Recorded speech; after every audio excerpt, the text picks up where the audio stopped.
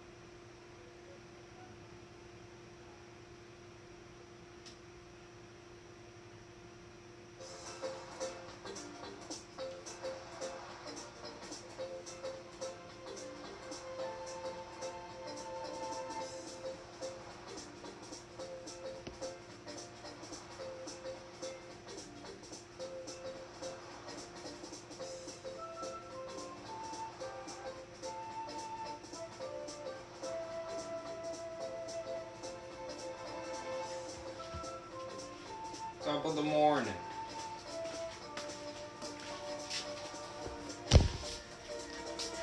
Good morning.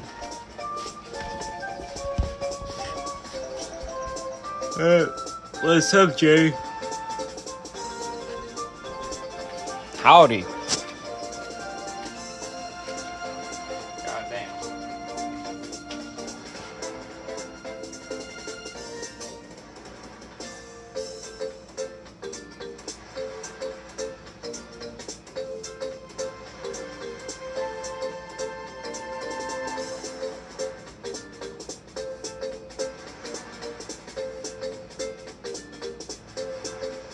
It's rest day. It's study day. Hello to that. Long time no see. God damn. Howdy, everyone. Why is it only showing Twitch right here? It's 1:07 p.m. for me. But good morning. God damn. 3-hour difference.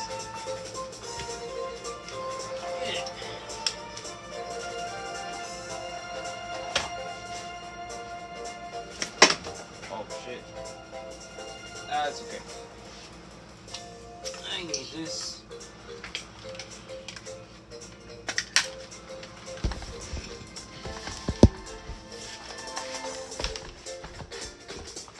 It's study time.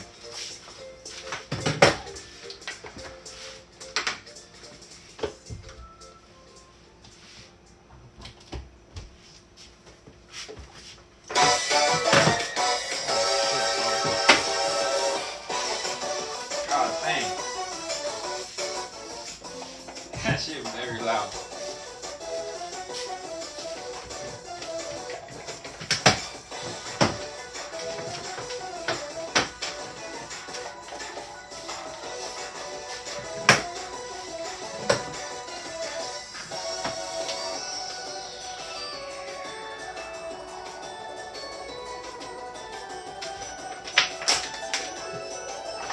H2O. Oh yeah, I gotta take my creatine.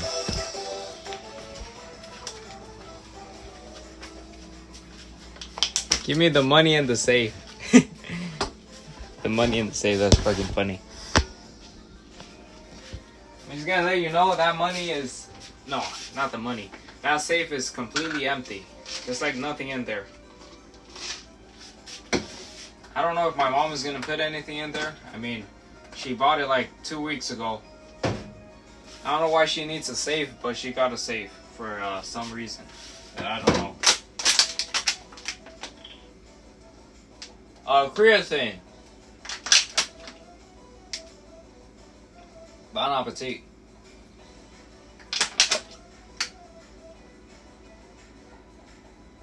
But yeah, we don't got money like that.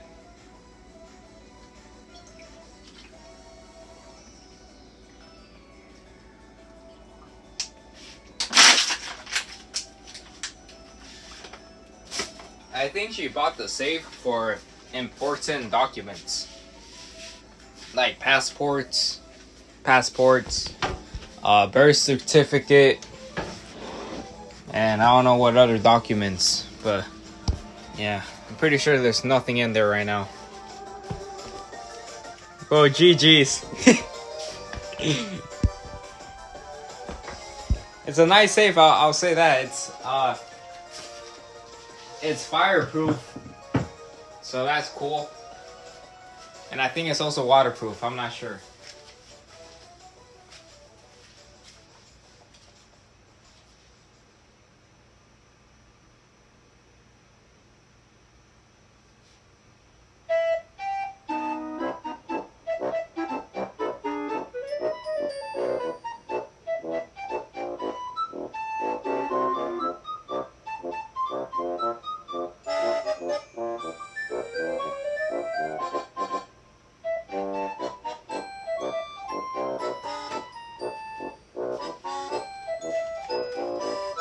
But yeah, that's basically the thing. Got me some spicy chicken sandwich from Popeyes. Buy one, get one free. Oh shit, W, bro. Also, I got ghost pepper one, but not gonna lie, it's disappointing. I want more pepper. Damn.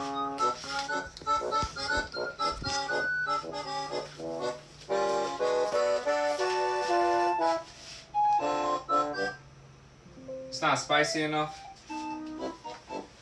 Ugh.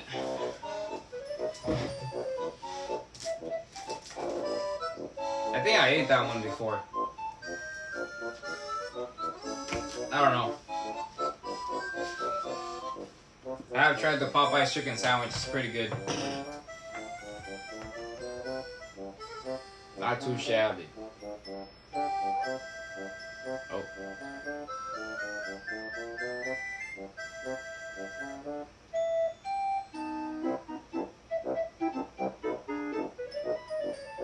Time for school. Yeah, basically it's school, yeah.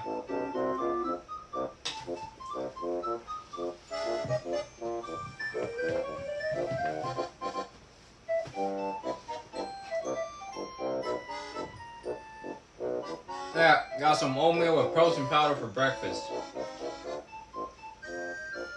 The traditional breakfast.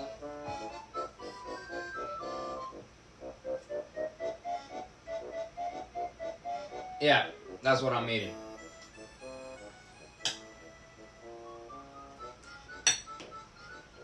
Nice. Very good.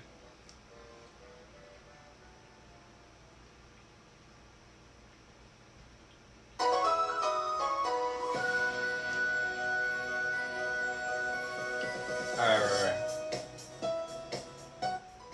Let's get it going.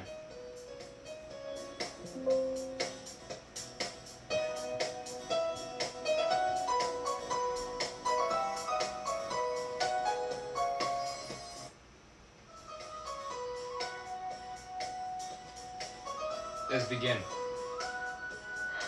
You check your syllabus and notice that you have a massive reading assignment due at the beginning of next week. So you haul out your textbook, take a deep breath, and open the cover. As you scan through the pages, you let out a sigh of relief. The assigned pages are covered in pictures, maps, charts, graphics, and diagrams. Woo, you think. This is going to be easy. Not so fast. All those graphic elements of your reading assignment provide important information to help you understand whatever it is you're reading about.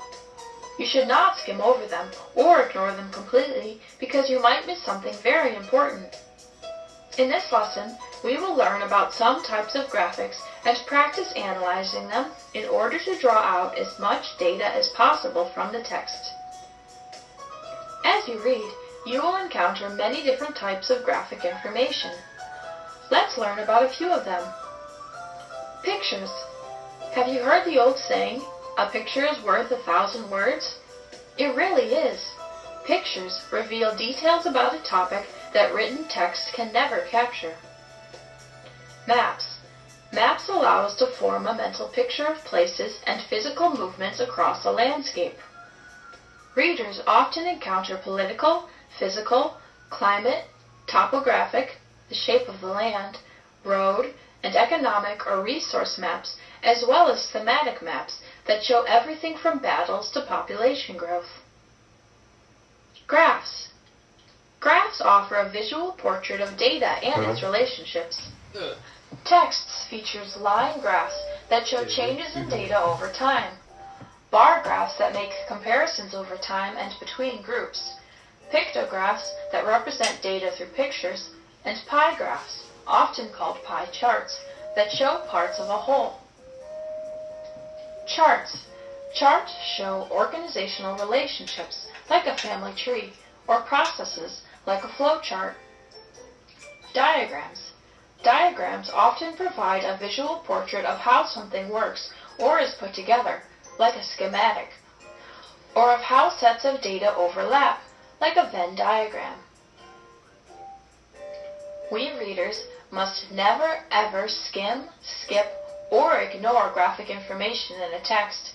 In fact, we must carefully analyze each graphic, examining it closely to draw out as much information as possible. To do so, follow this 5-step process. 1. Take an initial look at the graphic and to determine what kind it is. What strikes you right away as interesting or important? 2. Determine the topic of the graphic. What is it about? What kind of information is it sharing? 3. Read all the accompanying text. Read the titles, captions, map keys, labels, and any other text surrounding the graphic. Don't skip anything.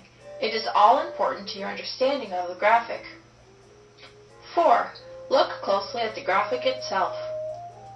Notice its details, read its information, and jot down interesting points and questions you might have.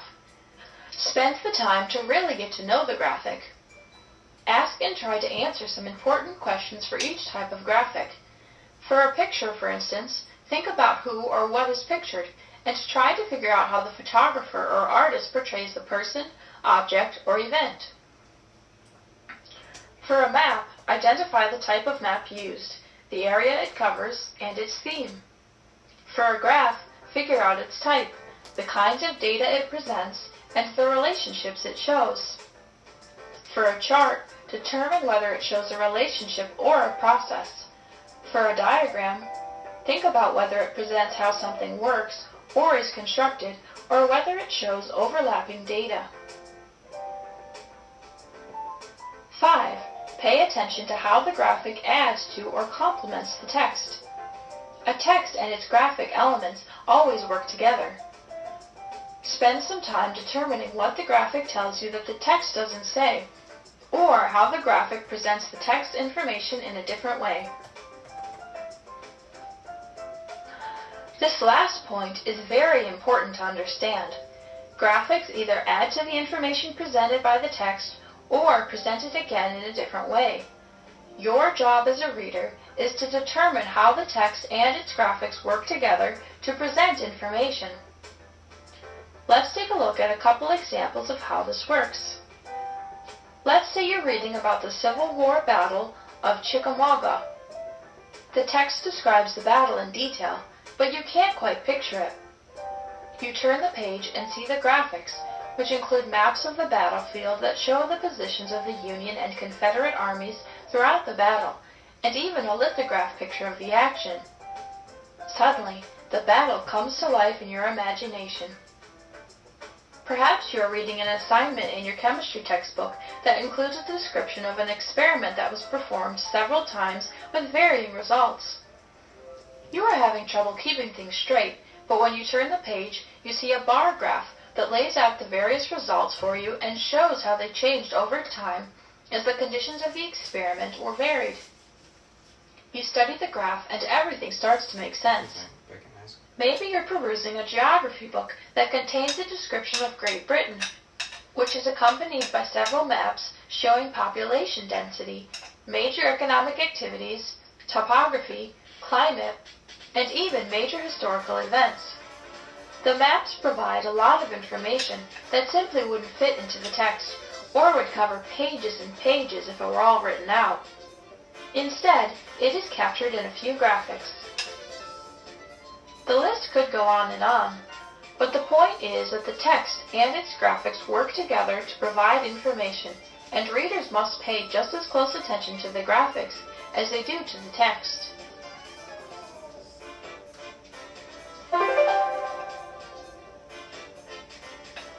Let's review. Readers encounter many different types of graphic information in texts, including pictures, maps, charts, and diagrams. Readers must carefully analyze each graphic, examining it closely to draw out as much information as possible. To do so, they can follow a 5-step process. 1.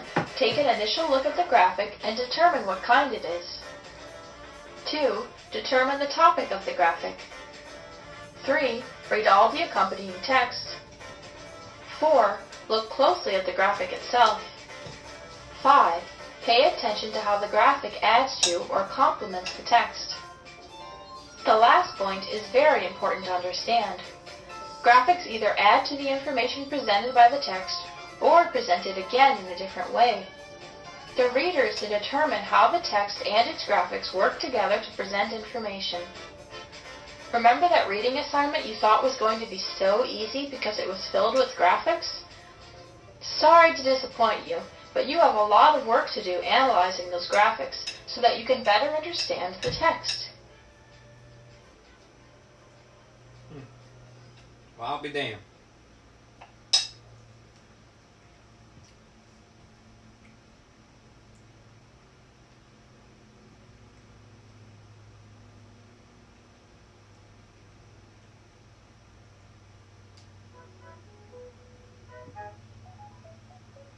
Diagrams. So the following is a step in the process of analyzing graphics. Read all of the text, look closely, determine the topic, take an initial look at the graphic and determine what kind it is, all of these. Which of the following statements is true? Graphics are mostly just like filters to make up space in the text. Graphics rarely present information different from that of the text. Graphics either add to the information or present by the text or present it again in a different way. Graphics usually only copy the information in the text. Graphics, the answer is graphics either add to the information presented by the text or present it again in a different way. Which of the following is a graphic element often found in text? Charts, pictures, maps, graphs, all of these.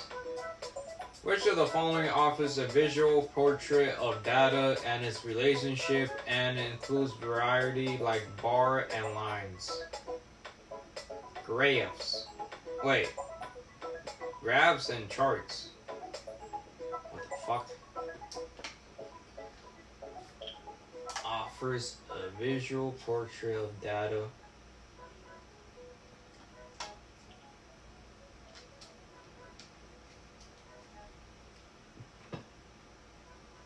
I see a fucking graph.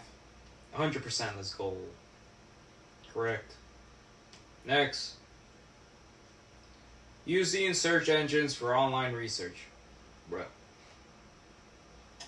Alright, let's get to it. Abby is working on creating a speech for her government class. She knows that she can do research on the internet, but she isn't sure where to begin.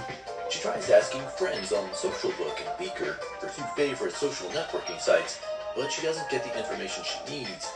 How can Abby research her speech using the internet? You may know more than Abby about researching.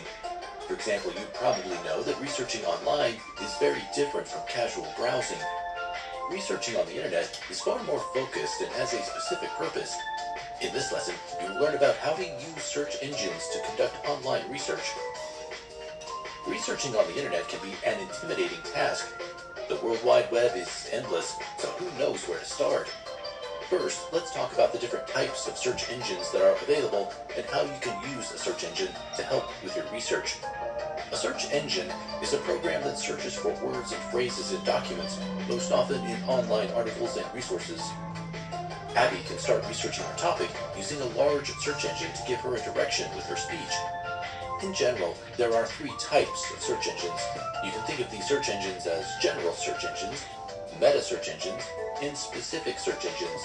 What I mean by general search engines is the search engine is a more wide-ranging search engine that searches millions upon millions of sites for the information you see. Some examples of general search engines include Bing, Yahoo, and Google. A meta search engine actually uses other search engines to find the information that you need. You've probably used some sort of website that helps you find the best deal on a flight or hotel booking. A meta search engine is the same way. You enter the keywords and then get a comprehensive list of all relevant sites. Popular meta search engines include Dogpile, Metacrawler, and Excite. Abby can use the smaller, more specific search engines, which are designed more specifically for the user's needs, such as a periodical database for history and government topics. You can usually get access to different academic databases through a library. Many of these require a subscription to access the resources you need. Some of these databases include Academic Search, JSTOR Journal Storage, and LexisNexis. Free databases include Astrophysics Data System, Site-Based Search, and Directory of Open Access Journals. There are many databases available for your use, so I encourage you to search for your own. There are two things you must keep in mind when doing any type of internet research: using keywords and using common commands. Keyword searching is generally what you use when you're first beginning a search. Try to break down your topic or research question into the overall main ideas. These main ideas become simple keywords which you may use to search a library database. For example, if you're researching the different types of government, a good keyword to use would be types and government. But maybe your search needs to be more specific. You may want the different types of government structures that exist in the United States, or you want to give a speech over the different government types that exist in the history of England. This type of researching can get overwhelming and confusing. Remember to just pick out the major words that make these phrases important. It is generally not a good idea to put a long phrase into a search engine. For example, if you want to give a speech over the different government types that exist in the history of England, you may want to start searching England government or history of England government. Be imaginative and tenacious in your researching. Try as many different combinations of words as possible and use different search engines to get your research. Second, you need to understand how to use common commands when doing research. This is a list of the most commonly used commands when researching. Quotation marks, addition sign, subtraction sign, asterisks, or. When Abby has a phrase that she is researching, such as the assassination of John F. Kennedy, where she wants to make sure certain words are always included together in the search, she will need to use quotation marks around the words that need to appear together. Therefore, my search will look like this: the assassination of, quote, John F. Kennedy, unquote. To ensure those words always appear together, names are the only words you can use quotation marks to search. For example, if you were searching the differences between cats and dogs, you may want to make sure that the phrase cats and dogs always appear together. Therefore, your search would look like this: the differences between, quote, cats and dogs, end quote. I don't know. When you're researching and you need to include a certain word in your search, you will use the addition sign. This will often help narrow the topic area you're researching. For example, let's say you wanted to research information about the special shoes ballet dancers wear when dancing up on their toes. You may decide to research the phrase toe shoes. However, when you get the search results back, all of the results have athletic footwear that conforms to your individual toes. You were not looking for this type of information, so how do you narrow it down? You can search toe shoes plus ballet. Now you get search results about ballet. You find that these specialized shoes are called point shoes, and you're able to search from there. When you're researching and you find that there are certain words that come up in your search results that are not part of your topic, you can use the subtraction sign. This is used to exclude a certain word. Abby is now researching the different types of government. However, she does not want to include governments that are democracy-based. She can research the phrase types of government minus democracy to make her search more effective. When you can't remember the words of a quote or a phrase, you can use an asterisk to help in your search. For example, if you were trying to remember the word that came after the phrase, "A bird in the hand is worth two in the," you would put an asterisk at the end of the phrase to search for the word. You can also use an asterisk in the middle of a phrase and more than once, like this: "A blank paints 1,000 blank." Sometimes, when you're researching a topic, you want information concerning two separate things. In this case, you can use the word "or" capitalized in your search. For example, Abby may want to conduct research over the types of government that was happening in either 1800 or 1900 to compare and contrast the two. Therefore, she can use the phrase, United States governments in 1800 or 1900. Oh. Abby can use the internet to access a vast array of information and resources. Using the internet can be a great way to do research, but there are a few things you need to keep in mind when conducting your research. First, you will use a search engine, which is a program that searches for words and phrases in documents, most often in online articles and resources. There are different types of search engines, including general search engines, meta search engines, specific search engines, or databases. Once you decide which search engine is best for you, you can use keywords to do research. Keywords are the ideal words used when typing in a search box. Breaking down your topic or research question into overall main ideas can help you find simple keywords you can use to search databases. You can also use common commands to help you in your research. This is a list of the most commonly used commands when researching. Quotation marks, addition sign, subtraction sign, asterisks, or. Using these tips and tricks for researching online will save you a lot of time and frustration. Once you find your research, make sure it is a credible source. Check out our lessons on verifying the credibility of your resources.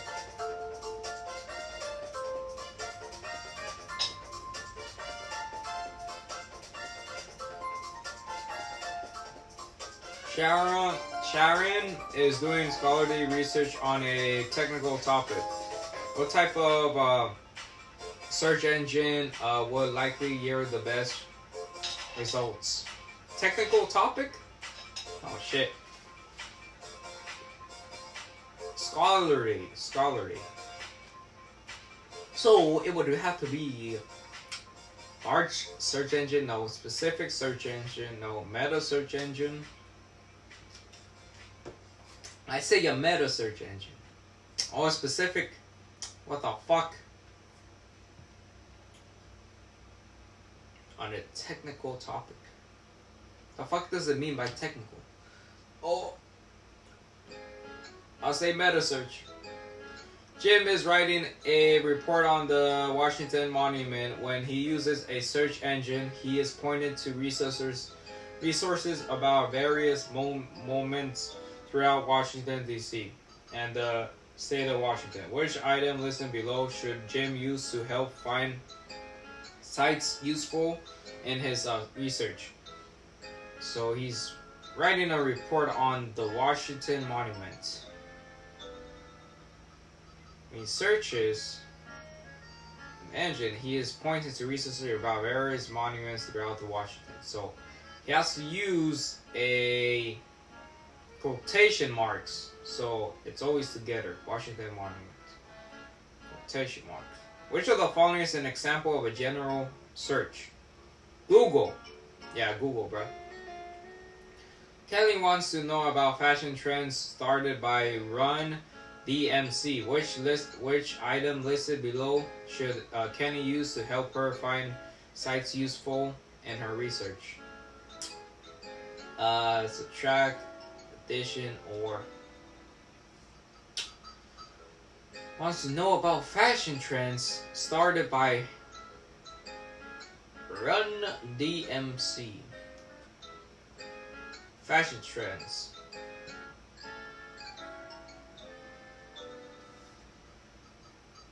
It has to be. Wait, there's no quotation, so it has to be addition sign. Yeah, addition sign. What do we call the ideal words used when typing in a search box? Ideal words. Common. Commands. No. Keywords. 80%. I got the first one wrong. I knew it.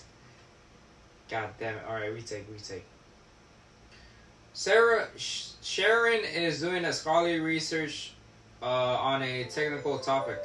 What type of search engine? I guess a fucking. It's on a meta search engine, so just a general search engine.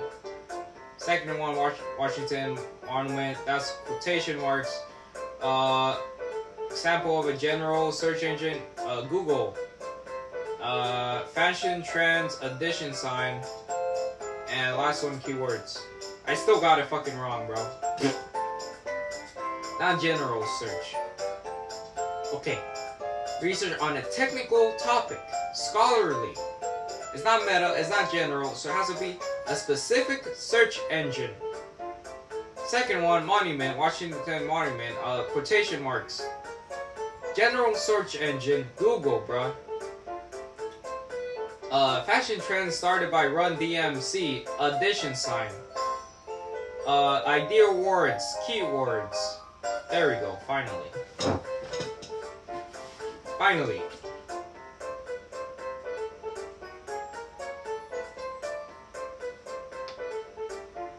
We live in the information age, which can also be thought of as the age of technology. On a daily basis, we take advantage of the fact that anything can be found out at the click of a mouse or the swipe of a smartphone. Anyone across the globe can post whatever kind of information they want on the internet. With this in mind, should we believe everything we read online? Yo, what's up, Of course YR? not. We must all be very careful about trusting the information we find on the web. The only way to combat the tendency to believe everything you read is to evaluate the source. In general, a source is I'm anything learning how from to which do a something else research comes. paper, I Specific guess. to media or literature, this translates to where information comes from. Run The it word back. evaluate, age, which can also be thought of as the age of technology. On a daily basis, we take advantage of the fact that anything can be found out at the click of a mouse or the swipe of a smartphone. Anyone across the globe can post whatever kind of information they want on the internet. With this in mind, should we believe everything Remember we me, read Uncle? online? Of course Yeah, not. I remember you. We must all kind be of. very careful about trusting the information we find on the web. Remember YR. The only way to combat the tendency to believe everything you read is to evaluate the source. In general, a source is anything from which something else comes. Specific to media or literature, this translates to where information comes from. The word evaluate means assess the value of. Thus, if you are evaluating a source, you are determining if the person or company that supplied the information is valuable and reliable. This will tell you if you can trust the information that is given.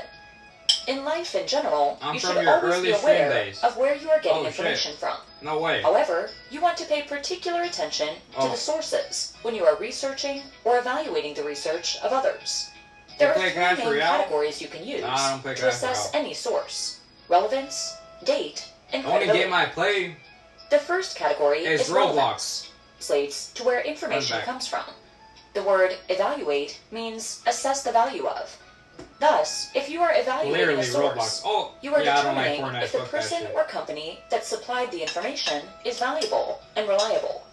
This will tell you if you can trust the information that is given. In life in general, you should always be aware of where you are getting information from. However, you want to pay particular attention to the sources when you are researching or evaluating the research of others. There are three main categories you can use to assess any source: relevance, date, and credibility. The first category is relevance, which means the importance to the matter at hand. When discussing literature, a source is relevant if the content relates to the topic you are dealing with. For an example, let's say you're writing a research paper on the current positive and negative effects of immigration in the United States. A source will be relevant if it has information that relates to U.S. immigration. Let's look at that a bit closer. Say you are now on the research stage and are looking up information on immigration online. You find a website with lots of statistics on the numbers of people leaving the country and those entering. It also has information on how those numbers affect different aspects of society. However, upon closer inspection, you see that this website is using data collected from China. Is this information relevant to the positive and negative effects of immigration in the United States? Of course not. The information is not relevant No because shit. it deals with a totally different country. Obviously. Remember to make sure the source is always relevant to your specific topic. A second factor to consider when evaluating a source is the date, which refers to the time the source gathered or published the information. You want to ensure you are always using up-to-date information. Imagine a geography class where the teacher uses maps from the 1600s, Those maps would be totally out of date.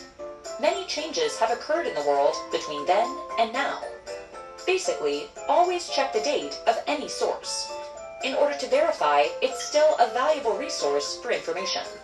For the immigration example, imagine finding a website with loads and loads of statistics and data on immigration into the United States. Wouldn't this be a fantastic source? It might, until you check to see that the date of the publication was 1995. Damn. The numbers and stats may have changed drastically in the past 20 years, so this source would be way out of date. Be sure to find sources that have information appropriate for the times. The final factor to consider is credibility, which is the quality of being trusted or believed.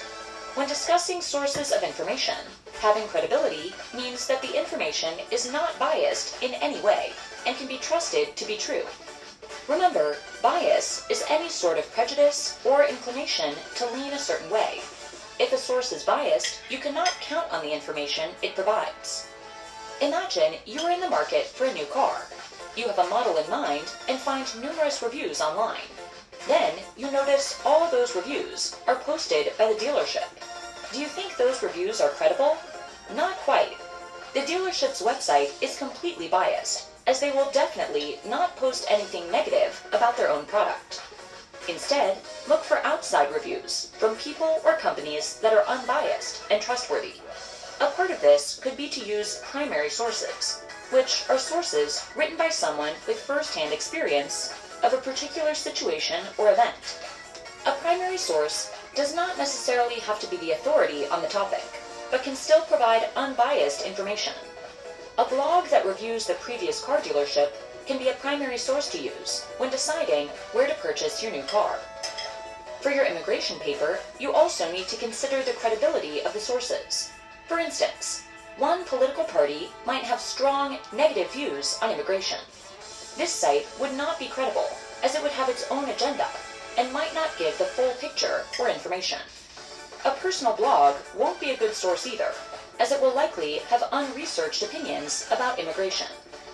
Instead, try to find reliable secondary sources, which are sources that analyze or study an event after it happened, usually from textbooks, science journals, published government studies, or reference books or sites. Being able to trust the source is imperative during the evaluation process. To review, you need to evaluate or assess the value of a source before you believe or use the information provided. A source is who or what is supplying the information. You want to ensure that you can trust the information you find. There are 3 categories to consider when evaluating a source. Relevance means the source has content that is related or important to the matter at hand. Date refers to the time the source was founded or published as appropriate. And credibility means the source is not biased and can be trusted or believed. Keep these 3 criteria in mind when evaluating sources on any topic. Roger. Which category means that the topic of the source is important to the matter at hand? The topic of the source is important at hand. Relevance. Which word means to assess the value of something? Assess the value. The value. Evaluate. That sounds like the one. Evaluate. What is bias and what category of evaluation does it affect? Bias. It's the time when information was gathered? Nope. It means it is important to the matter at hand? Nope. It is a prejudges. Oh my god. It is a prejudge or inclination to learn a certain way. It affects the relevance of the source. It is a prejudge or inclination to lean a certain way. It affects the credibility of a source. That one. Why is it important to evaluate the date of the source? Because if a source is outdated, you can't rely on the information to still apply. I think it's that one. Because the date will affect if you can trust the source? Nope. Because if a source is outdated, it is probably biased. Nope. The date is not important. The answer is because if a source is outdated, you can't rely on the information to still apply. Which category of assessment refers to the time the information was gathered and shared? Which category of assessments refers to the time the information was gathered and shared? That's the date, bro. That's the date. 100%. Yeah. There we go. Move it on. Next one. How to use the information from multiple sources. Essay. Writing is one of the main ways we communicate with each other, and we all practice this communication every day. Throughout the day, you probably write an email, update a social media account, or text a friend. This type of writing is very informal and done really just for fun. Chances are when you practice this type of writing, An email is for fun? you do not worry too much about editing, revising, audience, or tone. In a classroom setting, your writing is definitely more formal than when you are writing for your friends. However, there are different levels of academic writing. When you first started writing, chances are that you were given simpler assignments. You probably wrote a narrative, a personal story, or a personal reflection on literature. While these simple writing assignments are very helpful in discovering your writing process and abilities, academic research writing is different than these patterns of writing. Research writing is the investigation and study of materials and sources to reach a conclusion. When you practice research writing, you are researching to find sources, evaluating those sources as credible, and then using the sources as evidence in your paper. But how do you use these sources in your paper? How do you balance multiple sources in your research and findings?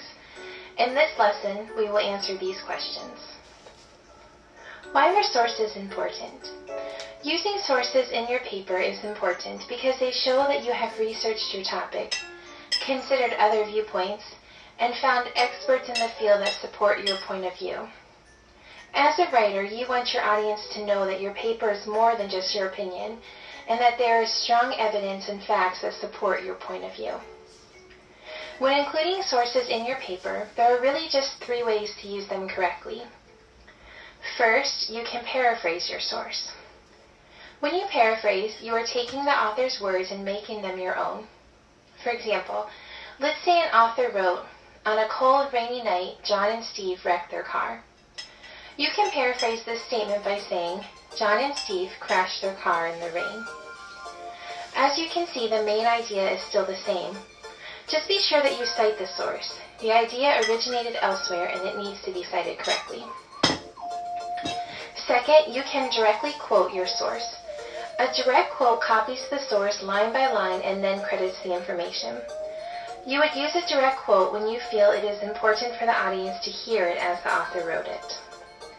Finally, you can summarize your source. When you summarize, you are reviewing the author's thesis, key points, and overall argument. We may use a summary in a paper to present an author's ideas before we present our argument. Just like when you paraphrase, you must credit your source. When you use sources in your paper, it is important that you remember to document this information. Plagiarism occurs anytime you use someone else's words or ideas and fail to document them. To avoid this, be sure that you are following the correct rules of documentation anytime that you paraphrase, directly quote, or summarize your source. I thought paraphrasing Now that we have an wasn't understanding of fucking how to use sources, let's plagiarizing. discuss how to I didn't know include them that in your until paper. college. After you complete your research, you will probably have multiple sources that you want to include. How can you do so? First, decide how you want to use each source. What role does it play in the paper? Will it be used to introduce a fact or a statistic? Is it a quote from an author that supports a statement that you make? Or is it an attention grabber or closing strategy? You will also want to decide if the source is there to help present the problem or present the solution.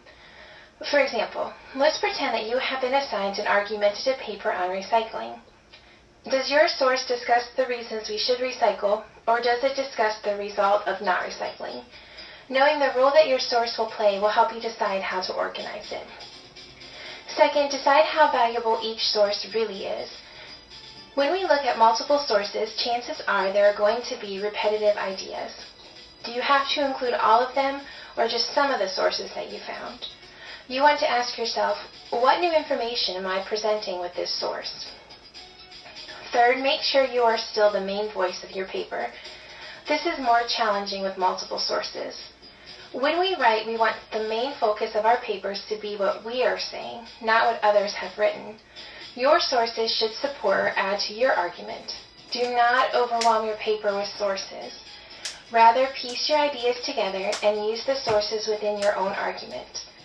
When you use multiple sources, think of yourself as the guide that leads people through a discussion of your topic. The sources are the people having the discussion, and you have to show how each one plays a role in the dialogue. Finally, plan how you will include your sources. While there's no real set of rules to follow, there are some helpful tips to use when you write a paragraph that includes a source. Begin the paragraph with your topic sentence. This sentence should reflect what main idea you will introduce in that paragraph.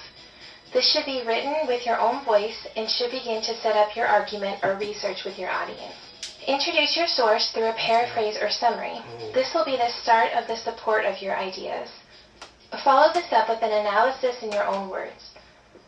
Your audience should know what purpose the source had in your paper. Remember when using multiple sources that your voice still guides the conversation. You may use more than one source a paragraph, but continue to follow the suggested model of introducing source in your words, summarizing or paraphrasing, and then analyze. We all use writing as a way to communicate. The difference is how we communicate our ideas to our audience. In a less formal setting, we would not worry about our tone, audience, or presentation as we would in an academic setting. Even within an academic setting, the requirements of your papers will change as you grow as a writer. When writing a research paper, you are investigating and evaluating sources to reach a conclusion. When you practice research writing, you will need to find and use sources to support your point of view and thesis. When you use sources in your paper, you can either paraphrase, present ideas in your own words, summarize, review the author's thesis and main details, or directly quote. Just remember to always give credit to your sources to avoid any form of plagiarism.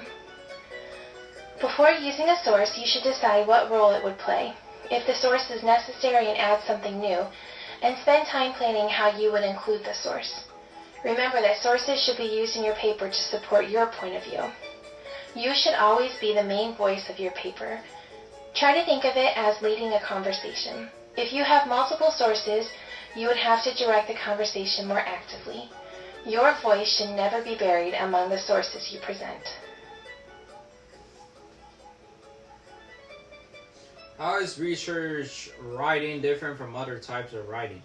It really is not.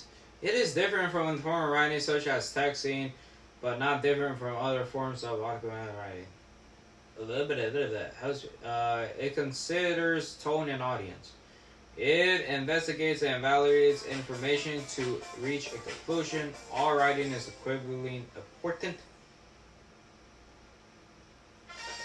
It is different from informal writing such as texting, but not different from other forms of documented writing.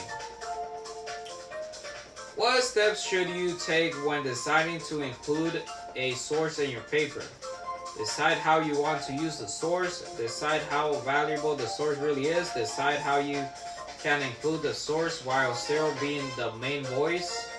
Decide if the source presents the problem or solution. All of those.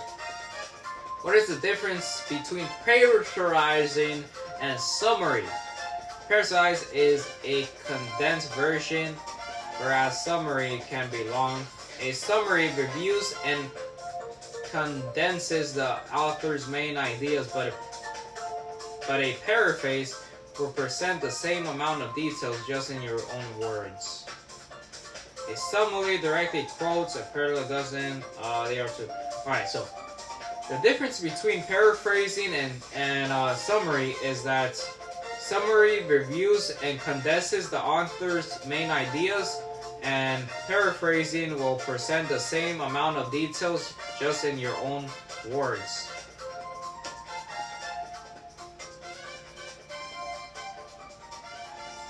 Yeah. Why are sources important to include in a paper? They show that your argument is research. They show that experts agree with your opinion.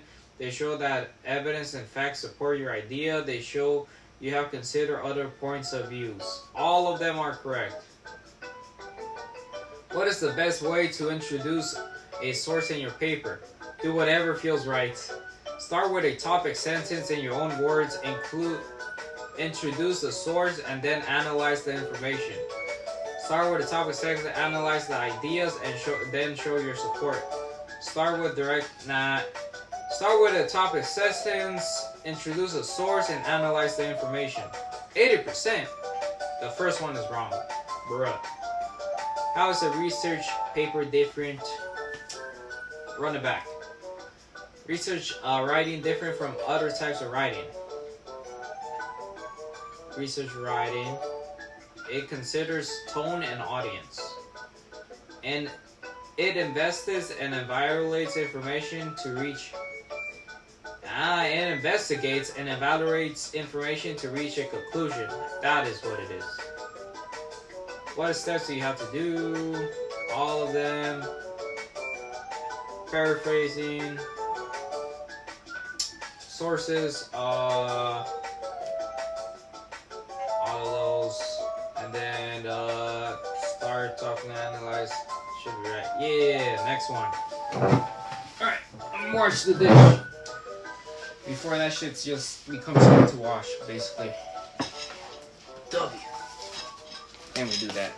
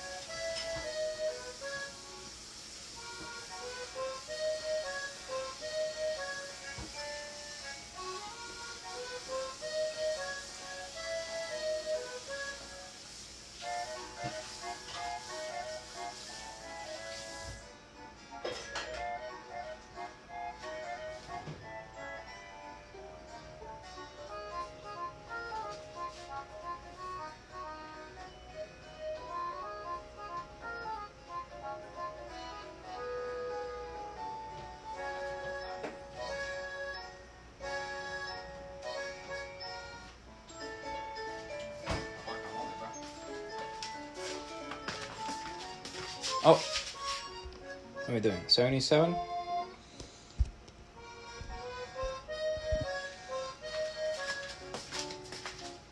Let's keep it going.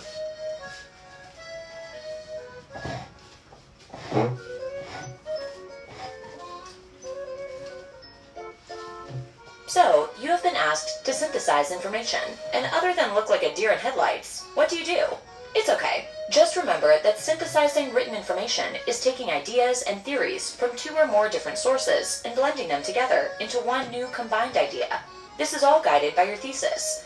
Your thesis is the sentence or paragraph that asserts your idea or hypothesis, which your paper will then prove or disprove. You do this with the sources you collect and then assess, compiling the information provided, and then coming up with a hypothesis. At this point, you determine connections, relatable information, or even directly contradictory data. Then, you can use this to create a homogeneous thought process and final assertion for your thesis. Remember that synthesizing is not summarizing. You're not just looking to create a summary of a subject. Instead, you're bringing many different ideas together to form a larger overarching theme. Here are some things to remember about different sources. Primary sources. These sources are original accounts of documents. A good example would be a first-hand written account of 9/11. Primary sources are the best sources to support any synthesizing process or research paper. Secondary sources. A secondary source is an account that isn't first-hand, but has been retold. In other words, they're second-hand accounts. A good example would be a grandchild's account of their grandfather's experience in Vietnam. Sometimes you have to use these sources because there was no written documentation for an event due to age or damage. However, you should always make sure to combine these sources with primary sources when using them for synthesizing. The following are some examples to give you an idea of how to synthesize with different topics. So let's start with 2 quotes about Stonehenge from different sources. Stonehenge. We know that people were buried there and that the stones are aligned in astronomically important ways. We also understand, because of the chemical composition of animal bones found nearby and the provenance of the stones, that people traveled hundreds of miles to visit Stonehenge. Here's our second quote. It was believed that these particular stones had many healing properties, because in Preseli there are many sacred springs that are considered to have health-giving qualities. To synthesize, we must consider the 2 main ideas. Stonehenge was thought to be a burial ground due to bones being buried near the stones, and that Stonehenge is also thought to have been used for its healing properties due to the stones on site. Now, we have to combine these ideas into a new one.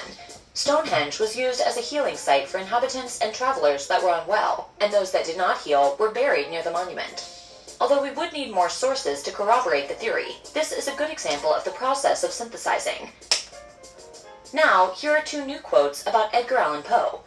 But its most marked feature is a preoccupation with death and the afterlife, or, more accurately, with death in life and life in death. For throughout Poe's works, death would remain an ambiguous presence. And here's our second quote. He was also a socially displaced person, the child of strolling players, taken in but never adopted by a family of social climbers in a community which placed great stress on family and ancestors. Let's now synthesize these 2 statements by first considering each statement's main idea.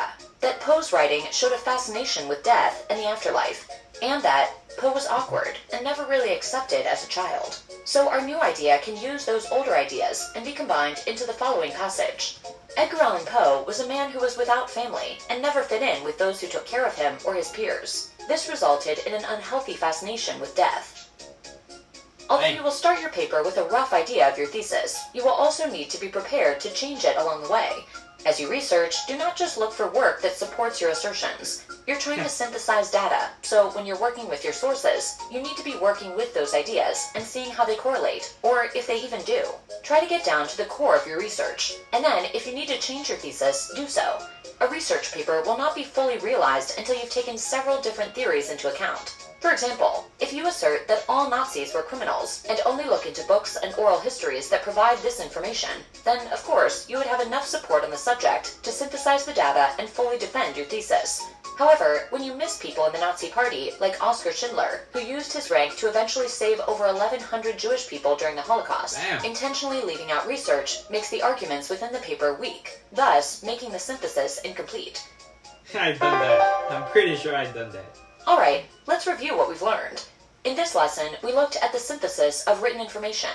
Synthesizing written information can be a challenge if you don't start with a thesis to begin your research, with a thesis being the sentence or even full paragraph that asserts your idea or hypothesis, which your paper will then prove or disprove. Once you have the core theory, then you can use primary sources, which are original accounts or documents from the event or time period that you're studying, and secondary sources, which are accounts that aren't first-hand, but have been retold in some way. You'll use these kinds of sources to defend your assertions. Just remember to be prepared to adapt, since there are times your original thesis will change as you start compiling data. This is fine, and is just a part of synthesizing effectively. Now, you should be ready to synthesize information from any number of sources that you use the next time you're trying to craft a thorough research paper. Cool. Which of the following is considered primary source? Textbook? No. Laboratory notes taken down during an experiment? That seems good. Encyclopedia? No. A journal article discussing the discovery? Nah. Is the laboratory notes. Which of the following topics will require expandatory synthesis? Oh my god. Will require expandatory synthesis. I guess a whole bunch. A company's supply chain is presented and studied to explain why the company products are priced the way they are. Data from experiments with different packaging to explain why one bottle design is better than another experiments with different packaging. The labor and farm supply prices of 3 regions are compared to explain why the company is investing in a particular area. An explanation of why certain grapes are used over others to support the claim that companies' wines are superior.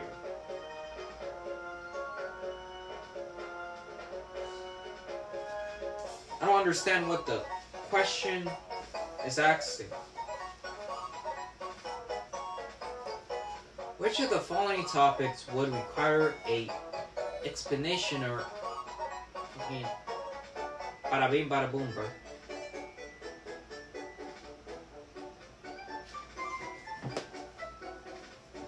What in the fuck?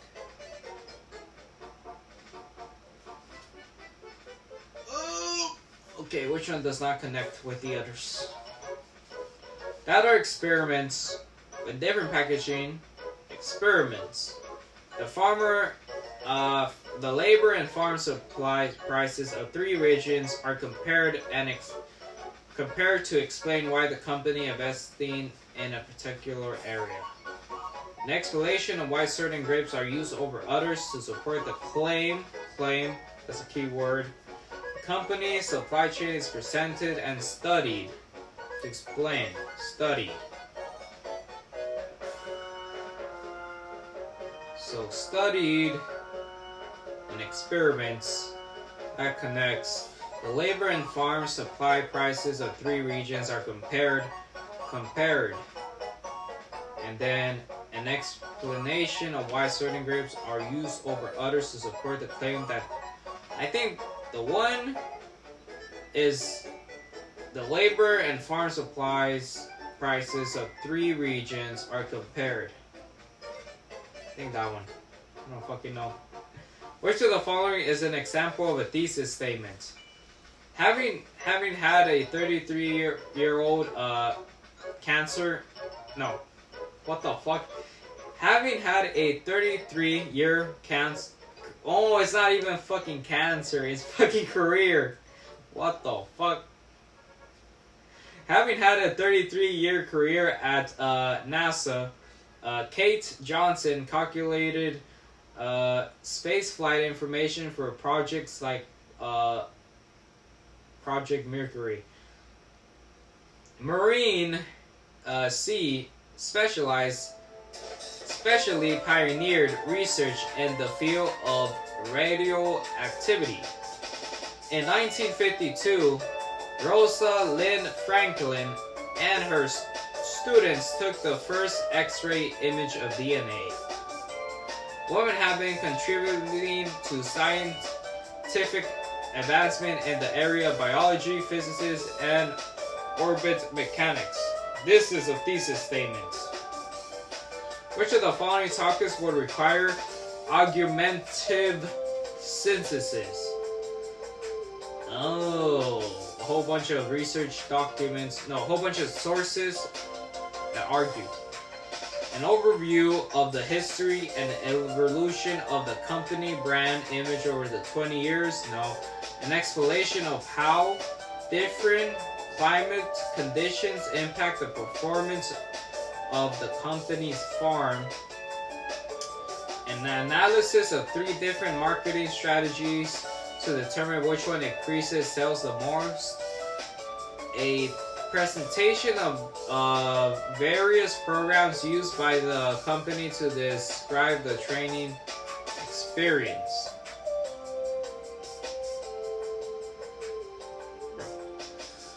Company's presentation of various programs used by the company to describe the training experience. Analysis of 3 different marketing strategies to determine which one increased sales.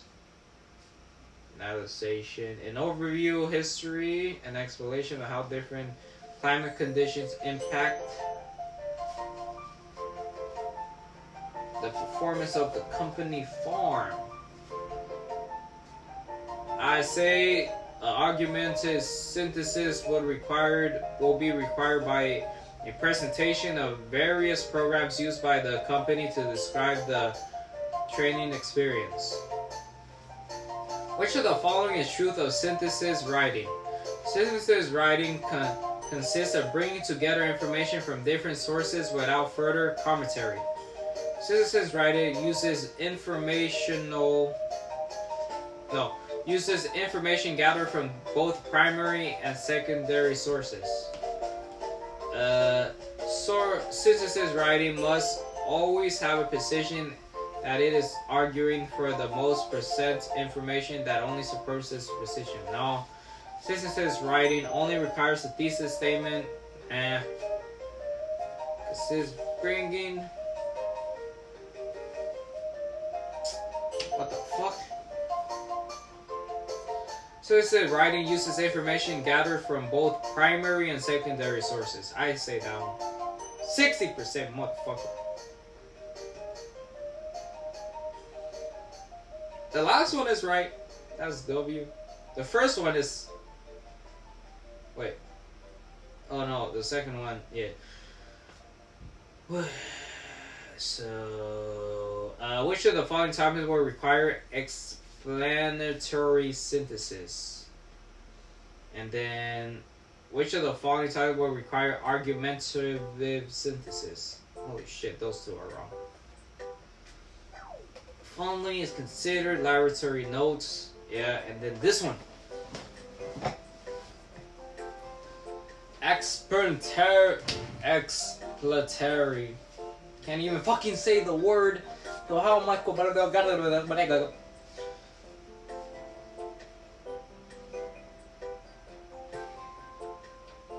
There's so many napkins. I think I brought those napkins.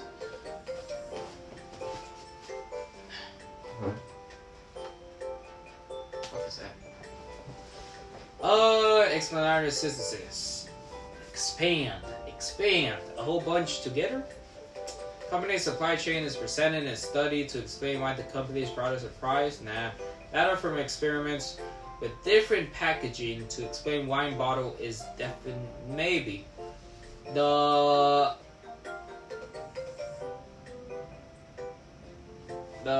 labor and farm prices, no, we did that one. An explanation. Oh, right, what the fuck? It literally has the freaking word in there.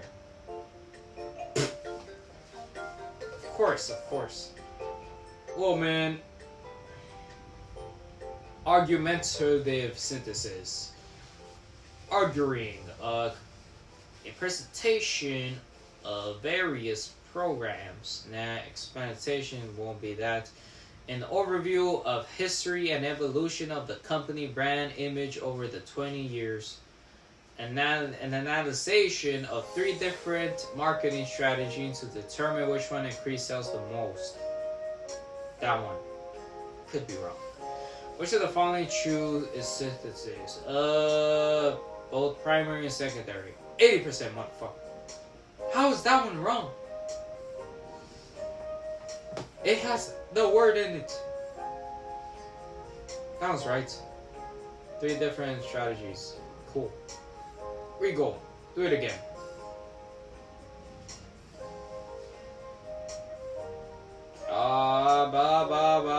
Laboratory notes. Not that. Company supply chains presented and studied to explain why the company products are priced the way they are. Data for experience from different packages. It has to be this one. Yeah, man. I don't know. And that was that. Argumentative synthesis is a presentation of various programs used by the company to describe. No. Analysis of 3. Primary. There you go. Finally. Explanatory synthesis does not try to argue for or against certain positions and does not compare data to support one claim over another. The point of the synthesis is to explain a perspective or decision and reasoning behind it. company's supply chain is presented and studied to explain why the company's programs are priced the way. Oh my, not this song, bro. I fucking saw it coming. It's the same song in the different beat.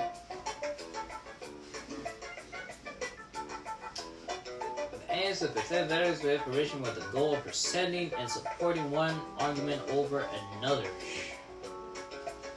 And then the explanation doesn't take any side, just for sharing. That's all. It's chapter 5. It is all.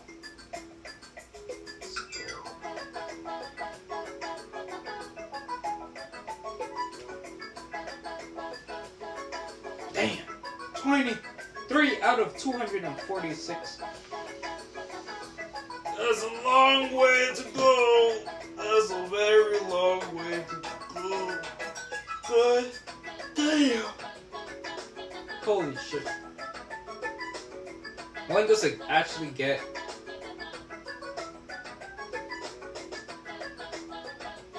Chapter 10. By chapter 10. Okay. Sure. Let's go for it. Let's take out these. 15. Have you ever been really excited about a movie? I mean, Hell so yeah. excited, you go to the theater, get popcorn and other snacks, and sit down waiting for an hour and a half of wonderful cinema bliss. Then it happens. It's an hour and a half later, and you realize you have no idea what you just watched. Even when you try to explain it to people, the words escape you. The most you can say is that it had no plot and it made no sense.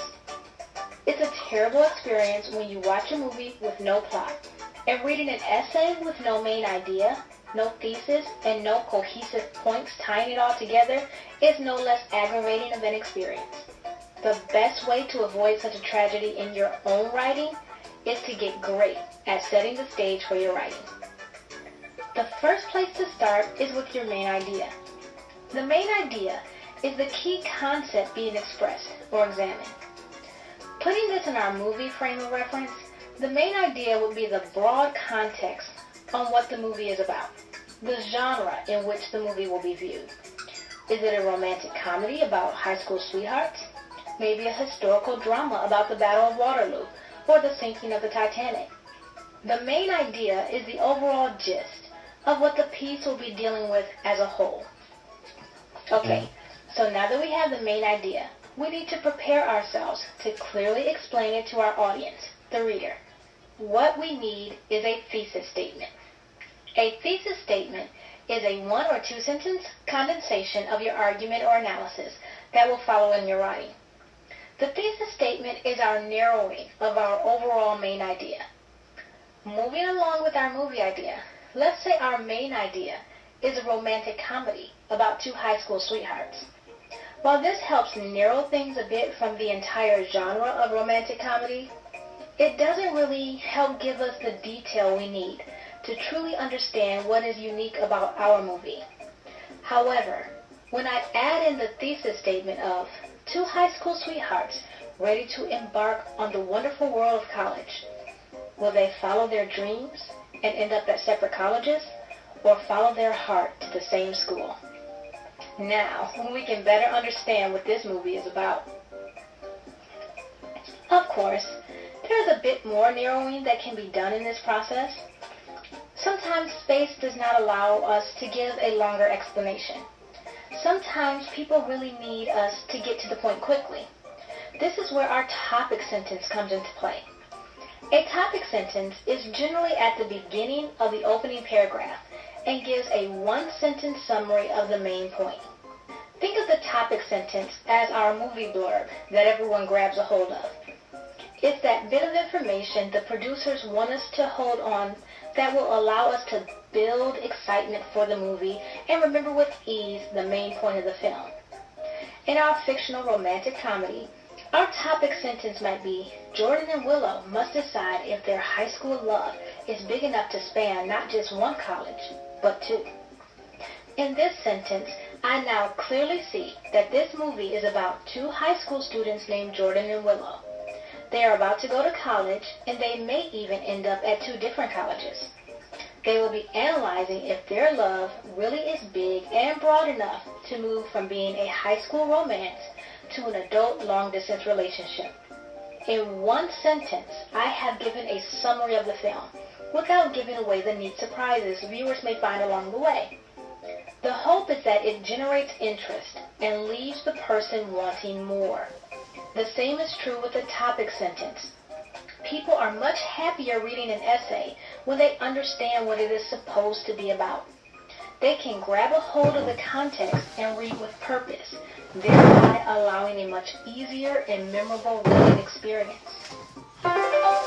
So let's wrap up what we've covered in this video. We found that the main idea of a piece is the overall gist of what the piece will be dealing with as a whole. We look at this as the overall genre and plot of our essay. Next, we saw that the thesis statement is a 1 or 2 sentence summary of your essay. We can look at the thesis as a more developed plot statement that allows us to bring some context to our piece. Finally, we moved to topic sentences, the 1 sentence summary of the main point. While the thesis statement summarizes the genre and overall plot, the topic sentence summarizes the overall specifics in your piece itself. Remembering our movie example, we went from our main idea of a romantic comedy to a thesis statement of 2 high school sweethearts trying to figure out if they would go to different colleges to pursue their careers or the same college to focus on their relationship. We finally moved to the topic sentence, where we were introduced to Jordan and Willow, who would decide if their high school love was strong enough to span not just 1 college, but 2. This process allows for a narrowing of our topic for the reader to get a proper introduction to the context through which our writing should be examined. Now you have the tools necessary to utilize main idea development, thesis statements, and topic sentences in your own writing as well. Which are topic sentences generally found in writing and why? The first transition statement to strengthen the introductory argument at the end of each paragraph, no, and the abstract to alert, no. At the beginning of a paragraph to summarize the main point of the written piece for the reader. It's a transition statement to strengthen. So the following is true. The thesis statement and topic sentence set the tone and style that should be continued throughout the writing. The main idea, the thesis statement, the topic sentence help structure a written piece aiding in the reader's understanding. Yep. A weak idea can be strengthened. No. Conclusions. I say main idea, thesis statement helps the reader. Why is the thesis statement so important in writing? It clearly explains the main idea. It helps readers to better understand what the piece of writing is all about. It structures each paragraph logically, introduces the most critical facts and details. It helps readers find where the most important information. The first option. Which of the following statements best defines the main idea of an essay? Best define the main idea of an essay. Wait, what? Which of the following statements best defines the main idea of an essay? It is the key concept being expressed or examined. It is the setting. No, it is the first sentence. It is one of the no, first one. I got one wrong?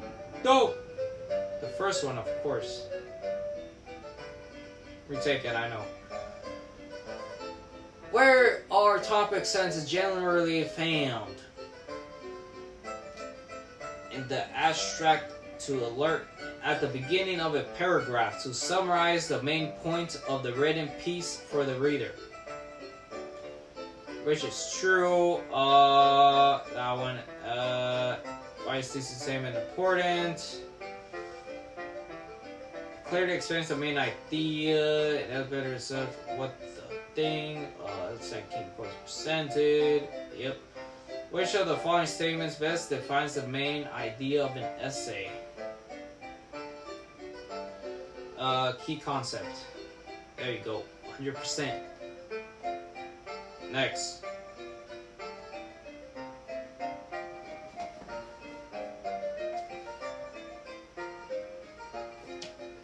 Whenever you are reading a text, you should be constantly noting the important details.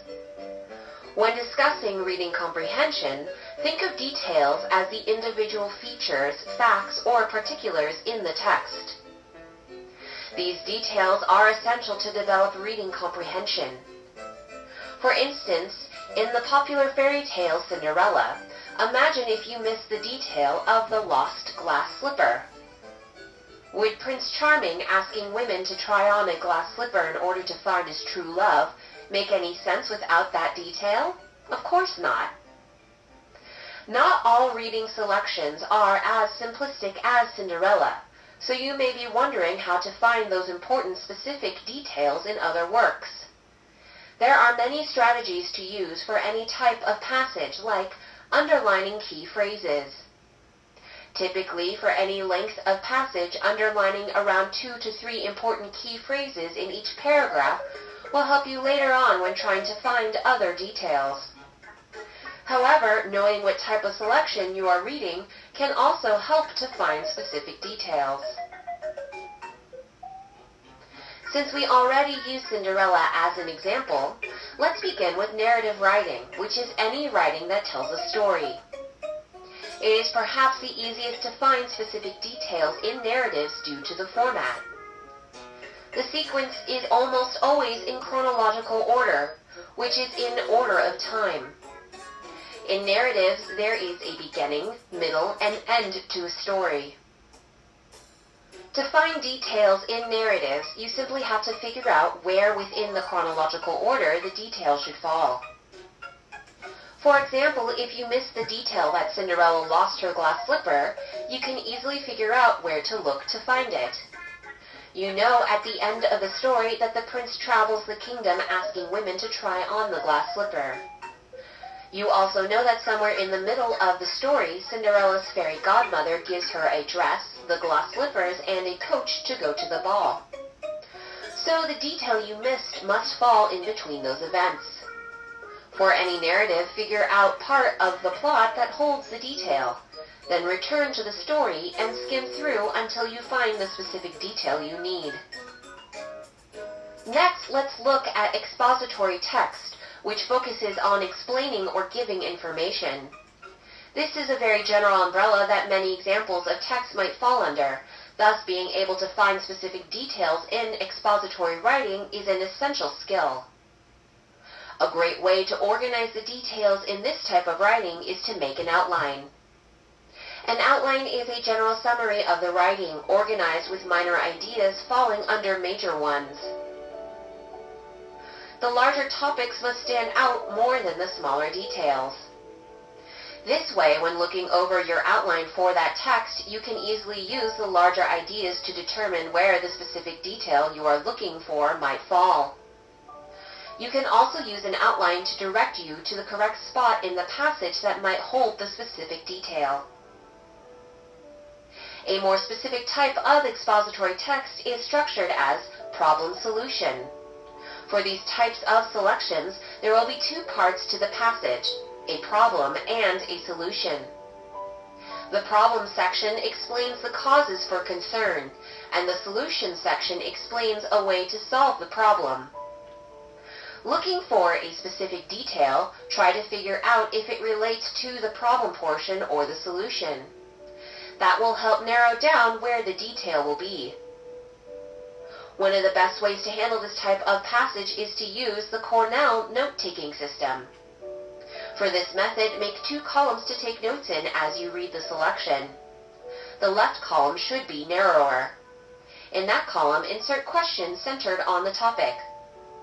For example, if the selection centered on the medical dangers of poverty, one question could be, what are the effects of poverty on a hospital? Then, in the right-hand column, Answer that question with details from the reading selection. This organizational format makes it very easy to use your notes to find a specific detail. Simply see which question it relates to and check your notes or return to the reading selection at that spot. The last type of writing can be formatted as compare and contrast. In this case, the passage focuses on two or more related issues and describes the similarities and differences between them. This type of selection could read like a debate, each section arguing a case for one side of the issue.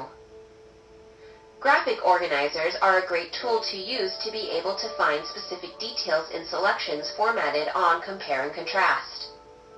Graphic organizers are any type of visual organization for information. For example, a Venn diagram is a tried and true compare and contrast graphic organizer. Two overlapping circles represent two different ideas, with the similarities written in the overlapping section and the differences in the other part of the circle. Other graphic organizers like tables, charts, flowcharts, and webs can all be used to show the details of the similarities and differences of any topics. Once you have a graphic organizer, refer to the section needed when looking for specific details. The clearer you organize your visual, the easier it will be to find the specific details you need. Besides the methods already described in this lesson, there are many more strategies for finding specific details. One method that can be used for nearly any type of writing is a concept map. A concept map is a means of showing key concepts and their relationships in graphic form. This probably sounds very similar to a graphic organizer, and in fact, a concept map can be considered a type of graphic organizer.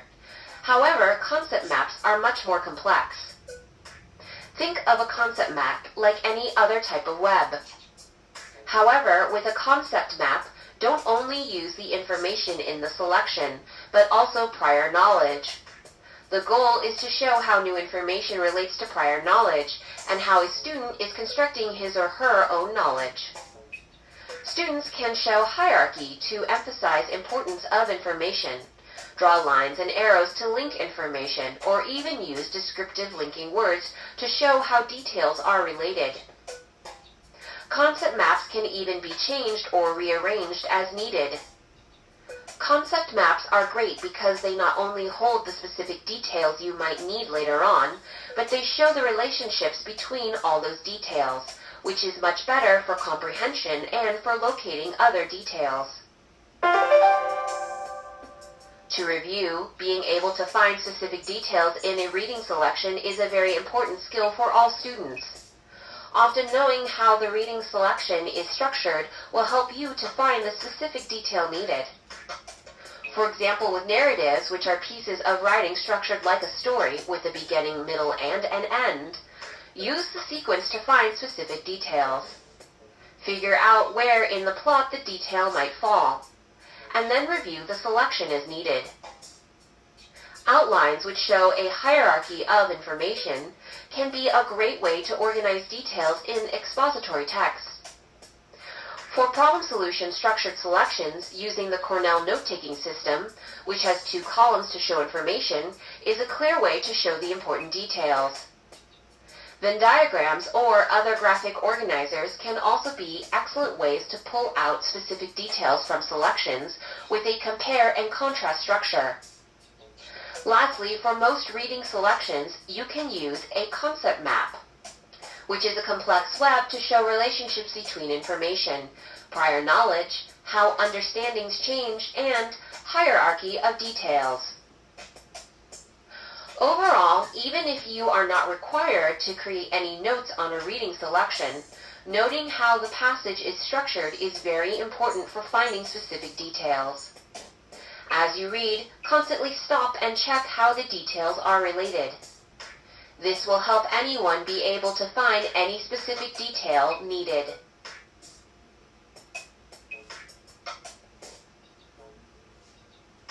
Roger. For which type of writing is it helpful to underline key phrases to help find specific details? explanatory narratives, problem solved, compare and contrast, all types of selections. Helpful to underline key phrases to help find specific details, narratives.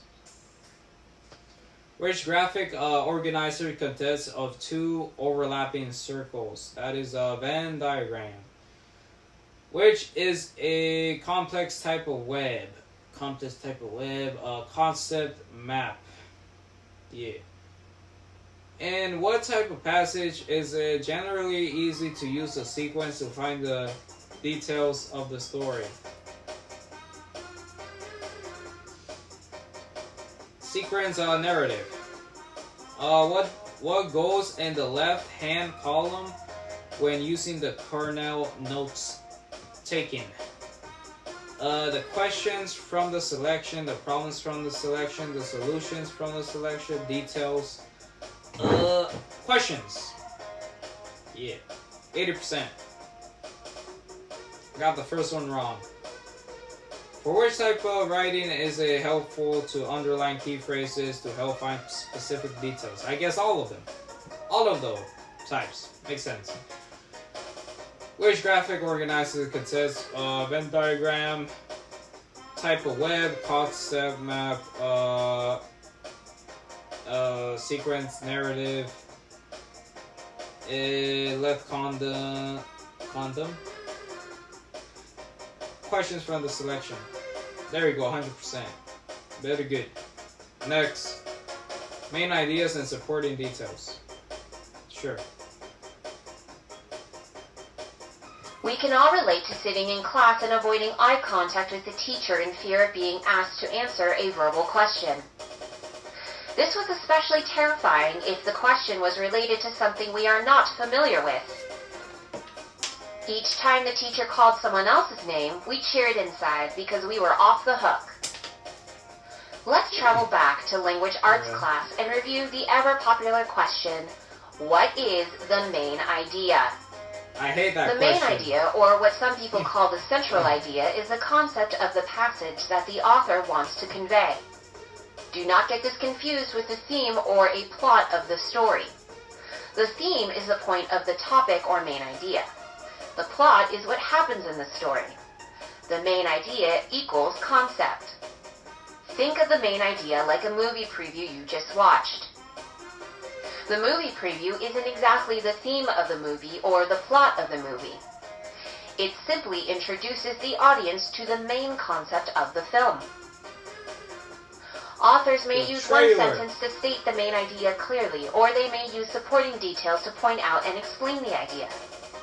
Now that we know what the main idea is and how it differs from plot and theme, we need to learn how to identify the main idea within the text. Finding the main idea can be an easy task if you use the supporting details within the text to assist you. It is important to note that you should not confuse supporting details with the main idea of the text. Supporting details are words, phrases, or statements that will support, define, or explain the main idea to the reader. Let's consider an example. Say you are telling a friend a story.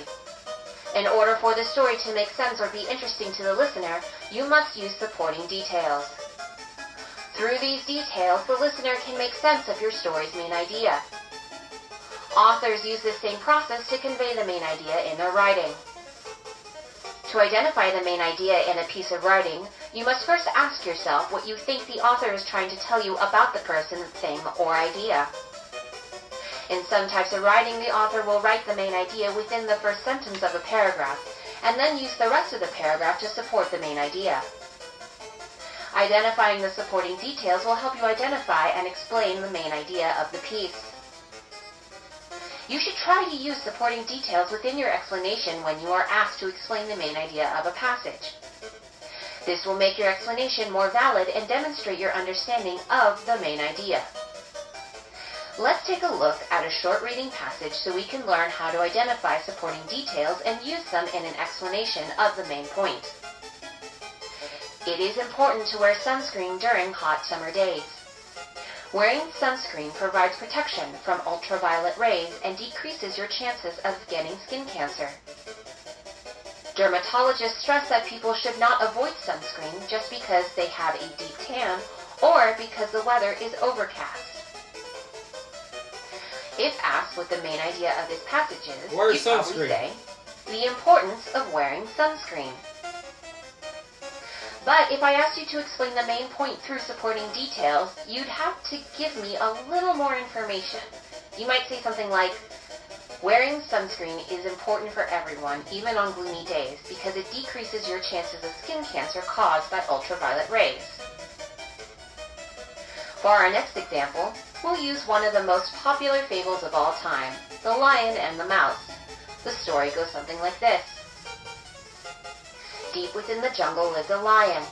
Every animal in the jungle knew not to go near the lion in fear of becoming its next meal.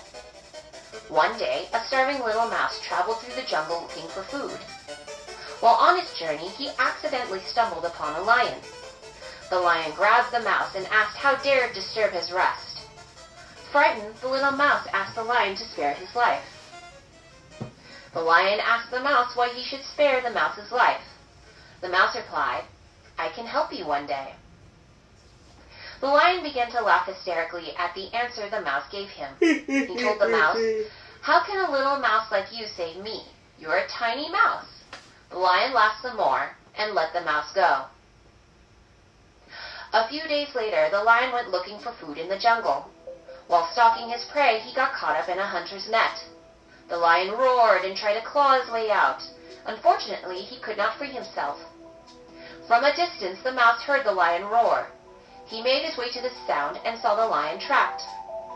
The mouse told the lion, keep quiet, lion, I will free you. The mouse gnawed on the netting until the lion was free. The lion looked at the mouse and said, I apologize, little mouse. I laughed at you and you helped me.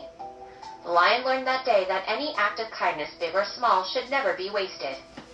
Now, pause the video so that you can identify the main idea and the supporting details.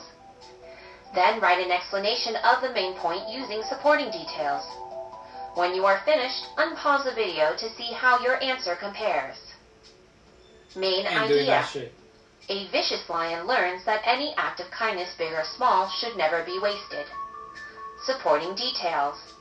The lion meets a mouse who promises help one day in exchange for his life. The lion laughs at the mouse and lets him go. One day, the lion is caught in a trap by hunters. The mouse fulfills his promise and chews on the netting to free the lion. Explanation. Kind of funny. The main idea of the story is to show readers that we should never underestimate any act of kindness. The lion in this story spared the life of a little mouse, but laughed when the mouse offered future help in exchange. But the mouse was able to free the lion one day in the future when the lion was trapped in a net set by hunters. The lion learned that any act of kindness, big or small, should never be taken for granted. Today, we learn that the main idea is the concept that the author wants to convey. We also learn that the author will use supporting details to help explain the main idea to readers. Supporting details are words, phrases, or statements that will support, define, or explain the main idea to the reader. Whenever you are asked to explain the main idea of a piece of writing, you should try to use supporting details found within the text to do so. This increases your chance of correctly identifying the main idea and explaining it in a way that is easily understood. Fucking scared me. God damn.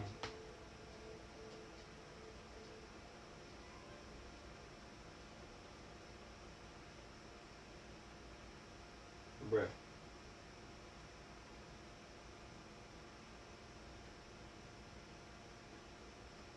What's up, Ken Healy? Fucking scared the shit out of me. Oh my god. Read the passage below, then determine what answer is best example to illustrate the main idea through supporting details. The wolf in sheep clothing. One day, a hungry wolf was wandering around looking for his next meal. He stumbled upon a group of sheep before he made his attack. He noticed a shepherd with attack dogs. He plotted the whole day how he would find his way to the sheep without being caught. He saw in the distance a sheep sheep skin laying in a faraway area. The wolf made his way to the skin, placing it upon his own skin. Shortly after, he walked over to where the sheep were. The wolf would trick sheep one by one to lead the sheep away from the others. Once alone, the wolf would eat the sheep. He continued doing this for weeks, enjoying good meals. W protein. Wolves can be sneaking, and determine which answer is best example to illustrate the main idea. Wolves can be sneaky, deceptive. Sheep are too trusting. Appearance can be deceptive. People who are trusting like sheep will be tricked by people who act like wolves. Yeah. I'm pretty good. No, what?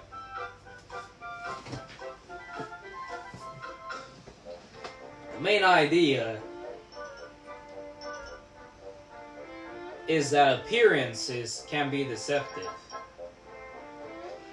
What terms is used for the words, phrases, and statements that support, define, or explain the main idea? Supporting details. Differentiate between a plot and a theme. A theme is a collection of supporting details, while a plot conveys the point of the topic.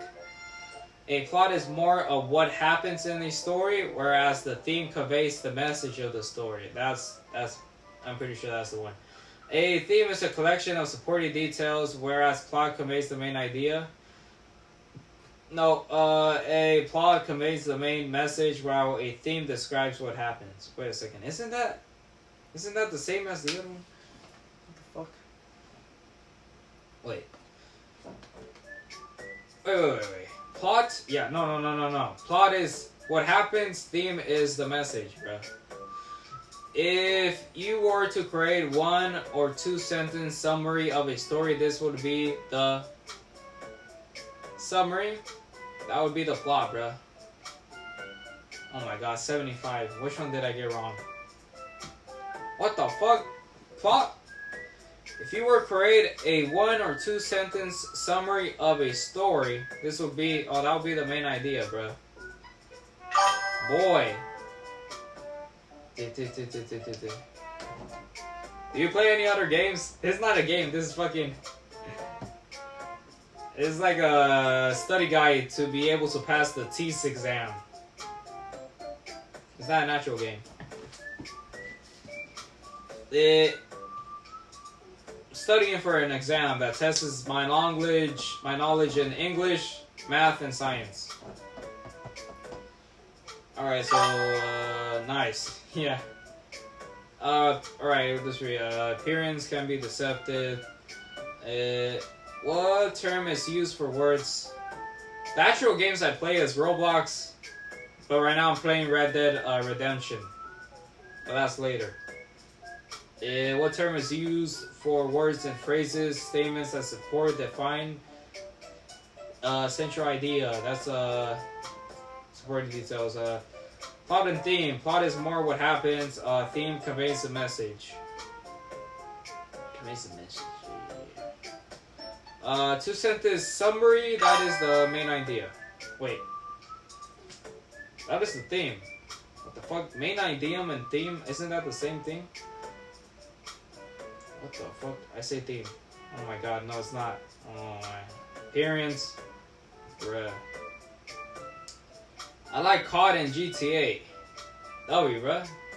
Red Dead Redemption is basically GTA, just back in the 18s. I think. I don't know, probably 17s. The old West. The old West. Whatever. What term is used? Phrases. By the way, where are you from? I'm from California. California. Supporting details. What happens whereas theme conveys a message? Okay, fuck. It's the main idea. There you go. That's completed. That's cool. Hell yeah, man. Where are you from? Where are you from, Kim? Identifying, yeah. Take a brief moment to read the following passage. The farm is filled with chickens. The chickens are fed grain twice a day. The truck is red. Queensland. The chickens on the farm lay lots of eggs. Did anything stand Is out that like in the passage? Europe or UK? Were you distracted or confused by any of the sentences in the passage? The sentence about the red truck didn't... Yeah. Take a brief moment to read the following passage. The farm is filled with chickens. The chickens are fed grain twice a day. The truck is red. The chickens on the farm lay lots of eggs. Did anything stand out in the passage? Were you distracted or confused by any of the sentences in the passage? The sentence about the red truck didn't seem to fit, did it? The other sentences were about chickens. The last thing most readers would expect to see in a passage about chickens is a sentence telling us the truck is red. Simply stated, it doesn't fit in and is not related to the topic of the passage. Irrelevant sentences are those that do not support the main idea of the passage. Again, the red truck sentence did not connect to the main idea of chickens, so it seemed out of place or irrelevant in the Australia. example mentioned earlier. Oh shit. Irrelevant sentences distract readers and upset the flow of passages. Isn't it like Therefore, they midnight? should be avoided. 11:51 Now p.m. that we know That's your what time. irrelevant sentences are, Pretty sure. let's take a closer look at ways we can identify them. As we mentioned, irrelevant sentences distract readers from the main point of the passage. This is because they do not relate to or support the main idea. Therefore, it is necessary to avoid using irrelevant sentences in writing and to be able to spot them as a reader. The simplest way to identify irrelevant sentences in a passage is to ask yourself the following 3 questions. First, what is the main idea of the passage? The main idea of a passage is the overall topic. From our example, the main idea is chickens. As a reader, it is important to understand the main idea of text. Nice to As meet a you. writer, Nice to it's meet you important too, to bro. construct sentences to support your main idea. Second, does each sentence in the passage relate to or support that main idea? To revisit our example passage from earlier in the lesson, the 3 sentences that discuss chickens support the main idea of chickens. The sentence about the red truck does not. This sentence does not support or relate to the main idea. It is an irrelevant sentence. Third, are there sentences that seem disconnected or that distract me as a reader? Any sentence that seems distracting is probably an irrelevant sentence. Accordingly, sentences that do not connect to the main idea should be avoided. By the way, I saw your Asking profile. yourself Why about distracting sentences why you and those that not seem out of use place your, is a solid step toward identifying cartoonish irrelevant sentences in a passage. version in your profile? Now that I we've don't know, learned man. I what just like to irrelevant keep it sentences simple. are and how to identify them in a passage, let's practice doing so. Read the following passage. Football is a popular sport.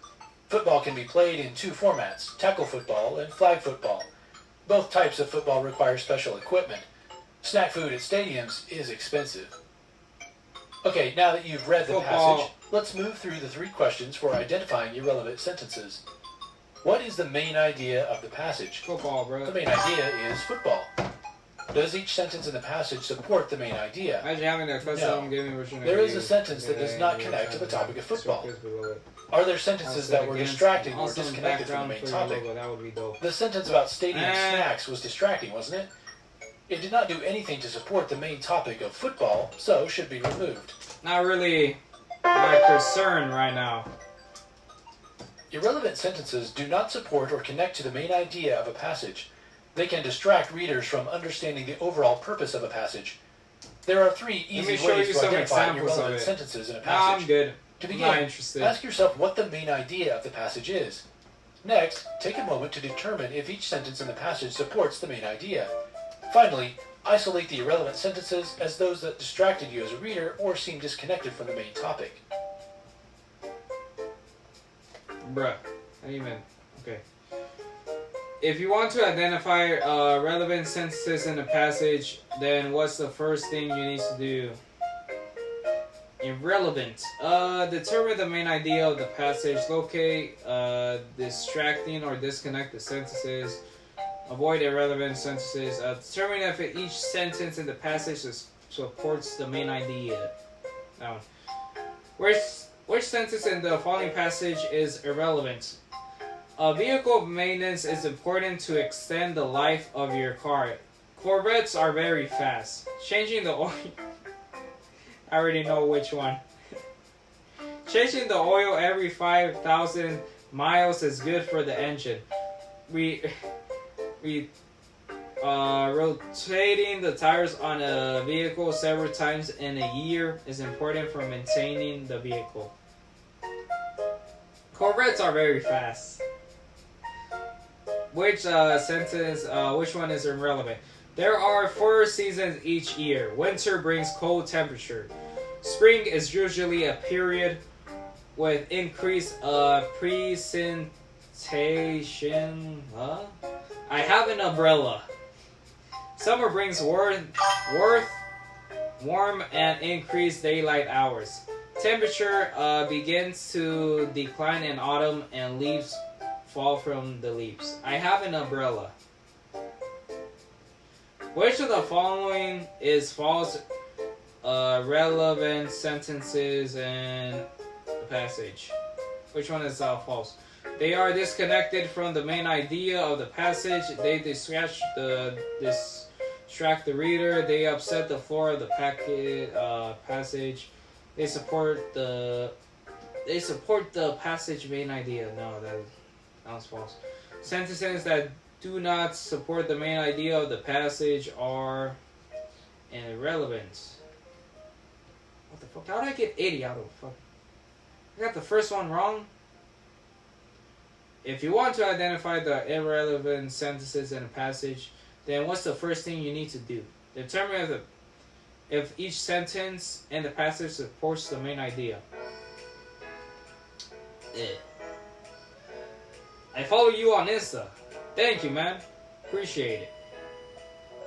Avoid irrelevant sentences. Determine if each sentence in the passage is relevant. That's not that. Okay. Determine the main idea of the passage. Avoid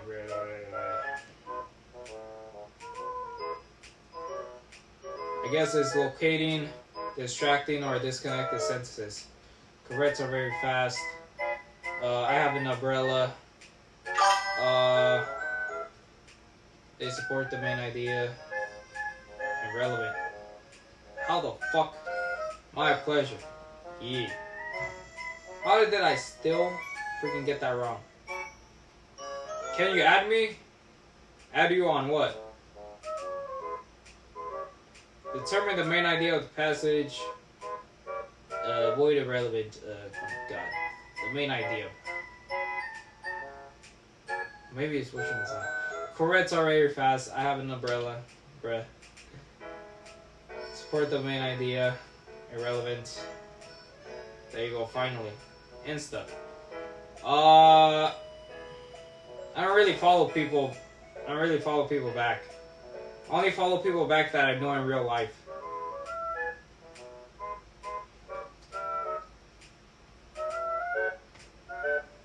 A summary is a condensed version of an original text, usually a full article or book. Summaries are usually around a paragraph long, and may even be a few paragraphs long, depending on the length of the work being condensed. Summaries are used in a variety of situations. For example, you might want to summarize only the main points of a meeting with a coworker because you're running late for another meeting. Or let's say you want to introduce a complex design idea. I only follow people you could begin by summarizing what your design would accomplish to give key people an overall sense of your plan without overwhelming them. Students might summarize an article for a class, or when preparing and writing research papers, annotated bibliographies, and essays. Abstracts and legal brief are also types of summaries. Another thing that might be difficult, especially when summarizing controversial material, is to leave your opinion out. Why? Because summaries contain only the source's ideas and nothing more. Stating your opinion would not be summarizing that source. When using a summary in an essay or research paper, include an in-text citation to give credit to the original source. If you shouldn't use opinions, what should you use? You should use your own words when writing summaries as much as possible. You can't avoid using names of people and places, of course, but it's important to phrase the main points of the source in your own way. You might also want to include an occasional brief quote. Summaries aren't outlines. They're complete paragraphs with fully formed sentences. Let's say you've just read Suzanne Collins' novel The Hunger Games and want to tell someone what it's about. You would most likely begin with Katniss, the main character, and share the most important points of the novel in some logical sequence. You might even include the setting and the overall goal of the games. If you did this in writing, you would have created a summary of the novel. It might look something like this. 16-year-old Katniss Everdeen lives in Panem, a nation of the future that includes the former United States. Panem is made up of districts, and each one is oppressively controlled by the capital, whose leaders watch the citizens' every move. Each year, the capital holds the Hunger Games, and 2 representatives are chosen from each district to participate. The games are a fight to the death, and are designed to demoralize the people. Katniss volunteers to go in place of her little sister, whose name was originally chosen by random drawing. Katniss demonstrates heroism in her struggles to survive during the games, and with help, she defeats the more experienced players and wins the Hunger Games. But you might say you didn't even mention Peeta.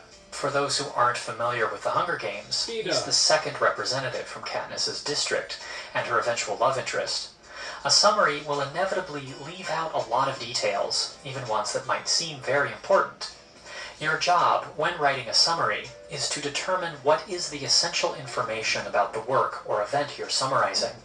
Remember, when you think summary, think essence. Essence. A summary is a short version. I know what a fucking summary is, bro. Come on. Why is not including an opinion in the summary the right thing to do? Because a summary should only contain sources' own ideas. Because opinions make judgments, calls, or include criticism. Because the point of a summary is to explain the work without judging it. Because a summary should only contain the source's own idea. Well, yeah, all of them are correct, bro. All of these answers are correct.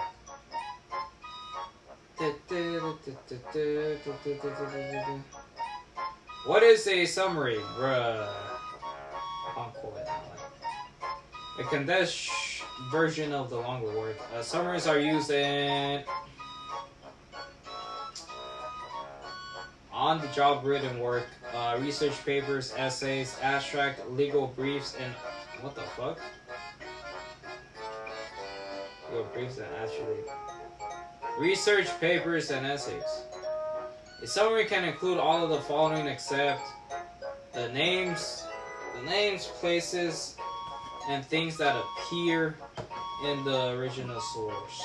An outline of the source, a condensed version of the work, a brief quotation from the source, an outline,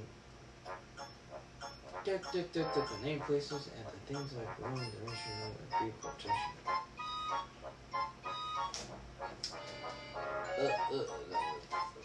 An outline of the source. Nope. When creating summaries, it is important to write down the main points, include your own opinion, include quotation, use the author's exact words. Write down your... Wait, I already know one is wrong. Yeah. Wait, what the fuck? That was wrong?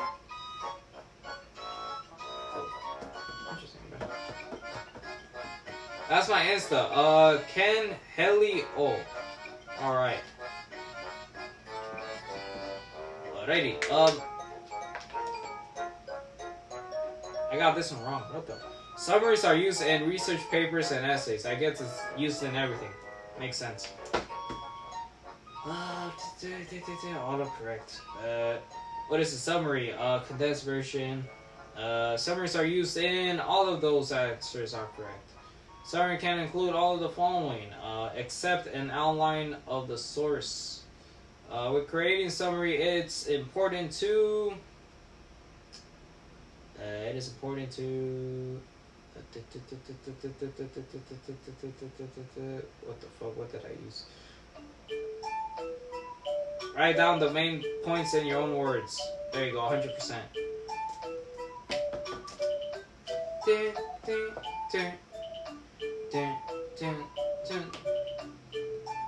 Paraphrasing. What? I already know what paraphrasing is. Why am I learning We've this? all watched television shows or heard news stories we wanted to tell others about. We may have told our friends, our family, or our coworkers about what happened, how it happened, and why it happened. We recounted the storyline, the main characters, the events, and important points using our own words. This is paraphrasing, using your own words to express someone else's message or ideas. In a paraphrase, the ideas and meaning of the original source must be maintained. The main ideas need to come through, but the wording has to be on your own. How do you paraphrase a source? Read the original 2 or 3 times or until you are sure you understand it. Put the original aside and try to write the main ideas in your own words. Say what the source says, but no more, and try to reproduce the source's order of ideas and emphasis. Look closely at unfamiliar words, observing carefully the exact sense in which the writer uses the word. Send you a message. Check your paraphrase, as often as needed, against the original for accurate I'm doing tone school and right meaning, now. changing any words or phrases that match the original too closely. If the wording of the paraphrase is too close to the wording of the original, then it is plagiarism. Include a citation for the source of the information, including the page numbers, so that you can cite the source accurately. Honestly, I can just do the quiz. I feel like I already know the answers. What amount of text can be paraphrased? A couple sentences, at most a sentence. Text as long as a paragraph or more can be paraphrased. Oh shit. I guess a paragraph can be paraphrased, right? A couple sentences at most. When paraphrasing, the main idea needs to come through.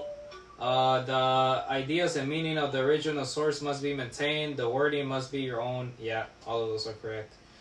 Paraphrasing is citing a source accordingly, defining unfamiliar words, using your own words. All of these are correct. In paraphrasing, what purpose do citations? Yeah, citations serve. Crediting the original source. When paraphrasing, in order to avoid plagiarism, you must cite the source. Both cite the source and change any words or phrases that match the original too closely. Yeah, both of those. Oh fuck. I'm waiting. Hold your horses, man. How the fuck is that one wrong? How is that one wrong too?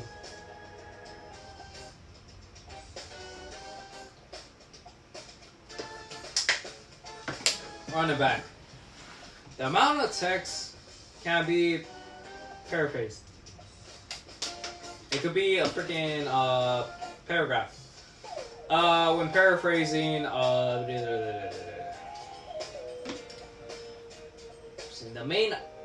the idea and meaning of the original source must be maintained. The main idea needs to come through. When paraphrasing, the wording must be your own. Paraphrasing is defining unfamiliar words, using your own words to express someone else's idea. Holy shit, I got that other one wrong.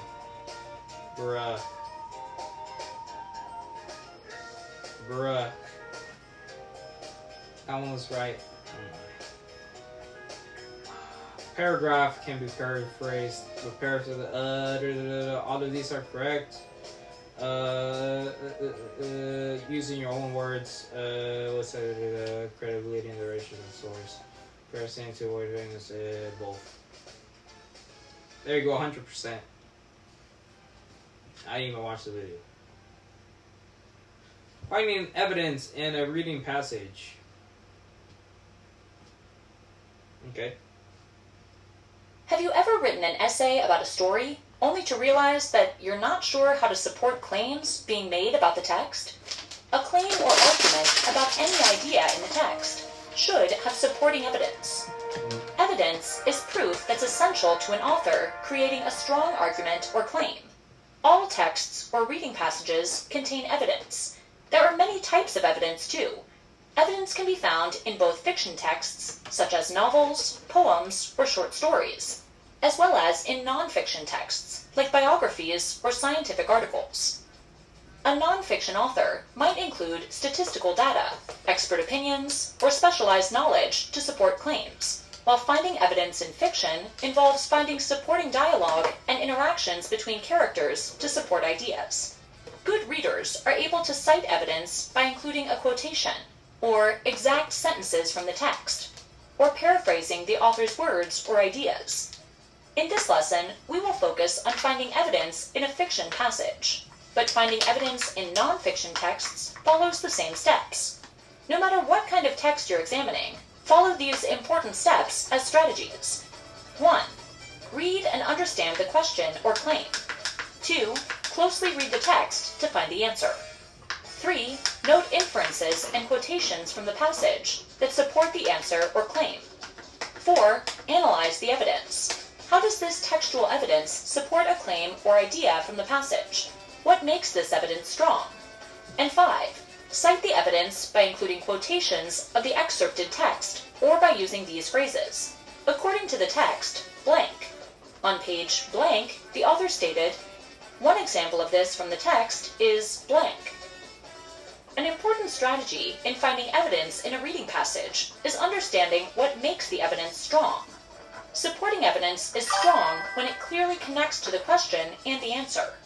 When reading a passage and selecting specific evidence, ask yourself, how does this quotation support the question and answer? The same piece of evidence may also be used to support other claims as well.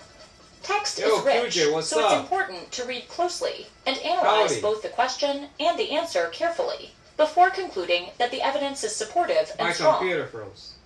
Now that we've discussed how to find evidence in a passage, let's practice. Take a few minutes to read the following passage from Lois Lowry's The Giver. Jonas frowned. The whole world, he asked? I don't understand. Do you mean not just us? Not just the community? Do you mean elsewhere too? He tried, in his mind, to grasp the concept. I'm sorry, sir, I don't understand exactly. Maybe I'm not smart enough. I don't know what you mean when you say the whole world, or generations before him. I thought there was only us. I thought there was only now. Now, read this question. Which evidence from the text supports the idea that Jonas does not know about the physical world outside of his community? The first step in finding evidence is understanding the question. The question makes a claim that Jonas does not know about the physical world outside of his community. When you closely read the passage, step 2, you immediately see Jonas's knowledge of the world around him. How does the reader know this? Step 3 includes noting how the evidence supports the claim. In this passage, there are words that infer the claim that Jonas does not know about the world outside of his community. Do you mean elsewhere too? He tried in his mind to grasp the concept. Using a double-entry journal to note evidence is helpful.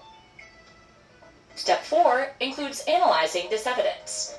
Including these words, the author is inferring that Jonas does not know about any other world other than his own community.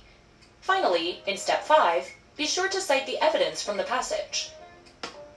If answering the previous question on paper, you would write a response similar to this. The author on page XX states that Jonas tried in his mind to grasp the concept. This statement supports the idea that Jonas was trying hard to imagine a world outside of his community, but could not because he has never known any such world. Jonas also states, I thought there was only us. Alright, let's take a brief moment to review what we've learned in this lesson about evidence, which is proof that's essential to an author creating a strong argument or claim. We also learned that good readers are able to cite evidence by including a quotation, or exact sentences from the text. We ultimately learned that when finding evidence in a reading passage, it's important to read closely, take notes, and carefully analyze both the question and the supporting evidence. Just remember that you need to follow these important steps as strategies. 1. Read and understand the question or claim. 2. Closely read the text to find the answer. 3. Note inferences and quotations from the passage that support the answer or claim. 4. Analyze the evidence. And 5. Cite the evidence by including quotations of the excerpted text, or by using these phrases.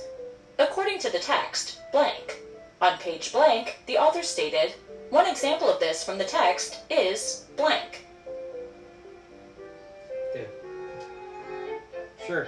A non-fiction author may typically include all of these types of evidence except non-fiction dialogue, expert opinions, specialized knowledge, statistic data, dialogue. Which quotation would not help support your argument about understanding the knowledge of the past in the giver?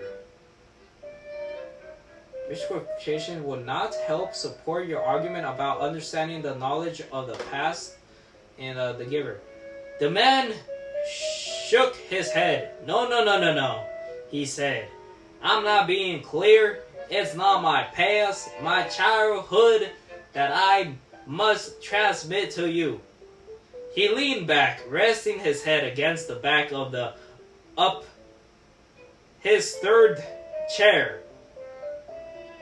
It's the memories of the whole world, he said with a sigh.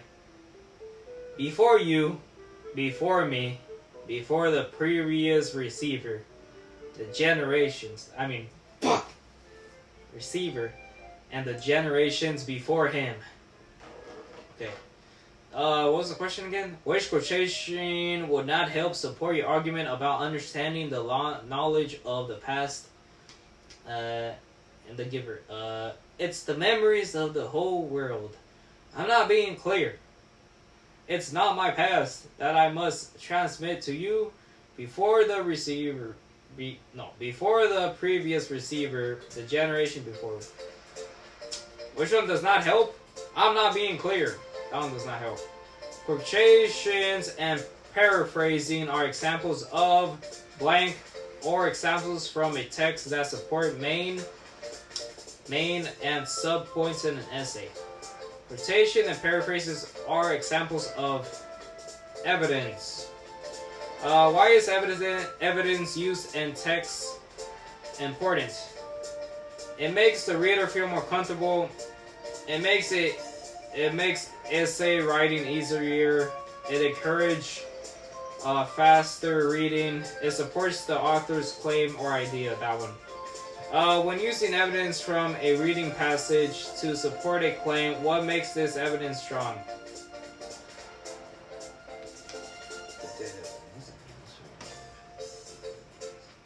Its ability to support the claims, the quality of the author's written language, the connection to the question and answer, the length of the paraphrase. The ability to support the claim. How the fuck did I get 80? Which one did I get wrong? I got the last one wrong. When using evidence from a reading passage to support a claim, what makes this claim strong? Using evidence from... Okay. Non-fiction except dialogue. Okay. The giver, I'm not being clear. Examples of evidence. Evidence is important because supports the claim. When using evidence from a reading passage to support a claim, what makes this evidence strong? It connects to the question and answer. There you go, 100%.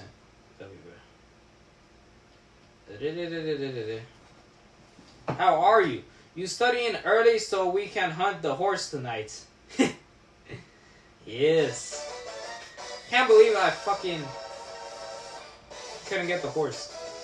I had my chance. Also, no gym today because today's rest day. I could go to gym, but I need 1 day of recovery. And let's make it today.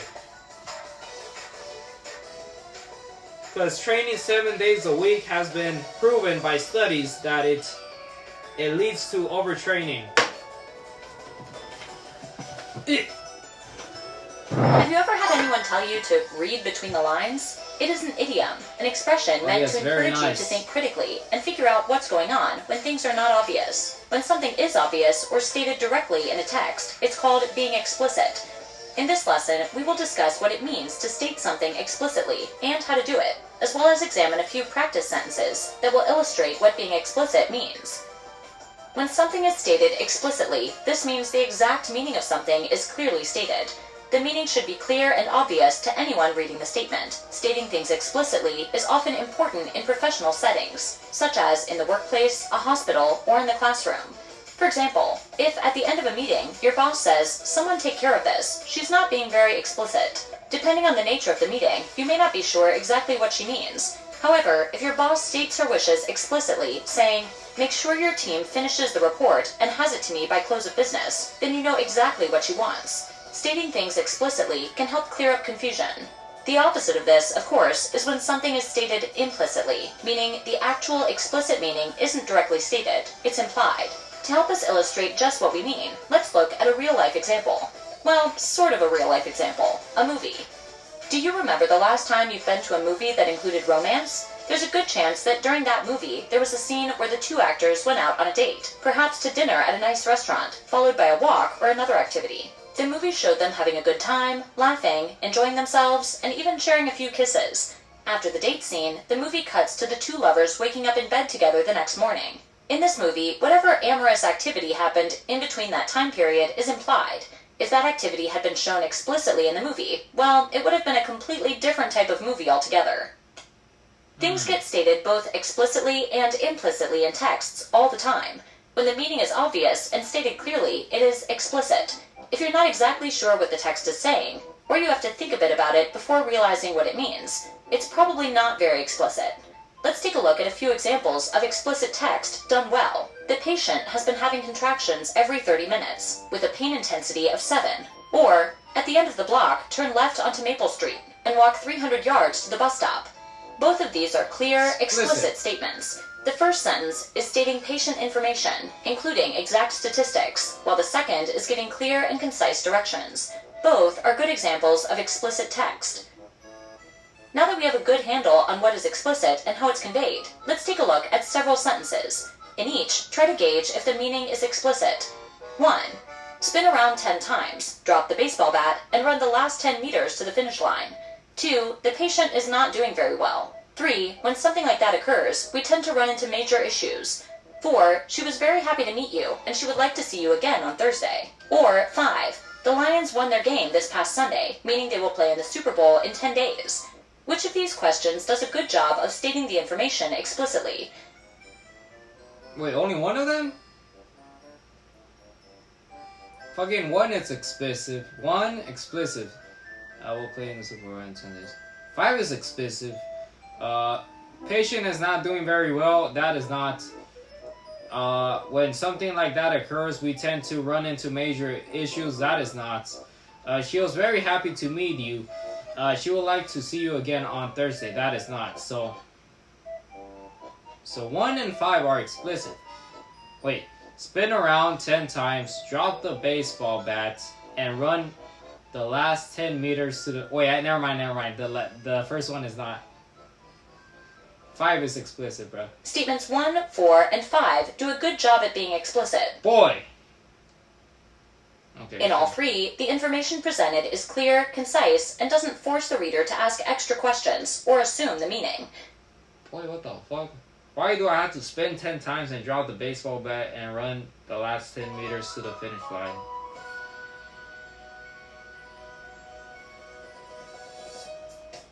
Statements 2 and 3 are not very explicit. Statement 2 is an approximation and tells us very little about the patient's condition. Statement 3 does an equally poor job being explicit. It forces the reader to ask more questions. What kind of issues? If you tend to run into them, does it happen all the time? Most of the time? Neither is very explicit. When something is stated explicitly, that means it's stated clearly, and the meaning is obvious. Stating things explicitly can be very helpful in professional settings, and others, where exact information is needed. If something is stated implicitly, or simply not stated well, it can leave a reader guessing at what the person is actually saying. Cool. Which of the following is not an example? It's not an explicit statement. I'm going to follow up with someone about that later. There are error on page 4, 7, and 14 which need to be fixed. The doctor asked me to schedule a follow-up appointment for 2 weeks from today. Go left or right? Alright, it's the first one. I'm going to follow up with someone about that later. If something is stated explicitly, it meaning is clear and obvious.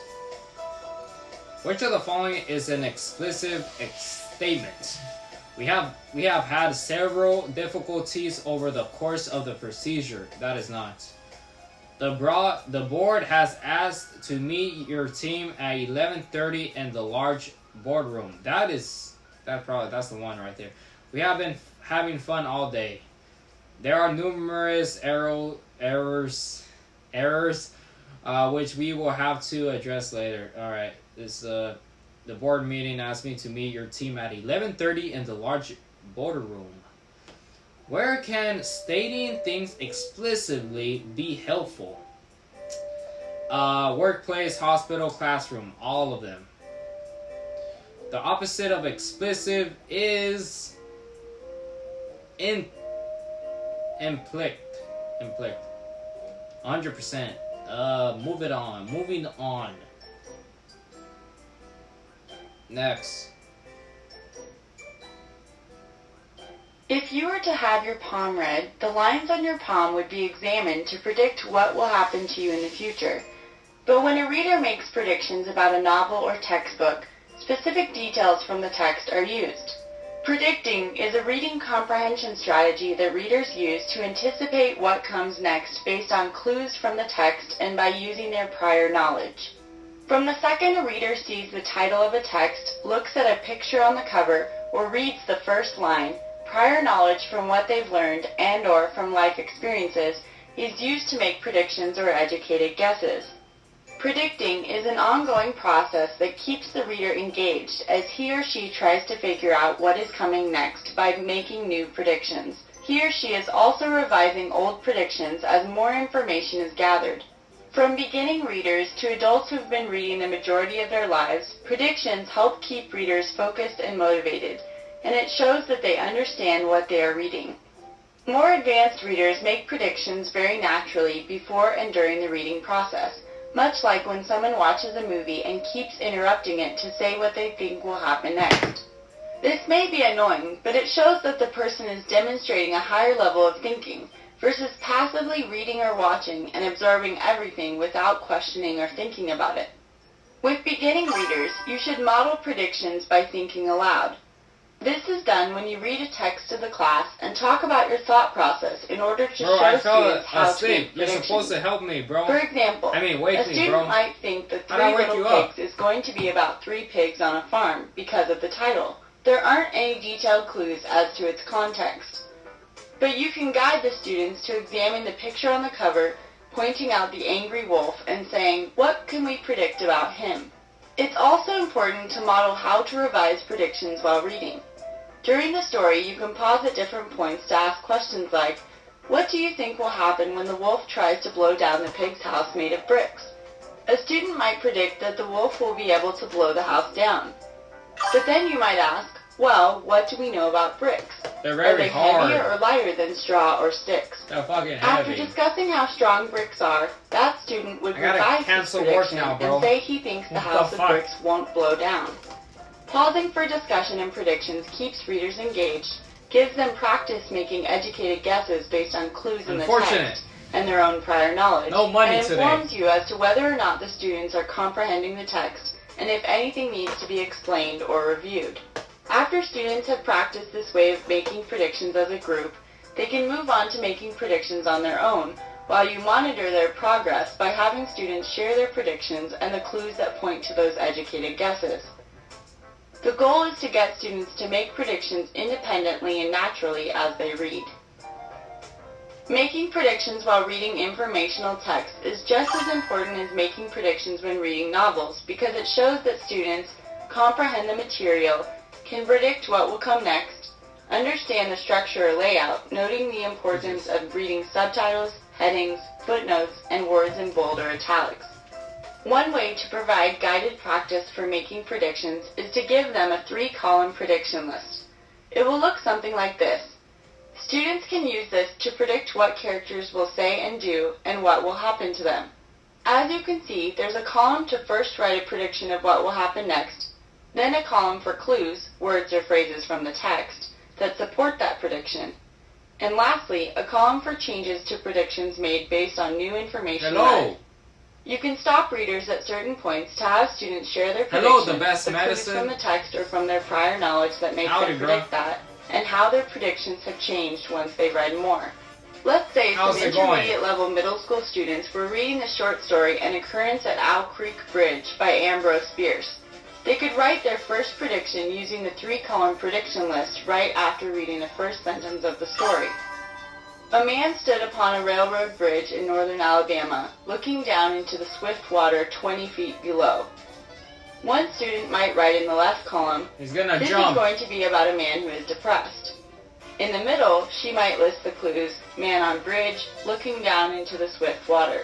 After reading the rest of the first paragraph, she'd realize that this man is tied up with a rope around his neck, thanks to some Federal Army soldiers. She might then write in the 3rd column, the rope and soldiers made me realize he's probably going to be hung.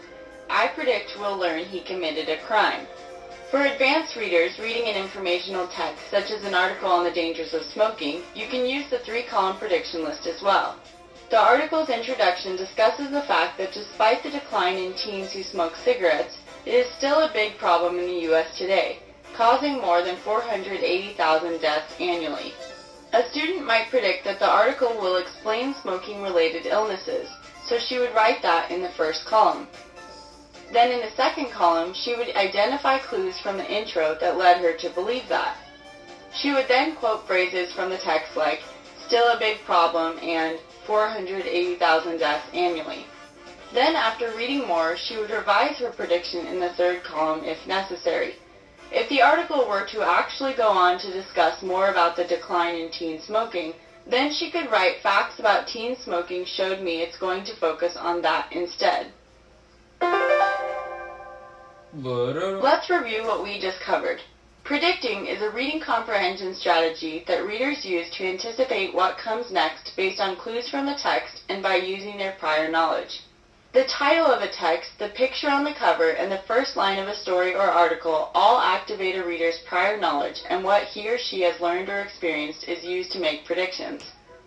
Predicting is an ongoing process that keeps the reader engaged as he or she tries to figure out what is coming next by making new predictions. You should model predicting with beginning readers by thinking out loud and discussing clues that help students make educated guesses. One way to provide guided practice for making predictions is to give students a 3-column prediction list. Students can use this to predict what characters will say and do, and what will happen to these characters as they read. Cool. From the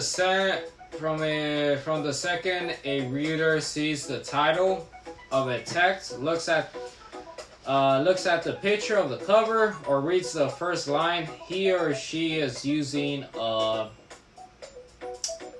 prediction strategy to comprehend and retain information.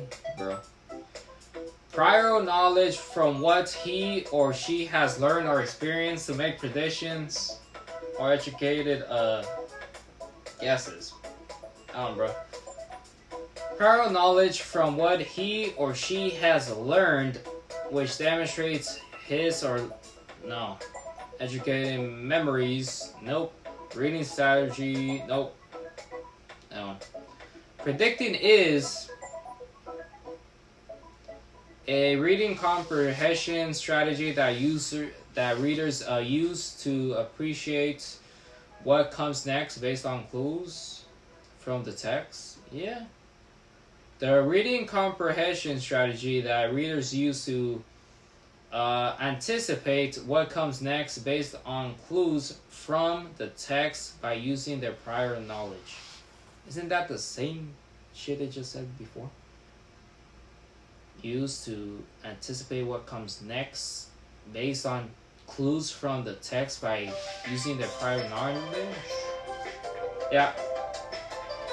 A reading strategy that allows readers to stop and take notes as they not. A reading comprehension strategy that readers use to anticipate what comes next by using their prior knowledge. It's this one.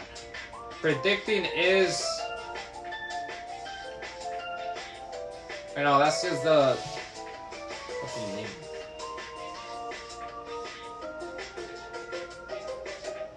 Yeah. A reading comprehension strategy that readers use to anticipate what comes next based on clues from the text and by using their prior knowledge. Predicting is an ongoing process that keeps the reader engaged as he or she tries to figure out what is coming next by making new predictions and revising old ones when new clues or information is read and learned.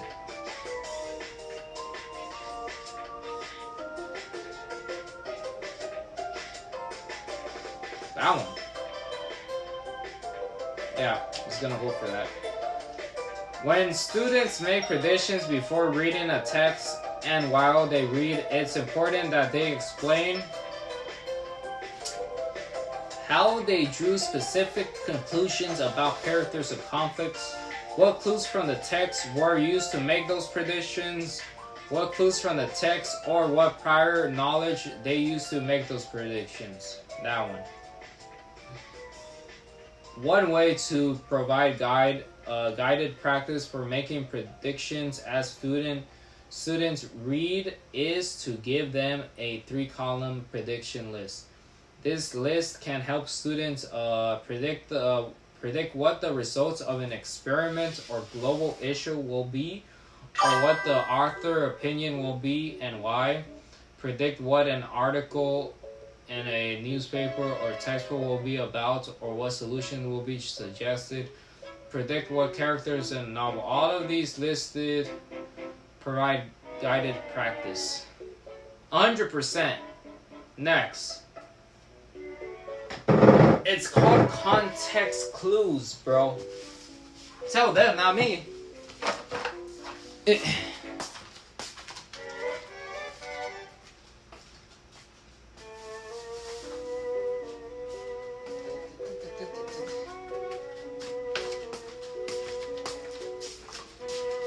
What I noticed is that this study guide starts like all of the first 9 chapters. The 9 chapters are all based on English stuff, and then after chapter 10 to probably 20 is based on math, and then the last 10 chapters, chapter 20 to chapter 30 is based on science.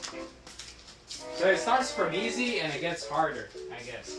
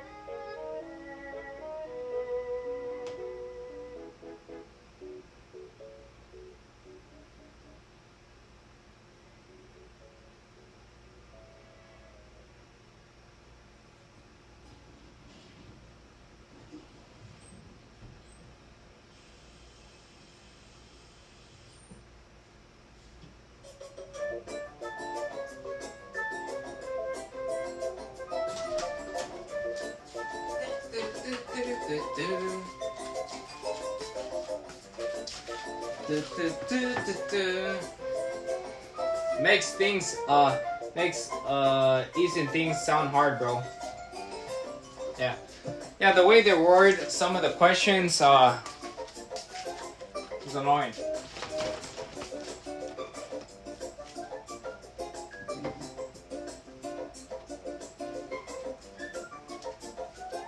But that's how exams are made. They fucking make things confusing. And you know, the thing about the TEAS exam is that the first time it's free. The first time you take it, it's free, but then if you fail it the first time, it's like you gotta like fill out a form to be able to take it again, and you gotta pay to retake it.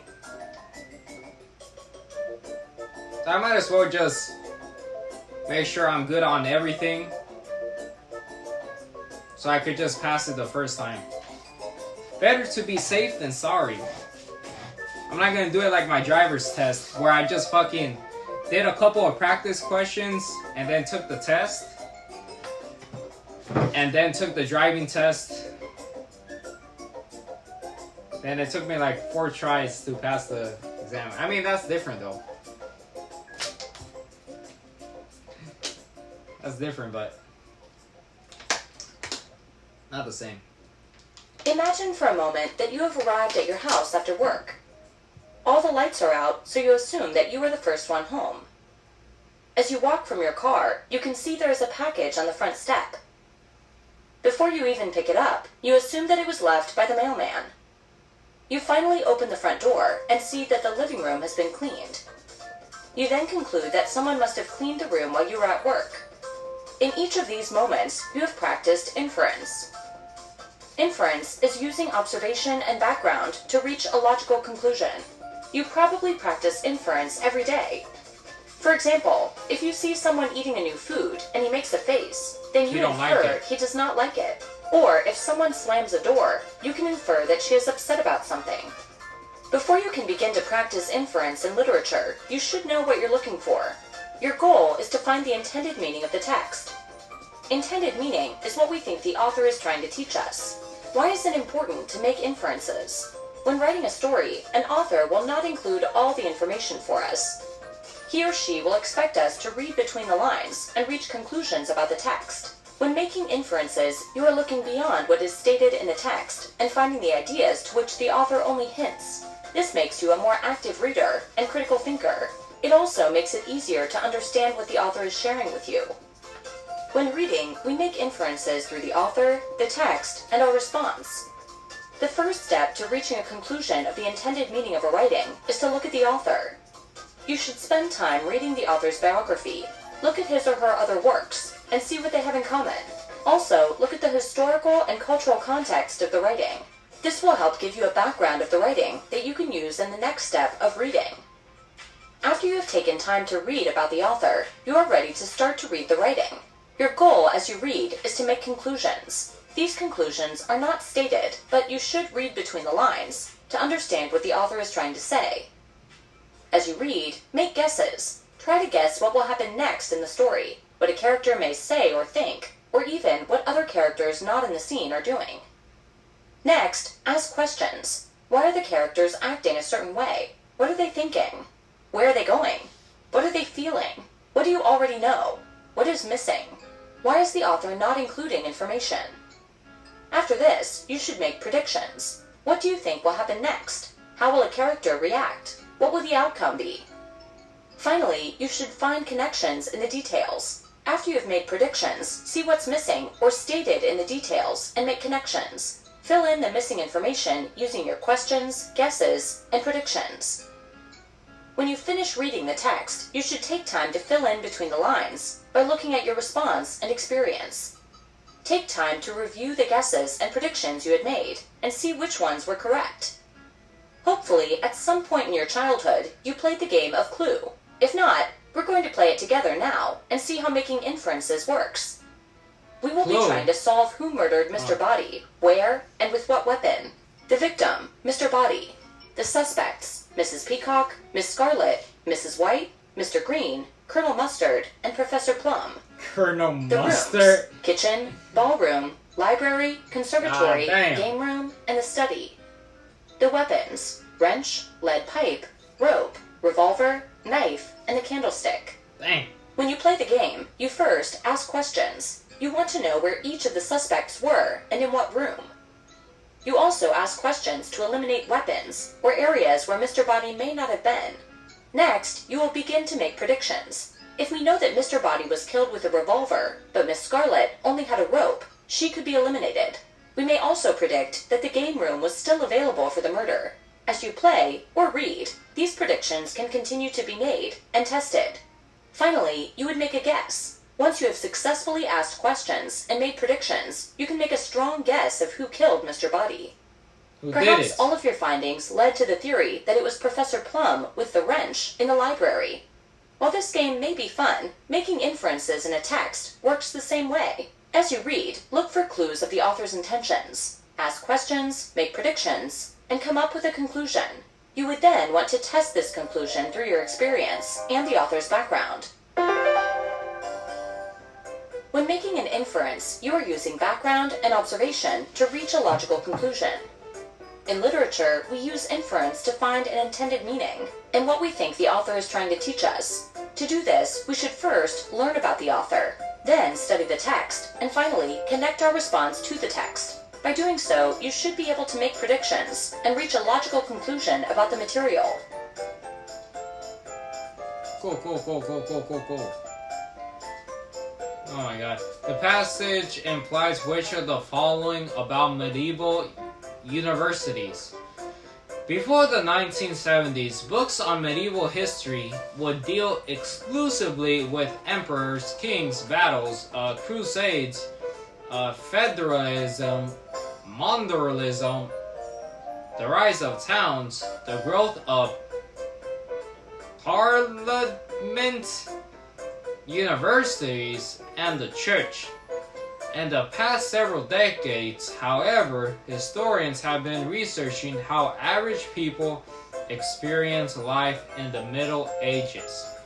Historians of the period now contain information about women, children, peasants, heretics, mystics, and criminals.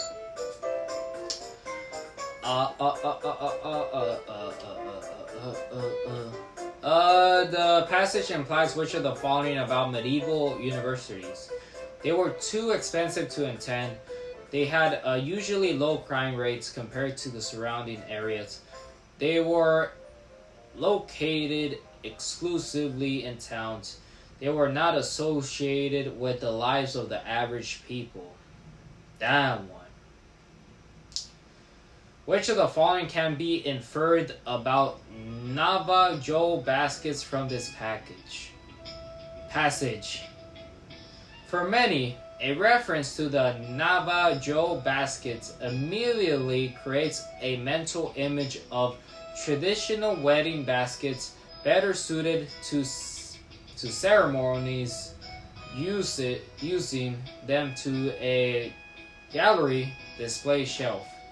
However, since the dawn of the 21st century, the medium of Navajo basketry has undergone significant reinterpretation through striking new forms defined by vibrant colors and dynamic imagery. What can you infer about the Navajo basket from this passage? They are no longer used in traditional ceremonial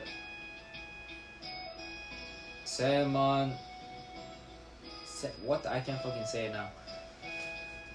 They have changed shape repeatedly over the years in significant ways. They are now appropriate for exhibition and art galleries. They have traditionally been made with vibrant colors. They are seldom given as wedding gifts. They have changed repeatedly over the years in significant ways. That's what I inferred. The author implies that the works of the 19th century painters and sculptors are one of the attributions that distinguishes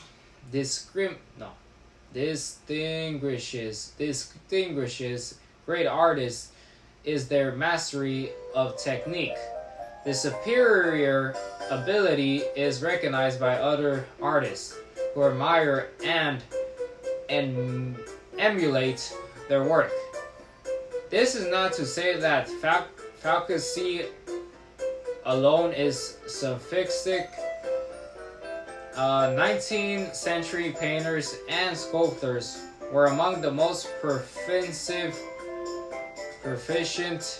artists in history, as well as the dullest. Even the most painstaking piece of craft does not deserve to be called a work of art unless it involves a leap of imagination. What is implied that painters and sculptors are lacking in creativity, lacking in technical skill, frequently impeded by other artists, unjusted, criticized by other, overly concerned with it's lacking in creativity.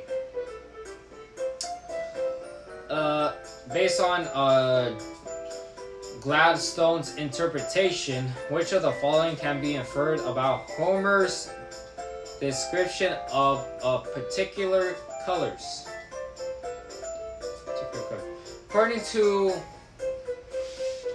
to later legend, Homer, like any board worth his salt, was supposed to have been blind, but Gladstone gives this story short shift, suggesting that Homer's description of everything except particular colors are so vivid that they could never have been conceived by a man who couldn't see the world for himself. Well, can you, based on the interpretation, which of the following can be heard about Homer's description of particular colors? They provide evidence that Homer was actually blind. They confirm Gladstone's view regarding Homer's vision.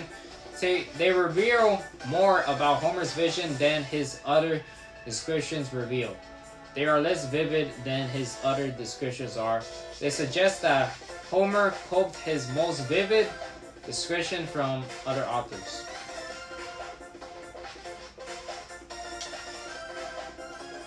The live stream. Okay.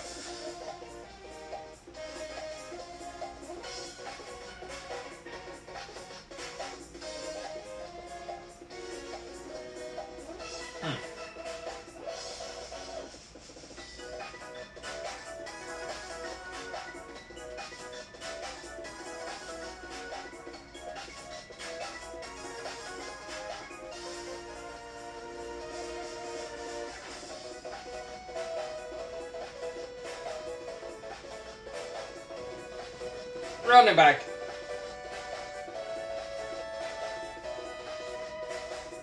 I understand. According to later legend, Homer, like any board worth his salt, was supposed to have been blind. But Gladstone gives this story short shift, suggesting that Homer's description of everything except particular colors are so vivid that they could never been conceived by a man who hadn't seen the world for himself. Based on Gladstone's interpretation, which of the following can be inferred about Homer's description of particular colors?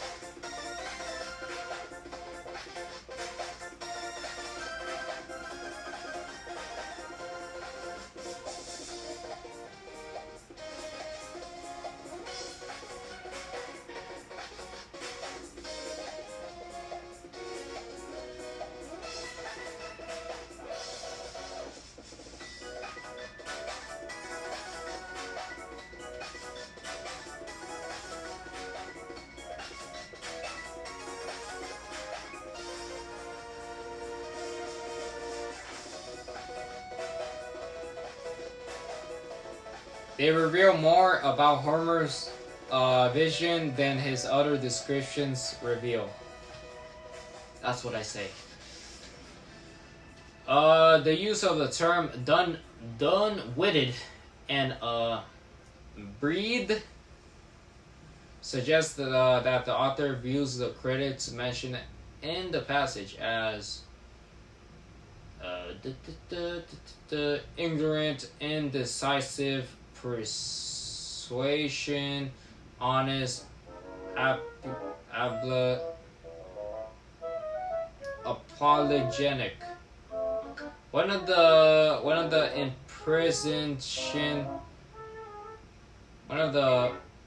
impression painters' numerous dull-witted critiques suggest that they may have achieved their results by loading a gun with bright colors and firing it at the canvas. Another bear that we had good fun with the purple landscapes, red flowers, black rivers, yellow and green women, and blue children. That the author views the critics mentioned as ignorant. 60%, bruh. What did I get wrong? The wedding basket is wrong. The fucking Homer, the blind man. Yeah, I'm not surprised. That's all.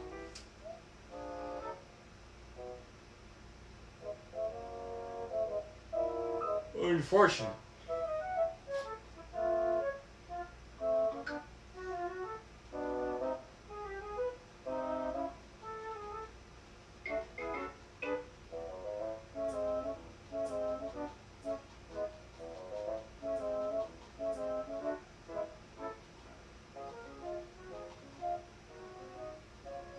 Right, the basket, bro. For many, wait, how is that not fucking, bro? For many, a reference to Naga basket immediately creates a mental image of traditional wedding baskets better suited for ceremonies usage than a gallery display shelf. Oh, there it is. They are now appropriate for exhibition and art galleries. That's the fucking answer.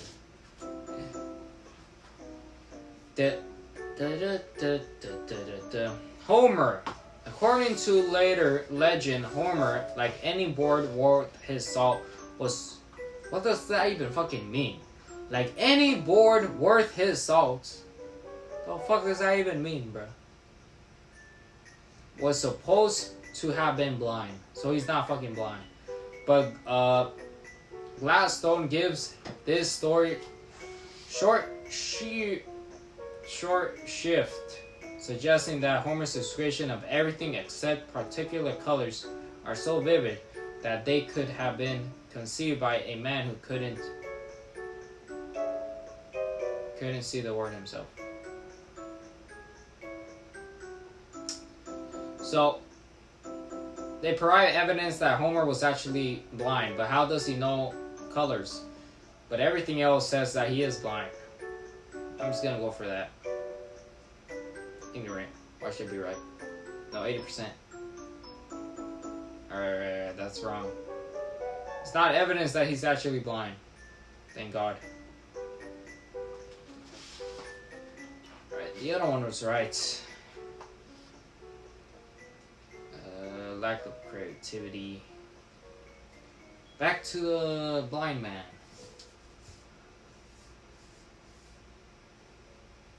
Wait. When we're thinking it. Based on Glasser's interpretation, which of the following can be inferred about Homer's description of particular colors?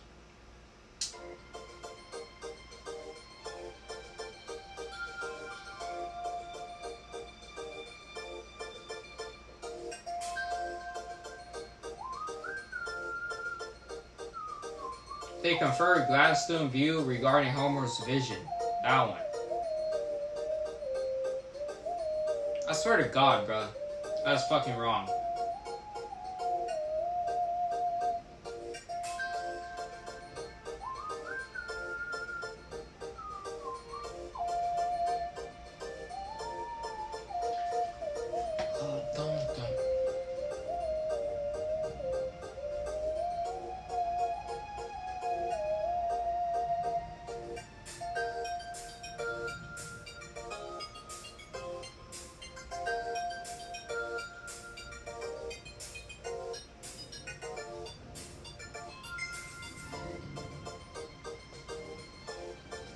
boy.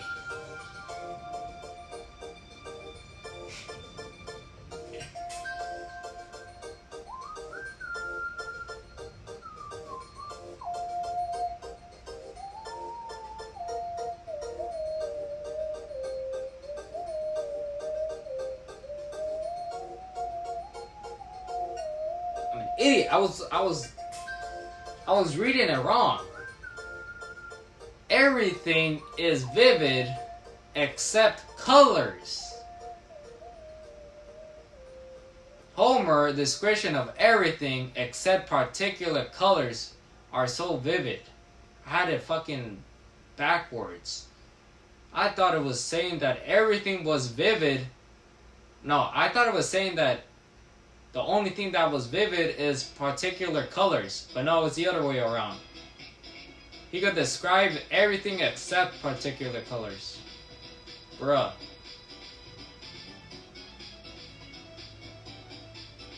Boy.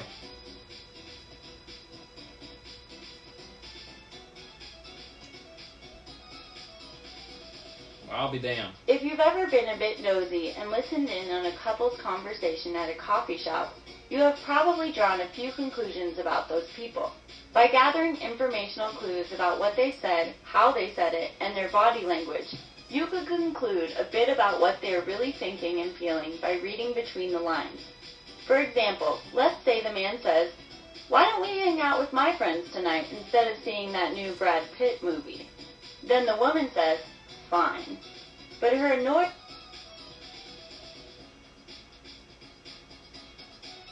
Why is it lagging? Why?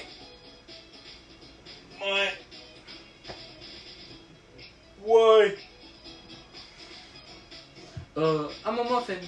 Do-do-do, muffin time. Her tone of voice, crossed arms, and her rolling eyes are all clues that point to the fact that she is not fine with this at all. You wouldn't have to know these two people to draw the conclusion that she doesn't want to hang out with his friends and is annoyed at the thought of missing the movie. Drawing conclusions is using information that is implied or inferred to make meaning out of what is not clearly stated. Writers give readers hints or clues that help them read between the lines, since not everything is explicitly stated or spelled out all the time. If that were the case in books and in real life, then the coffee shop conversation would have resulted in the woman saying exactly how annoyed she was, rather than simply saying the word fine in a suggestive manner. In order to effectively draw conclusions, readers need to consider what they already know from their own experiences, gather all of the information that the author has given them, characters' personalities, feelings and motivations, the time period and place, conflicts, etc.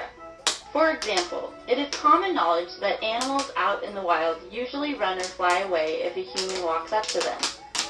So when reading Snow White and the Seven Dwarfs to some beginning readers, you could pause after reading that all of the animals flocked to Snow White's side as she sang to them, and ask what that says about the kind of person Snow White seems to be.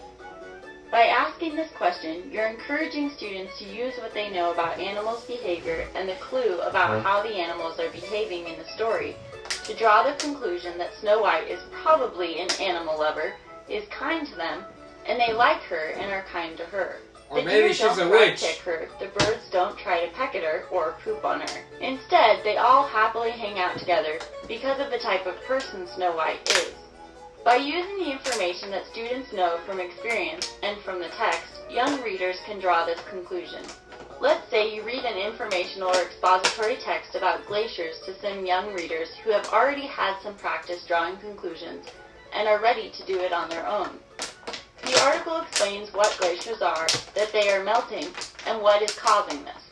As you read, you pause to answer questions and have students write down the most important facts that they learn about glaciers. When you finish, you can ask students to write down a conclusion about why it is important to know that the glaciers are melting. The article did not explicitly state why it is important to learn about this, but by using their notes, students will be able to conclude that the melting glaciers point to climate change, and they are impacting the animals, surrounding communities, and the environment. For more advanced readers, drawing conclusions often comes up in the form of multiple choice questions on reading comprehension exams. These questions allow students to demonstrate that they not only understood what they read, but that they also can collect the important facts or clues to choose the best conclusion that fits with what they read. For example, on an exam, a student reads a passage about the giant panda. The passage describes the giant panda's forest habitat in different provinces in China, its size, which is comparable to the American black bear, and states that it is an endangered species with only about 1,600 left in the wild. More than 300 pandas live in zoos and breeding centers around the world, mostly in China. The question that follows this passage asks, which of the following conclusions is best supported by the passage? A. The giant panda is going to be extinct in the next 50 years. B. No type of bear can compare in size to the giant panda. Or C. People are trying to prevent the giant panda from going extinct. C. By rereading the passage and looking at clues that point to one of the conclusion options, the student would be able to see that choice A is not correct, because there aren't any facts that hint that the giant panda will go extinct, or that it will be in the next 50 years. It only states that the giant panda is an endangered species. Option B is also incorrect, because the passage states that the American black bear compares in size. C is the correct conclusion that can be drawn, because the passage states that the giant panda is an endangered species, and that there are breeding centers, which show that people are trying to increase the giant panda population so that they do not go extinct. This is not explicitly stated in the text, but the facts serve as clues that help the reader draw that conclusion. Drawing conclusions is an important skill for readers to learn because it encourages readers to pay attention to what they are reading, use what they know from life experiences, and look at the details and facts in the text as clues that will help them draw conclusions about what is meant but not explicitly stated. Drawing conclusions is using information that is implied or inferred to make meaning out of what is not clearly stated. When drawing conclusions, readers need to consider what they already know from their own experiences. Gather all of the information that the author has given them, characters' personalities, feelings and motivations, the time period and place, conflicts, etc. Hey. Cool. In order to draw conclusions, reader need to gather all of the information that the author has given them, consider what they already know from their own experiences, and gather all the information that the author has given to them. That one. If you are taking a multiple choice test and you must choose a conclusion that can be drawn from a text, you should reread the text to look for the conclusion since it will be explicitly stated by the author. Reread the text to see which details or facts point to one of the options on the test. Reread the text to evaluate which fact presented in the text is most important. Summarize the main points of the text in your own words. Decide which option most closely mirrors what is explicitly stated in the text in the concluding paragraph. Reread the text to see which details or facts point to one of the options on the text.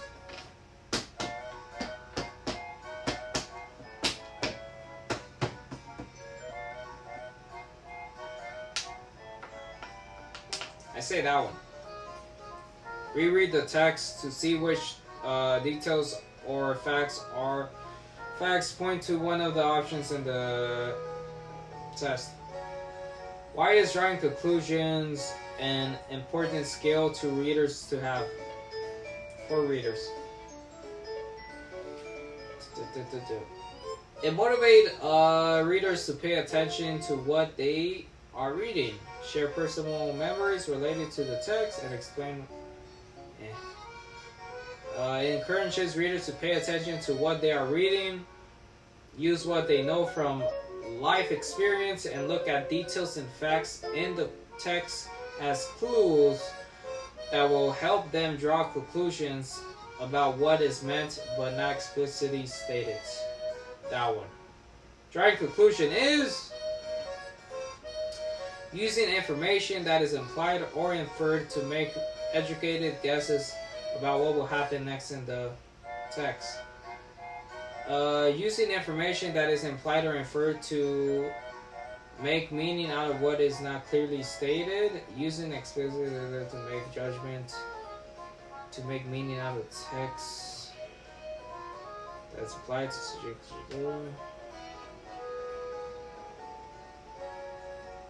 Using information that is implied or inferred to make meaning out of what is not clearly stated. Or using information that is implied or inferred to make educated guesses about what will happen next. Make meaning out of. Oh my god. Bada bing, bada boom. When teaching beginning readers,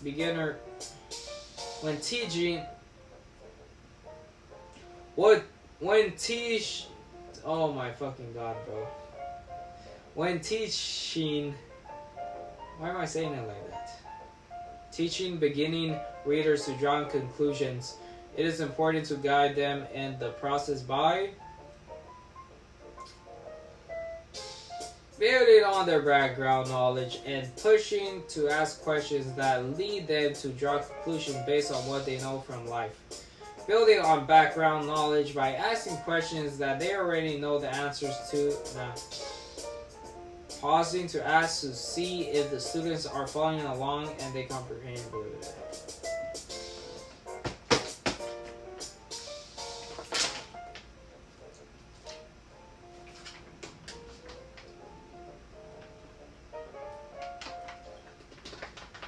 Swear to God.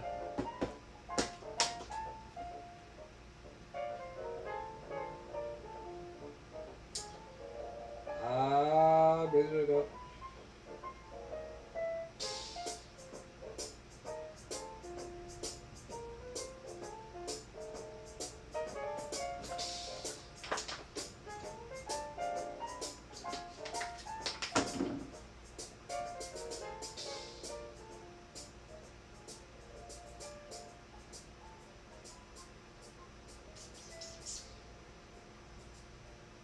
Definitely did bad in this one. When teaching beginners, readers to draw conclusions, it's important to guide them in the process by pausing to ask questions that lead them to draw conclusions about characters, personalities, pausing to ask questions that help students better understand the story and clarify what the author is trying to say without explicitly stating, pausing to ask questions to see if the students are following along and if they comprehend what is happening in the story or what has been stated in the article being read. What the fuck? What is this even saying?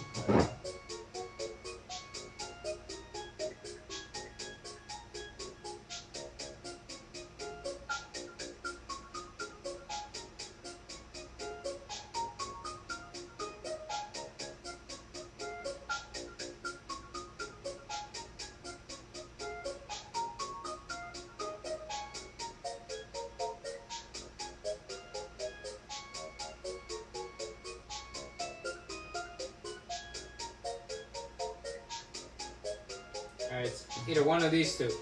Building on their background knowledge by asking questions that they already know the answers to so they feel comfortable. Now, building on their background knowledge and pausing to ask questions that lead them to draw conclusions based on what they know from life, experiences, and what they have read in the text so far. That one. 100%. Let's go.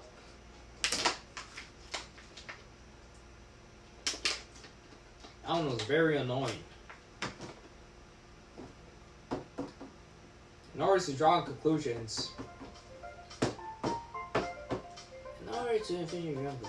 readers need to consider what they already know from their own experiences, gather all of the information that the author has given them. If you're taking a multiple choice test and you must choose a conclusion that can be drawn from a text, you should. A student can answer a multiple choice question by rereading the passage and looking at clues, details, and facts that point to one of the conclusions of the options. Why is drawing conclusions an important skill for readers to learn? Drawing conclusion is an important skill for readers to learn because it encourages them to pay attention to the text, draw from life experiences, and look at details and facts as clues that will help them draw conclusions about what is meant but not explicitly stated. Drawing conclusion is using information that is implied or inferred to make meaning out of what is not clearly stated. When teaching beginning readers to draw conclusions, it is important to guide them in the process by teachers can guide students to draw conclusions by using the information that the students know from prior experience and from the text, and pausing to ask questions that will lead them to conclusions based on their background knowledge. Interesting. Cool.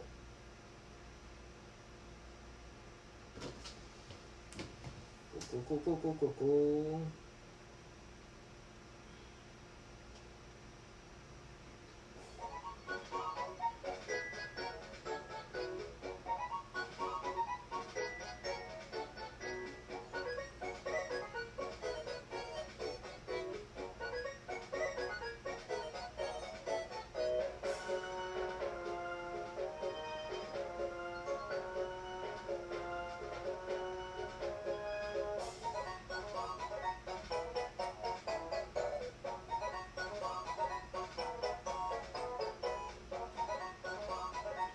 I think I need a little break. That's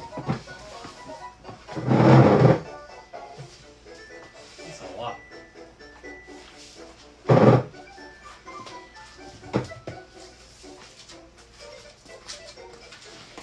I've been doing this for 3 hours. A little break is alright.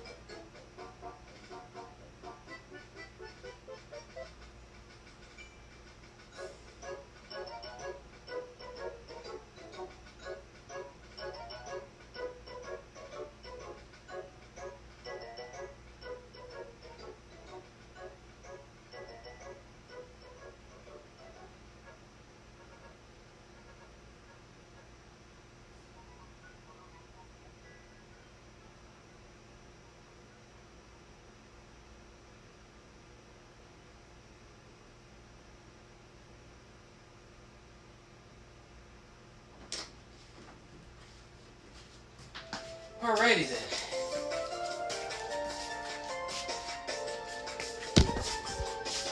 Good session. Good 3-hour session so far. Well, that was more than 3 hours. That was like 3 hours and 30 minutes. Well, 3 hours and 20 minutes.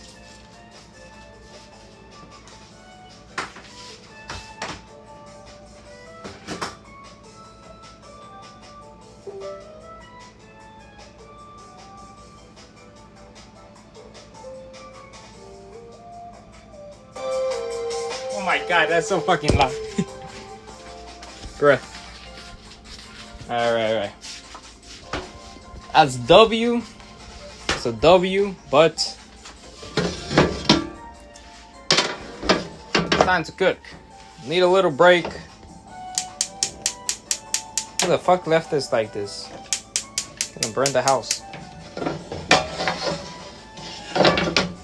That was a W session, but need a little break. So let's do some cooking. Give me a small potato. Say, give me a small one. There we go. Small potato.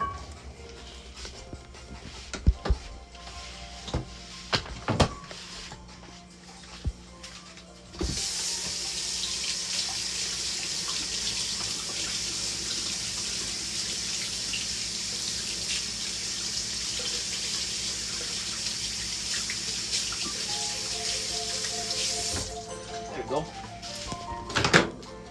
Like that. And hit him with the boom, boom, boom, boom, boom, boom. Now we need the good old ground beef. Ground beef. Then some egg whites.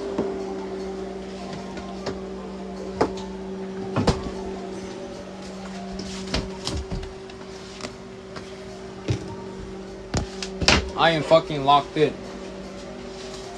I got no choice. I gotta lock in. If I go over the 30 chapters, my chances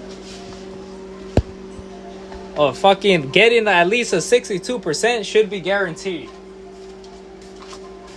So I'm just gonna go through 30 chapters, which is like basically 246 videos, I guess. And so far, I think I've done like 30. 30? So, it's gonna take a lot of hours, but it's gonna pay off.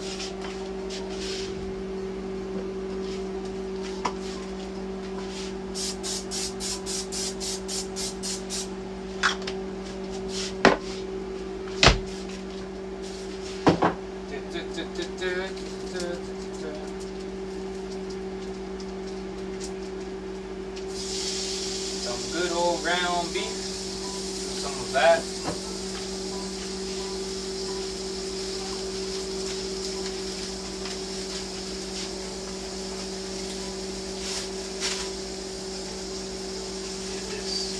Right here, bro.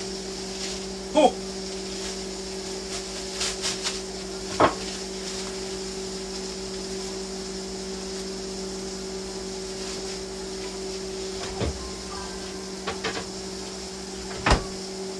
Here, you ass, bro.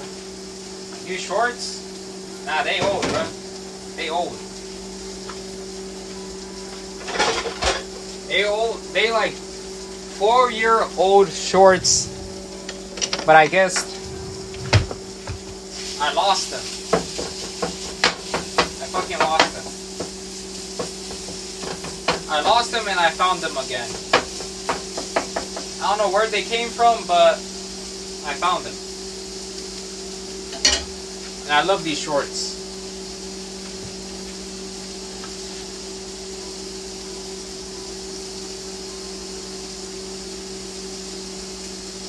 Hold that shit up. There it is, bro.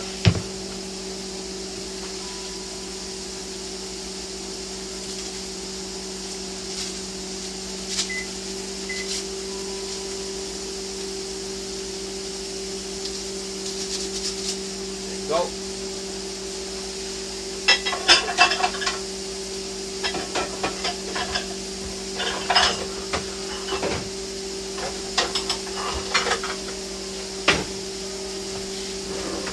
Here's the cup.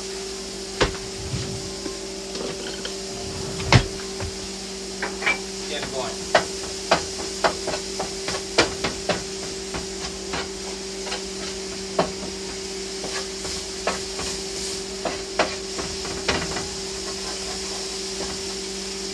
Not gonna lie, this one test is gonna be the most hours I have ever spent studying for one test.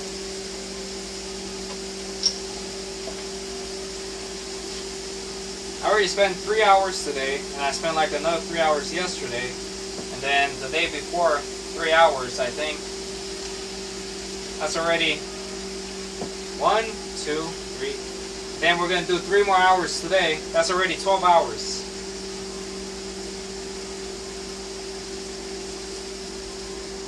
Oh my god. A lot of the things I already know, but the thing is I don't know what I do know and what I don't know. So I gotta go through the stuff I don't know. I mean, well, yeah, that's the point. The point is to go through the stuff I don't know, but then I'm getting a whole bunch of stuff I do know. But I guess it's better to just go through everything. I could try to filter some things out by just looking at the title. Be like, oh, I already know this stuff, so I won't watch that video. I already know that, I won't watch that video. But then I face the risk of skipping something that I may not even know.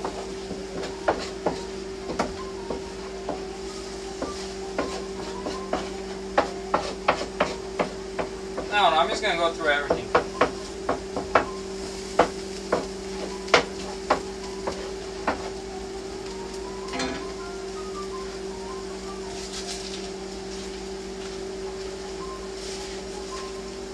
Once I get to the math, that's when things get more interesting.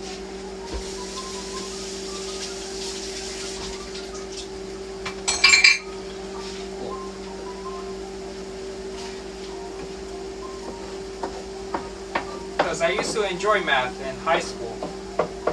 Math was my favorite subject in middle school.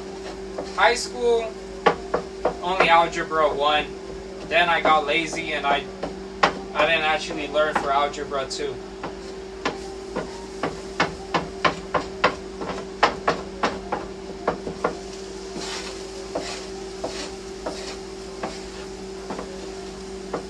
And statistics, well, statistics I took, but I forgot everything about statistics.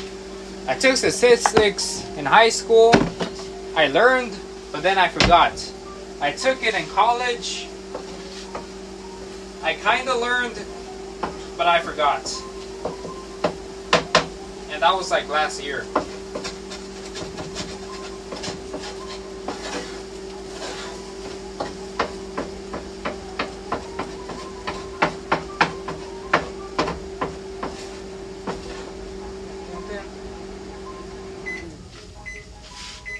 Potato ready.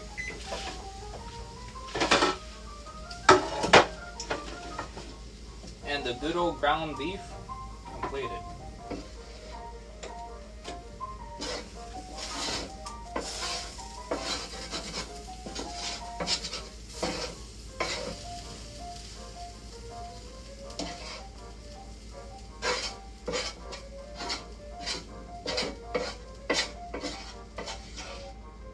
Bam.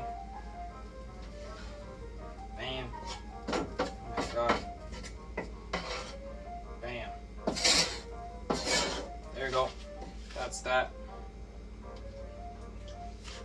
Bon appetit. Got the ground beef, egg whites for later. And we got our potato for right now.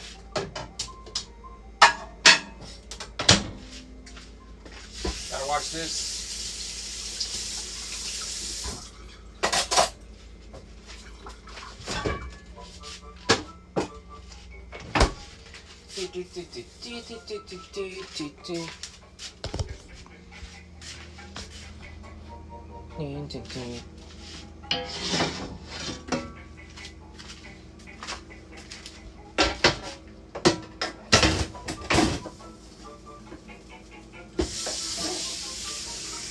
Wash it up.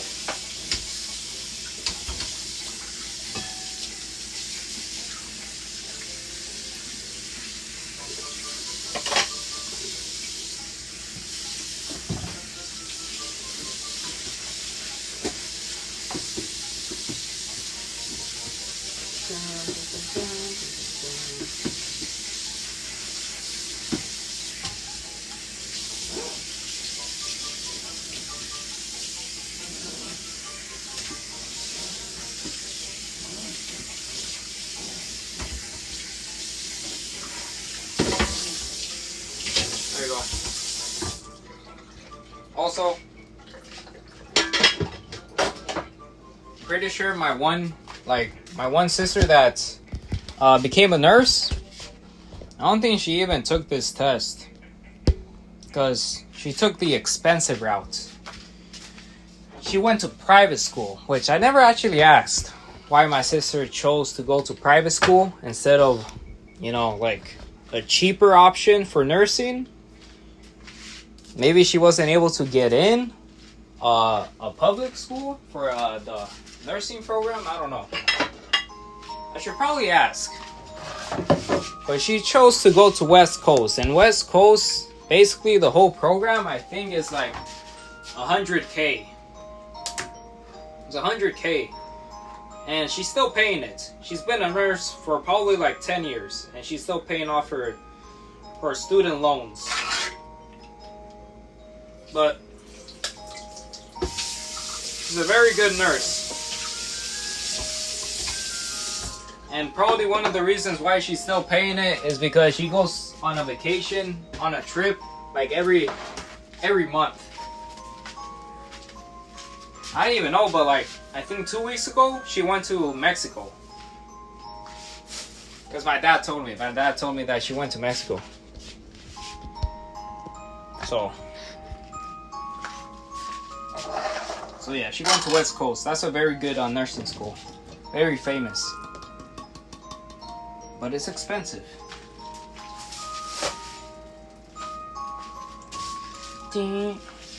Compare that to the other schools that require you to pass the test and I guess have a 3.5 GPA. They're like 6K. 6K for the whole program. Well, some are like 5K, other ones are like 8K for the 2 years. Huge difference between that and the 100K for the West Coast one, the private school.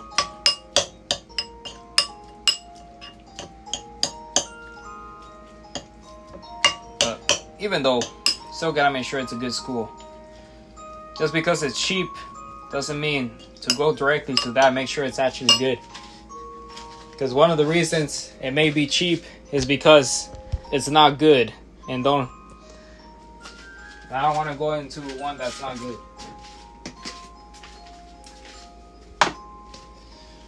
Gonna fucking end up going to like a ghetto ass nursing school. That would be fucking crazy. So choosing the cheapest option is not a good idea either. I don't want to end up in a freaking ghetto ass nursing school. That's not a good plan either. What I have to make sure is that they have good education.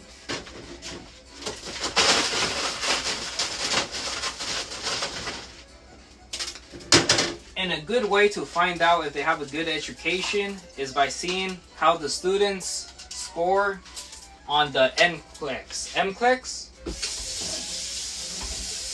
Which is basically the freaking 4-hour long exam, like computer test you take to get your license for being a nurse. So, has to be a good school that's not too expensive and that has a good passing percentage of the students in the NCLEX. If the students are passing the NCLEX exam, then that's a good sign that it's a good school. But if they have a bad passing rate for the students taking the NCLEX, like if too many are failing the test, then that's a huge red flag.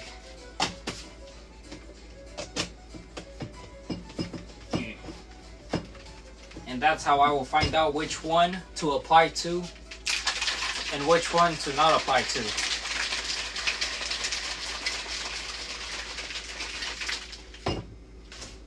I'll take 10K.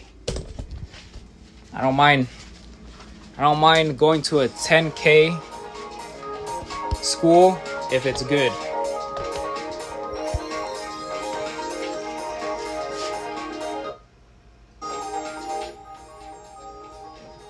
I'd rather go to a school that costs $10,000 for the whole program, that is very good, than a fucking $5,000 program that is very bad.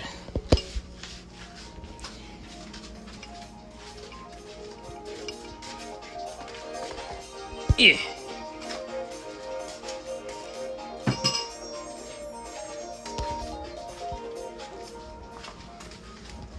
Well, so usually when schools are more pricey, could mean they have more resources, but I don't know.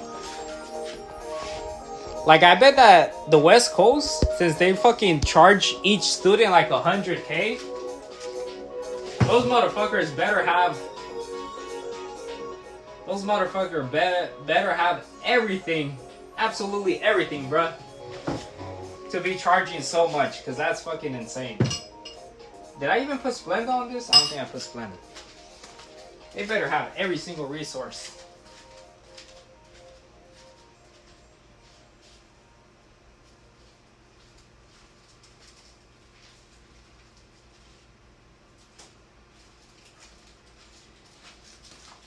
They better have every single resource for their students to be charging that much, because that's crazy.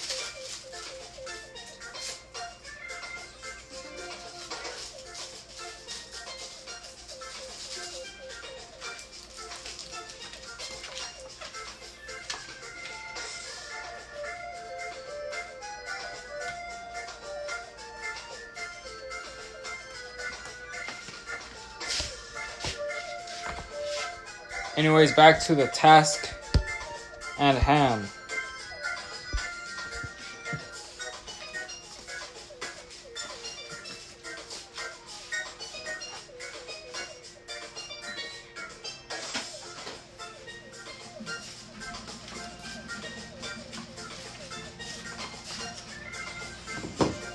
Keep it going. How much battery does this have? 71%. Alright, let's do another 3 hours.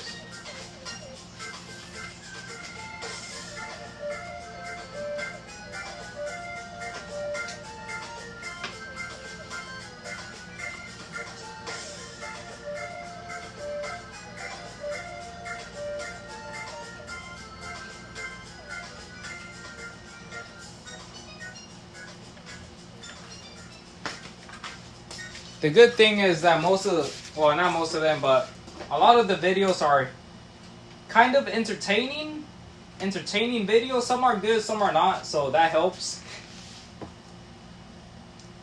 Some just seem like they're being fucking talked by a freaking AI. Don't even seem like people.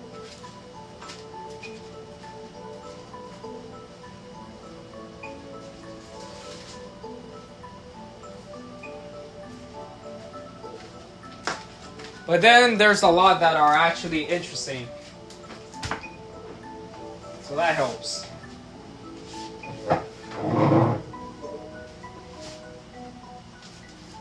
Anyways, I keep it going.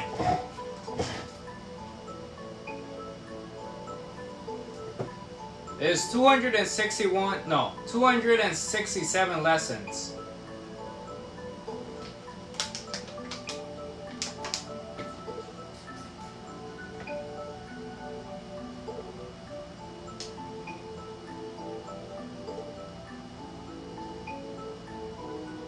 And I have done 34.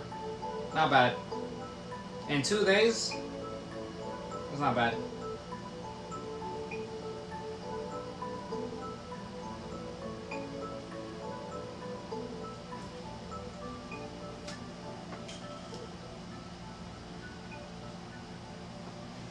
Chicken time.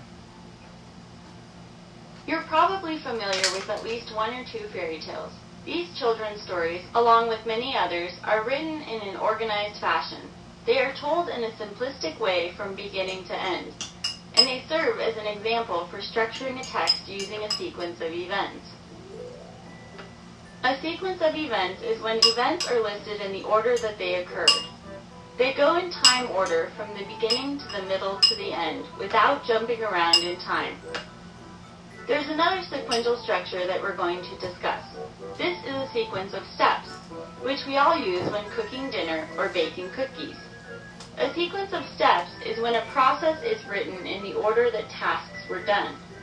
Recipes and scientific procedures are written using this organizational structure. When a sequence of events is used, it creates a chronological pattern of organization, meaning it follows the progression of time, either forward or backward. Historical topics are best organized using this pattern because readers are able to understand a series of related events, when they happened, and what happened before and after them. More complex informational texts often use literary devices such as flashbacks to hint at a change in time order by going back in time and then returning to the present time period being discussed. But a more simplistic organizational pattern involving a sequence of events divides events into past, present, and future, or before, during, and after segments. Signal words are used to signal to the reader that the sequence of events or steps structure is being used. They include words such as before, first, second, third, next, then, later, eventually, and finally. By embedding signal words into the article, readers are able to identify the organizational structure used, and that format helps them understand the process and remember its key parts in a clear and concise manner. In a 2007 Business Week article entitled From Homeless to Millionaire, the millionaire Chris Gardner is interviewed. Before launching into Gardner's responses, writer Carmine Gallo talks about Gardner's success and how his personal story inspired the movie The Pursuit of Happiness with Will Smith. She then includes a paragraph written in the sequence of events structure. As I read it, see if you can identify the signal words used to determine the sequence of events. While attending an unpaid internship program at Dean Witter Reynolds in 1981, Gardner spent a year on the streets with his 2-year-old son. They took refuge at night in a church shelter or the bathroom of a BART subway station in Oakland, California. Nobody at work knew. Gardner eventually won a position as a stockbroker at Dean Witter. 2 years later, he left for Bear Stearns BSc, where he became a top earner. In 1987, he founded his own brokerage firm, Gardner Rich, in Chicago.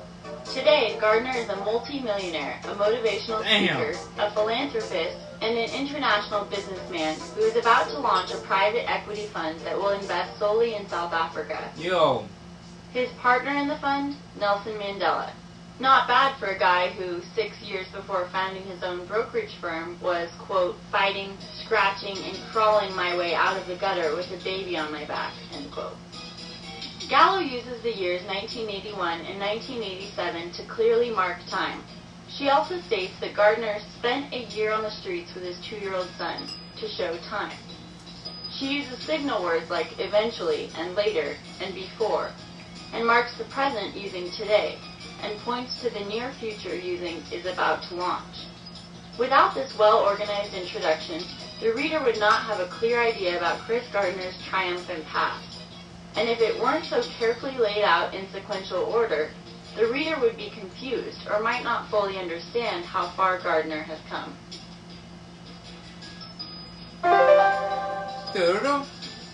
A sequence of events is when events are listed in the order that they occurred.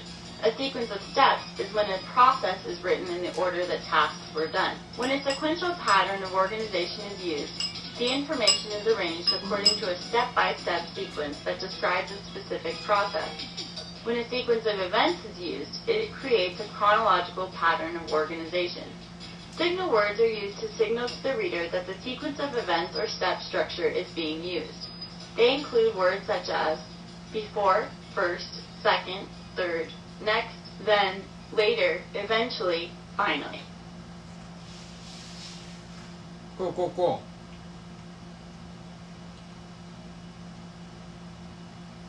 Why is it important to know and look for signal words in an informational text that organizes information using a sequence of events or steps? Signal words help the reader identify the organization structure being used. They also help him or her understand the processes or series of events and remember its key parts in a clear and concise manner. Signal words help the reader identify what happened and when, or what steps need to be taken and in what order. It also helps him or her understand the writer's opinion. I say it's that first one, but I'm just gonna say that. Which topic below should be organized using the sequence of events structure? The harmful events of smoking, effects. The current fashion trends, nah. The most popular social media, nah. Potential solution, nah. The evolution of civil rights movement. What are some of the signal words used to show that the secret of events or steps structure is being used? Both, likewise, no. Although similarly, no. Therefore, consistent, no. Exactly, likewise, no. Eventually, next. That one. When a sequence pattern of organization is used, the information presents a problem and provides possible solutions. The information provides a detailed report that involves the 5 senses, giving the reader a clear description.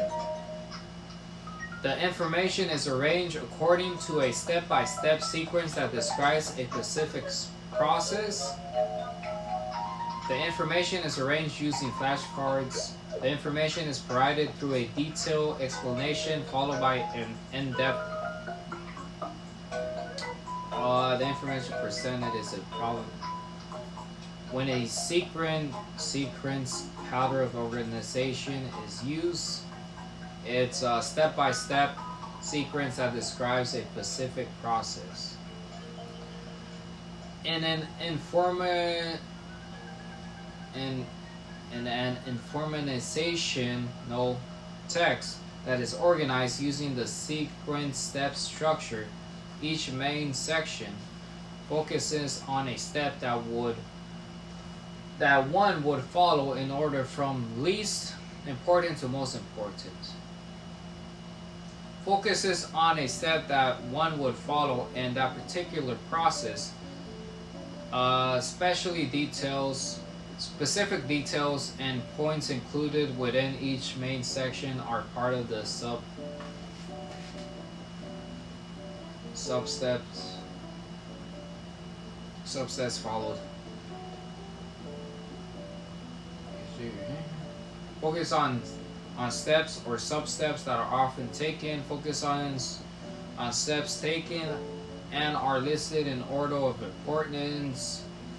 Explains a step of the process and details are given to teach the reader how to perform the task.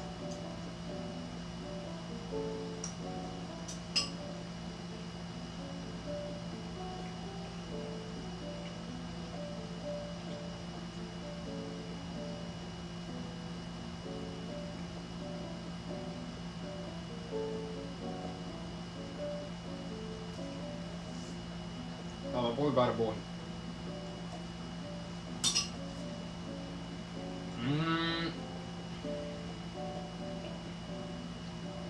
Informational text that is organized using sequence step structure. Each main section explains a step of the process and details are given to teach the reader how to perform the task.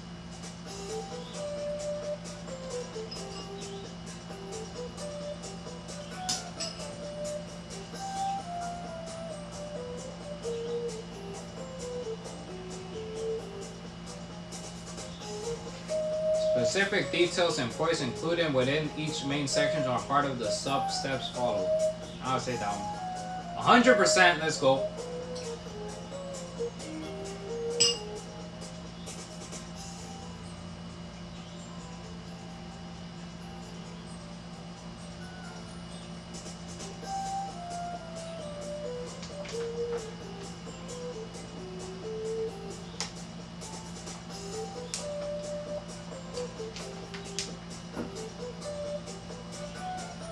was actually worried about that one, so I'm gonna see the explanation of each one.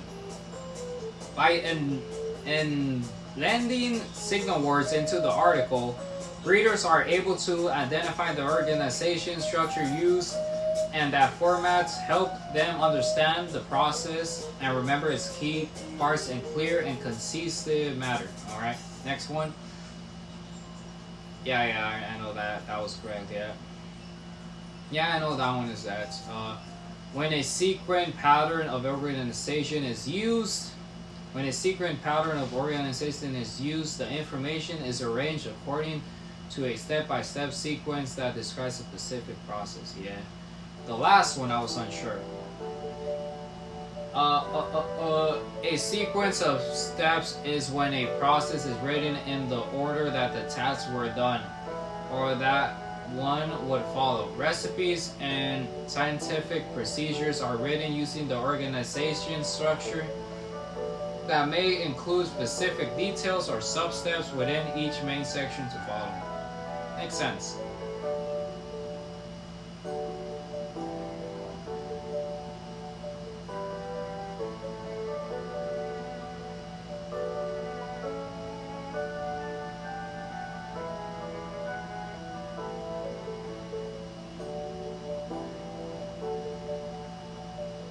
Yeah. Alright, next.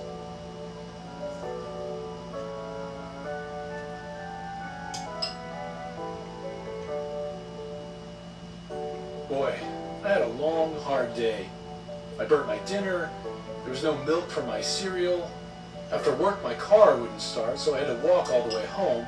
Damn! I was late to work. That sucks. When I woke up, I was still very tired. This story of a bad day is hard to follow and understand. It's like all because mixed. the events are out of order. Every story has a beginning, a middle, and an end, and sequence words help the reader understand the order of events that are taking place. Sequence words are like signals or signs. They help you identify when an event or story starts, when a new event is taking place, and when a story ends. They help organize stories so they aren't confusing like the story about the bad day. You've probably heard, read, and used many sequence words before. These words look different depending on where they are in a story. If you were going to tell someone about your day from the beginning, how would you start? You would probably say something like, "First, I woke up," or "Today I went to school." First and today are great examples of sequence words found at the beginning of a story. These words are signals that tell you a story is starting. Then, later, after, and suddenly are sequence words that might be found in the middle of a story. They signal that a new event is being described. What word might you use to let someone know you're about to describe the last event of your whole day? It might be the word finally. Finally, I hopped into bed and turned out the lights. Finally is an example of a sequence word that marks the end of a story. Read the short story. How do the sequence words in orange help you follow the action? Patty the pirate always dreamed of finding gold. Yesterday she found a treasure map. After reading the map, she jumped in her ship and set sail for the land marked with a big X. Later that day, when she reached land, she began to dig. Suddenly, her shovel hit something hard. It was a large wooden chest. When she threw open the lid, it was filled with sand. In the end, Patty was disappointed she didn't find gold, but happy she had an adventure. After reading the story, think about how the sequence words tell about the beginning, middle, and end of the story. Sequence words also help with comprehension of the text. The sequence words in this story help organize Patty's story and tell the reader the exact order of events during Patty's treasure hunt.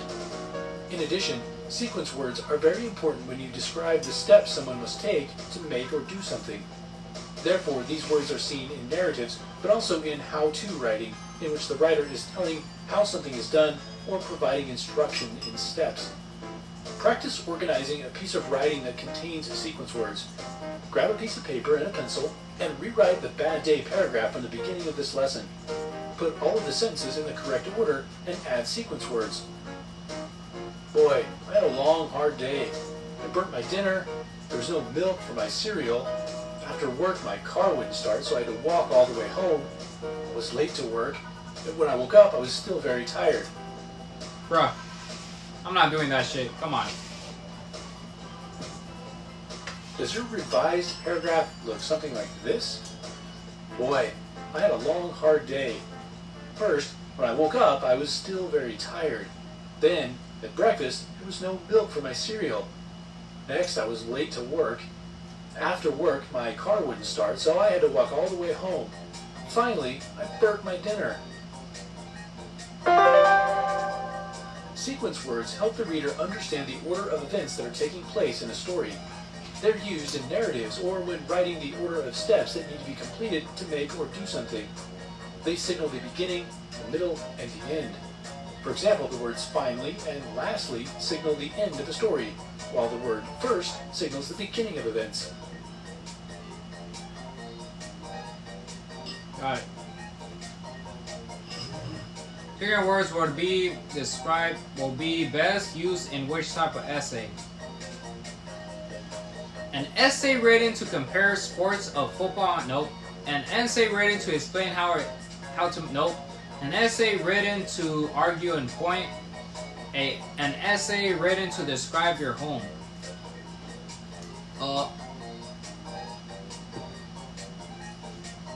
Wait a second. Compare sports? Nah. Oh, explain how to make a paper airplane. There you go. Which of the following is a sequence word you would find in the middle of a story? Lastly, that's last. Finally, that's last. First, that's first. Next, that's in the middle.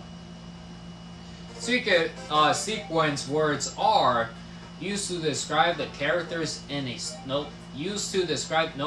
used to help readers understand the order of events taking place. Yeah, used to help readers tell the difference between used to help readers understand the order of events taking place.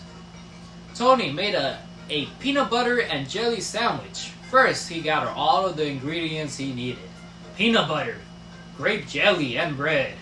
Then he spread the jelly on one slice of the bread. Next, he spread the peanut butter on the other slice of bread.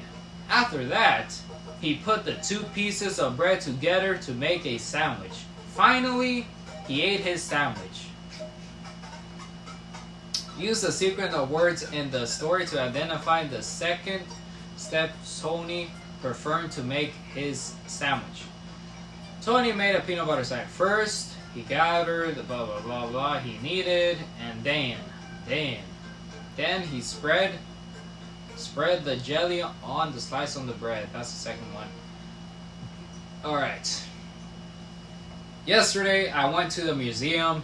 First, I visited the dinosaur exhibit.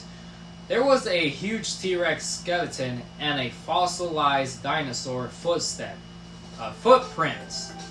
Next, I explored the exhibit on ancient Europe. I mean, ancient Egypt, and saw mummies. After that, I walked around the underground world exhibit and learned about insects. At the end of the day, I was tired from all of the walking I had done. Which of the following is a second word from the story of the trip to the museum? After that, there, walked around, explored. After that, that's the sequence. 100% next. Next video. We going through these quick.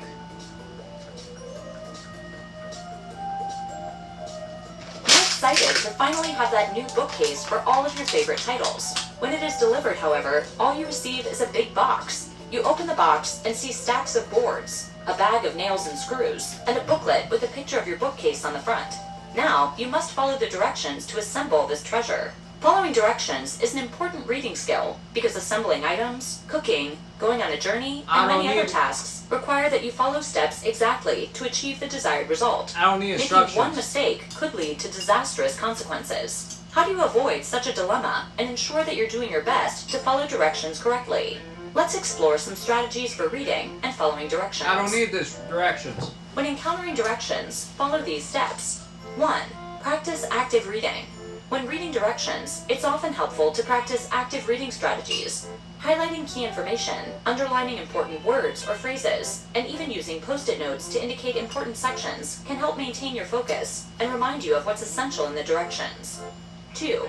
Preview or skim the document. Previewing the document means you're quickly reading or skimming over the information to get an overview of what you will be doing. By doing this, you're preparing yourself for the various steps as well as the final outcome. 3. Text features and tools.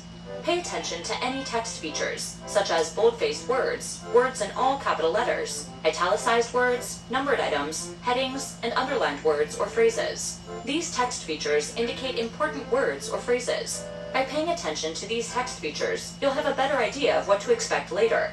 Also, keywords and phrases will highlight those items that may be necessary later on. Be aware of any tools you may need to complete the task. Being prepared with the proper tools reduces the possibility of frustration later. 4. Check it twice. When reading directions, it's always best to read the steps twice. The first read provides you with an overview of the steps in the process. The second read will solidify the instructions in your mind and make them clearer. 5. Specific words. While reading more than once and looking over text features and tools, pay attention to location words, negative words, and descriptive words. These words point to specific information that could make the difference in whether you're following the directions correctly or not. Location words help guide you in a specific direction. Whether you're reading a map or following a recipe, knowing where specific items go or in what direction you're supposed to travel can make the difference in successfully completing your task. Negative words are words like not, never, except, and no. These words can help you avoid errors when following directions. For example, if the recipe says, do not mix the flour and eggs together, and you do mix them, your recipe could fail. Descriptive words are adjectives that give specific information about the details in the directions. Words like every, none, and other identifying words can help you understand exactly what to do. Let's take a couple of moments to review what we've learned. Following directions is a skill that everyone will need to use at some point. Mastering the reading skills necessary for following directions is a basic life skill that you will need to accomplish many tasks. By previewing the document, or quickly reading, paying attention to text features and tools, reading twice, and locating specific words, you'll be on your way to successfully reading and following directions.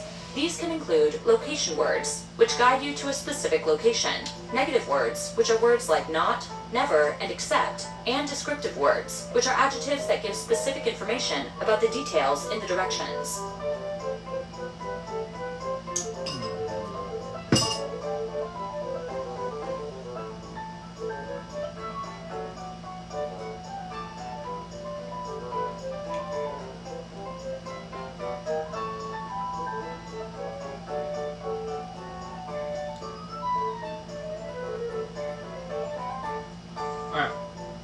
Highlighting, underlining, and using post-it notes while reading are examples of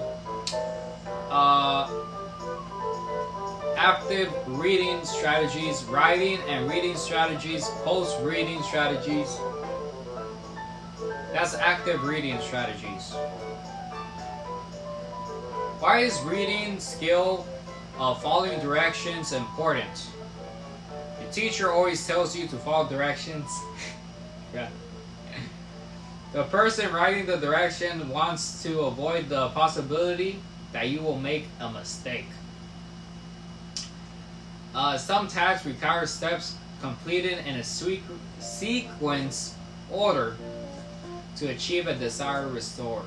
That's the one right there. Location, negative, and descriptive words are important in a set of directions because they point the reader to specific information about what to do. They are often in bold-faced letters. They make the directions fun and interesting. They add a challenge. No.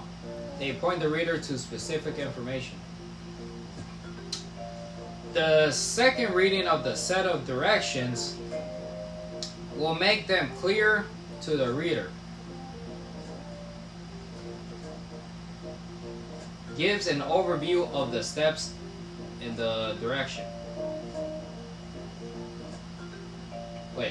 Gives an overview of the steps in the directions. the fuck? Will make them clear to the reader. 100%. Will make it clearer to the reader. Alright, next. This is the final one for this chapter. And then we go to the next chapter. Have you ever been reading along in a text only to find yourself scratching your head and saying, huh, something's missing here? Or didn't that writer say just the opposite a little while ago? If so, you've just encountered a gap or an inconsistency in a text. Even the best writers make mistakes. Sometimes they leave out some important element, creating a gap in their writing. Other times they contradict themselves somehow to create an inconsistency. In this lesson, we'll learn how to identify some common gaps in nonfiction and fiction texts, and practice identifying inconsistencies in both kinds of texts. Nonfiction argumentative texts are often prone to gaps because writers sometimes leave out important parts of their arguments. Every argument must have three elements: a claim that states the writer's position, reasons that logically develop the claim, evidence that supports the reasons and proves the claim. If any one of those elements is missing or underdeveloped, the text ends up with a gap. Let's look at an example. A writer wants to convince readers to vote for Mr. Smith for mayor. Let's say he writes something like this. Mr. Smith is dedicated to improving our community. As a city council member, he voted to allocate funds for street improvements, a new swimming pool, and historical preservation. Mr. Smith is also committed to helping underserved communities in our town. He has donated over $1,000 of his own money to the local food shelf, volunteers for several important charities, and supports the building of a homeless shelter. What is missing? What does the writer want the reader to do? That's right, he wants readers to vote for Mr. Smith for mayor, but he doesn't say that. His argument is missing a claim. Now, let's say the writer created a piece like this. Vote for Mr. Smith for mayor. He's the best candidate for the job. Something is definitely missing here. Reasons and evidence. Why is Mr. Smith the best candidate for the job? The writer doesn't tell us. What if the writer creates something like this? Vote for Mr. Smith for mayor. He's dedicated to improving our community and committed to helping financially vulnerable populations in our town. Now, the writer has both a claim and reasons, but no evidence to support his reasons. There's still a gap. Informational texts can also have gaps. Informational texts are those that give readers facts about a subject, present a collection of ideas, or explain some kind of process. Gaps occur when writers leave out important facts, improperly develop their ideas, or miss steps in a process. Let's say a writer is describing the process of editing a photograph using a computer program. He begins with the step, open your photo editing software and select a picture. But he's missed something important. How did the picture get on the computer in the first place? Some readers may not know how to transfer a photo from a memory card or camera. For a more thorough description, you would need to include that step in the process. What if you're reading an essay describing the primary characteristics of elephants, and the writer includes plenty of information about elephants' appearance, behavioral characteristics, and growth cycles, but forgets to mention where elephants live, or what they eat? Those are some major gaps. Gaps can occur in works of fiction, too. Fiction stories contain some common characteristics, a storyline or plot, a setting, characters, and a point. Well, I told Warren I leave early to help my friend do study. The text will have a gap. W, bro. Let's look at each. I thought you didn't go to work. When a text has a gap in its plot, it leaves important questions unanswered. I thought you were already not at work. Three suspects, and by the end of the story, one is found to be guilty and another innocent, but the third is ignored completely, then the plot has a major gap. Readers should be able to envision a story's setting, at least as much as necessary to understand how it relates to and influences the plot and characters. A missing or underdeveloped setting leads to gaps in the text. Let's say the story takes place on a desert island that is only minimally described. Readers will be left with many questions about how the setting plays a role in the story. Characters need to be developed enough for the readers to understand their role in the story and relate to them on some level. Gaps happen when important characters lack proper development. For example, what if the writer never refers to the background of a major character? Readers will have a much more difficult time understanding that character. Writers should strive for a smooth and consistent point of view, even when they switch point of view characters throughout a story. I fell asleep on my lunch, so I went back or ill-defined, it can lead to gaps in and said I gotta leave early. And can confuse readers. For instance, what if one character narrates Monday's events and another picks up Wednesday's events? Readers are certainly going to wonder what happened to Tuesday. Along with gaps, writers sometimes accidentally introduce inconsistencies or contradictions into their text. This can happen in both nonfiction and fiction writing. Let's return to our example about Mr. Smith for mayor. If the writer creating the campaign materials states in one place that Mr. Smith gave $1,000 to charity, and in another place says that he gave $100, this is an inconsistency. It could affect the credibility of the text, and it definitely merits further research on the part of responsible readers. Fiction authors are even more prone to inconsistencies, especially when they create a series of stories with the same characters. It can be difficult to remember all the details they've used in the past. For example, in the Sherlock Holmes stories by Arthur Conan Doyle, John H. Watson narrates nearly every story, but in The Man with the Twisted Lip, Watson's wife calls him James. Also, in the Harry Potter stories, Harry saw his parents die when he was just 1 year old, but he couldn't see the Thestrals, who only appear to people who witnessed death in the first 5 books, until after he saw Sirius Black die. Why not? Inconsistencies don't necessarily need to ruin the enjoyment of a story, but readers should be on guard for them. Part of being a good reader is to recognize inconsistencies, try to solve them if possible. Did Harry's witness of his parents' death not count because he was too young to understand what was going on? Or simply accept them as an occasional part of reading fiction. Even the best writers make mistakes. A gap happens when a writer leaves out some important element, and an inconsistency occurs when a writer contradicts himself or herself. Nonfiction argumentative texts are often prone to gaps, which occur when writers leave out a claim, reasons, and/or evidence. Gaps in informational text happen when writers leave out important facts, improperly develop their ideas, or missteps in a process. In fiction text, gaps are present when a storyline or plot, a setting, characterization, or a proper point of view is missing or underdeveloped. Text can also have inconsistencies or contradictions, which can affect the credibility of non-fiction texts and the enjoyment of fiction text. Part of being a good reader is to be on guard for gaps and inconsistencies, so you can at least recognize them and then determine how much they affect the text. Such a big mistake.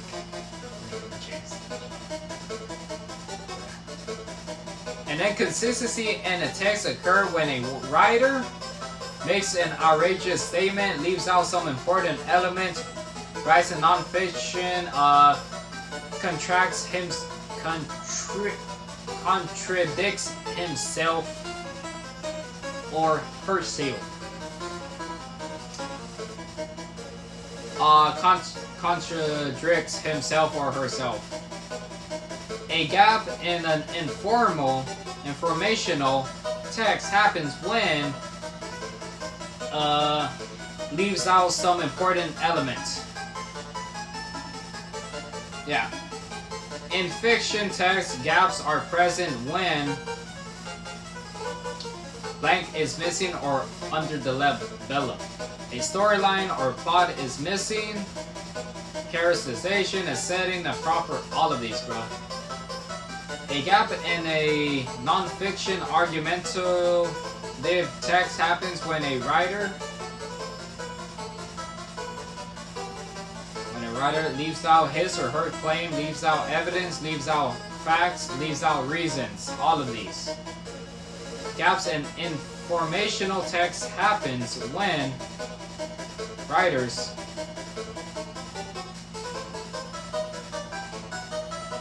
improperly develop their ideas, leave out important facts, miss steps in a process. All of these. 100%. Finish with that one. Let's go.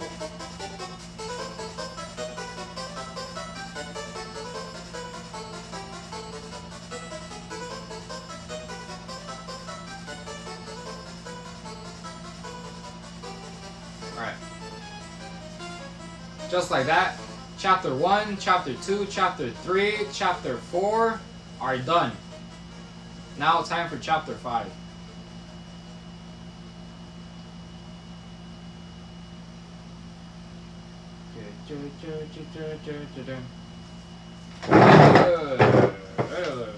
Let me watch this first. Let me watch this.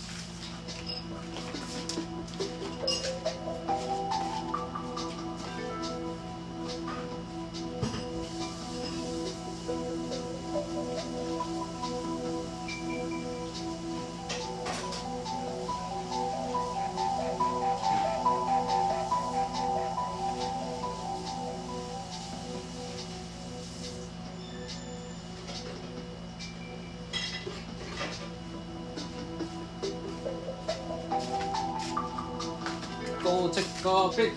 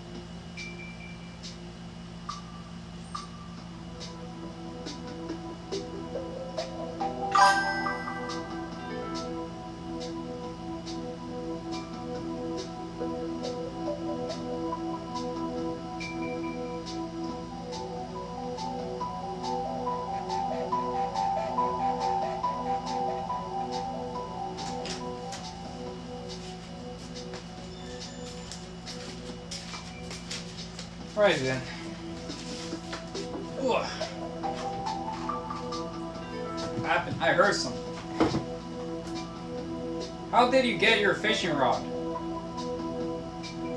Bro, if you do too much study, your head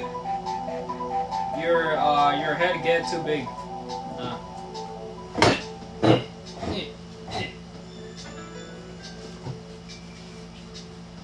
How did I get my fishing rod? I just had it.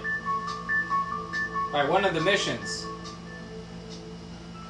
I don't know, when I took the kid to go fishing, that's where I first got it. And then from there I just have a fishing rod.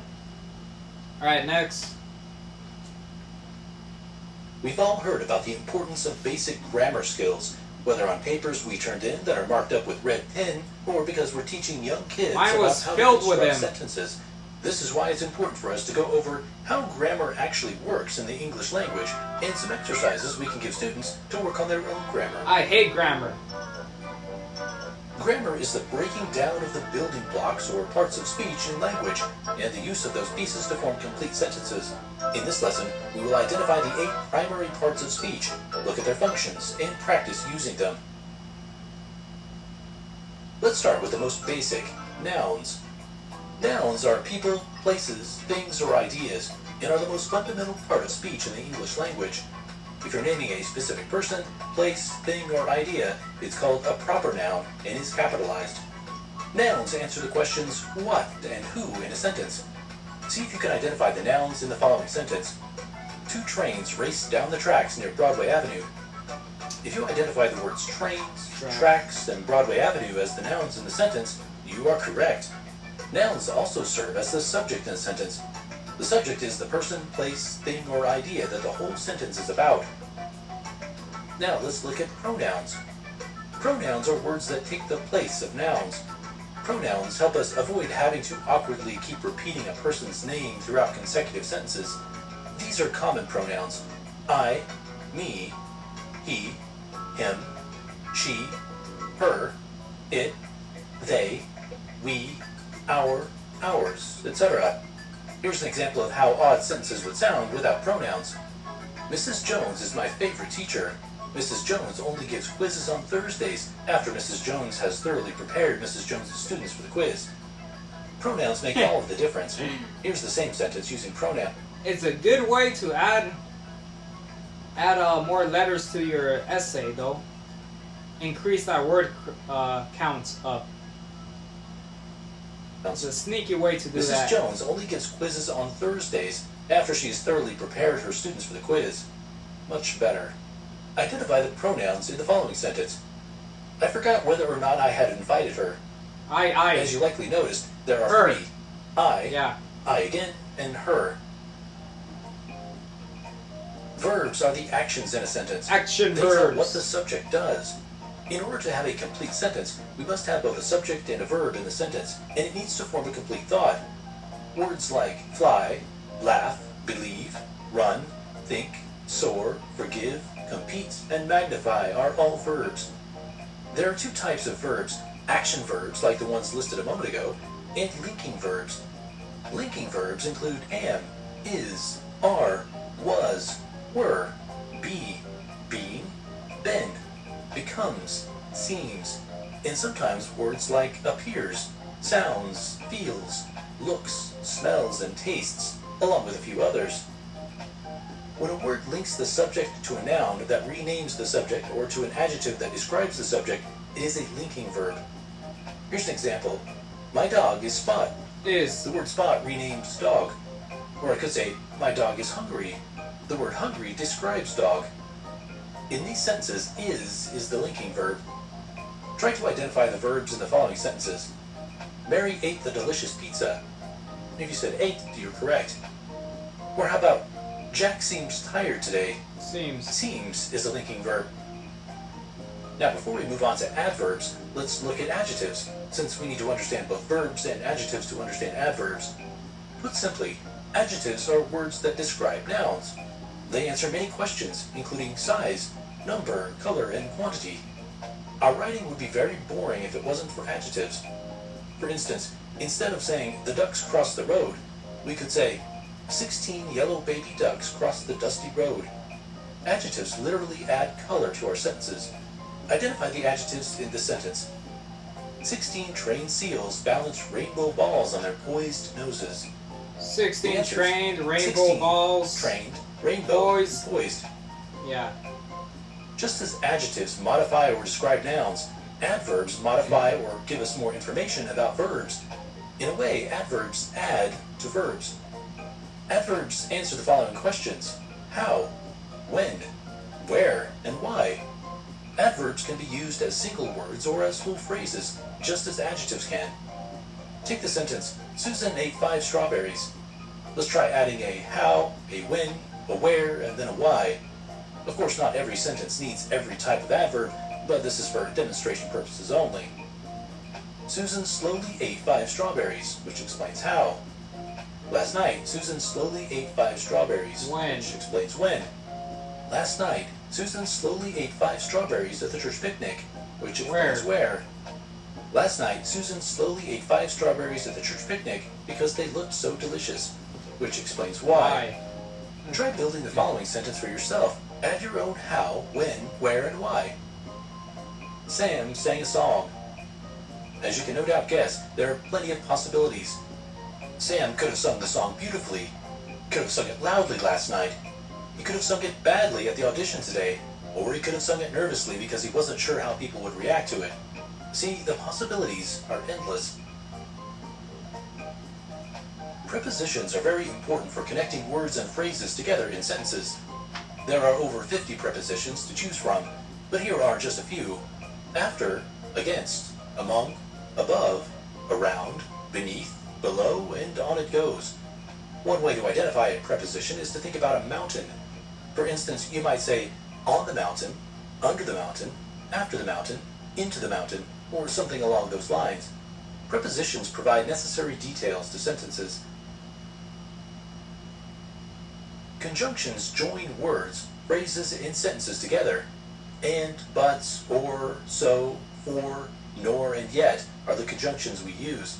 For instance, we might say, Joe and I ate ice cream. The conjunction and connects the compound subject Joe and I. If two sentences are joined with a conjunction, a comma is generally placed before the conjunction that joins them. Here's an example. Sammy yelled across the room, and Bodie answered her. The two sentences are joined with a conjunction and. Try joining these two separate sentences into one with a conjunction. Tim was very unhappy. The lizard ate his pet frog. Hint, try the conjunction for. Our eighth and final part of speech is the interjection. The interjection is simply an exclamation. It's speech that expresses strong emotion and sometimes interrupts the flow of a sentence. Interjections often stand alone. They really aren't a part of any other structure of the sentence. The following are a few examples of interjections. Help! I lost my contact lens. In this case, help would serve as an interjection. No, you may not go to the party. In this case, no is the interjection. And finally, wow, there really are zombies. Here, wow is the interjection. The 8 parts of speech are the building blocks of grammar in the English language. Once you understand their roles, it's time to put them together and form some outstanding I needed sentences this of your review. own. You first need to remember I really that did. grammar is the breaking down of the building blocks or parts of speech. The only one in I knew language, was and the use of those verb, pieces the to form action complete sentences. word, Then you need to remember Action. the 8 different parts of speech that we covered. action verb. They're as follows. Nouns, which are people, places, things, or ideas. Pronouns, which are words that take the place of nouns. Verbs, which are the actions in a That's sentence. the only one I knew. Adjectives, which describe nouns. Adverbs, which modify or give us more information about verbs. Prepositions, which connect words and phrases together in sentences. Conjunctions, which join words, phrases, and sentences together. And finally, interjections, which are simply exclamations. Holy shit. I'm gonna save this one. I'm gonna save it or I'll forget later.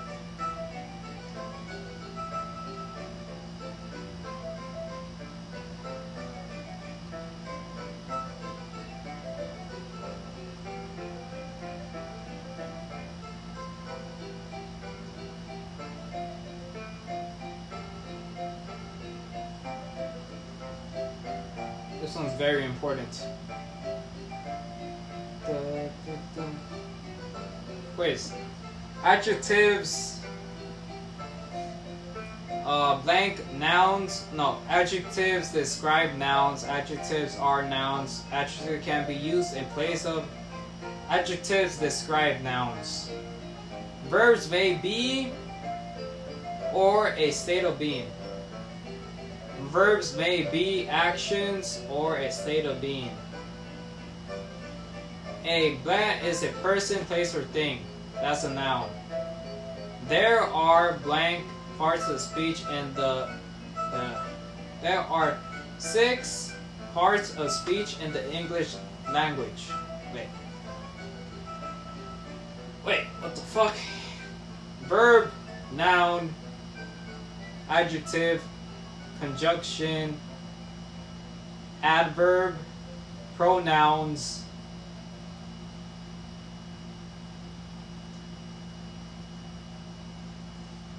noun, pronouns, verb,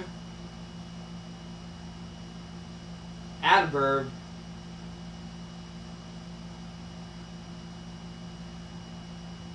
adjectives, conjunctions,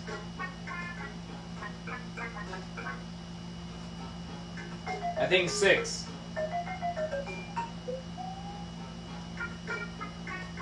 Interjections. Is that another one? So it will be 7 then. Probably 8. Interjections expresses blank and stand alone as part of speech. Interjections express. I already forgot. Expresses description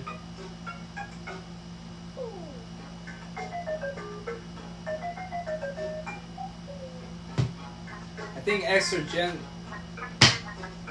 interjections expresses emotion. That's what I think. 80%. I knew it. There's 8 parts. I don't know the 8 parts. Fuck it. Let's go again. Wait.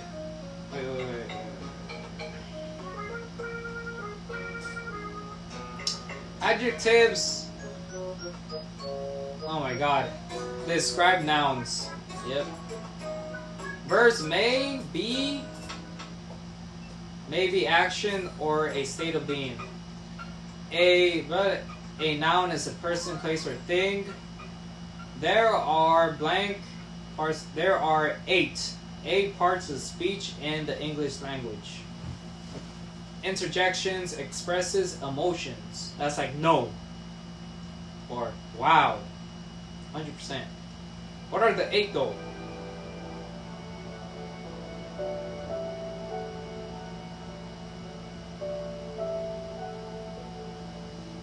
Alright. Great job identifying that there are 8 parts of speech in English. This includes nouns, nouns, pronouns, verbs, adverbs, adjectives, conjunctions, interjections, and I don't know which one's the other one, bro.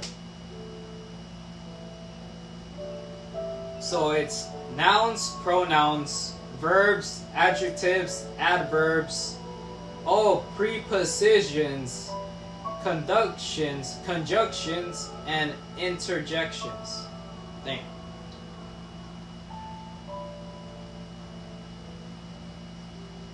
Gotta remember those.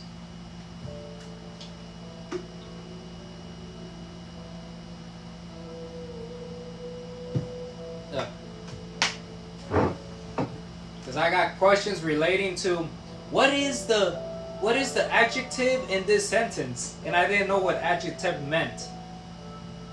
Or what is the preposition in this sentence? I didn't know what that means, but it said pre, so I guess that it was before, so I'm pretty sure I got those right. I gotta remember that. Chapter 5 has a very important... Let me make a Google Doc. Make a Google Doc of chapters and important things that I'll have to review before the test, and that's this one. Because I'm definitely gonna forget.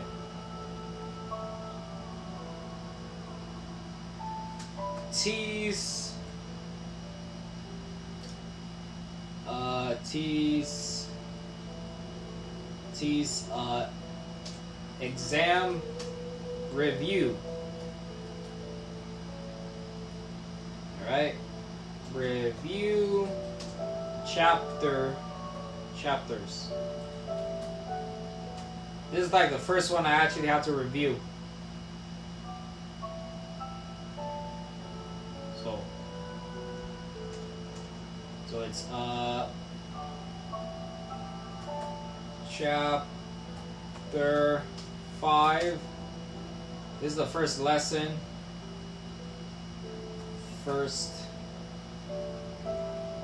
Chapter 5 first.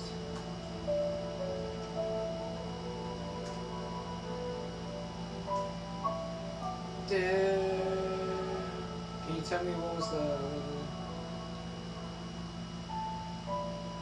grammar? Course is grammar.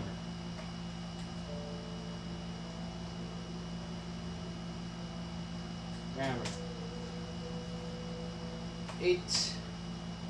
Grammar. 8.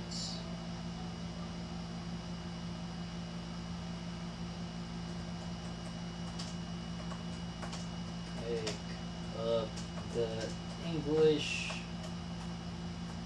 language. Or writing, whatever, writing. There you go. Definitely gonna have to review that in the future, so save it up. Anyways, next. Where do I go next?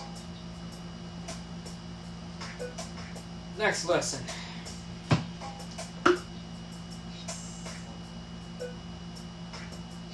Oh, now we're doing nouns? You probably remember learning about nouns at some point, but you may be hard-pressed to explain what they are. Nouns are incredibly important in spoken and written language, but the good news is that they're also pretty easy to understand. Figuring out the basics of how nouns operate in sentences will help you learn lots of other more complex rules. I'm gonna ingrain it in my brain. A noun is a part of speech, and parts of speech simply refer to types of words. You may be familiar with a lot of basic parts of speech, like nouns, verbs, and adjectives. Nouns identify people, places, things, and ideas. Nouns can be categorized as either common or proper. Common nouns name general people, places, things, and ideas, while proper nouns name specific people, places, things, and ideas.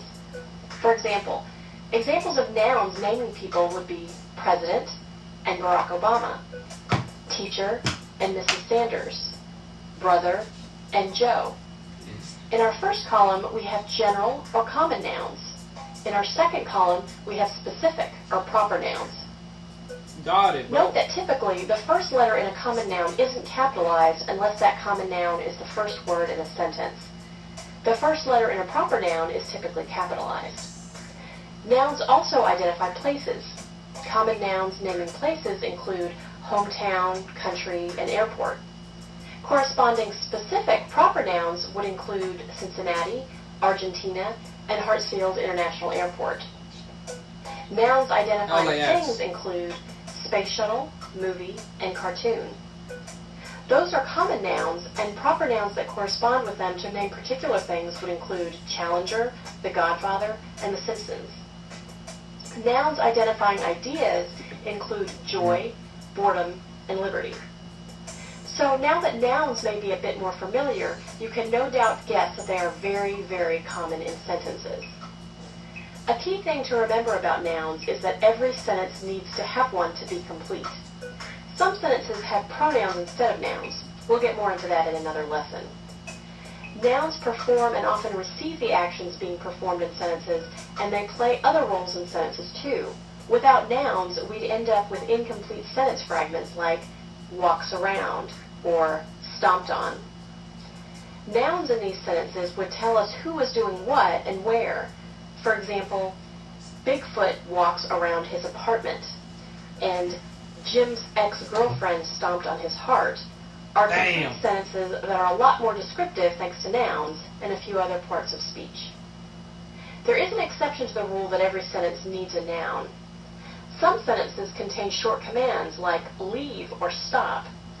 In each of these examples, the noun is understood without actually being included.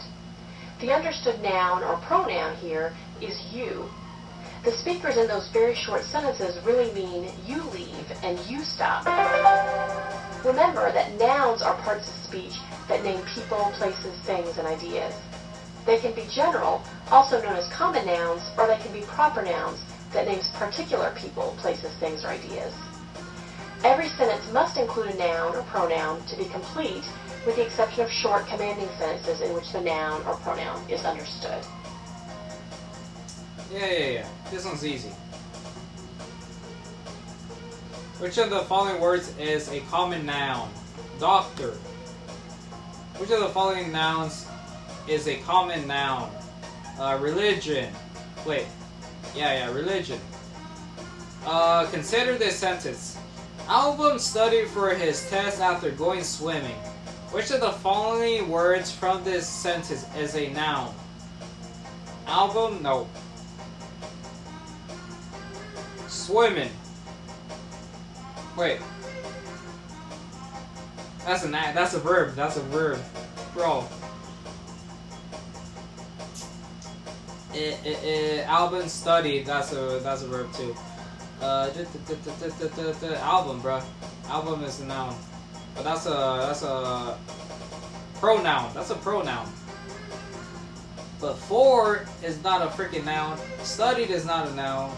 After is not a noun, so that's a noun, bro. Which of the following words is a noun? Early, before, pizza, scared. Pizza.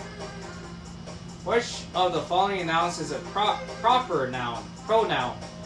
Central Park. There you go, 100%. Album is a noun. Yeah, I know. It's a pronoun, though. It's a pronoun because it's someone's name. A noun would be kid, and a pronoun would be the name album. Album. Adam. No, not fucking Adam. I can't fucking say the name. A pronoun is a name, and then a fucking noun is saying like kid or child.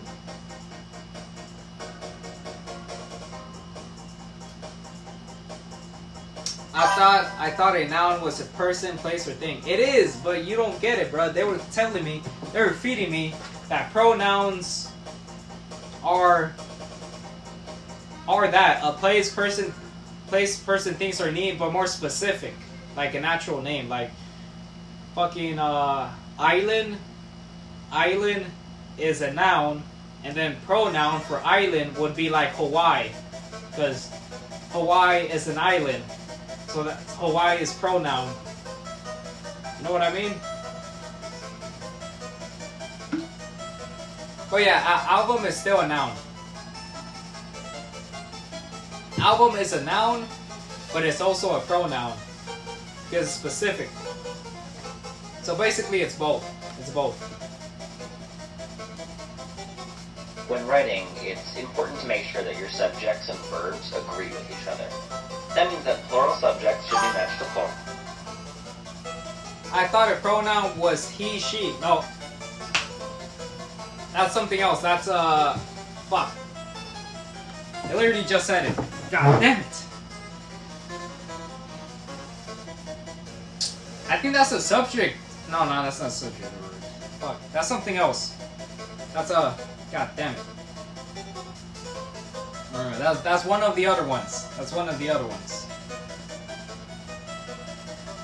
That's one of the other ones. It's not a verb. It and they.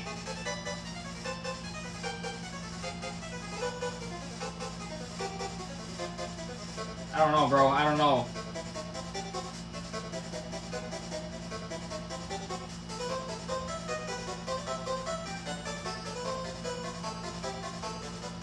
Conjunction, that's describing. A verb is action. A preposition, that's after. Adjective. No, adjective is describing. I think those are pronouns, mate. Pronouns.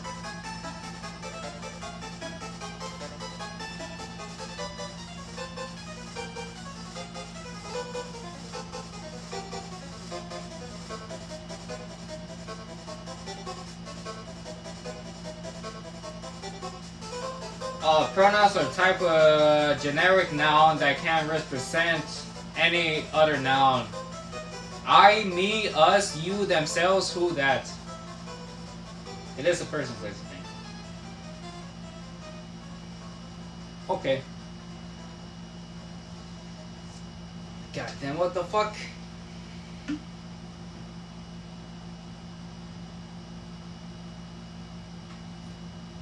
Let me go back now. He, she, it, they. Yeah.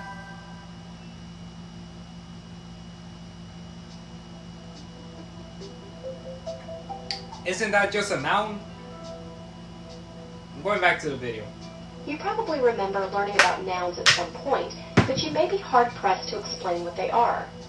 Nouns are incredibly important in spoken and written language, but the good news is that they're also pretty easy to understand. Figuring out the basics of how nouns operate in sentences will help you learn lots of other more complex rules down the road.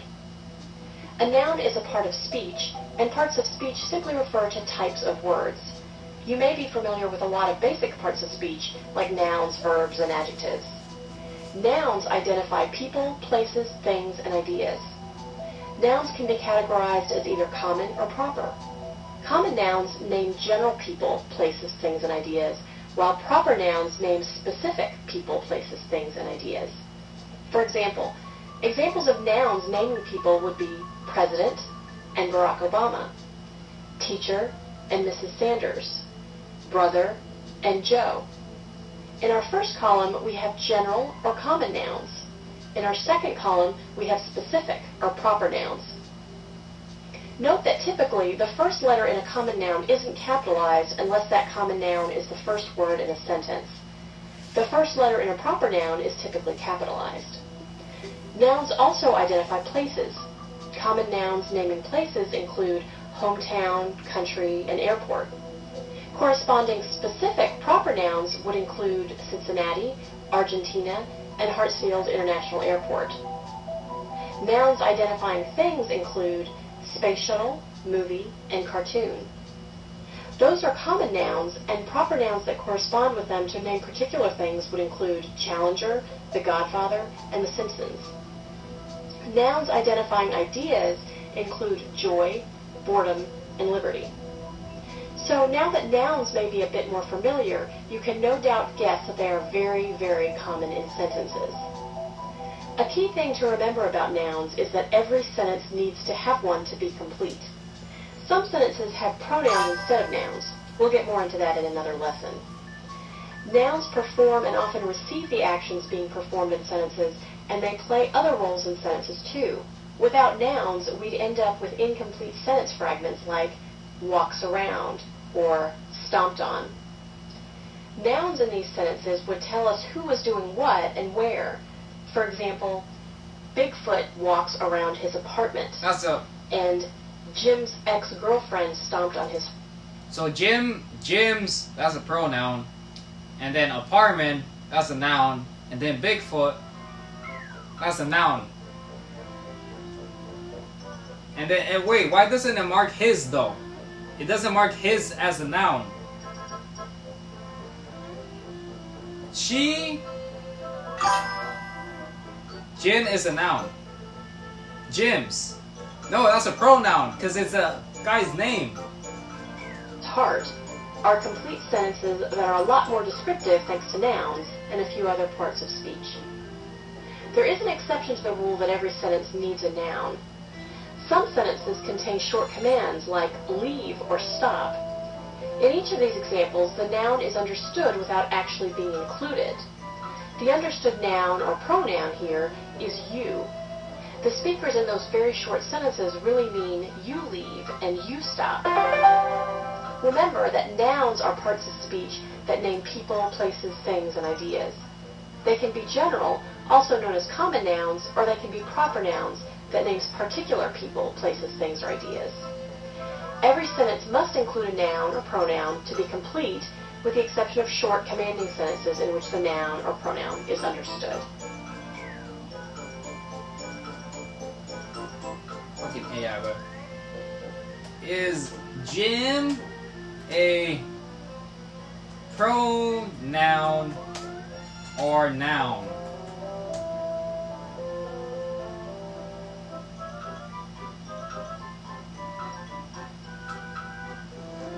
Jim is a noun, specifically a proper noun. You see, it's a pronoun. It's a fucking pronoun, bruh. Specifically a pronoun. Because it's a name.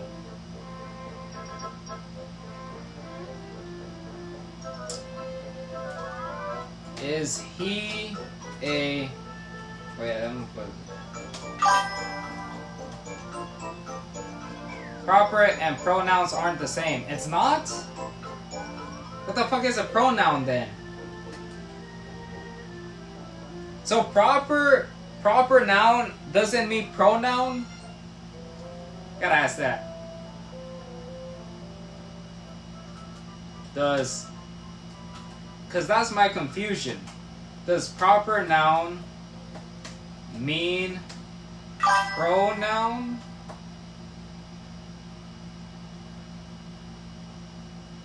No, a proper noun is not a pronoun. What the fuck?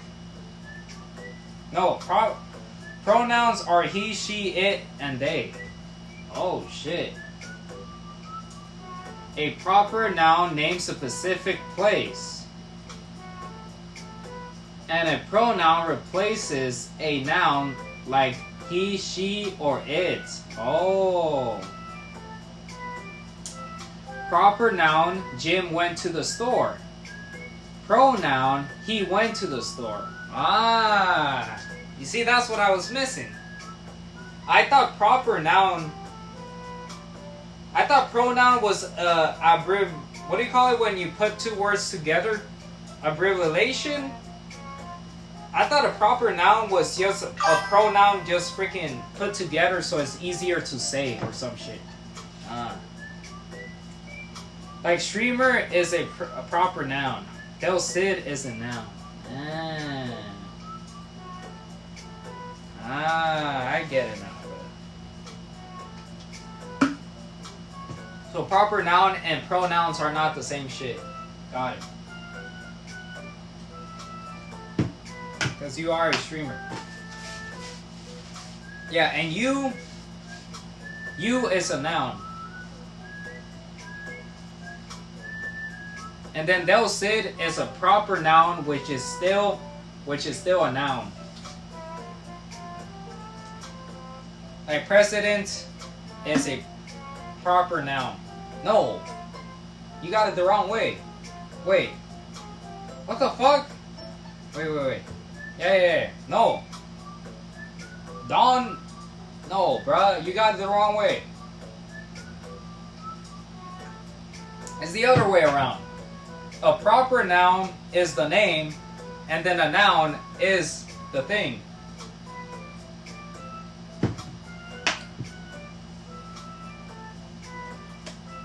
Is Donald. It's the other way around.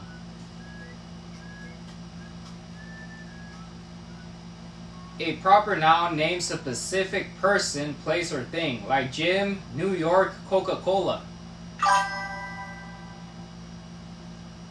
No, I think president is a common noun then. Yeah, it's a common noun. Because there's so many presidents.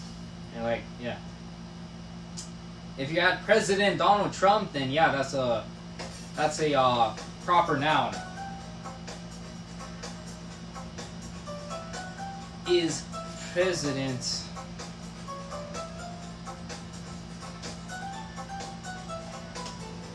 a noun or proper noun?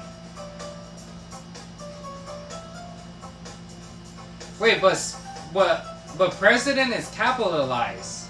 It's capital. It's fucking capital. That goes against the rule.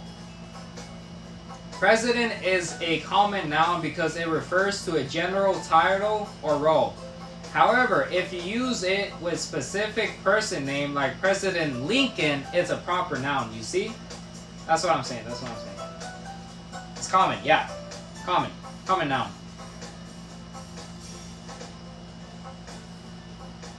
Yeah. There you go. I'm back, bro. You have any questions? Yes, common noun. I agree. Sorry, we just had a massive debate about proper nouns and pronouns. I thought proper nouns was the same thing as a pronoun, but it's not the same thing. Pronouns is something else. It's he, she, it, him, his. Those are pronouns. And proper nouns are specific names or specific items or a specific place. I understand now. That was my confusion. Thank you. I would have kept going thinking that pronouns were proper nouns. I understand now. Next lesson. Now we're doing subject verbs. Should be matched to plural verbs, and singular verbs should be matched to singular subjects. If you don't do this, the sentence is not only grammatically incorrect, but you're welcome. Let's play now. No, what the fuck? Let's look at subject-verb agreement in the present tense. The valet. I'm actually learning now. The owners is upset. I finally reached the point where I don't know the information. The main reason I don't know about verbs, nouns, conjunctions, fucking adjectives, all of this shit is because in elementary school, I barely went to school. Most of the days I would just not go to school, so I never learned. Both of those sentences probably look and sound funny to you, but let's examine why. The only one I did know was we have a singular verb. Subject. I know verb because action verb. And in the second sentence, we have a plural subject. That's owners. Quick refresher, to find the subject, first find the verb, and then find the thing the verb is connected to. If I wouldn't have said anything, you would be learning wrong stuff. Yeah, basically. Unless if it, like, I'm pretty sure there's gonna be one specifically on pronouns, and then I would have When known. writing, it's important to make sure that your subjects and verbs agree with each other. That means that plural subjects should be matched to plural verbs, and singular verbs should be matched to singular subjects. If you don't do this, the sentence is not only grammatically incorrect, but confusing to boot. Present tense. Let's look at subject-verb agreement in the present tense. The valet crashed the car. The owners is upset. Both of those sentences probably look and sound funny to you, but let's examine why. In the first sentence, we have a singular subject. That's the valet. And in the second sentence, we have a plural subject. That's owners. Quick refresher: to find the subject, first find the verb, and then find the thing the verb is connected to. Usually the noun to the left of the verb, but not always. In the present tense, to make a verb singular, you usually add an s, or es, while to make a noun singular, you remove the s. So, to make the subjects and verbs agree in the first sentence, we would either have to change the subject to make it plural, since the verb is plural, like so. The valets crashed the car. Or, more sensibly, change the verb to make it singular by adding es, making it the valet crashes the car. Likewise, in the second sentence, you must change the form of the verb to be to its plural form, or change the subject to its singular form, making it either the owner is upset or the owners are upset. To remember where to put your plurals, think of subject-verb agreement in the present tense as a little bit like a seesaw. When the subject is plural, it gets the plural form, usually an s. And when the subject is singular, the plural drops off the verb and gets the s, or es this time. Past tense. In the past tense, however, subject-verb agreement is a little less complicated. Why? Because in the past tense, regardless of whether your subject is singular or plural, the verb form stays the same. So, the robot menaced me from across the bar, and the robots menaced me from across the bar keep the same verb form, though the first sentence has a singular subject, robot, and the second sentence has a plural subject, robots. Of course, there are some exceptions. This is English. There are always exceptions. When certain helping verbs are used as the main verb, then you have to pay attention to your subject-verb agreement again. The most common are has and have, and was and were. Take this example. The robot has destroyed the village. Both has and robot are singular, and has is the main verb here. If the main subject is plural, then you must also pluralize have, as in the robots have destroyed the village. Or, the photo was plastered all over campus, compared to the photos were plastered all over campus. Photo was, photos were. When two singular subjects fucking mistakes I make in writing. joined by the conjunction and, that makes the subject plural. And so, like our earlier examples, you'll need to make sure your verb is plural to match. Here are a couple of examples. The alligator and the crocodile are basically living dinosaurs. Here, the alligator and the crocodile is the compound subject joined by and therefore the main verb is plural. In this case, are instead of is. Let's look at another. Laughing nervously, the tourist and his guide wade into the reptile-infested swamp. Here, the compound subject is the tourist and his guide, and the main verb is wade. That's the plural. Remember, the singular would be wade, adding the s. As for other conjunctions, or and nor are also used between two subjects, but instead of bringing them together, they provide contrast. In other words, they keep them separate as singular subjects. In these cases, the subject closest to the verb determines whether it's plural or singular. So, neither the band nor the singers are going on tonight. In this case, because the plural noun singers is closest to the verb, we use the plural form of the verb. That's are. Switching around, we need to use the singular. Either the singers or the band is going on tonight. Singular band is matched to singular verb is. Sometimes your subject isn't directly to the left of the verb, and this can lead to confusion in subject-verb agreement. For instance, say you have a prepositional phrase. That's a phrase connected to a noun by a preposition that describes something about your subject. In these cases, you have to be careful to identify what the sentence subject is before deciding whether your verb should be singular or plural. For instance, a team of horses races through the main street daily. Because horses is next to the verb races, you might be tempted to think that the subject is plural. That is, horses.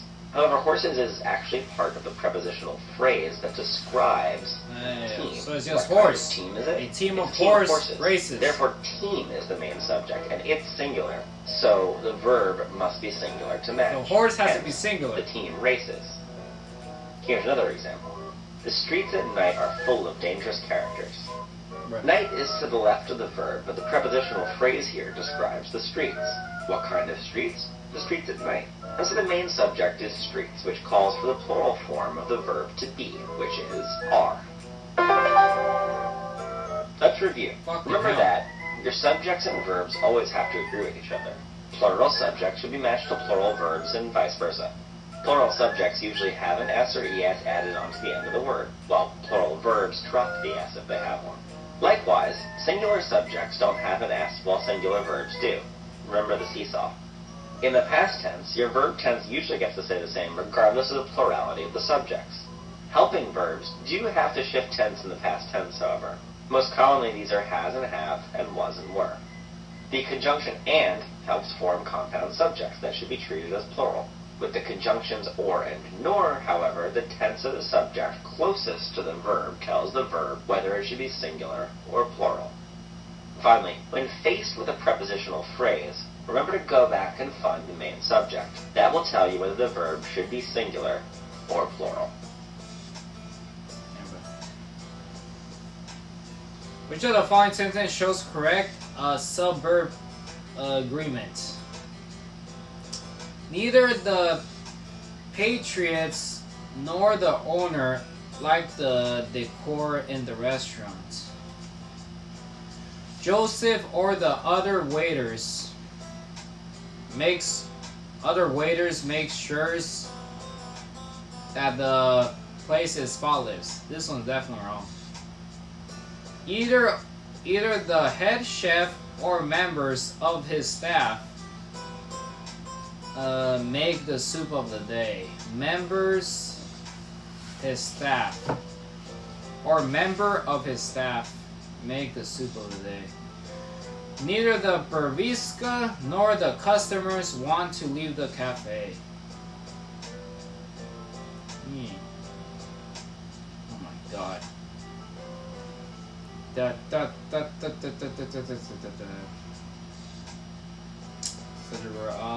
Neither the barista nor the customers want. Oh, that shit says wants. That's definitely wrong. I didn't even see that. Neither the patrons nor the owner like the decor in the restaurant. It could be that one. Or either the head chef or members. Oh, this one's wrong. This is supposed to be like a comma right there. Members is supposed to have a comma. Members of his staff. So it's the correct one has to be neither the patrons nor the owner like the decor in the restaurant. Yeah. Which of the following sentences shows the correct suburb agreement? John and his cousin plays daily at the wait. That's not what it says. John and his cousin play daily at the outdoor courts. That's supposed to be plays with an S. Beans and rice are a popular dish for athletes. I think that's right. The bats and the helmet is kept in the locker. The bats and the helmets. That's supposed to have an S. Martin and the rest of the squad cheers for the hometown team.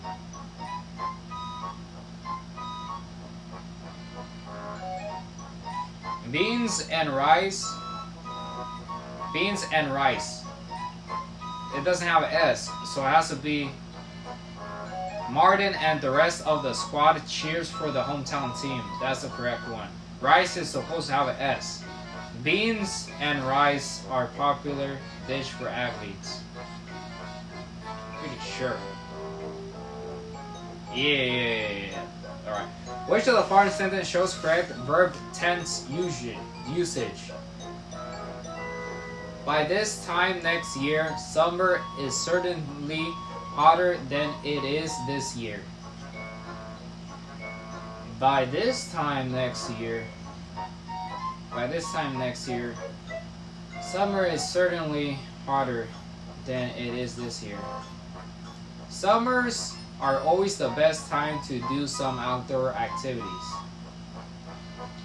My family plays musical instruments back when we were kids. Bro, what the fuck is that? Canoeing is my favorite activity until I broke That's supposed to be was my favorite activity. By this time next year, summer is certainly hotter than it is this year.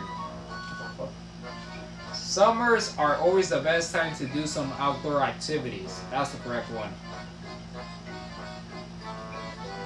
Which of the following sentences shows correct subject-verb agreement? None of the milk sold here are made on farms in this state.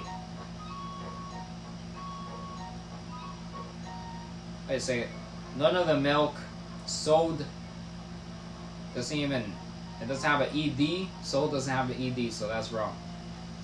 Most of the sugar has crushed.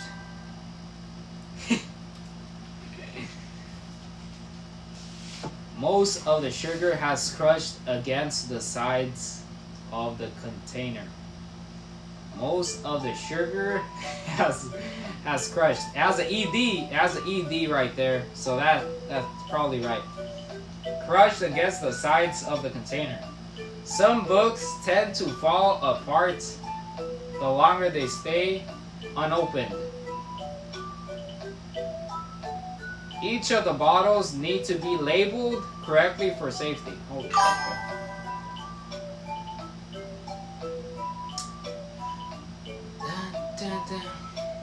Huh? Sold?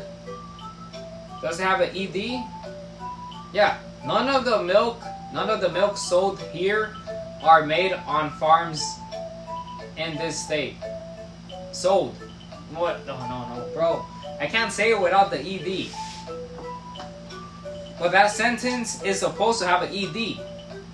Like, sold is supposed to have an ED because none of the milk sold here are made on farms in this state. You know what I mean? Sold is supposed to have an ED at the end. Why? Because it's talking about milk that is sold there. Wait. None of the milk sold here? Yeah.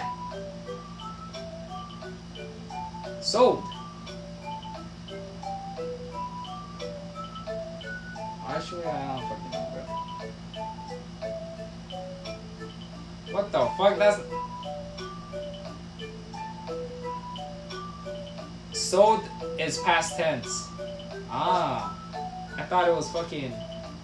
I thought sold had an ED, so it is like that. Oh, so present tense. None of the milk sell here are made on farms in this state. Sold isn't a word? I thought it was. I'll be damned. The more you know. I thought that was a word.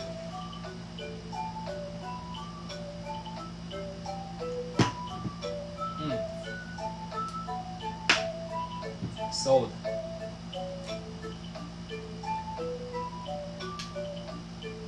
Wait. Most of the sugar we done sell milk is present.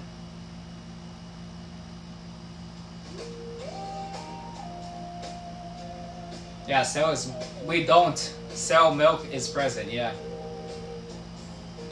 Sell is present. I guess sold could be present too. Don't, yeah.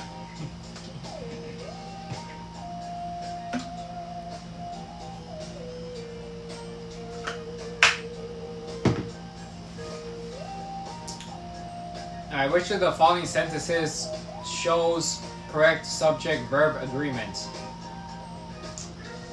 Each of the bottles need to be labeled correctly for safety. Some books tend to fall apart the longer they stay unopened. Put your glasses on, bro. I don't understand what's wrong with these sentences. Most of the sugar have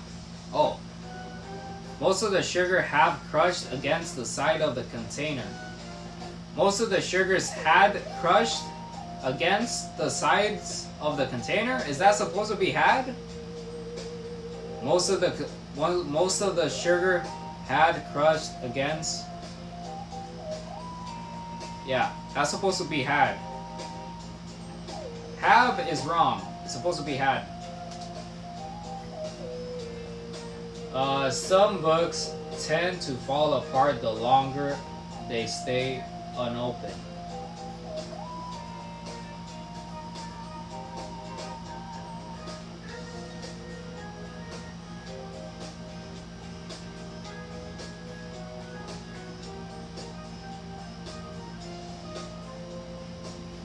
Each of the bottles need to be labeled correctly for safety. None of the books... Wait, no. Oh my god. None of the milk sold here are made on farms in this state. I really don't know which one's the fucking correct one. My eyes. Don't give me the answer.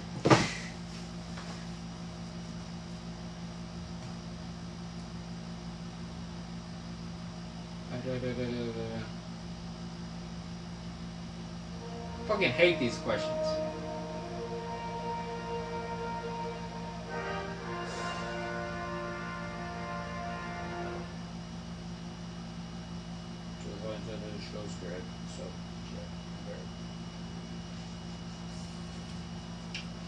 None of the milk sold here are made on farms in this state. I don't see anything wrong with that. Some books tend to fall apart the longer they stay unopened. I don't even know what that means, but some books tend to fall apart the longer they stay unopened.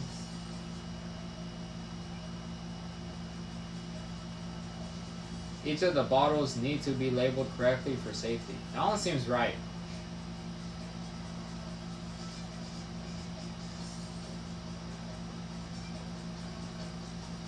Choose that one. Which of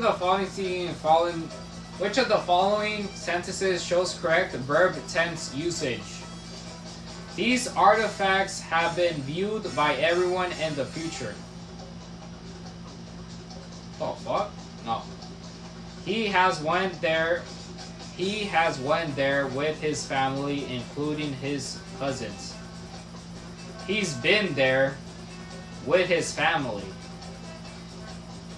Adam had gone to the British Museum before he turned 12.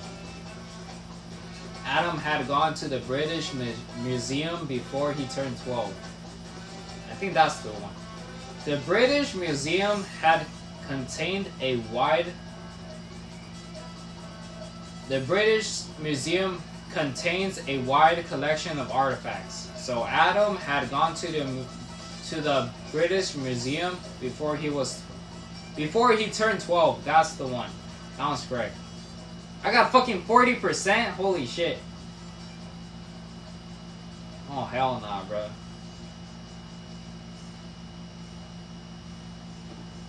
Jesus Christ, bro. Fucking failed that miserably.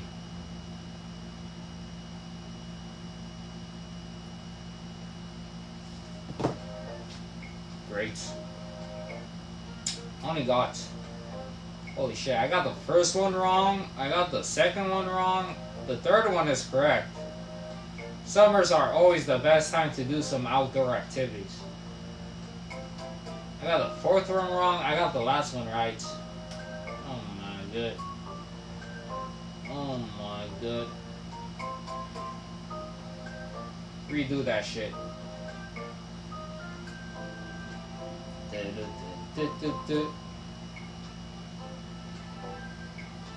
Which of the following sentences shows correct subject-verb agreement? What the fuck even is subject-verb? One singular person doing an action. That's what that is. Joseph or the other waiters makes sure... Nope. Neither the patrons nor the owner like the decor. Either the head chef Either the head chef or members of his staff make the soup of the day.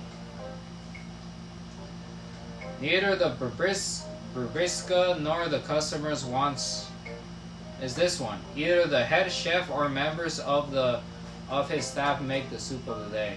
That one. And then the next one, holy fuck, this one was also wrong. Which one shows the correct subject verb? John and his cousin play daily at the outdoor courts.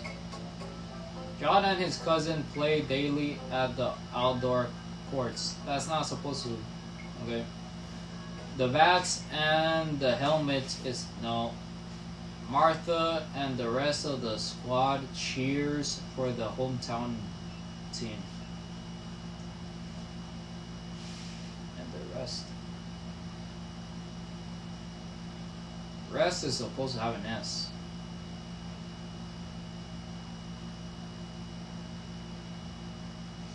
I say John and his cousin play daily at the outdoor courts. That one. Somewhere.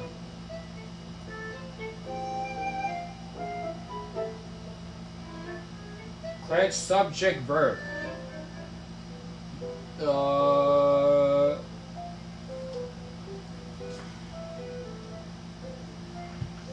None of the milk sold here are made on farms in this state. Most of the sugar have crushed against the has crushed. Alright, some books tend to fall apart the longer they stay unopened.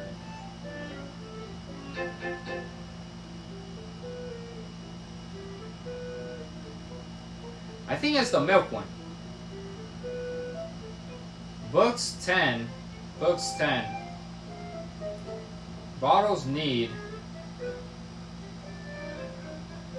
sugar crushed. Oh my god, I don't know, man. Fucking give me fucking milk.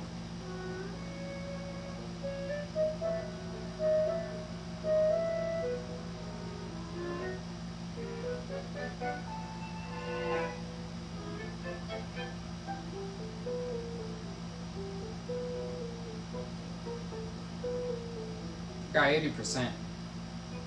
It's not the milk. Indefinite pronouns replace nouns that are unclear, unknown, or uncountable. When an indefinite pronoun replaces a plural noun, the verb must be in the plural form. Cases where the noun being replaced is uncountable, the verb agreeing with the pronoun must be in singular form.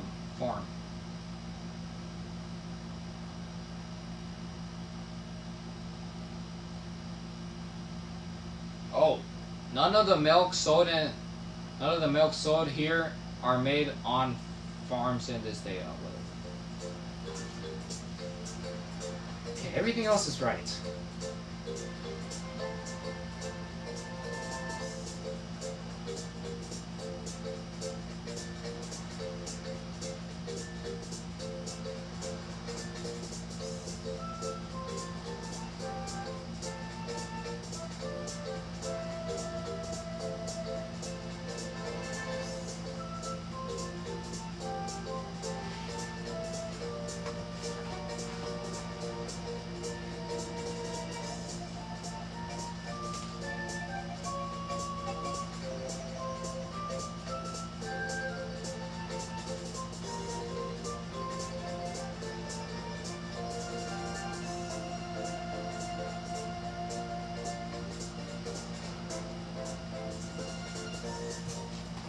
Not the fucking milk.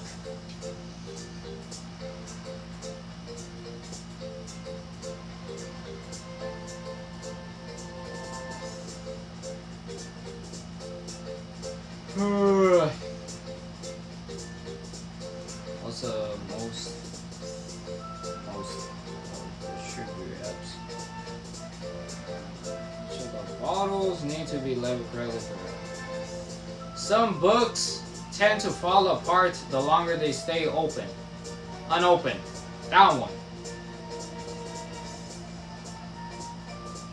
Oh my fucking god, bro. Oh, I got a different one. What the fuck? So it is that one. Some books tend to fall apart the longer they stay unopened. Indefinite prolonged, blah, blah, blah, blah, blah. Same shit. Okay. Cool.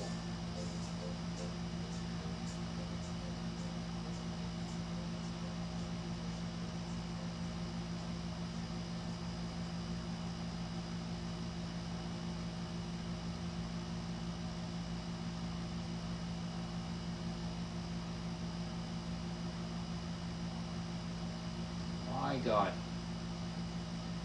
Do you remember when you were a kid playing with activity books? Did you ever play Connect the Dots?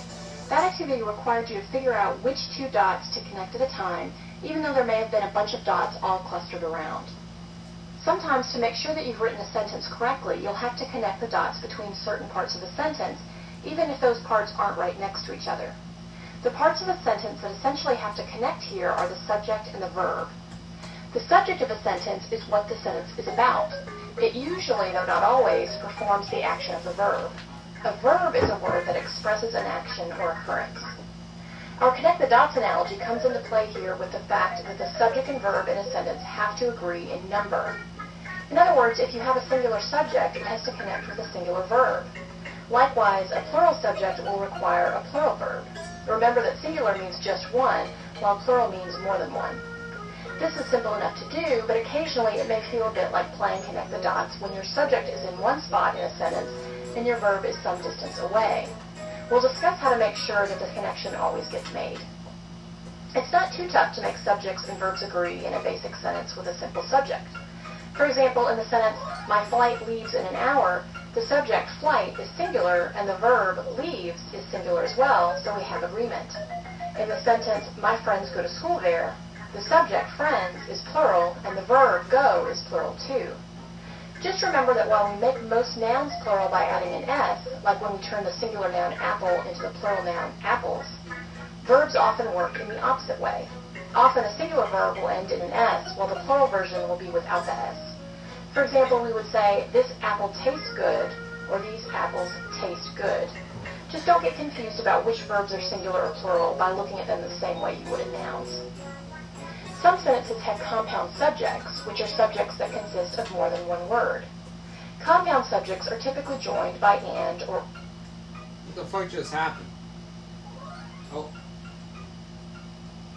Oops. And or. A compound subject that has parts joined by and would need to be matched with a plural verb.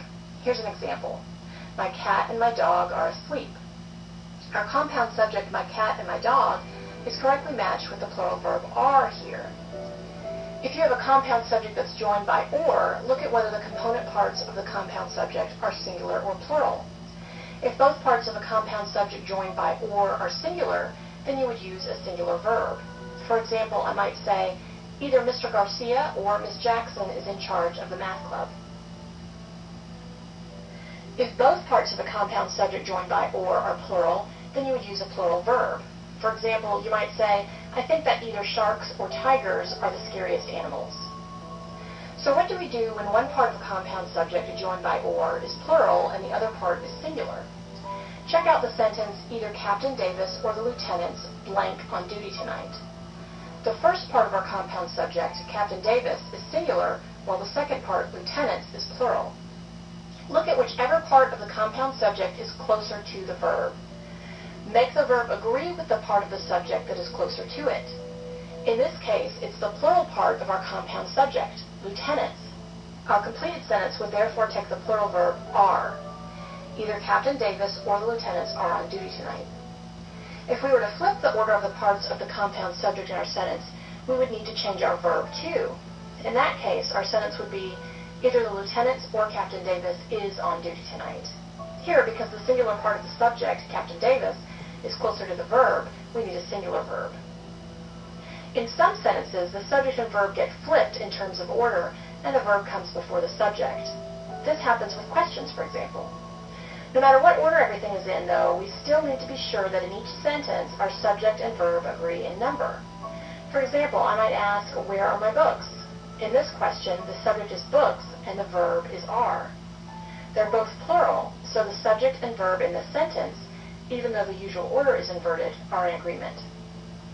Sentences that start with the word there typically also feature an inverted subject-verb order. Again, the process is simple. Just connect the dots to identify the subject and verb and make sure that they agree in number. For example, in the sentence, there is a simple explanation, the subject is explanation and the verb is. Here, both the subject and verb are singular, so we have agreement. Connecting the dots to make sure that you correctly identify the subject and verb in a sentence in order to make them agree is especially important when other words and phrases come in between them. Take a look at the following sentence. The cost of medications blank risen recently. To figure out whether we need a singular or plural verb, we'll first need to determine what our subject is. Many people might glance at this sentence, see the word medications, and decide that the sentence would correctly read, the cost of medications have risen recently. The assumption there would be that because medications is plural, we'd need the plural verb have. Look again though. Is medications actually the subject of the sentence? Is the speaker saying that medications have risen or something else? In this sentence, the word of is a preposition and the words of medications is a prepositional phrase. A preposition is a part of speech that shows how nouns or pronouns in a sentence are related to other words in the sentence. Remember that a word in a prepositional phrase can never be the subject of the sentence in which the phrase appears. The word medications, therefore, is not our subject in this sentence. Instead, the subject is cost. This makes sense because this sentence is really telling us that the cost has risen. The word cost is singular, so we need a singular verb, has. The corrected sentence would be, the cost of medications has risen recently. Here's one more example. Glitches in my computer blank causing problems. What's the subject of this sentence? Remember that in my computer is a prepositional phrase, so we need to ignore it for a moment. The subject is glitches, and that's a plural noun, so we need the plural verb are here. The correct sentence would be, glitches in my computer are causing problems. Remember not to be thrown off by the fact that a singular noun, computer, sits right next to the verb.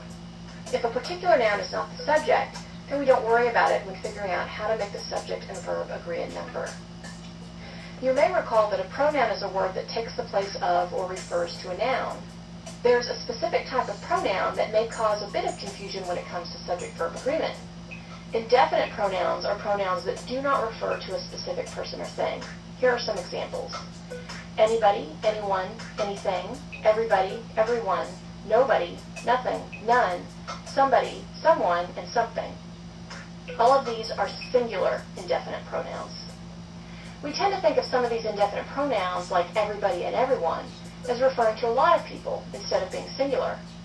Actually, though, in terms of grammar, these indefinite pronouns are technically singular, so we need to match them up with singular verbs in sentences in order to ensure that we don't have subject-verb agreement problems. For example, we'd say, everybody has the right textbook for class. Not only does that sound right, but it also checks out grammatically. Everybody is a singular indefinite pronoun, and it's the subject of our sentence, and has is a singular verb. Remember that the subject of a sentence is what the sentence is about. It usually, though not always, performs the action of the verb. A verb is a word that expresses an action or occurrence. The key rule is the subject and verb in a sentence have to agree in number. There are a few key situations to pay attention to when working to connect the dots so that your subjects and verbs always agree. First, some sentences have compound subjects, which are subjects that consist of more than one word. Compound subjects are typically joined by and or. A compound subject that has parts joined by and would need to be matched with a plural verb. If you have a compound subject that's joined by or, look at whether the component parts of the compound subject are singular or plural. If they are both singular, then you would use a singular verb. If both parts of the compound subject joined by or are plural, then you would use a plural verb. So what do we do when one part of the compound subject joined by or is plural and the other part is singular? Look at whichever part of the compound subject is closer to the verb. Make the verb agree with the part of the subject that is closer to it. Second, even when a verb comes before the subject in a sentence, as often happens with questions and sentences that start with there, remember that the subject and verb still must agree in number. Third, remember that a word in a prepositional phrase can never be the subject of the sentence in which the phrase appears. If a prepositional phrase comes between the subject and verb in a sentence, ignore the prepositional phrase in order to focus on your subject and verb and then make them agree. Fourth, indefinite pronouns are pronouns that do not refer to a specific person or thing. Remember that when you have a singular indefinite pronoun, like everyone, as the subject of the sentence, you'll need to match it with a singular verb, even when a prepositional phrase comes between them.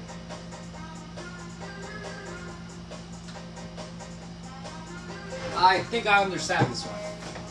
In the following sentence, how would you determine whether to use a singular or a plural verb to complete the sentence? Either my mom, either my mother or my sisters are at the mall.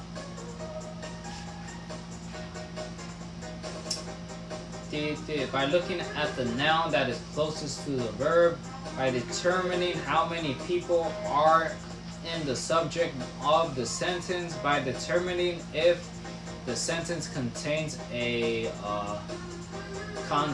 compound subject.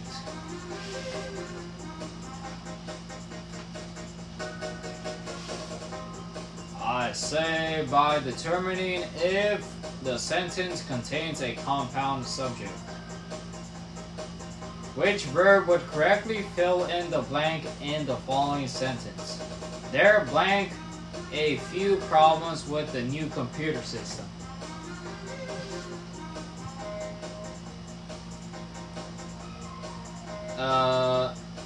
There blank a few problems with the computer system. There are a few problems with the new computer system.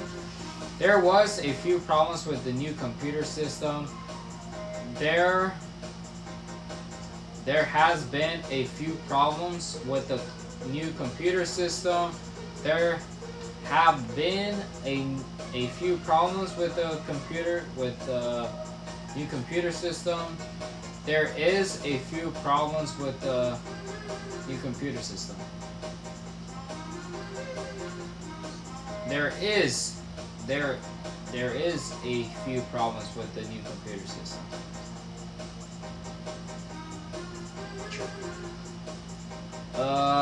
Either my mother or my brother blank my math textbook. Either my mother or my brother have my math textbooks. Has my math textbooks. Either my mother or brother has, because there's two of them. Everyone is at the carnival. Everyone are at the carnival. It is because everyone is considered singular. The reason for my decision is complicated.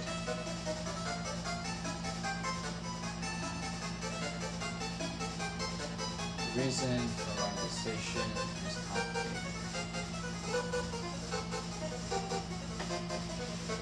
The reason for my decision is complicated. No, because the word decision is a plural subject. No, because the word closest to the verb is plural and the verb should also be plural. My decisions.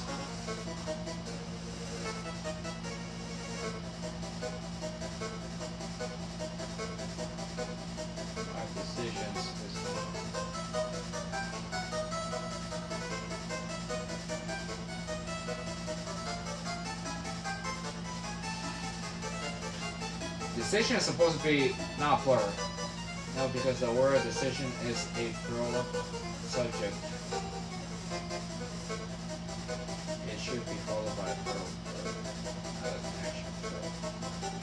Well, because the word closest to the verb is plural.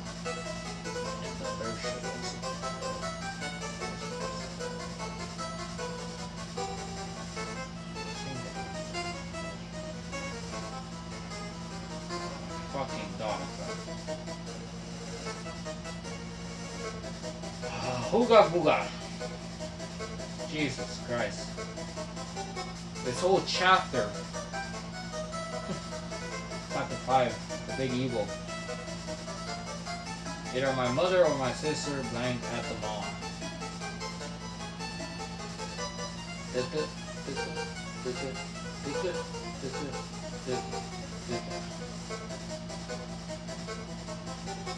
Either my mother or my sisters.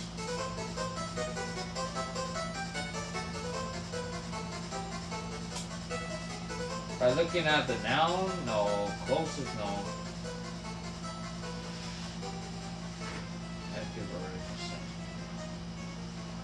There blank a few problems with English. There is a few problems.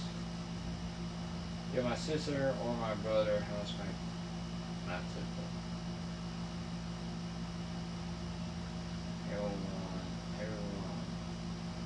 Everyone is at the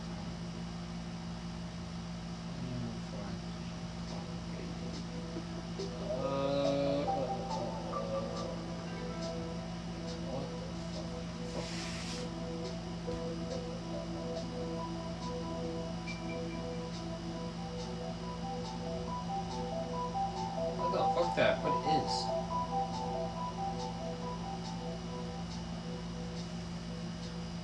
That's obviously wrong. Oh my god. This is right.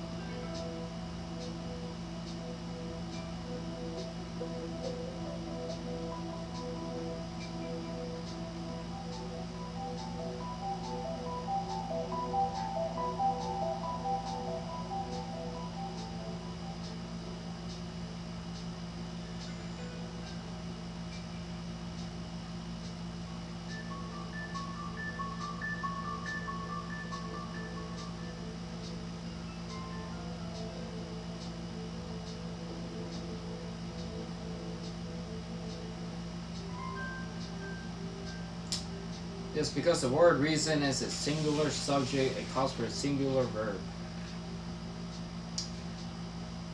Is, was,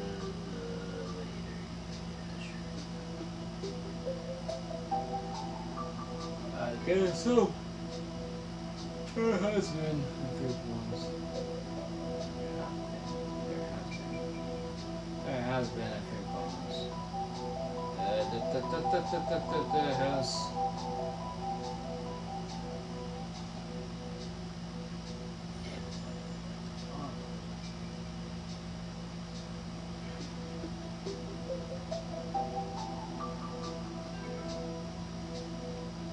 I don't remember anymore.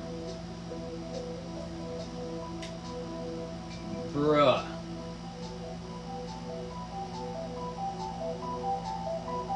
Have been, bro. Good.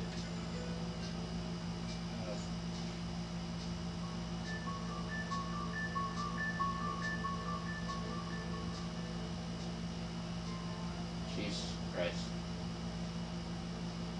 That's another one.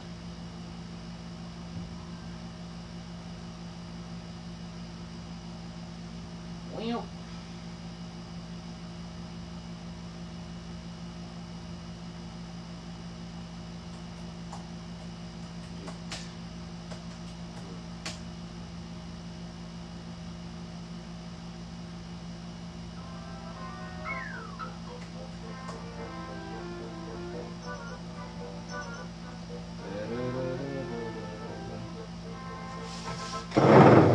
Not good, not good, not good.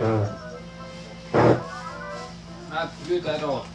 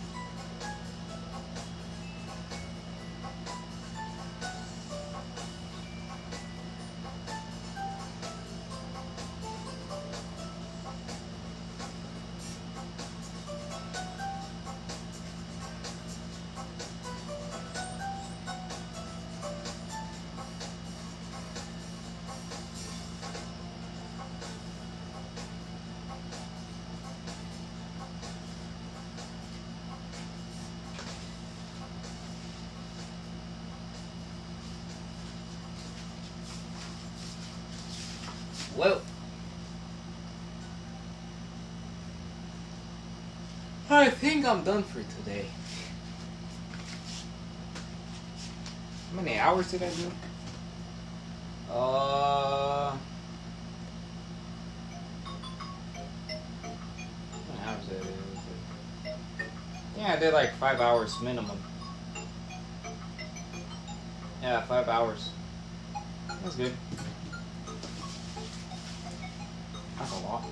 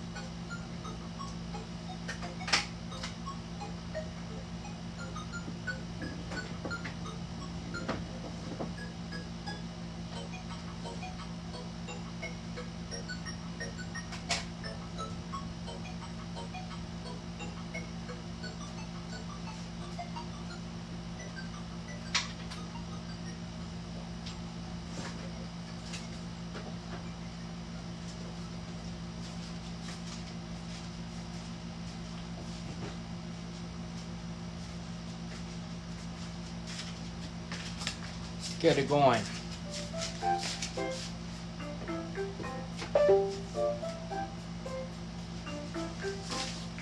Water. Actually, I'll leave the water for tomorrow. Take my potato.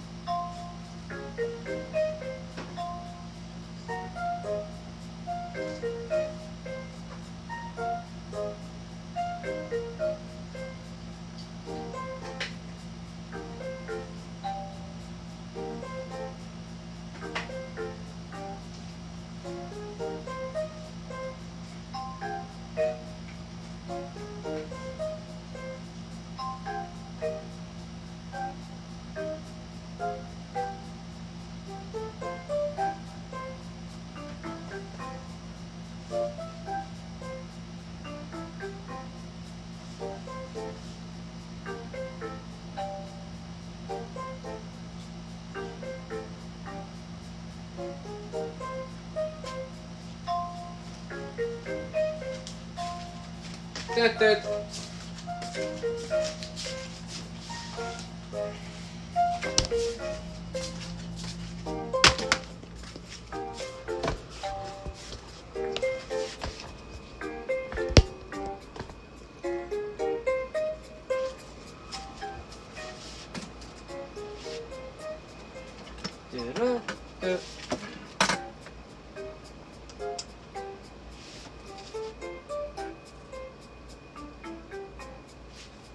There we go.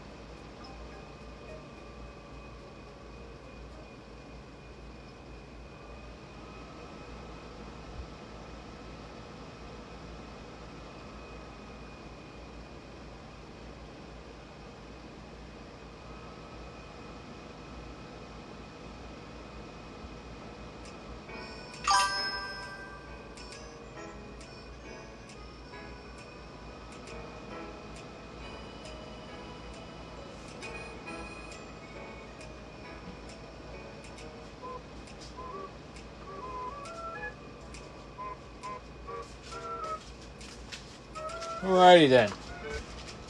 Get it going.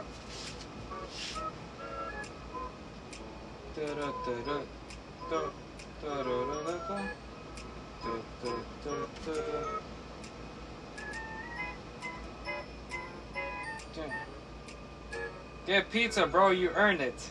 This guy. Where is the sun? I think sun is still sleeping.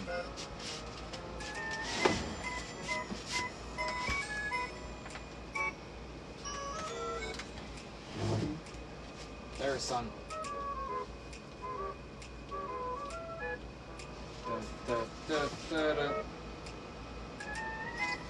Every time. Every goddamn time.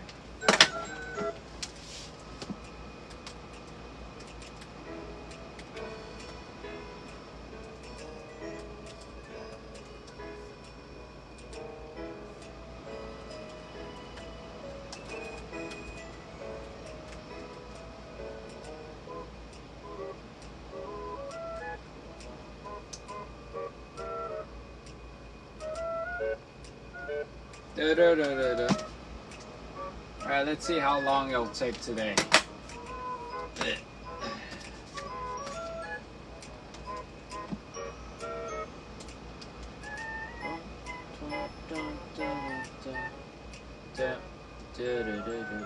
Actually.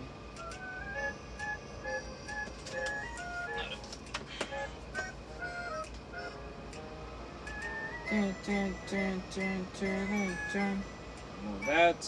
Oh. What just happened?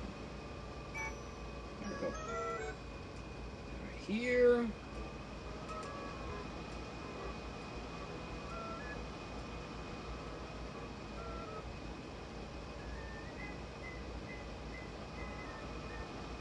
Dun. Da da da da. There we go.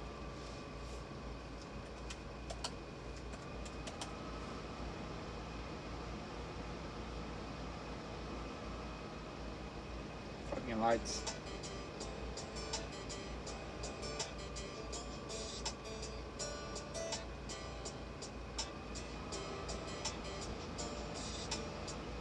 Da-da-da-da. Da-da-da-da.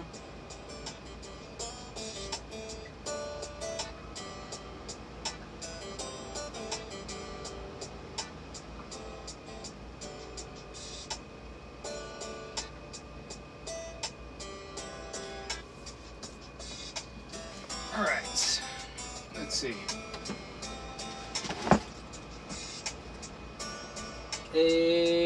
So this one, open that right there, open desktop view.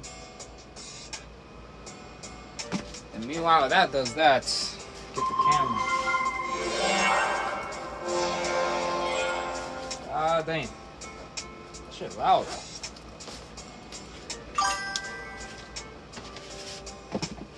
Then go right here and slide that. Oh fuck, bro. The event is still happening. Alright, have that right there. Wait, can it move? There, and then press play here. That should work. Hopefully. Got our water. See what I sent you? What did you send?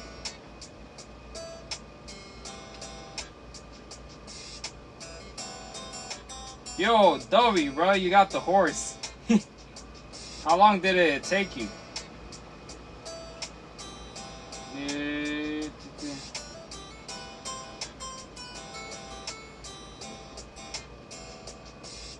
$7:30. Man, let's do 4. God damn.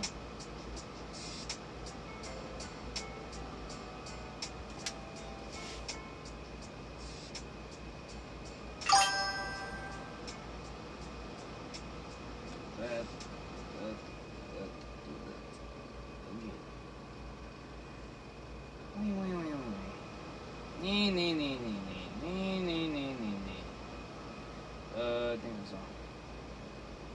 Like 30 minutes. What the fuck?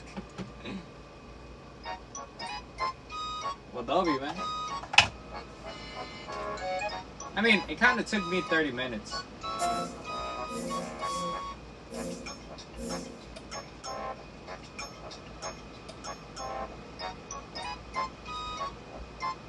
Motherfucker really be like, error! Error! Error what? No error to be found. Why do you mean error?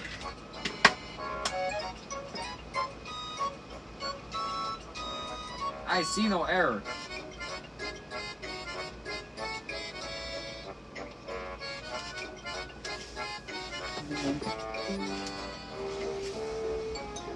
Error.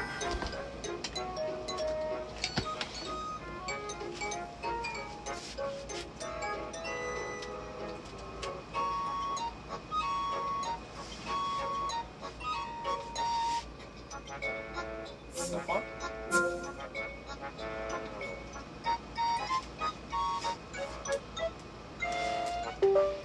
See no goddamn error. You know what? It's fucking.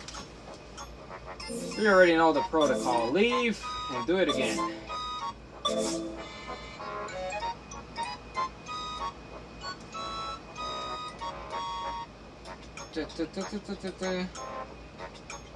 Kept throwing me off, or wolves would come. Ah. What is this?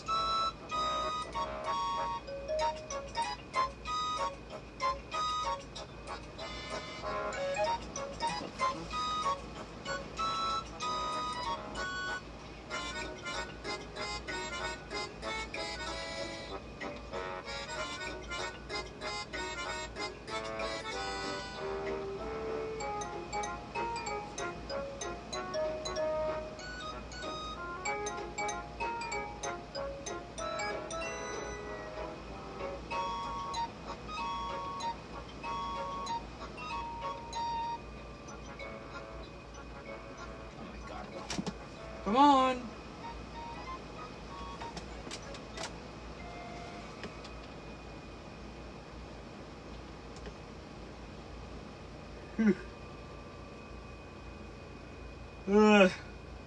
Luckily, I got a lot of bullets, so the wolves shouldn't be a problem. Why do you always gotta make things so difficult, bro? I swear to God.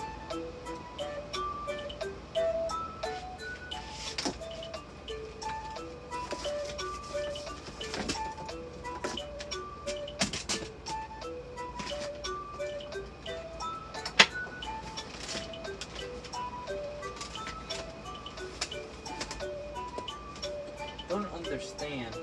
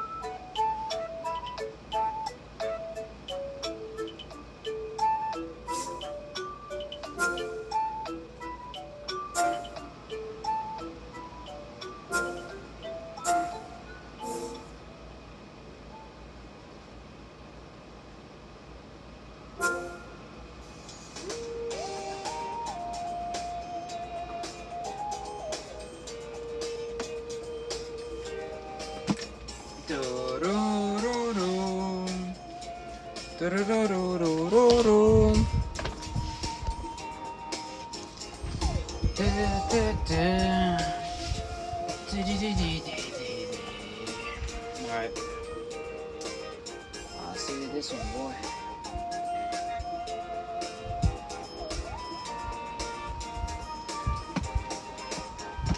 I need my pillow. You.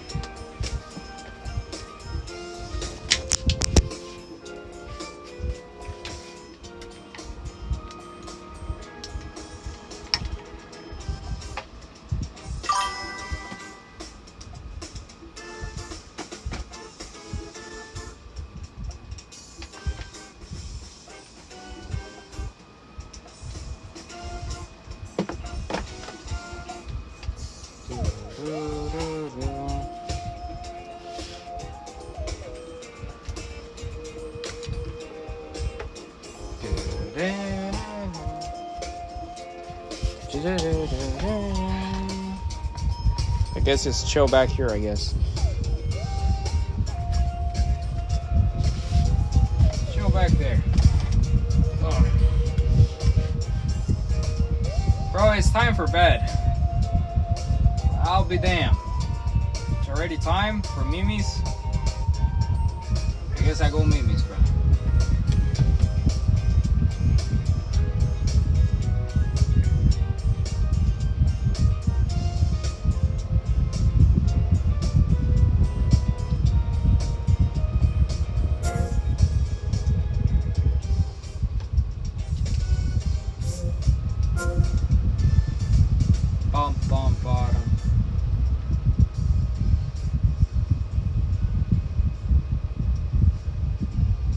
Vitamins.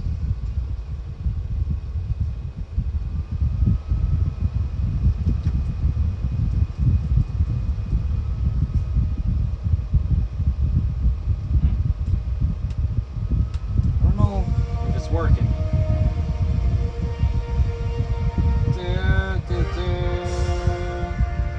Oh, I think it is working.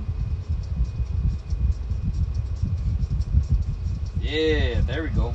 W.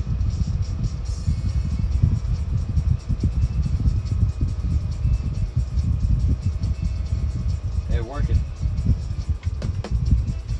See this?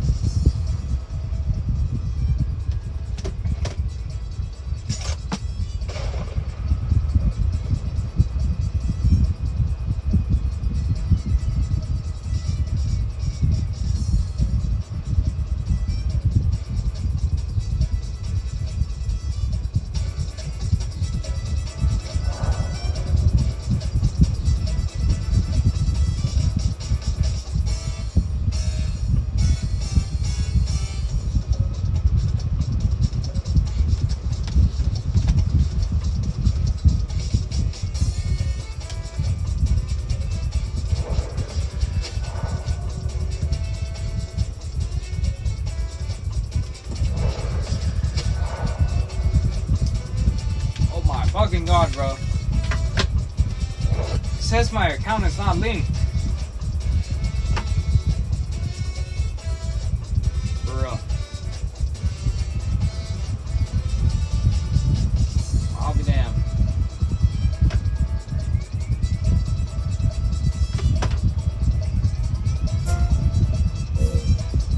It ain't one thing as the other.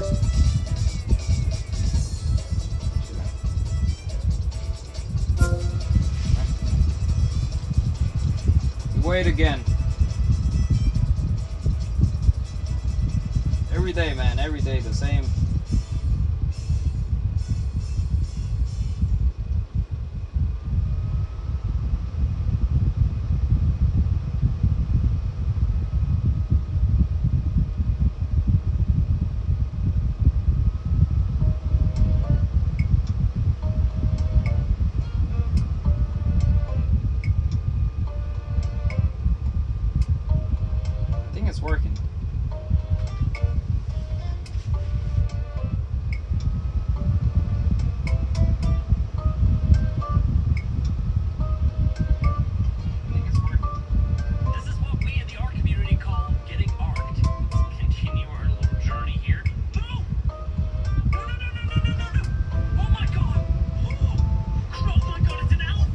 fuck?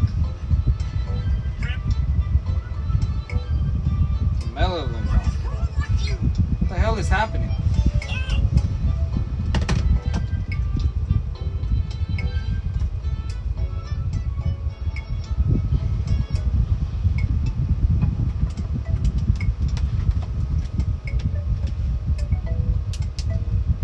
My God.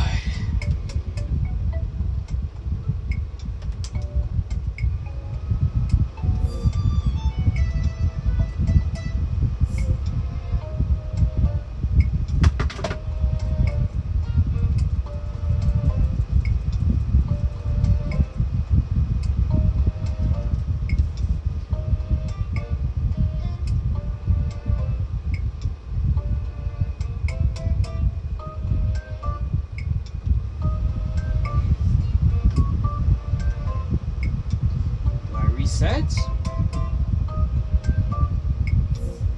I guess. Oh,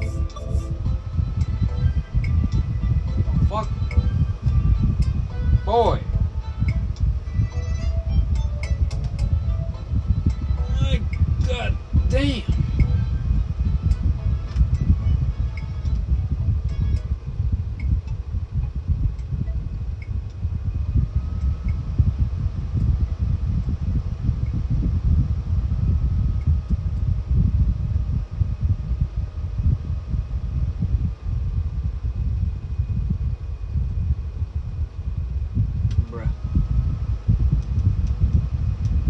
Wasn't even open. What do you mean?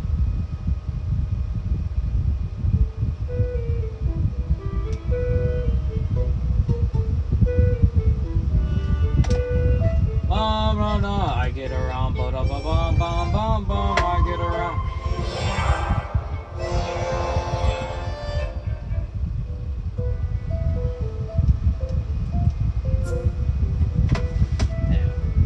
Just make things simple. When I click play.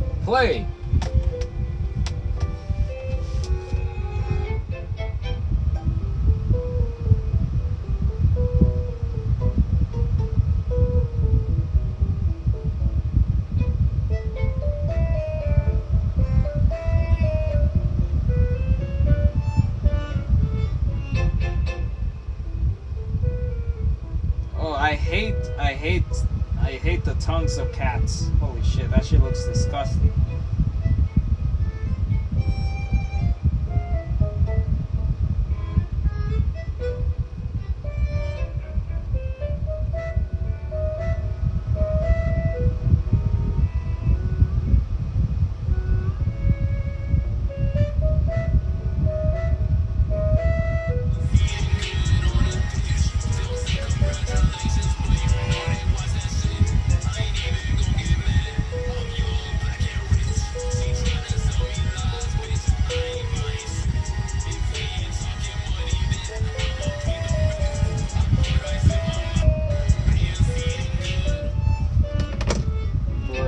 That shit says it's loading.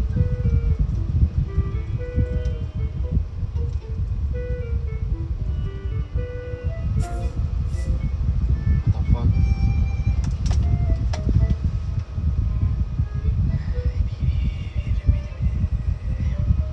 It's a game?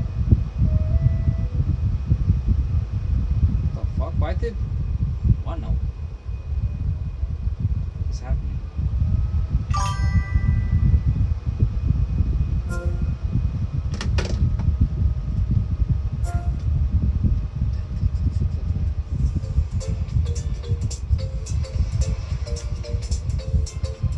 What I hear water.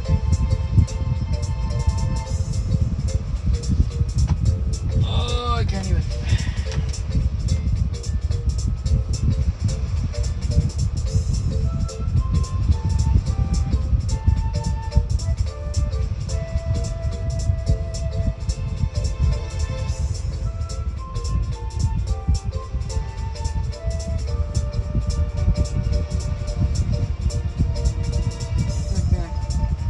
QJ, fix the game, please. Oh, thing is working. It is working, it's loading. Hopefully.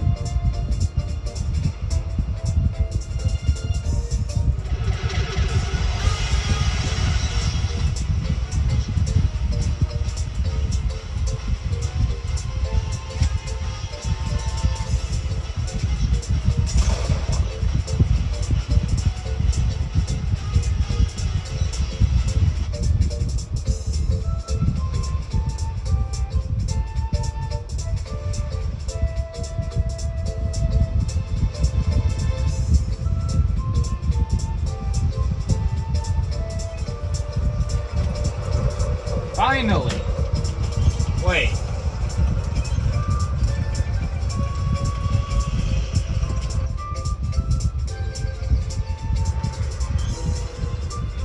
Okay, we're good.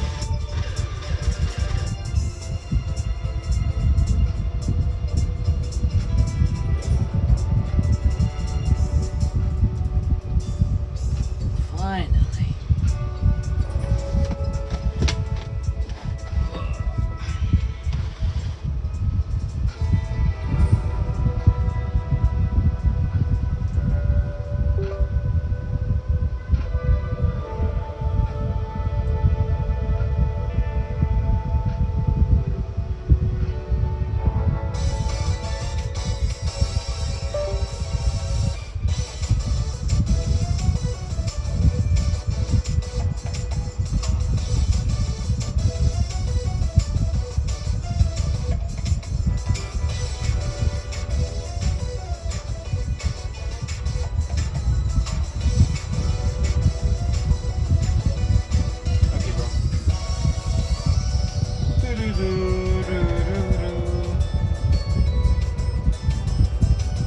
Giddy up now, bro.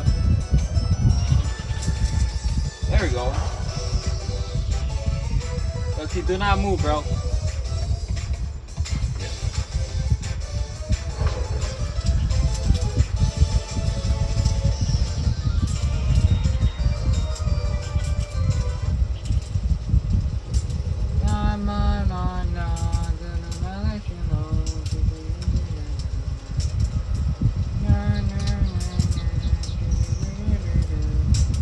Alrighty then. Finally, it's working. Just gotta switch. Cool. Finally.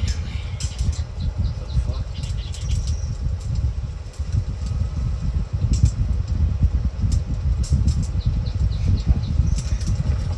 What is that?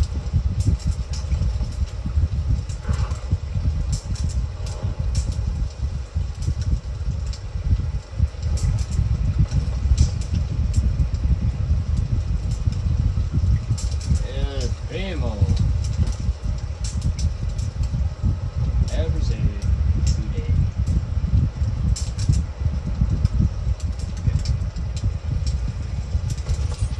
Oh,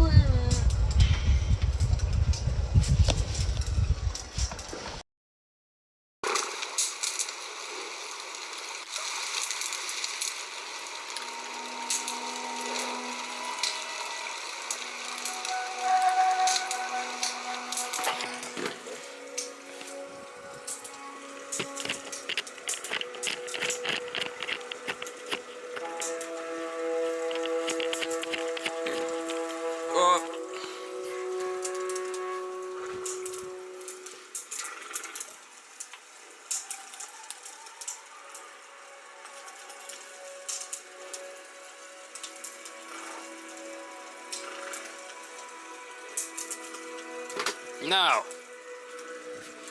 No more problems. Now it's working. Finally. Why are my feet sweating? It said, no way there's a blizzard. What a terrible time to have a blizzard. Oh, what the fuck? The light is still on?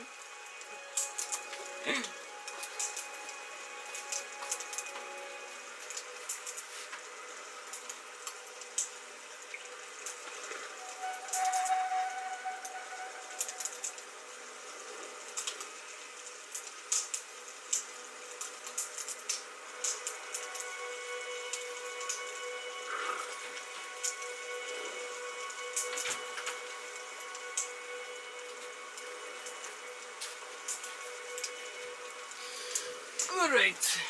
There we go. Finally. Fucking Ducky. Ducky, we gotta get Pegasus today. None of this fucking bullshit. Oh my god. Fucking blizzard. Now, let me go back to sleep. Fuck this shit.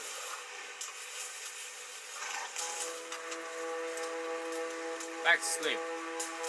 Sleep. Fuck it. I'm sleeping 15 hours. Potato. I ain't dealing with that blizzard.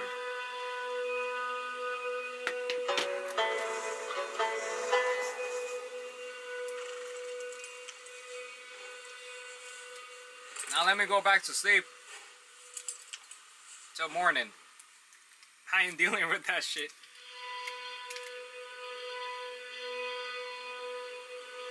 That's just impossible. There we go. Now that's a lot better.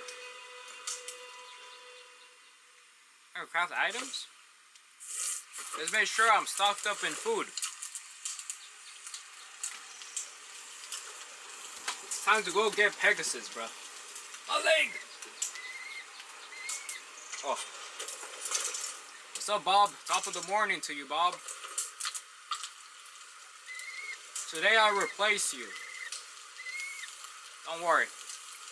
You live a beautiful life at the stables. I'll sell you.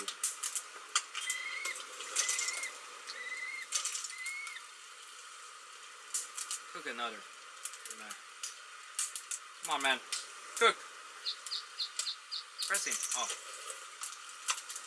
I was pressing the wrong button. W potato.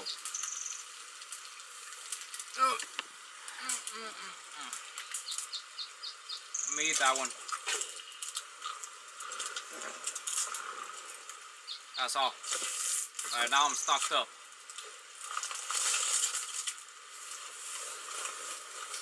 Alright, Bob.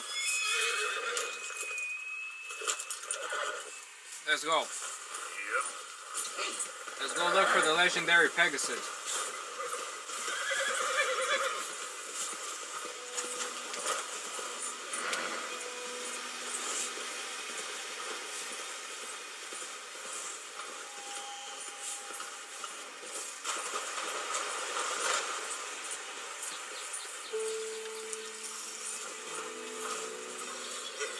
Let's do the same technique as yesterday.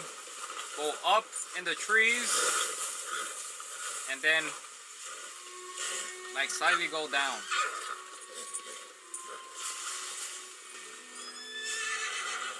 Hoping if I run into him.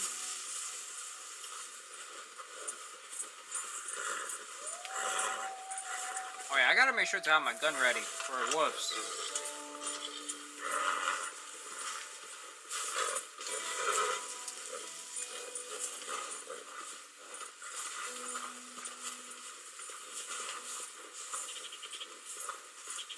That fucking tree tricked me. I thought that tree was a horse.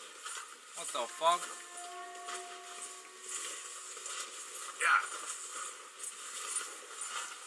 Oh, when I found it, it was just sitting by the lake. Oh shit. Wait. Oh my god, that's a deer. Why does the deer look so white? I thought it was a wolf. I was about to shoot it. Oh shit. No way.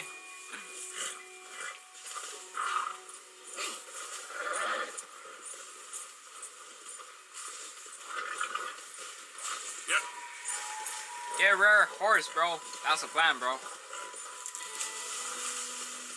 I'm looking for the legendary Pegasus.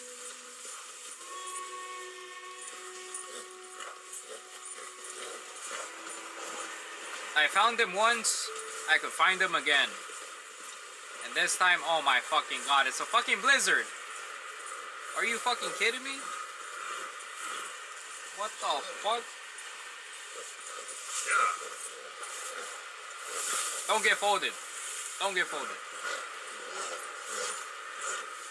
Oh, hell nah, bro. I'm going back to sleep. Oh my fucking god, bro. I'm going back to sleep. Fuck this shit. What the hell? Oh my god.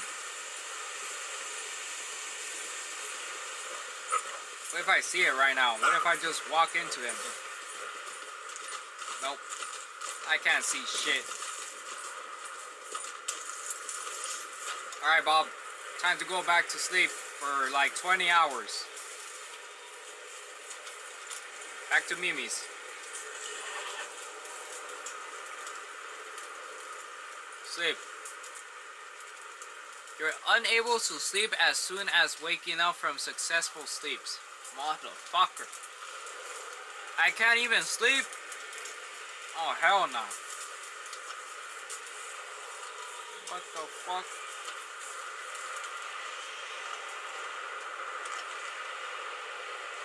What an asshole. Come on now, boy. How the fuck am I supposed to find the horse in the goddamn blizzard? Yep. I don't got goddamn X-ray vision.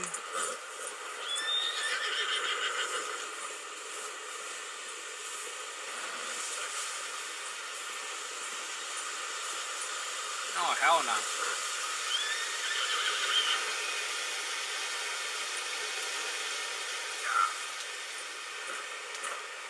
The horse probably doesn't even spawn when there's a blizzard. Wait, how do I go over there? I see a deer over there.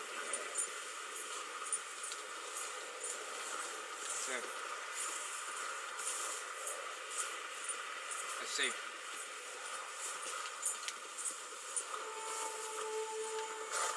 Wait, I can see now.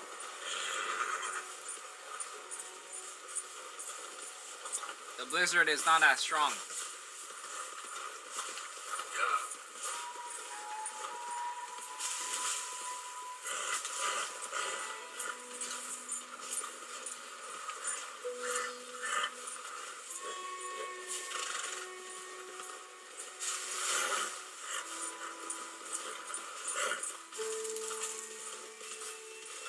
There we go, it's gone. W. That wasn't too bad.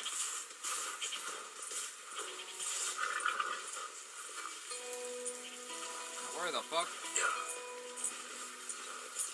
Last time I found them over here. Freaking elk over there. That's a moose. That's a fucking moose. I haven't seen one of those. A random ass moose.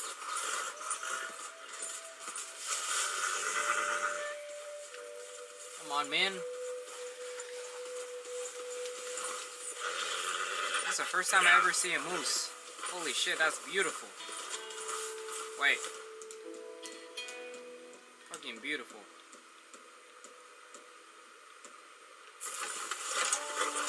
Don't go swimming, boy. Shit, I'm going in the water. Oh my god, Bob. Keep going. Keep going. A little bit more. You need to be over here. Yeah. Yeah. Not yet, not yet. Wait, actually right here. Not yet, not yet. Oh no, fucking blizzard, bro. Let me shoot the antler. Watch out, why are you running? Stop running! Oh my fucking god, why is he running?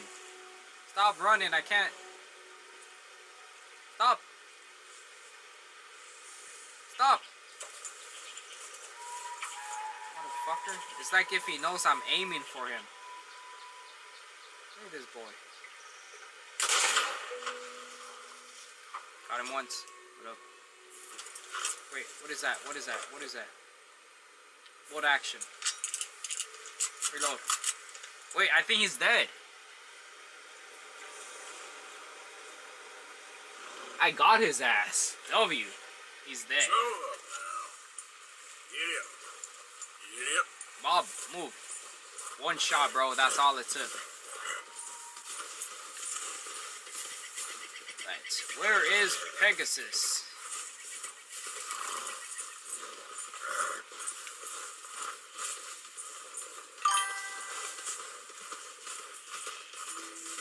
What the? It's just a fucking moose. Yo, it didn't suffer. It didn't suffer. It was just one shot. I had to do it. It's the only moose I have ever seen in this game. So, Yep. it's the only option I had.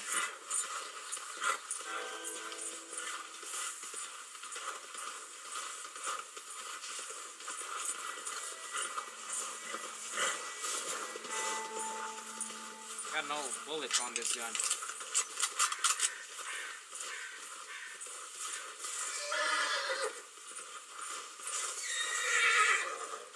What's wrong? Is there wolves nearby? Why is he panicking? Yeah.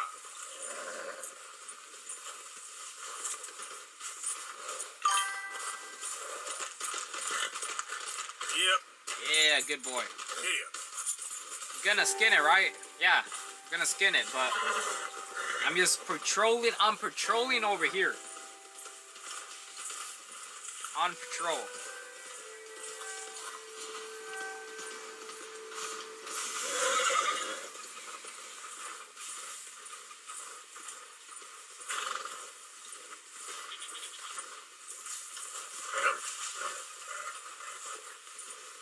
Where is my boy? Where is Pegasus? Saw something move.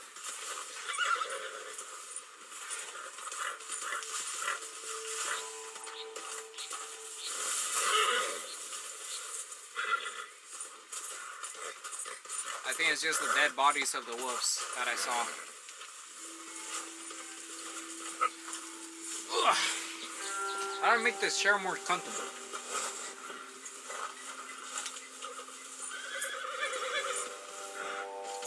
W jump.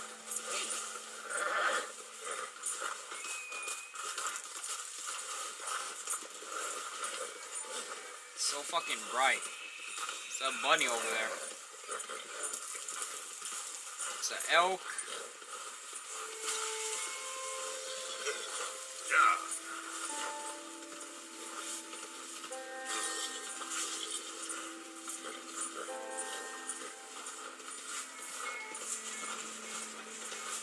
What the fuck is that, bro? It's a goddamn. What do you call that? It's a goddamn trunk.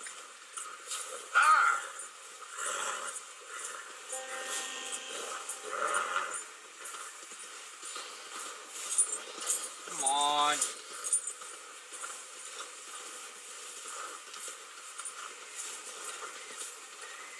Give me something.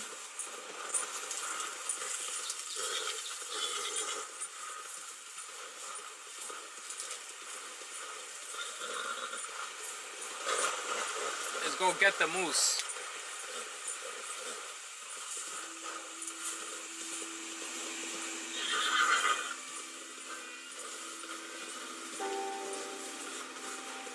There he is. My boy. Damn, he's a big boy. He's fucking huge. Holy shit, what a beautiful animal. There you go. Give me the protein. Yo, I would love to eat moose in real life. I love to eat any type of freaking animal. At least once. Except if it's not, it can't be an insect. It can't be like a bug or anything like that. Or spiders. None of that shit. Oh no, he's skinning again. Wait, let me drop this. If I leave the little pet right here, if I leave the skin here, will it disappear? Let's see. It says good good moose thing. No, it's a baby. It's not a fucking baby, bro. It's a grown-ass moose. I never kill a baby. Hey, boy.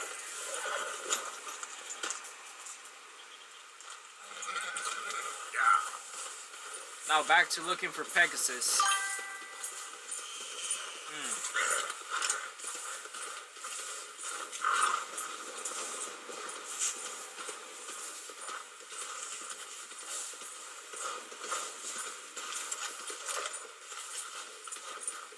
Why you put my gun away? Give me my gun.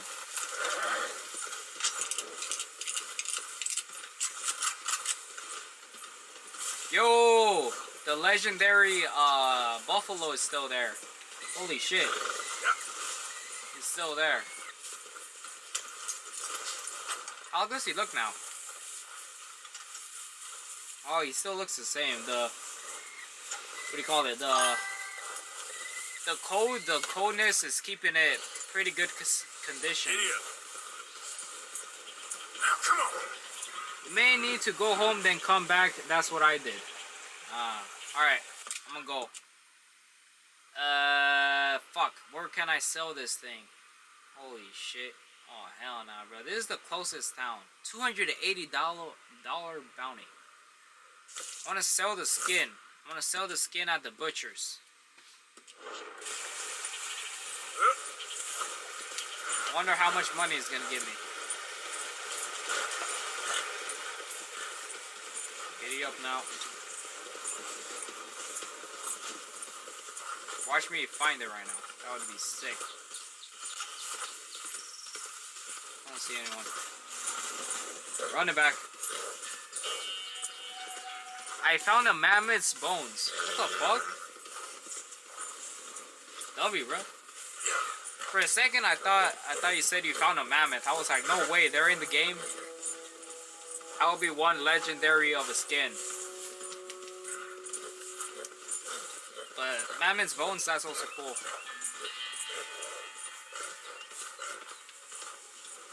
Alright, come on, Bob. Let's go.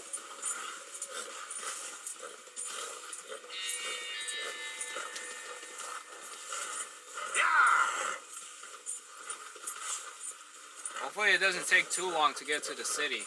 What the fuck is this? Is this from the beginning of the game? Isn't this the thing we attacked? Yeah, it was. This is literally the first, like, mission we did. What the fuck? That's literally the first mission.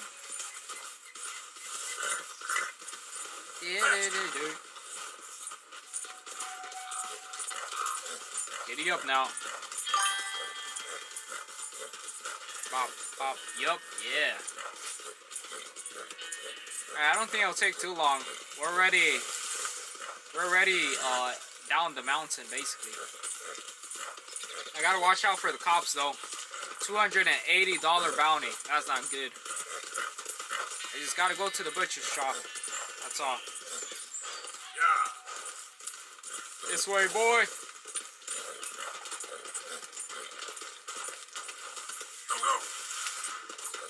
Also, is there any way to buy horse armor? Because it'll be very sad if I get the Pegasus and then I end up killing the Pegasus in a mission or by falling down a mountain or some shit. Probably it getting shot. I do know in Minecraft, they got diamond horse armor. Must hurt like crazy. Easy,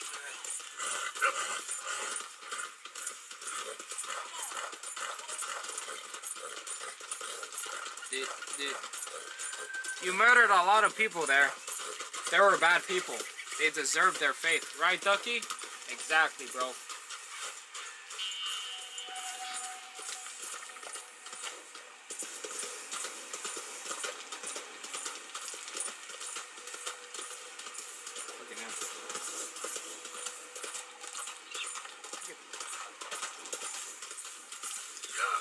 Giddy up now. Don't mind me.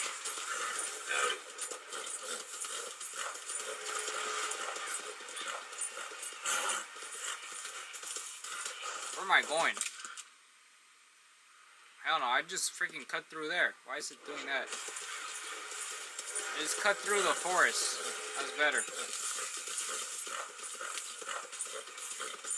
Fucking that GPS making me go the long way. Makes no sense.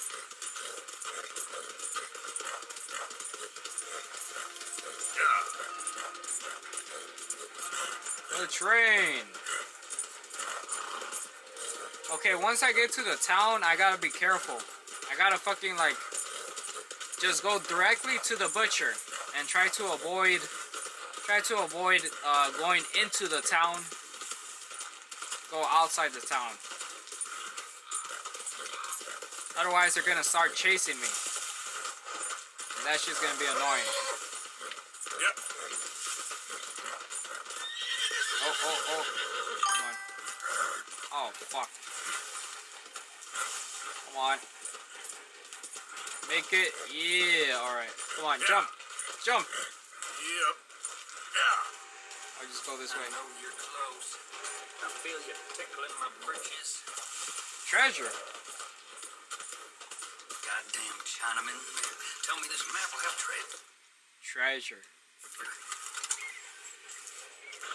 Hello, sir. Juniper and boiled Satan, you scared me. Greetings. Boiled Satan? Yeah, I get that a lot. Yeah, So, they didn't what's have that real you got there? GPSs back You then. ain't interested in no scrap paper? It's nothing. Just something for wiping and sniffing in the night. Yeah. Well, I got to go now. This is as nice as I'm gonna ask. Hand it over. Now. Whoa. No. Give me the map. Give me the map. For that. No, you don't. Tie me up. You better kill me. You're mad about this. Give me the treasure map. I need more money. Let me see. Come on now. You gotta cut me loose. Come on, you got There your it is. map. You'll be rich from it. Enough for a whole night with your favorite style. Think about it. Now, let me go. Treasure map. Let me go. Hey, you ain't gonna leave me like this. Wait, give me a second. Where is this? What the fuck? It's at the waterfall. The waterfall. Waterfall and the waterfall. Alright. He was looking this way. Why the fuck was he looking this way? Where the fuck is there a waterfall? Let's see. So... over here?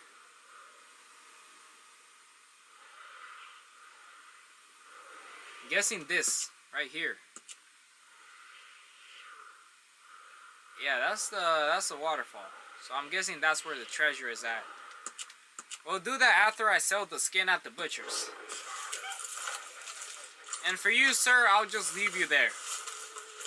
My bad. No? Well, No? I'll know where to find you. Then where is it? Yeah. Fucking... don't get folded. Oh my fucking god, bro. Bob, every day, bro. Every day you do the same shit. I swear to God. Big ass horse.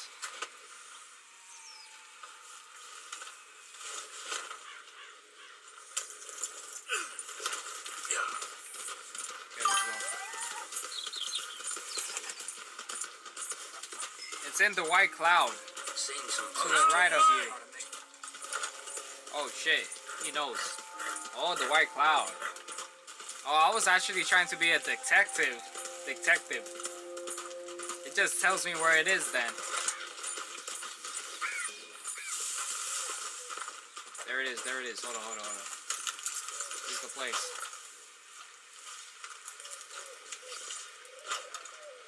Bob, get down here. Gotta be very quiet. Hello, sir. Hey there, friend. How can I help you? Sell.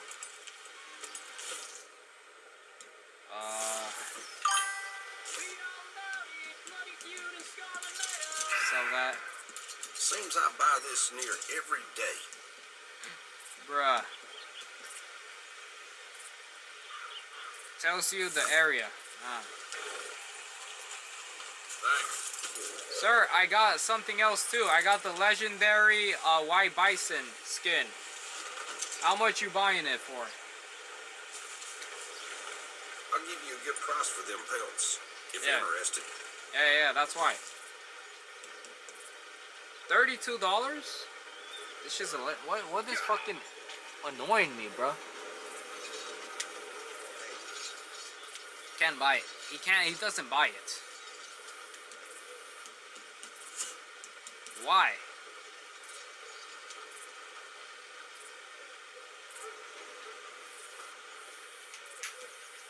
I don't understand. Hey.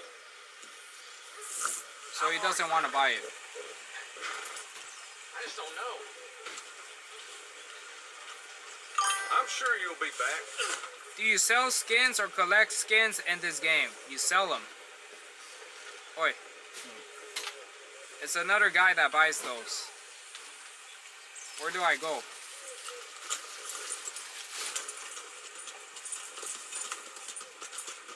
Well, I'll go do the treasure map.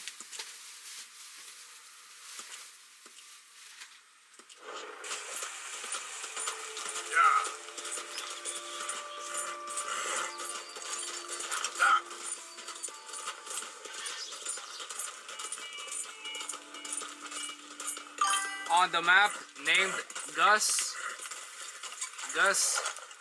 I gotta look for Gus. It's only $32.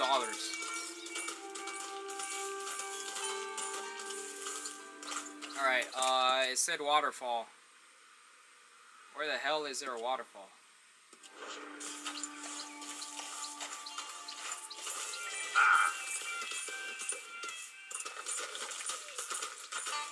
Guessing the other side of the mountain.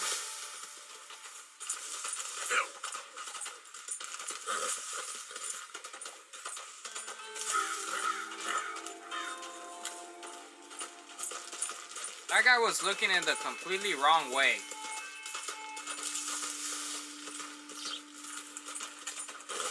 That boy was looking somewhere else when it was right here.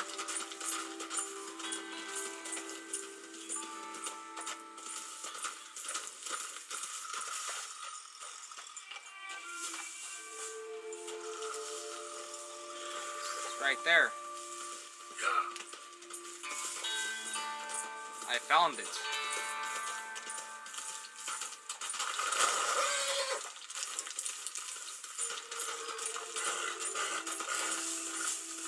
Wait, who is Winston Holmes? Maybe this is a mission you started.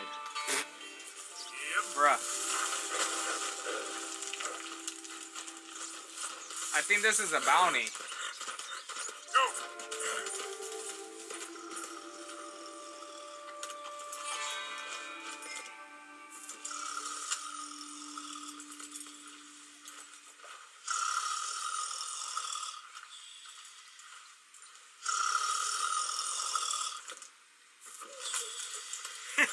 That boy's sleeping. GymBro, no fall damage.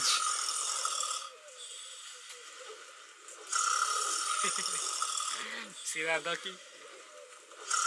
Surprise attack. What the fuck? Get his ass. Man, this game is no fun, bro.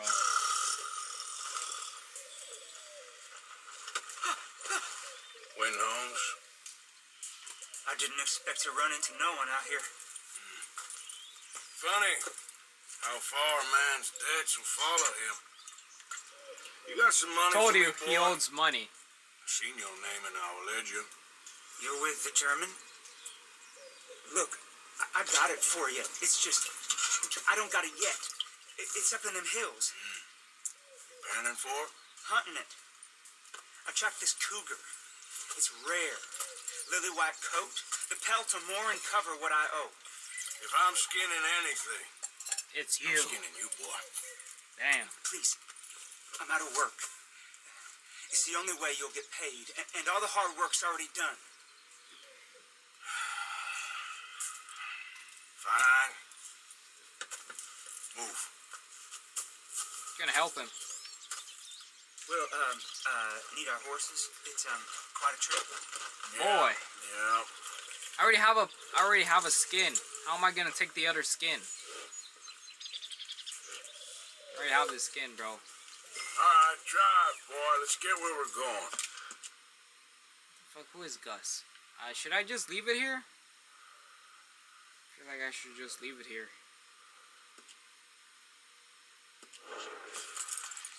Got too many guns, bro. I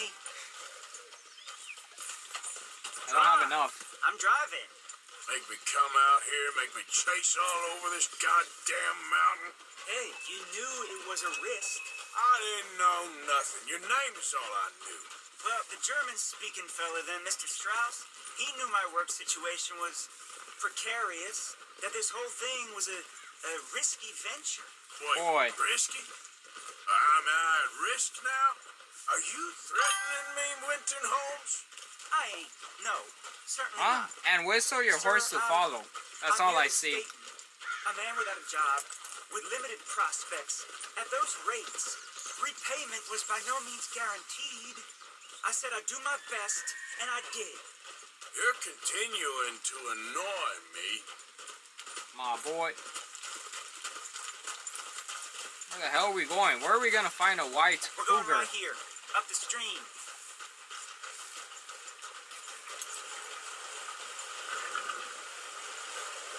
Hey, finally I'm giving my horse a wash. Hey, how about this then? I guarantee repayment. Because I'm going to get that money out of you. I got to squeeze you like a lemon. It's coming out. Yeah, of course. We're onto it now, okay? We're onto it now. The cash is in that cougar, mister. Sure as pumpkins ain't cauliflowers, the cash is in that cougar. It better be. Or I'll turn you into a goddamn cauliflower. What does that even mean? It's raining all of a sudden. We ain't too far now. What I know about cats, this one's rare as hen's teeth. I mean, you ever seen an alabaster wildcat? Big thing about cougars is they see you, not the other way around. That may be, but you'd see this one. I've been hunting with my pa. Shot all kinds of cats. Never one like this. In another life, I'd have sought my fortune outdoors, not in the hot, stinking belly of a tar pit. I ain't interested in your regrets or your life story, Mr. Holmes. Just your damn money. Drive. Drive. My God. We're going back to the snow? I mean, it is a white cougar, so I guess it makes sense.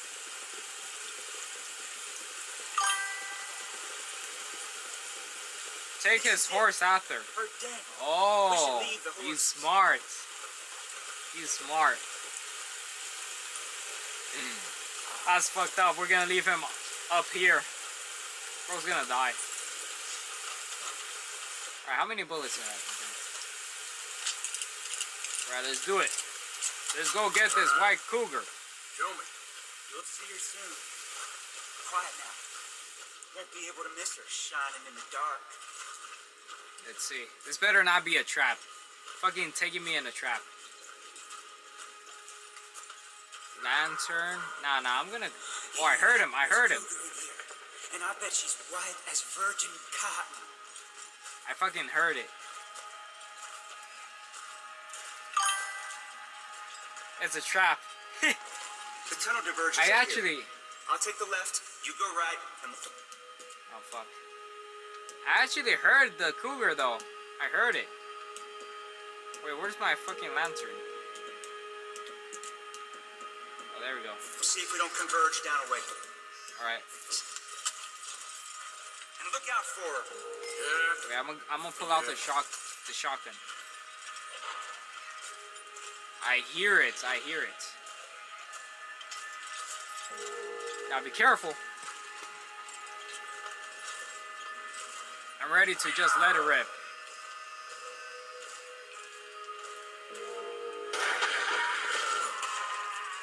Holy shit. It's fucking dead. Waiting, Holmes? Boy, I guess he found him.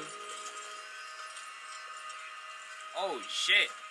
My boy got folded. Don't mess around with me, boy. Where's the cougar?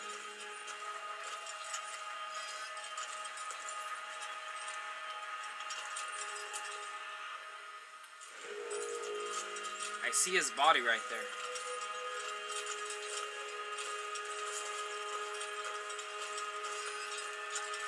Holy shit.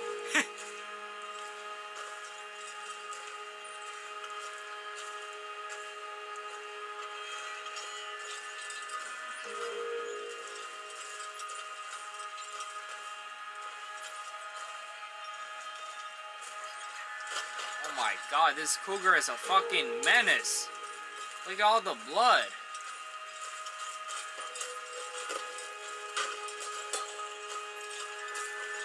There's a corpse down here.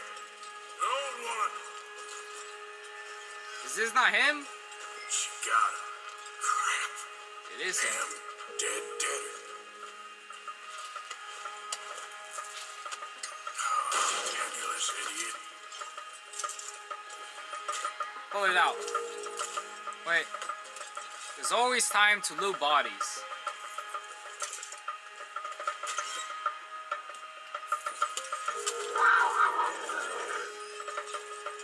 Shit, right there. Got his ass. It's so cute. It's so fucking cute, bruh. Holy shit. It's so fucking cute. Ah, that boy really thought he could sneak up on me. I got his ass. So fucking cute. It's a kitty, bruh. Damn. I'm gonna make him into a rug. Like a true American. Hell yeah, bro. Let's fucking go. No, it's a baby. It ain't no baby, bro. That was a full ass, grown ass, old ass cougar. What the fuck? Who the hell? There's someone else here who we just shot.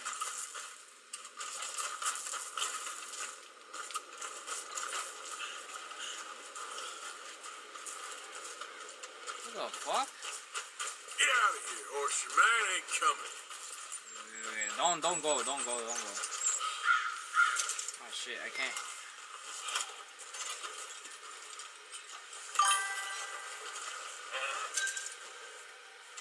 May have me go to Gus. Yeah, can I take this one?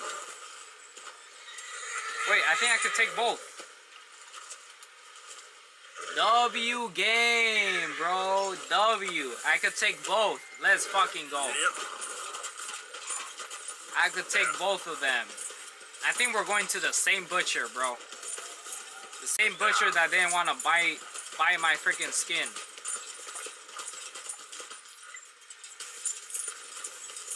Wait, let me put away my thing. Nice.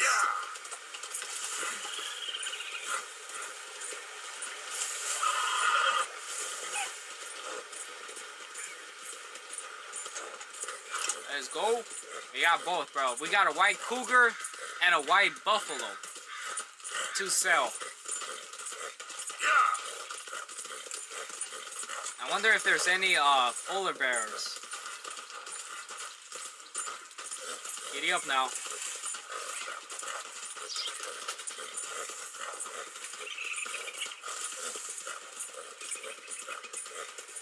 Yeah, we're literally going to the same butcher. Oh shit, wait. Wait. I'm wanted. I'm gonna go the other way. The fucking cops are about to start chasing my ass. Make sure I don't freaking end up, I don't know, falling down a cliff. I think I could, no, that's a bad idea. That's a bad idea, hold up. I'm gonna go around. The same way I went last time. Let's see.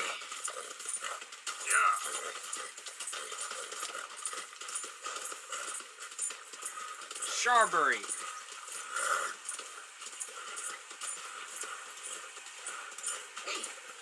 Oh fuck, I just fucked up. I'm going the same. Oh hell nah, bro. Wait, I know where this is. This is where I freaking freed Mike. I freed Mike from the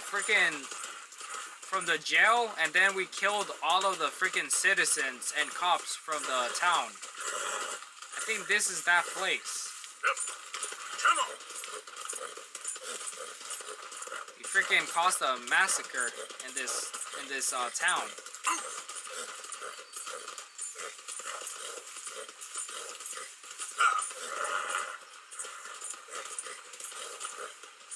There we go. This is the way. Oh my god. Alright, we good, we good. Perfect. What's it to be? Oh shit. I just freaking dropped your bunny. He buys this one. It's $38.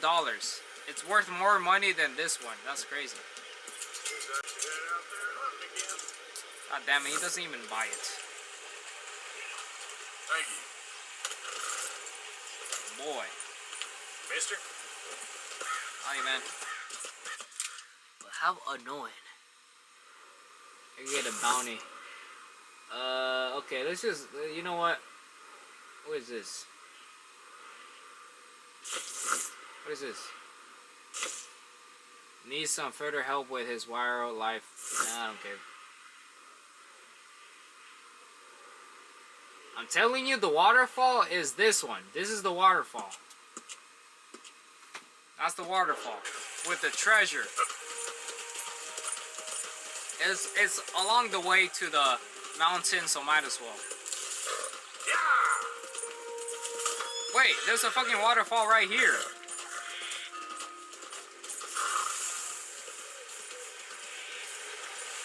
Isn't there a waterfall right here? Yep. Yeah. Oh my fucking god, bro.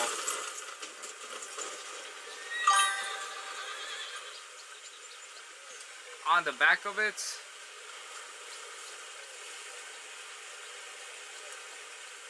Oh, the map. I swear to god, Bob always likes getting folded. Every time.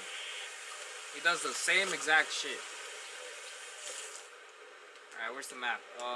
Treasure map. High stakes. Nah.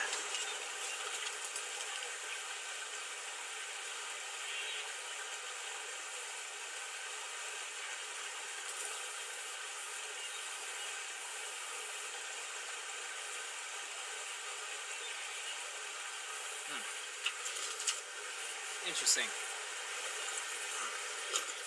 Well, where there's the river, there's a waterfall. Now the thing is, would it be up or down?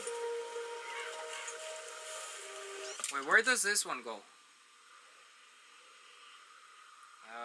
Right here. Could it be there?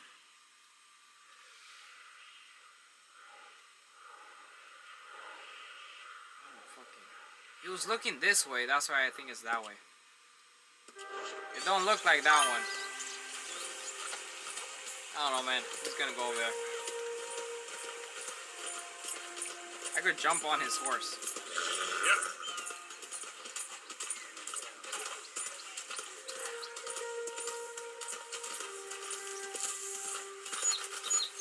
Watching the waterfall.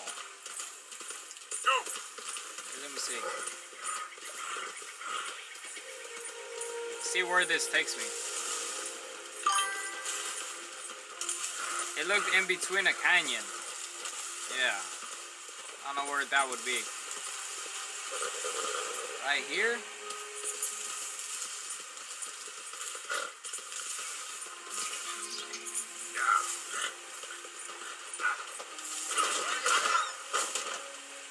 Holy shit. That one fucking hurt. Oh my god. Jesus Christ, bro.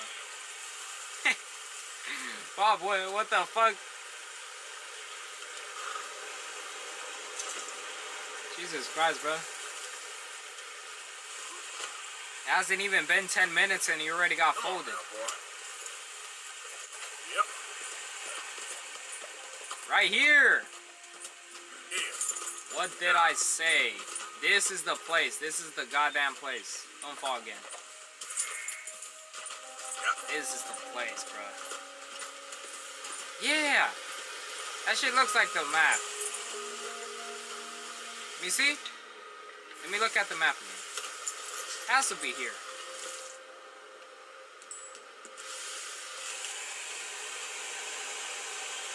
I mean, not exactly. Not exactly, but we'll see.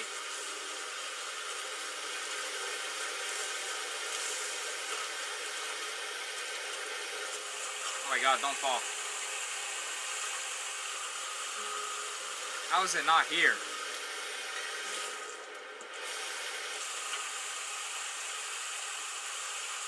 Wait, under the waterfall?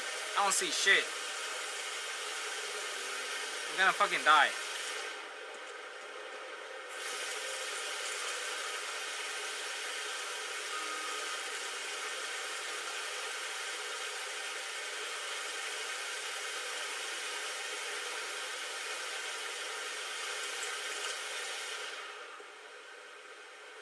I don't think it's here. It looks so similar. I'm not fucking jumping.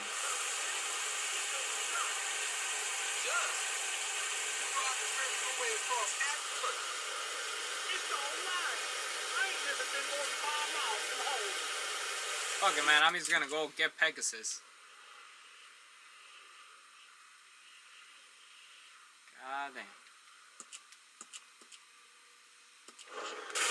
I'm gonna go find the legendary Pegasus.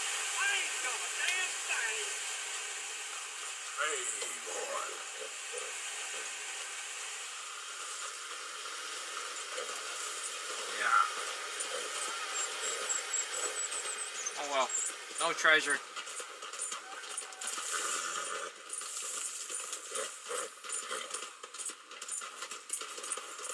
Giddy up now. Let's go.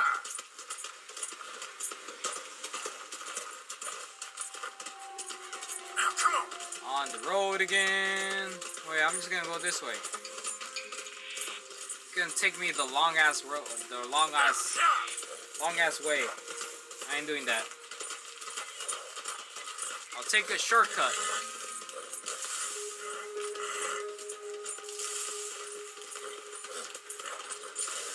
There you go, you see? The GPS does not work in this game, I swear to God.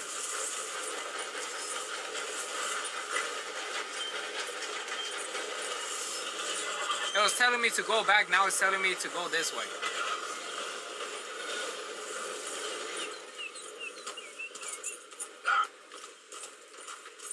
Terrible GPS, bro. Wait. This way. Yeah. Didn't we go this way? Actually, I'm just gonna say this way. Faster. There we go. We just saved a whole bunch of time by doing that. Yeah. Giddy up, Bob. Got plenty of food. We're chilling. How's Bob doing? Oh, let's give Bob some food. There you go. I'm gonna keep going straight. I don't trust it. That shit lying again. Oh my god, there's a fucking bear.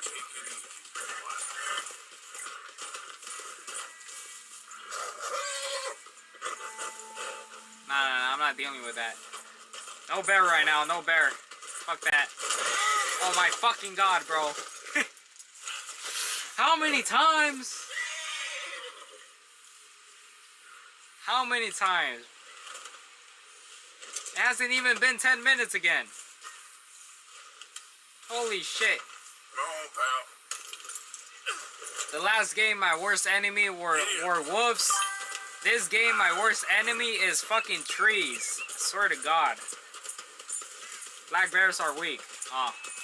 Well, I don't have space. I got this shit. I got the legendary bison, so pointless.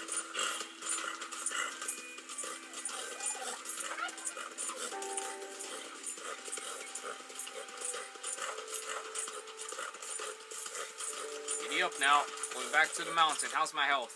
After getting folded. We good, we good. Going this way. That GPS don't work for shit.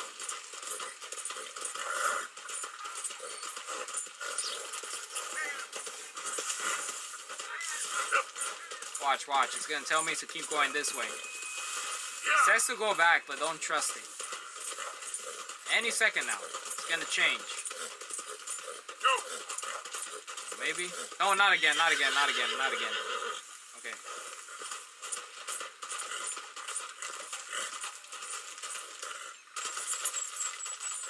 Okay, actually, I think I have to go more over here.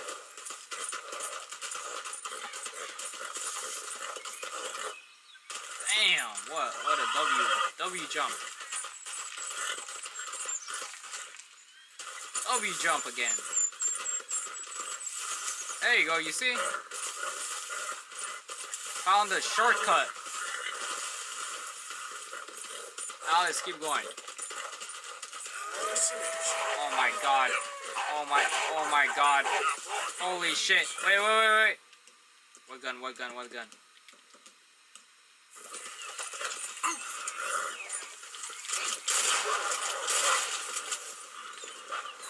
There you go. Let's get that a little bit. What the fuck is happening? Fucking wolves. Wolves and trees are attacking me.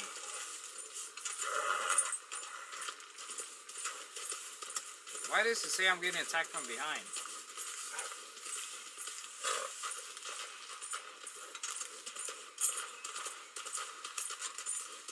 Get back. Ooh!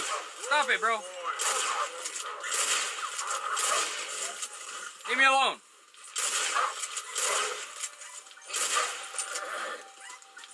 Sorry, go to sleep. Oh my god.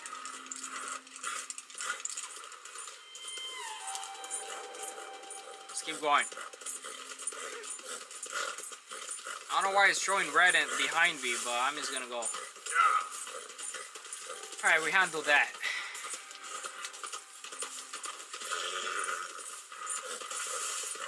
Giddy up.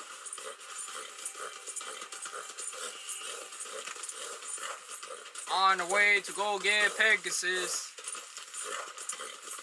Once again.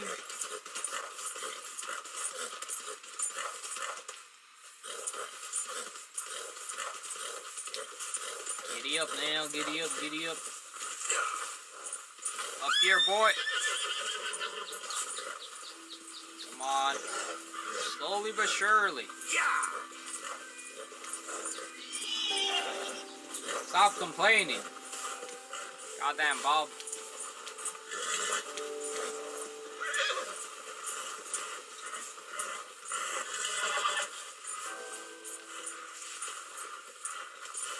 Let's see.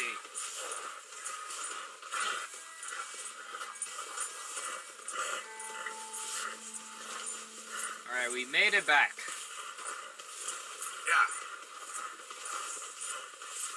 Let's go look for the legendary Pegasus.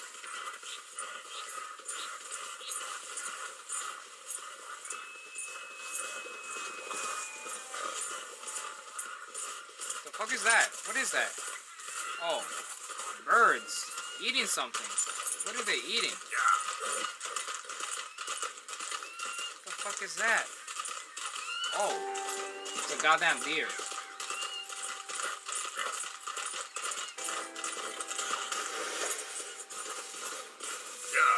Alright, where the hell will the horse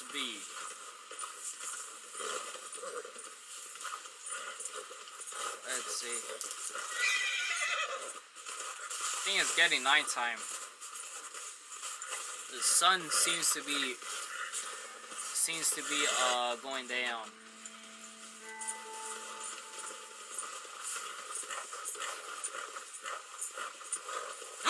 Yo, let's go, bro. No fucking way. He's just chilling.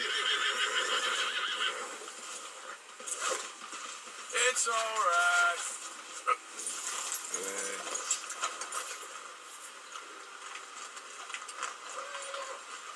Get over here, boy. Get over here, boy. I said get over here. That boy in the water. Horse. Here you go. Get his ass right now. There you go. Yeah, come on now. That's where mine was. Come here. There. Come on, get on, get on. Easy, easy. Come on now, easy. Yes! Oh my god, bro. What the fuck? Calm. Easy, easy.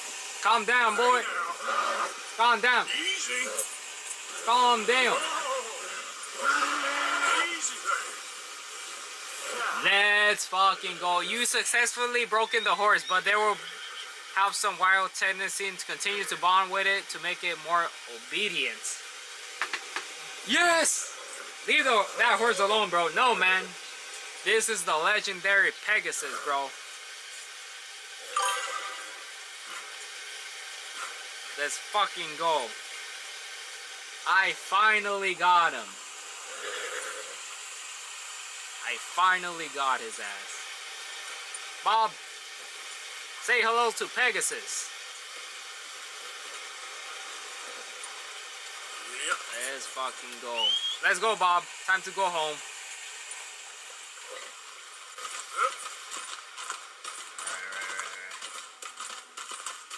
Now I gotta bond with the horse.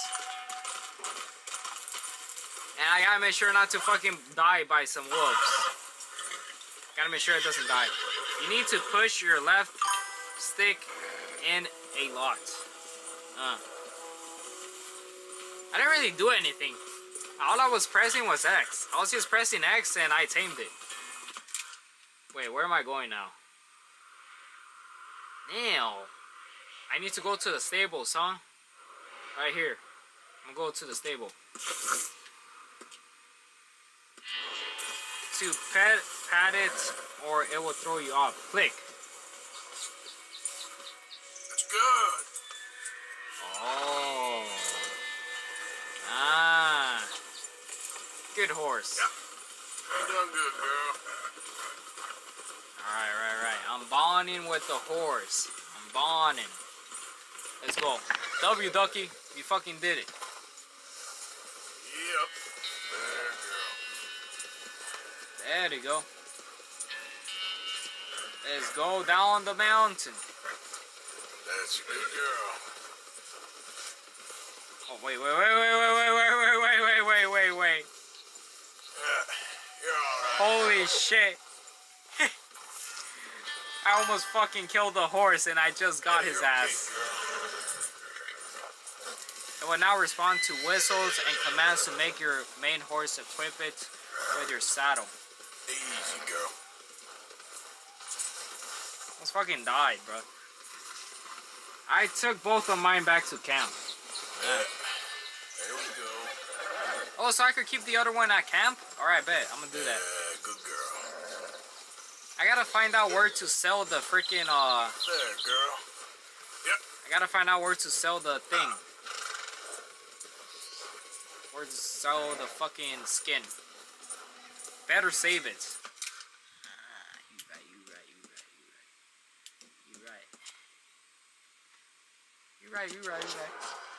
You right, bro. You right. Save that game. There you go. Yeah, Pegasus, let's go! I got fucking Pegasus. Let's fucking go, bro. Ah! Alright, girl. Good horse. Yeah, Pegasus. Let me see. What we got. Alright, I Feed him an apple and stuff. How's my health? Let me eat some food. And Pegasus. Oh, hell no, bro. Oh my god. He ain't chasing my ass. I'm good. Let's go.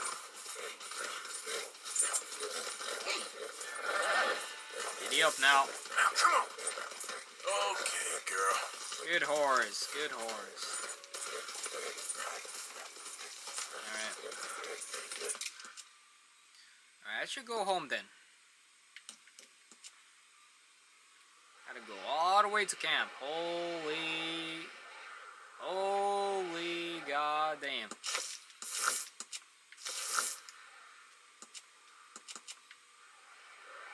Holy shit. Oh! We're gonna get to bond with my horse, so W.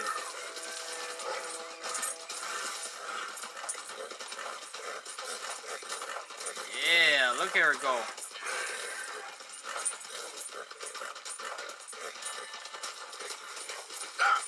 I just gotta make sure not to die.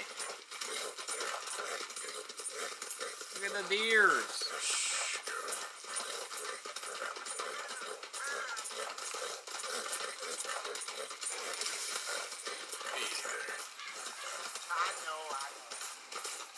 Yo, this person is still here. What the fuck? That guy's been there for so long. Good girl. I ain't doing anything. I'm just gonna go camp. There's your girl. Well, I can't promise that. I'll probably end up getting sidetracked eventually. Shouldn't promise something I can't keep. Definitely gonna get sidetracked. That's it. I'm bonding with my horse. Giddy up, giddy up. I didn't even know you could pat the horse. Yeah. W, bro. Fucking fast.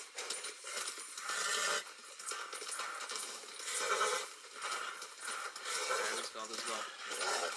You're good. Fucking nervous, bro. Feel like I'm gonna get someone's gonna sneak up on me. Freaking hear shooting. You're alright. Yeah. Come on. Alright, Anyone! Oh, Jesus! Someone help me!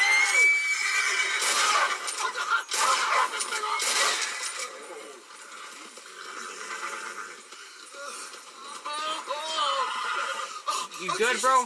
Please! I can't take this pain! Give me a second, give me a second. Give me a second, bro. I got you, I got you, I got you. Give whiskey. I got you, bro. Take a swig of this. Yeah, okay. Yeah, everything's gonna be okay. Ain't no healing this one, partner. Can't fall. Oh, shit. Oh, he died. Damn. Oh, that's unfortunate. Oh, he has raccoon. He had raccoon skin. I haven't even seen that. I'm gonna put the saddle on the other one. So sad, the poor dude died. Unfortunate events, bro. Just let me get this off. Sorry, Bob. Oh, Bob could still carry it. Let's go. Yeah, saddle the new horse up. Yo, now I want to get a better saddle. I want to go fucking saddle shopping. Let's go. Alright, the other horse is following. W, Pegasus! Alright, QJ. Is there any benefits in getting like the most expensive saddle? Like, does it make me faster, or is it just for looks?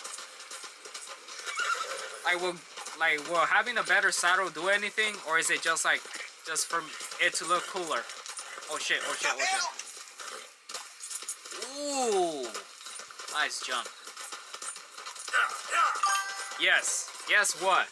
So it makes it faster then. Probably gives it armor too.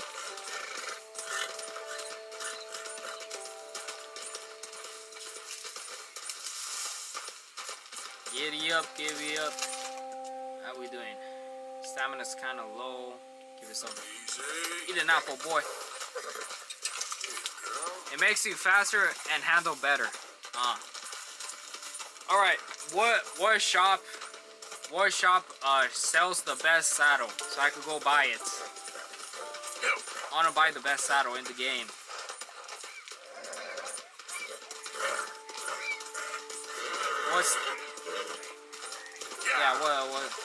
What stable, I guess? What stable sells the best saddle? It's 11 p.m. Wait, where's my horse?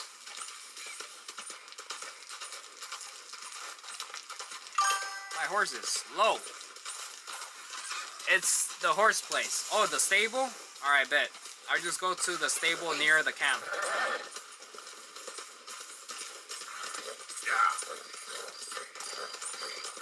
Let's go. We got Pegasus now. Beautiful, bro. Beautiful.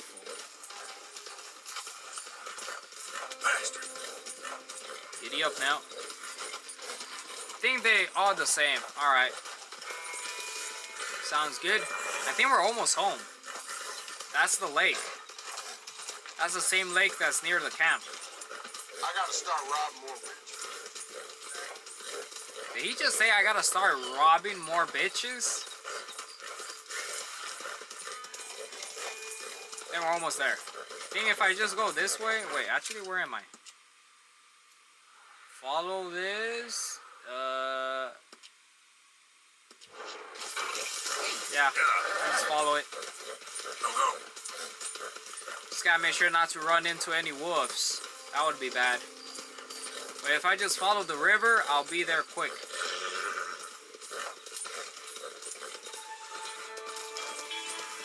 I'm not gonna lie, I thought it was gonna take a lot longer to get back to the camp. It's not that bad.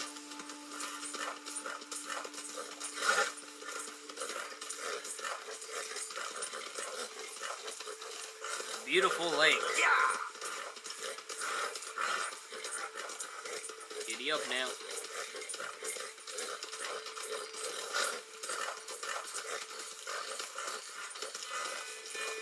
It's a random ass house.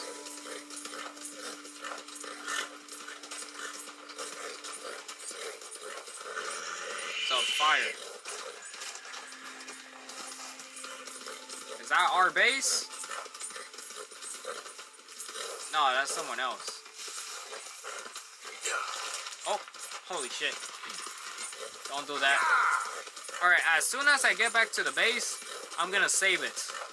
That way, if somehow I lose this horse, I don't have to start all over again. Giddy up, giddy up, giddy up. Giddy up, I'm racing this horse. There we go.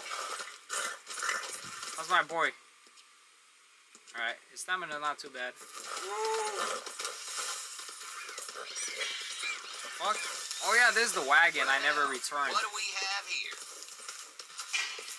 Mind me. I don't know what. Is that a stable? What? It looks like a stable on the map. And just like that, we are home. Home sweet home. Just make sure to not get knocked over by a tree. Come on. Oh shit, wait. It's me, bro. I don't even know where he's at. I'm back. Oh my god, the food supply is low. Arthur! I am back, guys. Are you busy, Arthur? Give me a second, bro. I gotta give some food to the people. My real uncle? Uncle Jed? My mother's brother's cousin? He was kind Bob, of funny. stay over there. One of those men you didn't want to be left alone with on account of him doing... Now, well, let's you know, donate. We could really use some more meat, Mr. Morgan. Here. Take, this one. There should be some real good eating. There you go, bro. Got you. Thank you, Arthur. They got food now. Alright, I'm gonna save the game before I forget, because I just did. Oh my god, I can't. What up? You know, my father had welts all down his back. He was raised a slave. Alright. Now, oh, now I can save. I'm saved. Now we go buy the best saddle. I'm rich, so I should be able to afford it, hopefully. So where is the stable? They close. I gotta... Of course they're closed. Wait, where is it though? Fence. Fucking fence. Stagecoach. No. What the fuck? Oh, hell no. All the way over there? God damn. Well, I'm a good old-fashioned house nigger, they call it. how'd I go to sleep? But he was beaten just the same. Now, it wasn't the master of the house, who my father loved, in a way. You busy, Arthur? Who my father hated with an almighty passion. He beat the slaves almost nightly. Whip them. I think that fence place is a stable too. Fence? Wait, what does it say? Particular business operating out of a colorful trailer just outside the town roads. The shopkeeper here is a craftsman with craftsman with interest in universal artifacts. No, it's not. I still don't know where to sell the goddamn thing. Hold up, I need watermelon. My father was getting a whooping for the crime of being born by this horrible bastard when his sister-in-law, the master's wife, walks in. Now, fearing for my father's life, she told her brother-in-law to stop. Well, not only did he not stop... Oh, never mind. There you go. We got a little bit of watermelon. Next day, his brother, the master, shot him dead. The whole plantation cheered. Fuck it, let's do a mission. Let's do a mission and then we figure that out. Let's do mission. They told him as he did so. Time will catch up with us all. He's telling a story. A year later, he set them free and hanged himself the very next night. I'll go get the saddle later.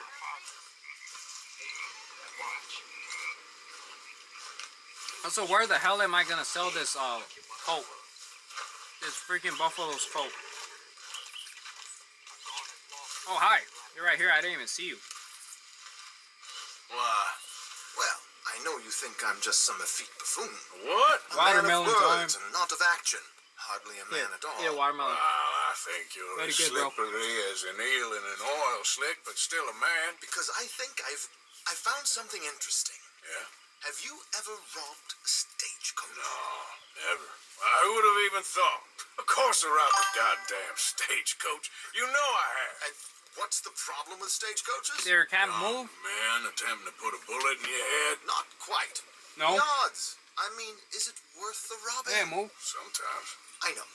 But, well, if you'd like to come with me, I can introduce you to Well, it did move, but that was like, that was a while ago. Give you all the decent, robbable stagecoaches a hot-blooded degenerate could require. Well, I could require a whole lot. Alright, let's do it.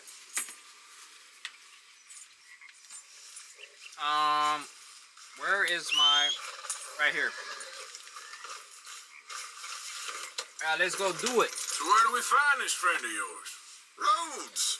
Because what can possibly go wrong there? Alright, let's go. Well, lead the way and we'll find out. You sure seem to have got about around here. You know me. I like to make friends in low places. How the hell you end up down here anyway? Roads is what you thought was a place. I have a few commitments over this way. Some expenses to meet. Expenses? What expenses? Gentlemen's canes and rabbits to pull out of hats? Among other things. It's a magician. Nice of the business going for a while. Would you please slow it down? Time, bro. You're too slow. Let's go do it. It's a new morning. Well, it's about to be a new morning. We just ride together. Oh, hurry up, boy. So, yes. Shares in a gold mining company. Excellent returns for the investor of a certain financial standing. Until, well, that unfortunate run-in with the law. Yeah, that's how it goes. Thanks for disappearing on us during Fucking that hair right song here? business, by the way. I feel like there's a hair right here, bro. Each to their strengths, dear boy. You know, you boys should really watch yourselves with those two families. Here we are. We can hitch up outside. I'll make the introductions, Arthur. Oh, we made it. This is the post office. The fucking post office. Post office station. Now my horse taking a shit. Just how it is. Come on. Hang back a bit and let me do the talking. Alright, do the talking, We don't bro. want to scare him off. Do the talking, bro.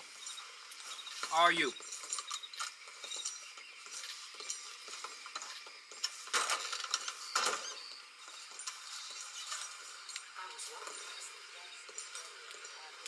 Where you at?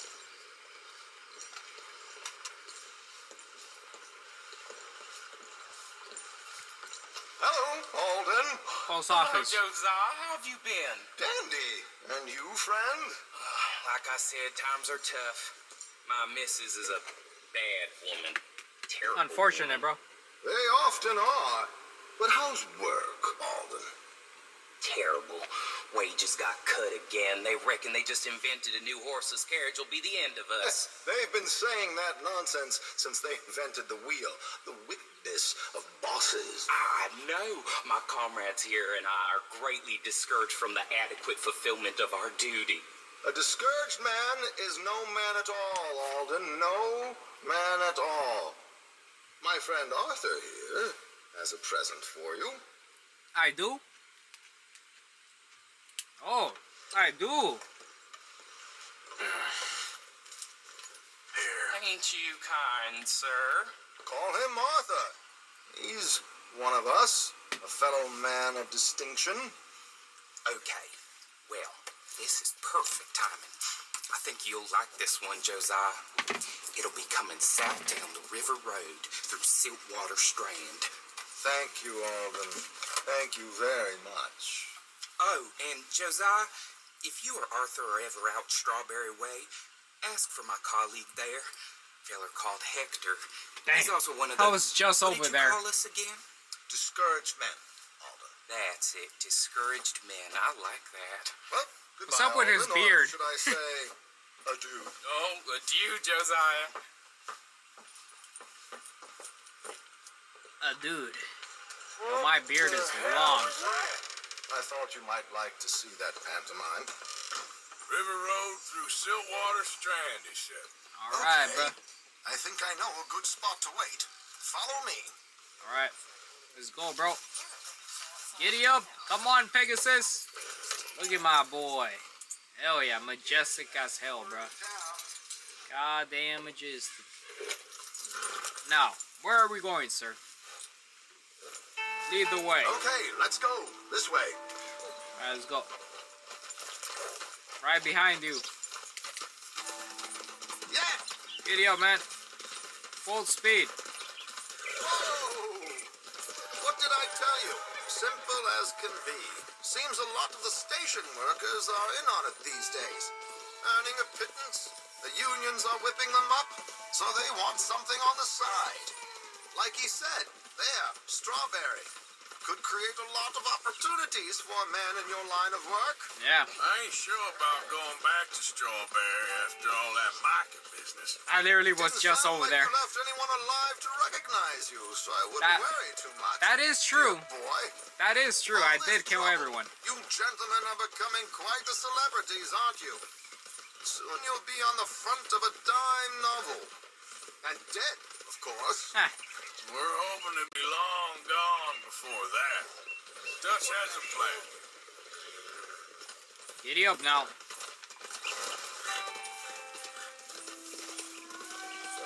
How my horse doing? Yeah, we good. Look at that, bro. Oh, you can't see it, but his speed is fucking insane. His acceleration is insane. His handling, elite. Yo, he's almost like maxed out. This is the spot. I just need a better saddle. Okay, this should do. Sure. Here. I'm hoping we won't need those. Better You safe never than know. sorry. You What were you never know. thinking? Well, according to this, the loot is located in a strong box, which is in the back. I'll put on a little performance, and you can scurry around, open the strong box, and relieve them of their goodies. And how do I open the strong box without threatening someone to open it for me? This should work. And I can do this silently? Well, I'm hoping complete silence won't be necessary. But you're going to wish you had your earplugs. This is Damson. Oh, very good, Alden, very good. Very If good. anything goes wrong, you can wave your guns around like you normally do. Hold tight. All right. We'll be here soon. So we're going incognito mode. Right. There it is. Right on time. Let's go. Keep your distance so they don't see you. And please leave that gun in its holster for once. All right. I will. Okay. Let's go. Incognito mode. No guns. And we got a lockpick. Finally. How are we doing this, bro?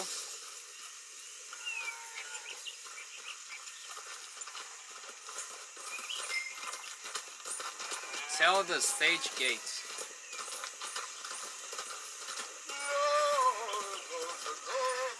From the coach to avoid being spotted.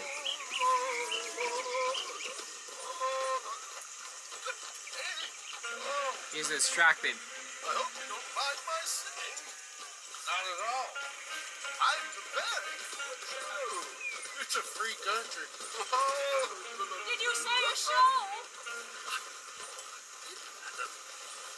It's a small benefit to operas in Blackwater.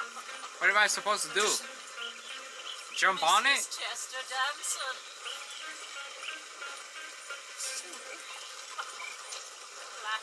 I flatter. Oh my God. Coach, my good man, stop the coach. Is he stopping it? Whoa! He is. Damson, why did you stop singing? The New York audience, they were rather cruel. New Yorkers are praised to fools. Alright, they stopped. How the fuck am I supposed to do this? He's standing right there.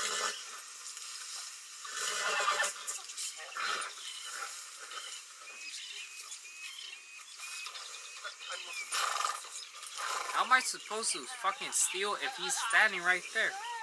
Miss Damson. Owe it. West Elizabeth.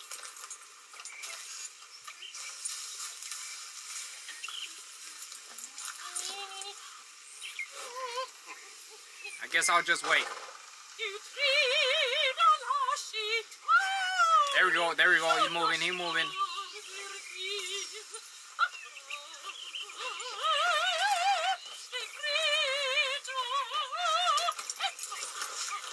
Where's my lockpick?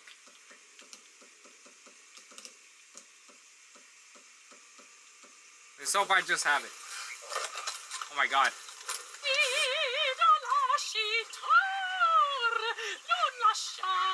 W singing.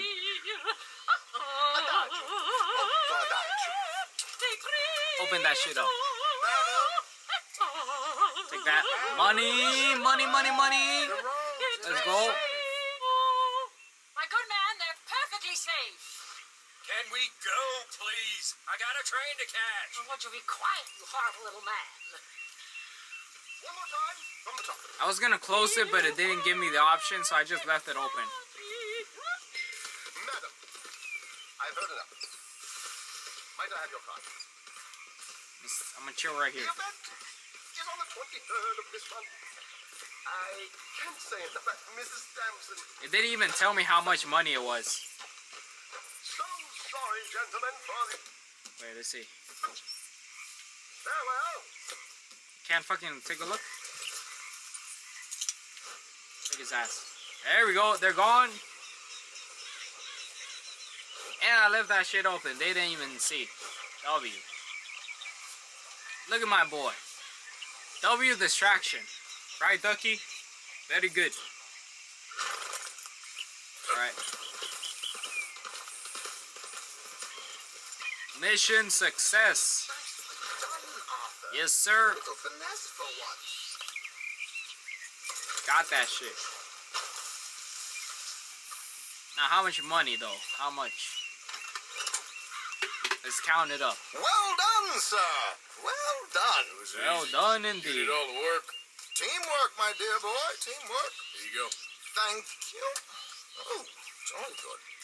Jolly Go good. see Alden from time to time. See you soon, Albert. Sayonara. There we go. W mission. $187. In total, it was $700. God damn. Let's fucking go, bro. We making money. It's a fence. Alright, now we're closer. We're closer to the stable now. And we did a mission. Alright, let's go. Wait, I'm going the wrong way. And let's go. Yeah. Giddy up now. I'm almost at 4,000. I don't know how to check. I'm almost at 4,000. Excuse me, sir. Don't mind me. Yeah, max speed. Yeah. W horse.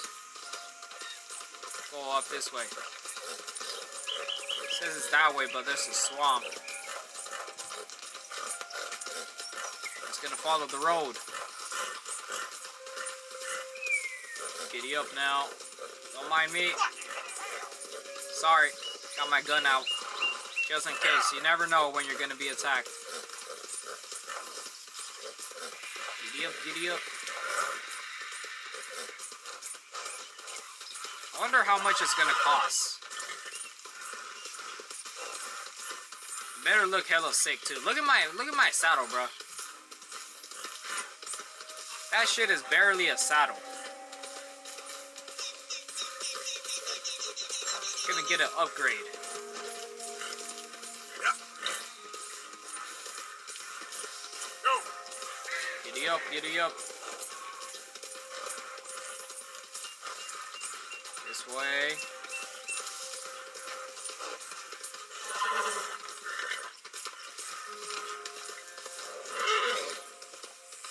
Is this the place?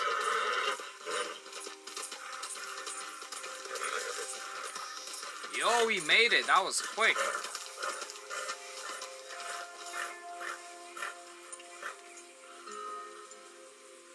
Let's go. Let's see what they have.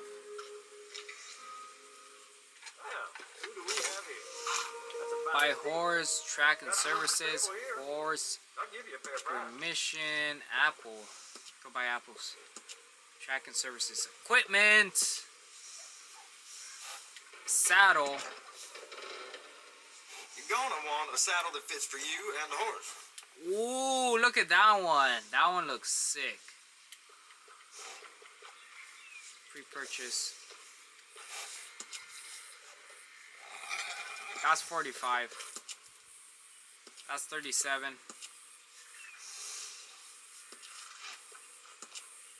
That's 42. That's 38. That's 40. You won't find anyone better with horses than me. That's a fact. Okay, what's this one? This is 45. Let's see what we have. Okay, that looked pretty good. That looked pretty good. Not too shabby. 70. Wait. Improved at 76. God damn. Which one? Hold up. Black is kind of clean. Freaking ash and coal. I've bred, handled, cared for, and trained more horses than anyone else in the state. Silver, not too bad. I like neutral and coffee. Neutral and coffee is badass. Tan and neutral, that's pretty good. Click the right stick to see the stats.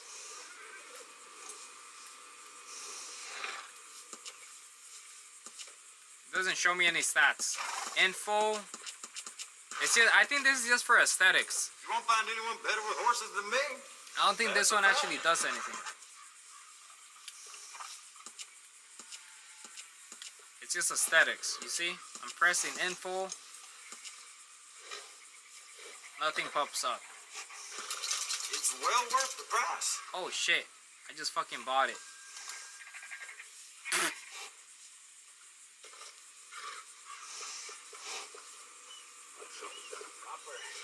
Oops! That's the wrong one. You need to find the ones with stats. Yeah. Bought the wrong one. Alright, let's just keep that for now. You see any of the chickens yet? Every morning I wake up to those damn birds clucking away.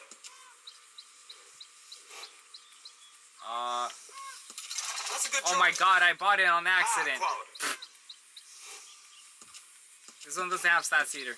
Oh my god, I'm just buying things on accident. Holy shit. There you go. Oopsie. Don't do that again.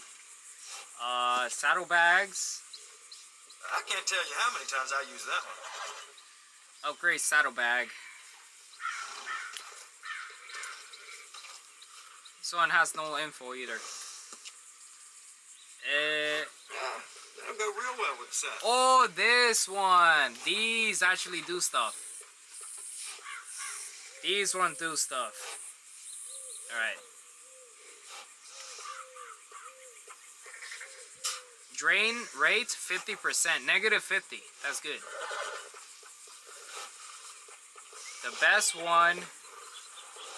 This is the best one. I'm buying this one. It's well worth the There price. we go. W. What else? What else do we have? This one. This doesn't do shit. That's a smart choice for your saddle. This doesn't do shit. Blankets. That's the same one I use too.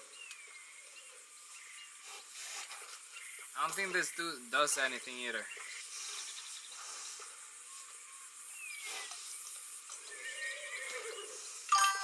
I don't even see the blanket. The saddles have like fatigue. Man. I don't even see the different colors for this. Stable blankets, bedrolls.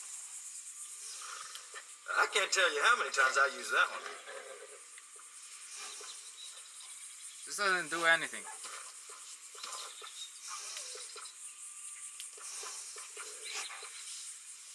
Kind of like the blue. What else do we have? Saddles? I don't see anything for saddles. Saddlebag.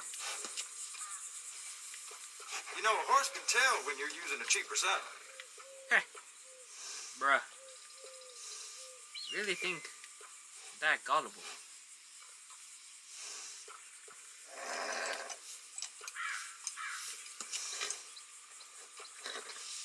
I wanted this one. I'm gonna get this one. That's a good choice. Oh my god, I bought the wrong one again. Holy shit, bro. There you go. There you go. Fine, I got the money. There you go. That looks nice. Very good. That's the same one I use too. Now for this.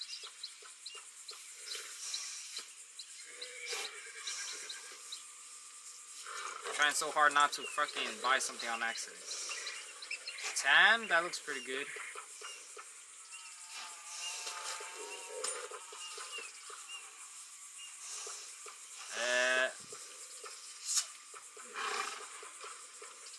It's the one I have. I've bred, handled, cared for, and trained more horses than anyone else in the state. You ask around. I can't tell you how many times I use that one. I don't even see this one. I don't even see this. I think that's all. That's the same one I use too. To change this, I kind of like the blue. I'm gonna get the blue. Or that one kind of looks good too, but I like blue. Damn it. There you go. That's everything. That's everything. Appearance. Go fucking change the tail? You got this nag groom. What the fuck is that? Neutral?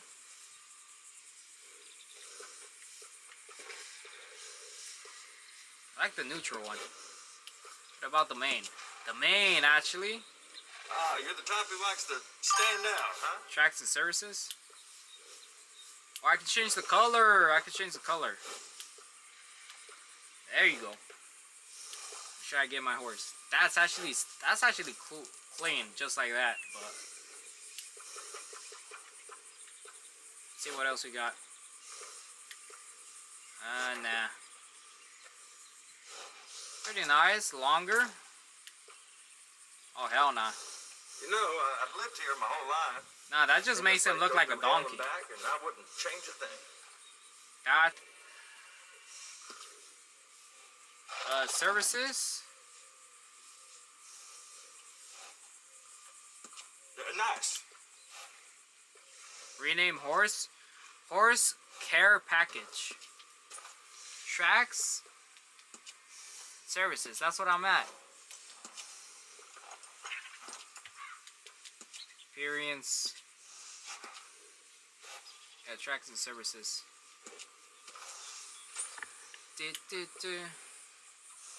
The fuck is horse care services? What is this? Fully restores all horse won't find anyone better with cares horses than me. and years. That's a fact. Oh, it restores everything. My horse. That's a beautiful, bro. That's fucking beautiful. What about the tail? Tail. Take a look again. No harm in gussying your horse up. That's regular.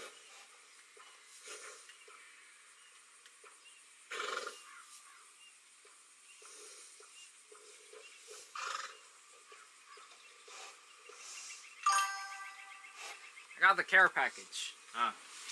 Should I give it this color? Wait,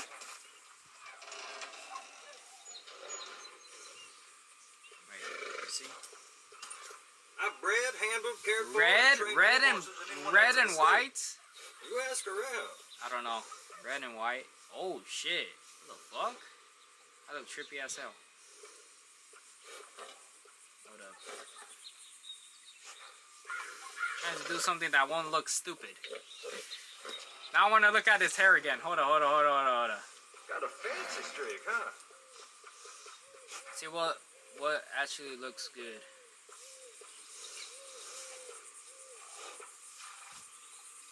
It's not too bad. What about long? Oh shit. Now it looks like flame on, bro.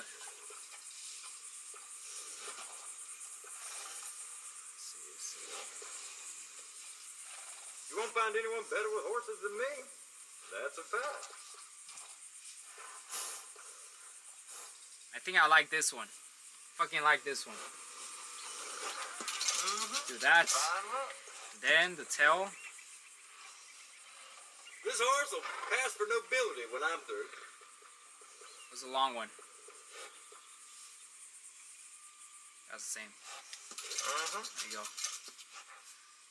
And my God, we got Pegasus now. Fuck it, I'm gonna do the care package too. Good choice. Got it, Pegasus. No, wait. No, not that. Wait, I want to take a look at something. No harm in gussing your horse up. Why do I low-key want the mohawk? No, I shouldn't do that. I shouldn't do that. No mohawk. Yeah, that's a bad idea. That's a bad idea. Let's go. That's our horse, bro. And let's buy...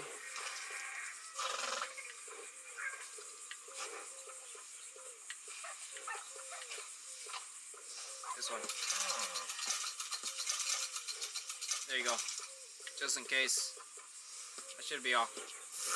Get some hay for its health. And there we go. Take a look. Take a look at Pegasus. Oh, hell yeah. Look at my boy. W horse, bro. Yeah, you're alright, girl. Beautiful. We got Pegasus now. Now that we did that, fucking save it. Oh no, I can't yet. Fucking go. Yeah. Look at my boy's hair, bro. God damn.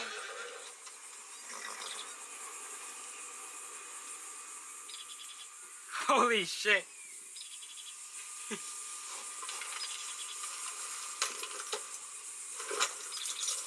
Bruh. Okay, yeah, look at that. Beautiful, bro. Beautiful. Okay. Oh, shit. Can you not see these trees? I was looking at my horse. You stay right there. Whoa, easy, girl.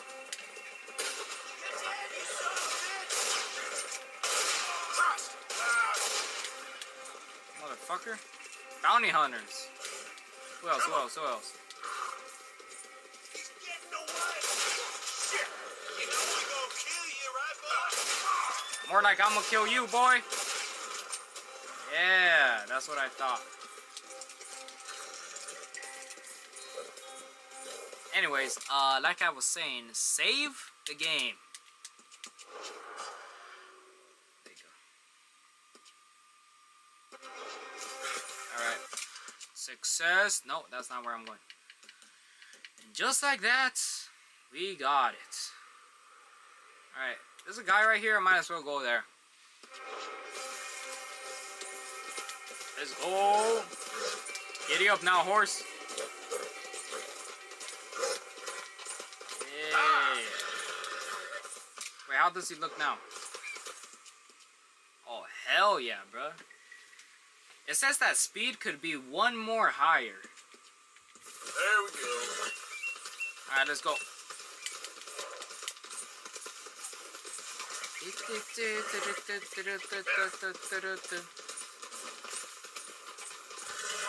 We got Pegasus. Let's go. Kitted out too with the nice new saddle. And he got the tail. Looking beautiful. My boy looking good. We'll go this way.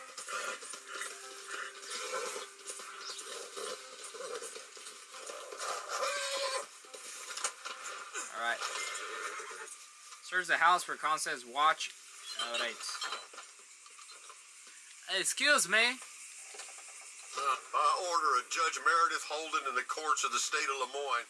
We do hereby grant repossession of this property and all items herein to the Bank of Who the Roads. fuck is talking? M. Holden, Judge Holden. Henrietta Blackley, clerk. November 18th, 1895.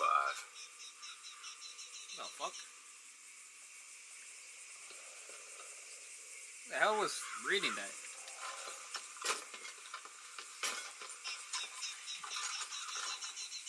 Let's go.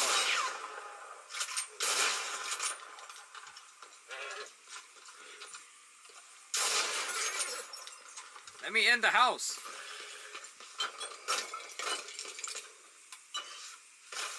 Gotta find a way in.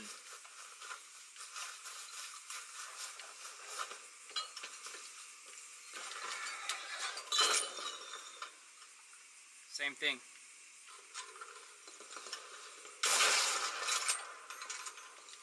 How the hell am I supposed to go in?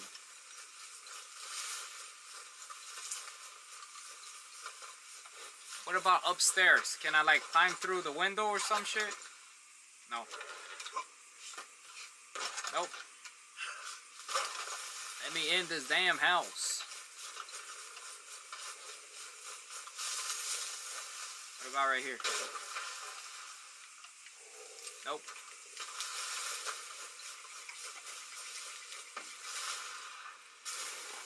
Why can't I just walk through the front door? Just open it. Wait, I have an idea. It's a genius idea. Wait! Oh my fucking god, bro.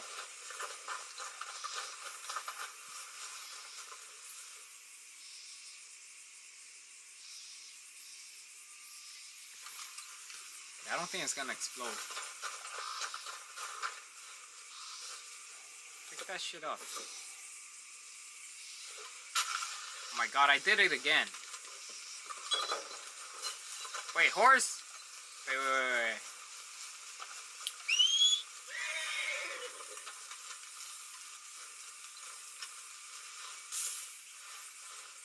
Oh my god, it keeps putting it on the ground.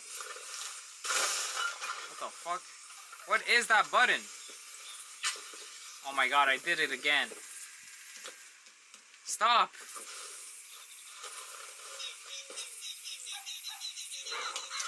There you go. Don't fucking blow it. What am I doing? Pick it up, bro. Okay, put it right here. There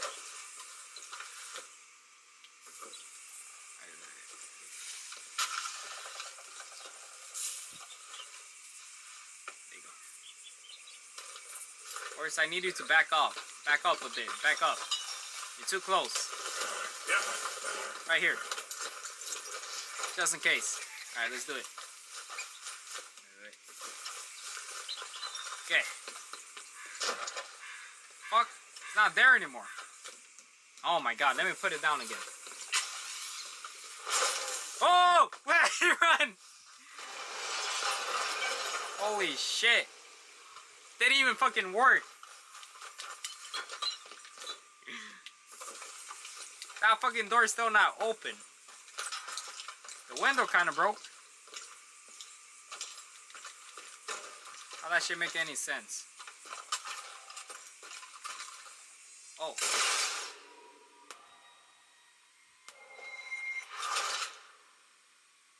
What the fuck?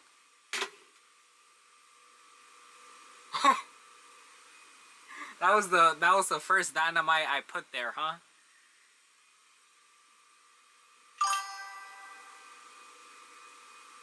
That was the first dynamite I put there. How did it not explode though?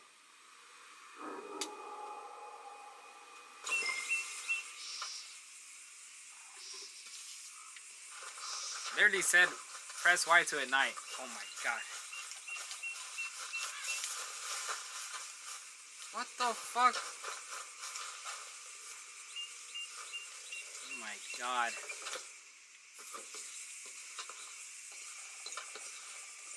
I order a Judge Meredith Holden in the courts of the state of Lemoyne. We do hereby grant repossession of this property and all items here. I don't care, bro. Oh, it was right there. I was like, what is that?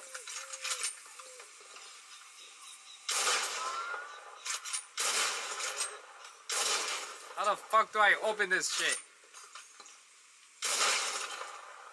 It's wasting bullets. Let me in the house. Can you believe this, Pegasus? It is unbelievable, bro. It's even worse. Wait, there's a door right here. Ledger, watch, pistol. What the fuck? I did not see this door. Oh my god.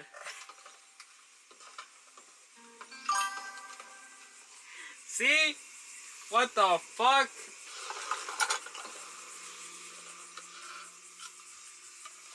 Oh my god.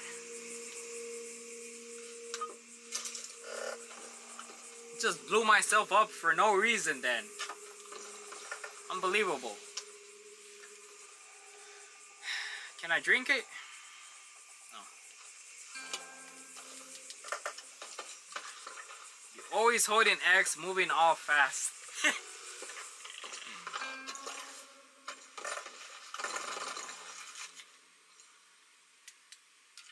June 7th, 1855. Dear Sir, please accept this likeness of your family as a small token of appreciation for your assistance in the recovery of my property.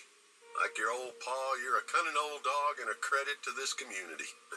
Yours, Colonel Joshua Nixon, the Ascension Plant. Oh, sorry. Cut him off. I'll be damned. Oh. What the fuck, bro? Unbelievable. Unbelievable. April 2nd, 1870. Dear Mr. Compson, I'm afraid there's no more work for you down here at the plantation. I'm grateful for the help you've given us and the help your pappy and your pappy's pappy gave us before you. These are trying times for all of us. You are in our thoughts. Check the fireplace. Roger, Yours Roger. truly, Colonel J. Nixon, the Ascension Plantation. This used to be a plantation. Right here. Wait. So watch.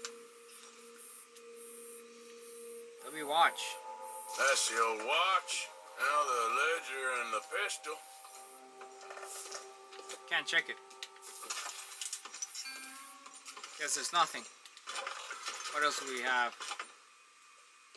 See this? What's in here? Nothing. What else do we have? There's another one. There's a letter. There's a letter. Dear Jeremiah, there ain't nothing here of any value. I wouldn't give you a nickel for it. Come by for a sup of whiskey anytime. Bill. Yes. I was sorry to hear of Betsy's passing. Things is easier up there for sure. Oh my god. Oh my god, bro. What the fuck? Oh shit, the house is gonna burn down. Where's all this old crap? Holy fuck, bro. Wait, hurry up, hurry. Stop. Oh my god, bro. Trap door, huh? Wait. Okay. What you doing shit. here? Who is he? We found this place first. Yeah, easy. Guys, the house is about to burn looking down. around for some things. That old revolver yours? Finders keepers. That's what we need.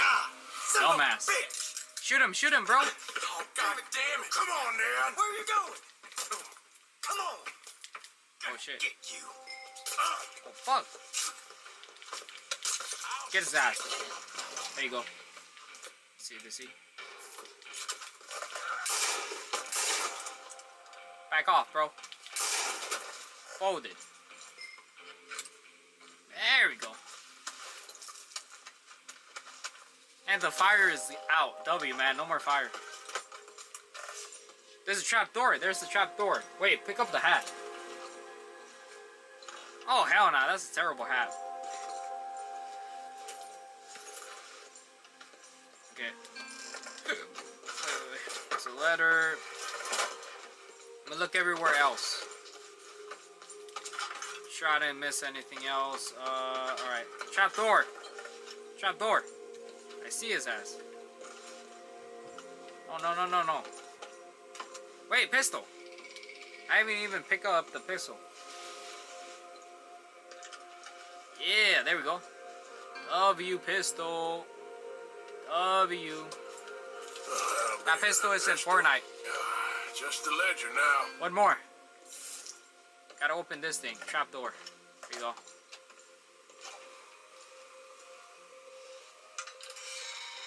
Yeah, the basement. Let's see what they have in here. Shit. Interesting. Whole bunch of nothing. Hold up. Ledger. Is this the thing? How do I open it? This your ledger? A list of slaves? Damn. Rewards. January 15th, Betsy, $17. January 18th, Louise, $12. May 18th, Wilfred, $18. May 24th, Minnie and Child, $20. That's all they're worth? That's crazy. So cheap. What is this? Well, that's that. I was somewhere near Rhodes when they caught me. Till the day I die, I ain't gonna forget the sound of that dog barking in my heels. The fuck? But I don't suppose that day gonna be far off yet. It was 50 lashings yesterday and 50 more to come. I don't think I can take any more. Man said he was doing his job. Funny kind of employment if you ask me, but I suppose you ain't. Light's fading, so that's it for now. I do hope I live to see the end of this war and justice win out. Ugh. June 64. I'll be damned. God. What else? What is that? Oh, down there. What do we have in here? Diary? Oh, canned pineapple. Yo, W. Some canned pineapple. Bourbon. That's the one I just opened. I think that's all. I am done. Alright, let's go. Giddy up now.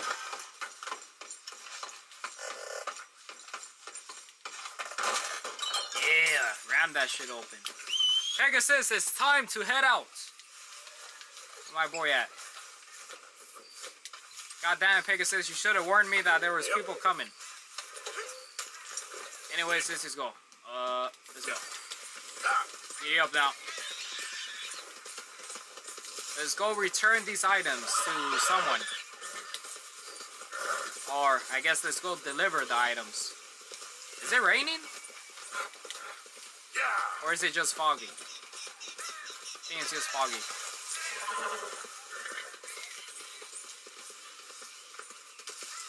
Oh, we made it. Right here. Put away the gun. They threw us away like shit on their boot. Oh, man. Oh, man. Sir. You show some respect. I was respected once. I had a profession. You asked me to get you something. Oh, yeah, No this is the bringing guy. back what I want. I want my job, my pride, the respect accorded to a gentleman. What about this old crap? Huh? Thanks. Yeah, bro. Don't you understand? Those bastards have changed everything. I was a good worker. I took pride in my work. They took it away. Pissed on my legacy. Oh, man. Some So he jobs was- ain't for saving. And some He was a legacies, slave. He owned a they plant. are for pissing What are you doing? He owned a That's my plantation. history. Motherfucker. God, That shit don't work, boy. That shit don't work. damn you. I still exist. Oh. Move on, boy. Move on. Ugh. Damn.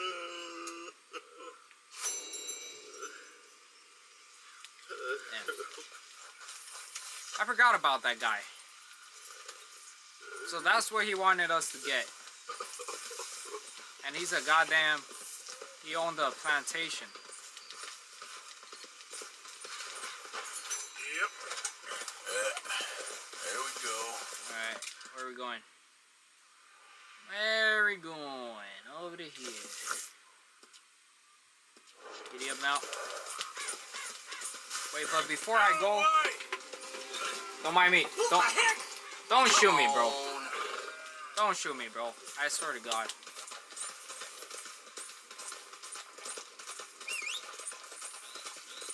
Let's show them how free men do some killing.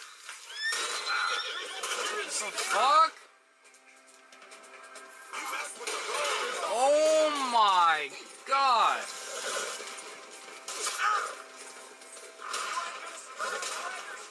Wait, I'm fucking...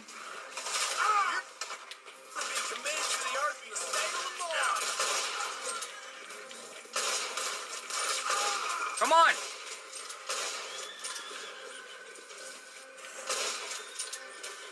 Who's next? Who's next? How am I doing? How am I doing? My horse is good. Everyone's good. We all good. The only people that aren't good is these people.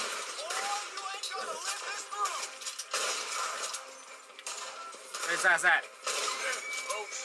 Got his ass. Who's next? Is that all of them?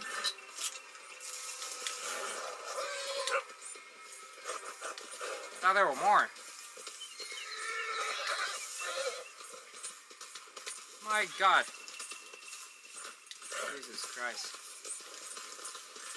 Alright, anyways, let's keep it going. You're raiders. It's alright, boy. Everything's fine. They're gone. Let's go back to the base camp. Reload this gun. Okay, girl. Giddy up now. Don't mind me, sir. Coming through.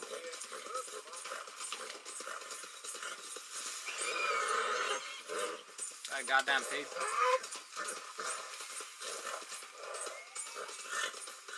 Giddy up, giddy up. Yeah. Giddy up, giddy up. It's nighttime. Oh shit, I passed the... I guess it's this way. Right here. I was following the yellow one, but that's somewhere else. I'm back, guys! Hey, who's that coming in? Oh shit. It's me, bro.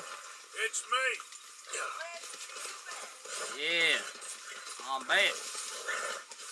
Was that Karen? Sounded like Karen. Maybe not. Evening, Arthur. Evening. Wait, hitch him.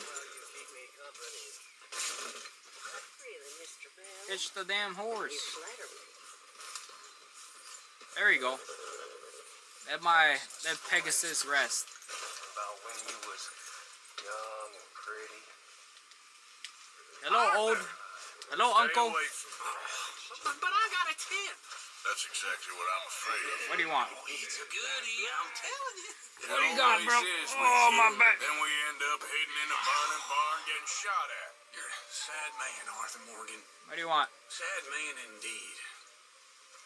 Always good times with old Am I hungry? Nah, I'm good. I'm good. I'm good.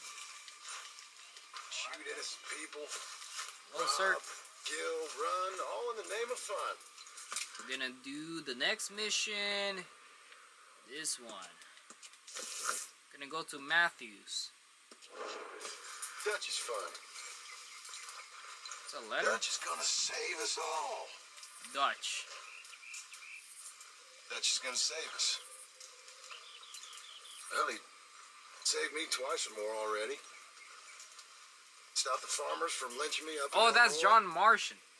Just now he had me saved from wolves. I'm gonna go get more watermelon and go take a piss. I'll be back. It is on our tail, and still, I doubt it. Blessed are they who have faith, yet have still not seen whatever that line he spouts is. What do I know? I don't know a thing. I mean, that man I killed for, the man I ran for, the man I believed in, is that still the same man I see now? Guess about all I got left now is doubts. Doubts and scars.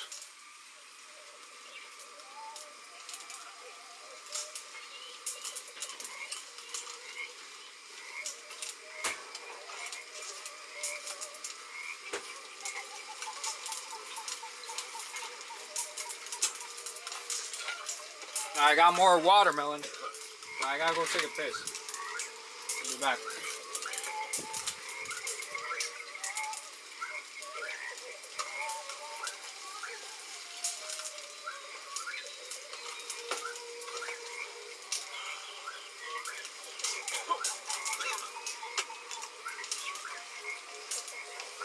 How are things? Pearson. Evening, Arthur. Mr. Smith.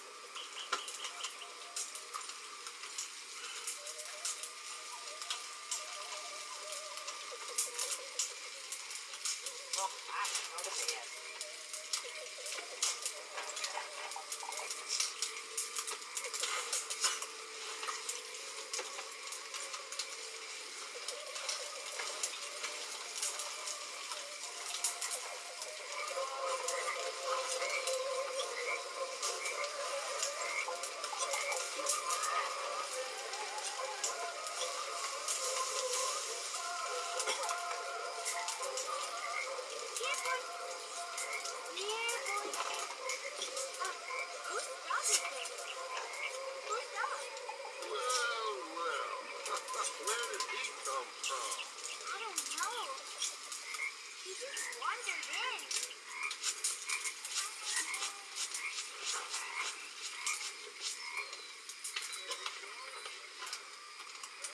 Well, I'm just taking up space here.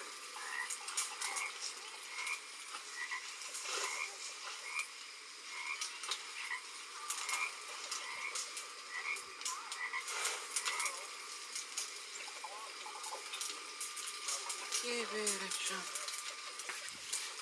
I didn't. Back. And I got my watermelon.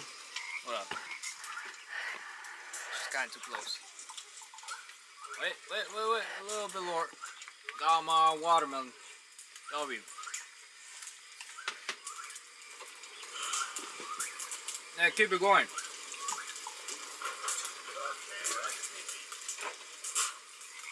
Yep. Alright, there you go.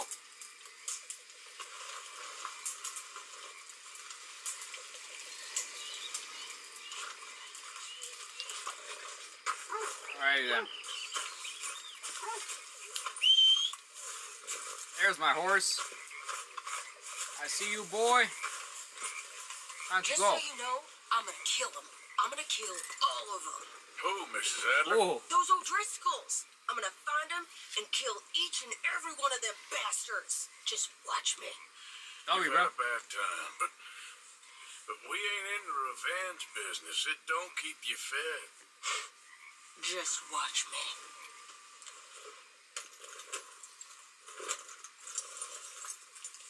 I don't know who the hell that is, but good luck. Sorry, Bob, but no, Bob. No, Bob. Bob, stop. Bob, stay back. Bob.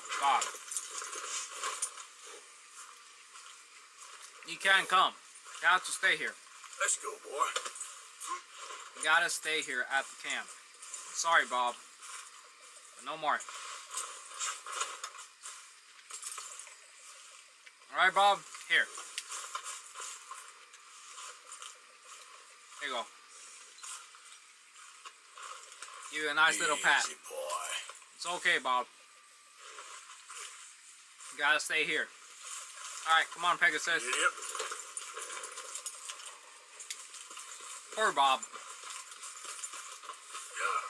Wait, that's the lake. Alright, let's go, Pegasus. Giddy up now. Full speed ahead. Oh shit, what the fuck? Oh my. What the fuck? They're at our camp. The law were led to the camp. Holy shit. I gotta go kill them all. They're gonna kill everyone at the camp. I gotta deal with them. Right here.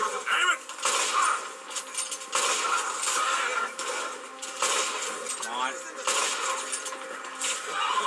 Gotta kill them one by one. That guy got folded. There we go.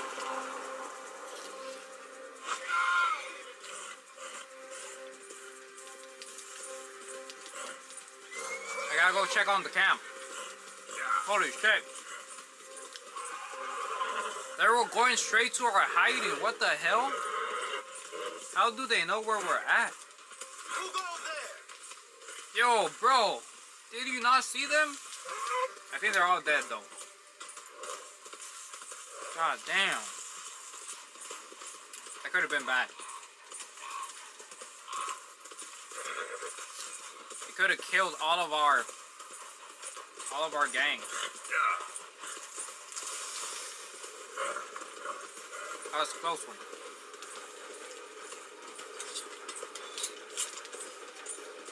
I got him. Let's go do the next mission. Let's go to Matthew. Come on, Pegasus. Full speed. Right? I said full speed. Giddy up. There you go. Watch out for the tree. Hold on. Oh shit, we're going here? I hate this lady.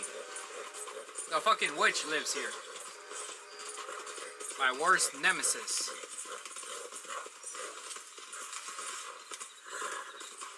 Giddy up now. Alright, let me put away my gun. I don't want to cause any problems.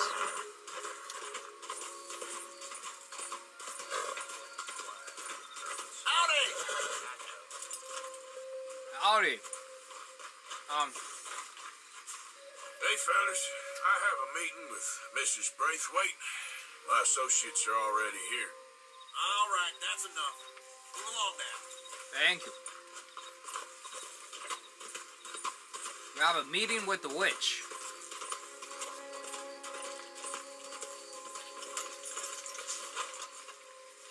Look at her house. Got a goddamn mansion. Hello. Please come in, sir. Thank you. Very nice, very nice. This way, sir. Not bad at all. A gentleman to see you, ma'am. So, your friend, the other liquor vendor. Hello. Hello, ma'am.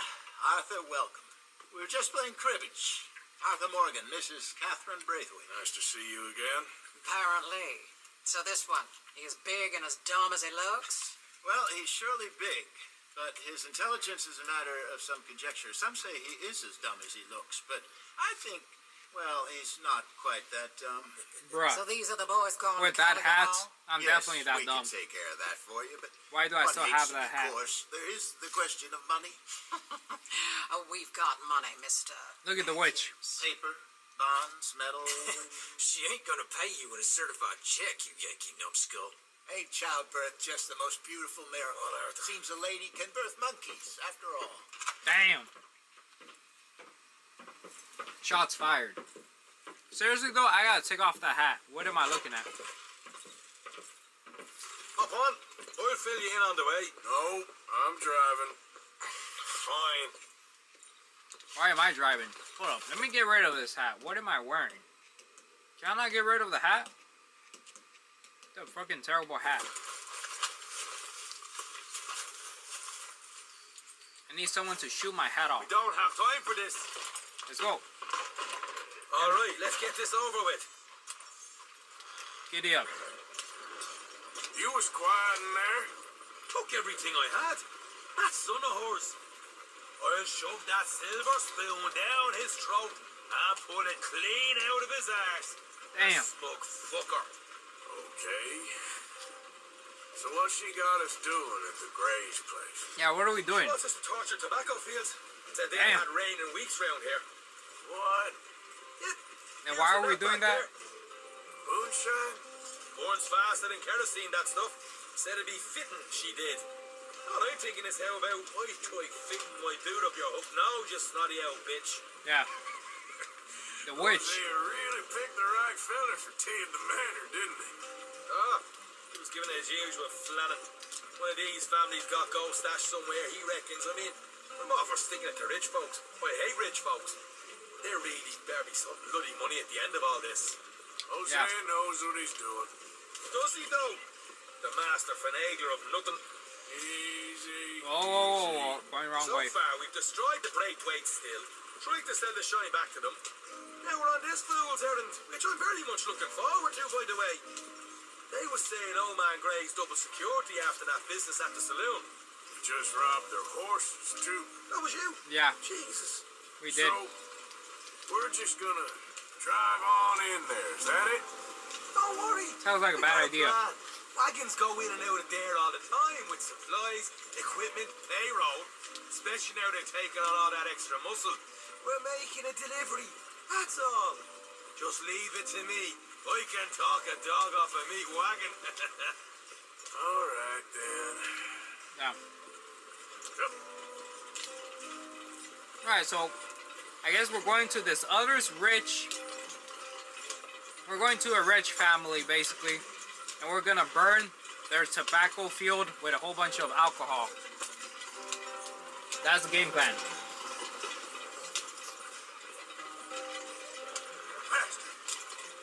But yeah, we better be getting paid for all of this. All of this work we're doing for the witch. Oh, hold up a second. You're not worried about them Greys, English?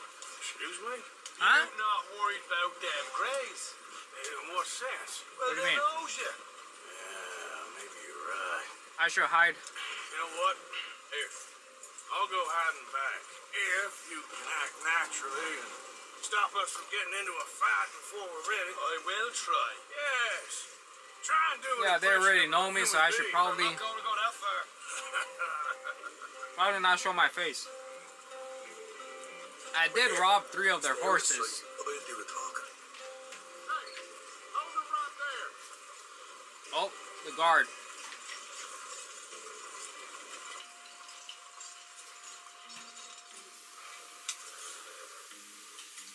Don't mind us. We're just delivering alcohol. There was a thing at the saloon. What you talking about? Well, I'm delivering the supplies. You're not the usual driver. You want a bottle, friend? Here. Have a wee drop. I'm new. I mean you no harm. I've come from Donegal. He's offering some beer to him. You don't say. Yeah. They said you'd understand. Some Oh, kind you of watermelon. incident at the saloon in town. Take a bite. Watermelon. Up here. Ask Take no a bite, questions, cookie. I'll tell you no lies. Sort the business. Very good, bro. Very good. Before the officials got there, they said. Okay. Drive this way. I'll show you how to get there. Oh, thank you, friend.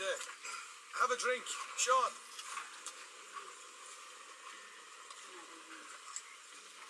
Where's my ass at? I'm like under. Hamish. Good to meet you, Hamish. Fine bit of country you've got here. Not as fine as Connemara, but fine nonetheless. My people come from Scotland. Is that right? Scotland. And you and I are nearly brothers. I can change views. Ah. Damn, bro. He enjoying that. Just over here. Yeah, straight down the path here. It's getting so I can barely keep track of all these deliveries coming in. Yeah, and they said they was looking for more drivers in town. I jumped There's at like the a chance. community. I never been a feller to kick a bit of honest work out of it. There's so many houses. So, you folks been having a hard time of it, have you? Yeah, Mr. Gray's got a heap of problems right now with another family around here. Bunch of covetous lowdowns trying to sabotage his livelihood. That's us. Disgusting. Oh dear, I'm sorry to hear that, Hamish. We're the ones Sounds like sabotaging. You definitely deserve that drink. You don't know the half. Just in there. Right there. Little do they know, we're about to burn the whole tobacco farm.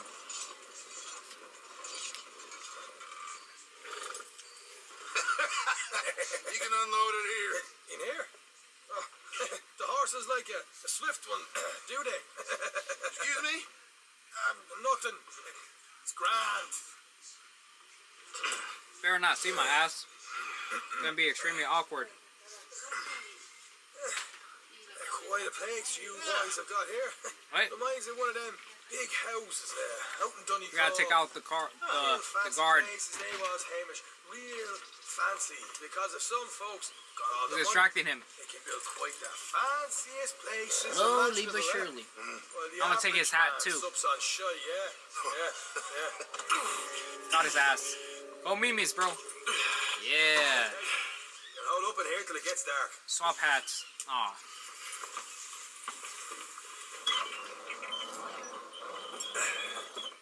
W, we did it, bro. How you getting on? Good. Nearly got these things ready. Okay. I really do not like that hat. There's plenty of guards out there. Here's how I feel we should deal with things. What's the plan? You head over to the dry barn. Sure. And you? I'm gonna deal with the fields themselves. We coat everything in moonshine, and then we light things up with these little fellers here. Hell yeah. Thankfully, it ain't rain, and that old barn over there should go up like a torch. How many of these boys you think you need? This should do it. Let's head out the back. To be fair, Look, the mask. once they get wind of us, there'll be no turning back, so move quickly. Of course. A rebel stock, boy. I was bar burning down manor houses. Burn quietly. Yeah. To be fair, the mask with the hat does look pretty nice. Quiet. There's someone coming on the left. On the left? Oh, I see him, I see him, I see him. Oh, shit. Watch out, watch out. Oh, hey. Well, I thought the wagon already arrived. This one didn't. Oh, shit. Strange. So, what you got there? Tools, payroll. Okay. Drop it by the supply shed and back to the fields. Sure. See you later. God damn it, my phone just Hear fell. that? Harold. Yeah. Let's get this job done first, okay? Yeah. We'll take care of this fella. Yeah. Go get him, bro. Get his ass. Yeah. Dead. You douse the fields. I'll meet you at the barn. Alright. Let's burn them fields. Gonna say bye-bye to the tobacco fields.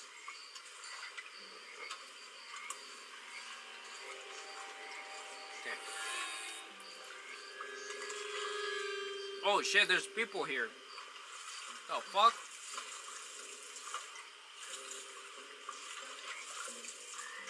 I'm like peeing, bro. Fucking dude right there.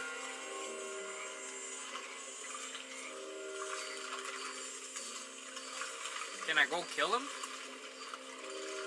Should be enough for here. Oh my god. Go, go, go, go back.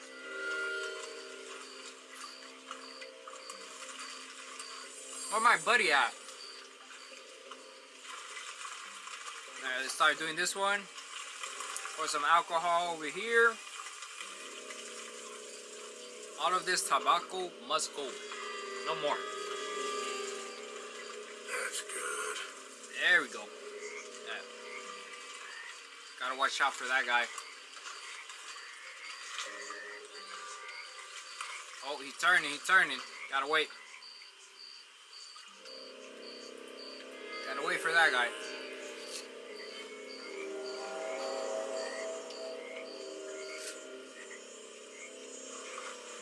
Oh shit.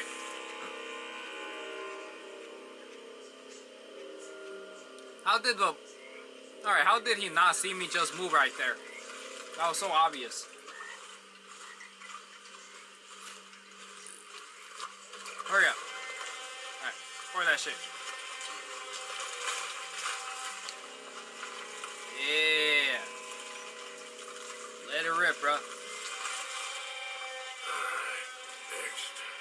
right here. Yeah, get it all over. That's good for you. Let's go. Now what?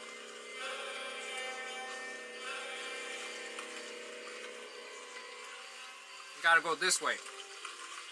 There's more. I gotta move. I gotta wait for this guard to turn around. Alright. Let's go.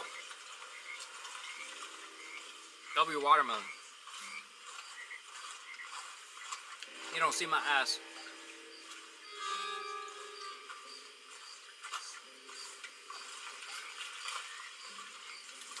Wait. Let it rip.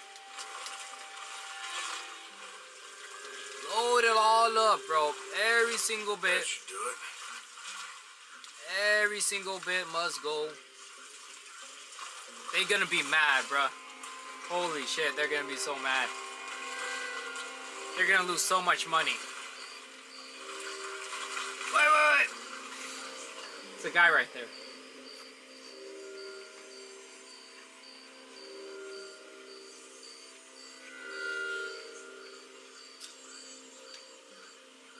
That's the final part I gotta do.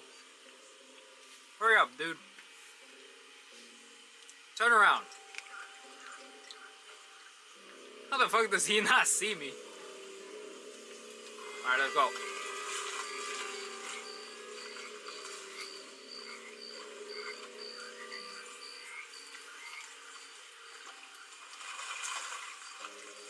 Yeah, let it rip, let it rip. Let it rip. Yeah, there it is. Me sign at the bar. Alright. Gotta go back.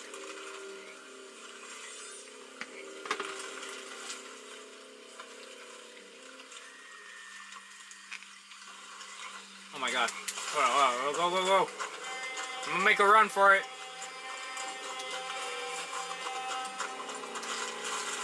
We got a runner. There's a guy right there. Get his ass, boy.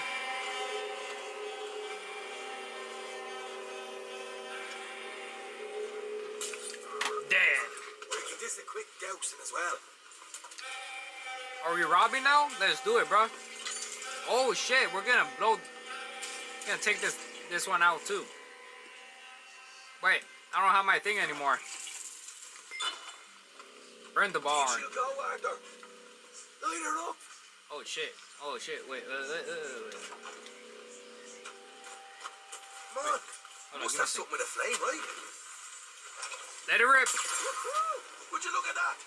Not the field. Now let's burn those bloody fields to the ground. Yeah. Yeah. You keep burning. Somebody shoot him already. Yeah. You ain't leaving here. Let it all burn. Burn. I got the red. You got some heart from the stage. Come on. Alright, let's take out the guards now. Right now, we got company. Look out. Let's go. No more tobacco. Yeah. Wait. How the fuck? Oh my god. Here we go. Here we go. Come on, bro. Oh shit, oh shit, oh shit. Alright, get to cover, get to cover. Get to cover, I said. No, get to cover. Here we go. Inside. Oh my fucking god, don't miss like that, bro. Nope. Oh, you dead. What the fuck? Second.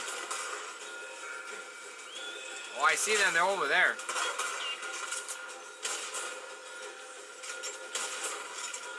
Get him again. We seem to be taking a while.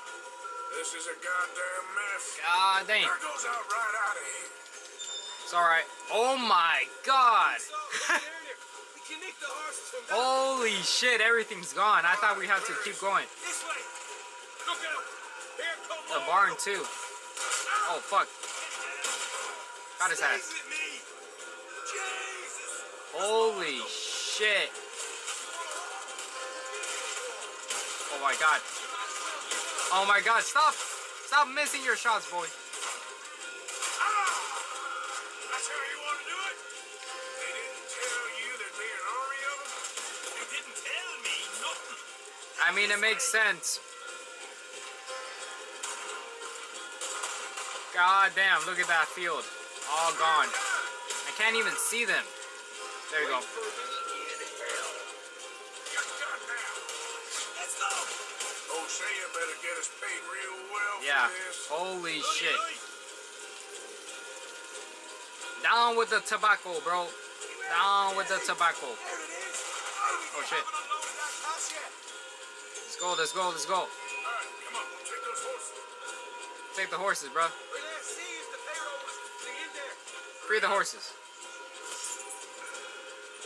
There you go. Oh boy, we did good, Morgan. We did good. Good shit, bro. Good shit.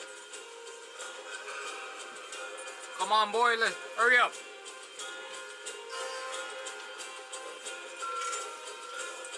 Hurry up, man. Yeah. Okay, Let's go. get the hell out of here fast. You right, follow me. Wait, this field is not burning down. Wait, hold on, hold on.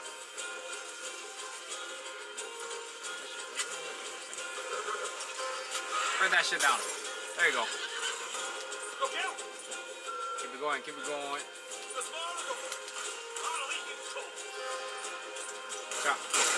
Got his ass. Got his ass. Yeah.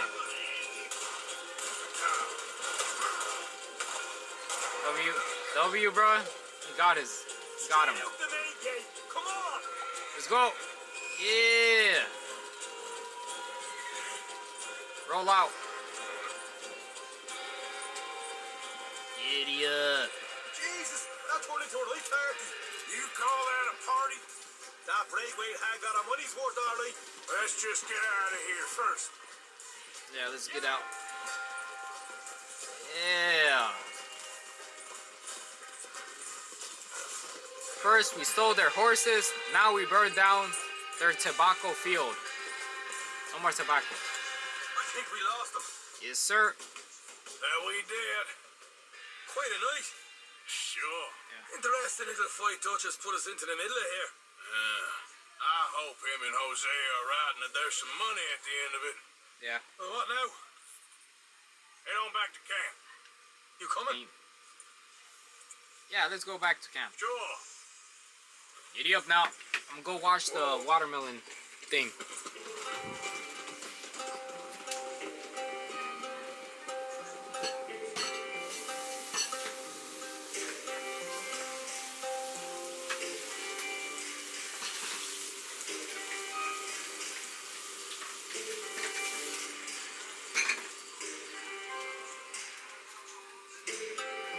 What a success.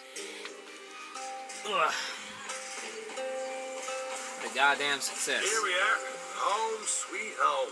You let Hosea know how we got on. Will do. Hey, you got any tobacco? Yo, how much money? Busting for the smoke. $212. And just like that, all the money I spent for my horse has been made up for. Wait, my camp needs some food.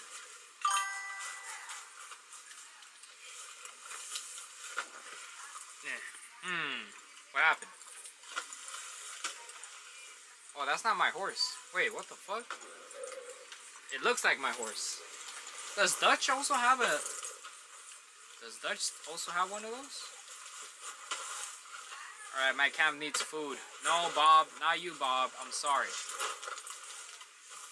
Not you, Bob.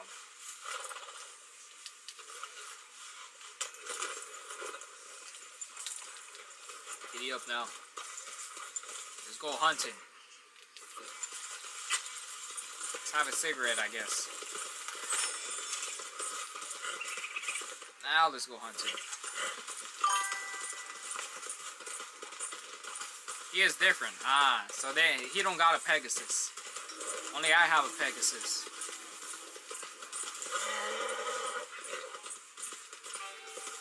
Where the hell?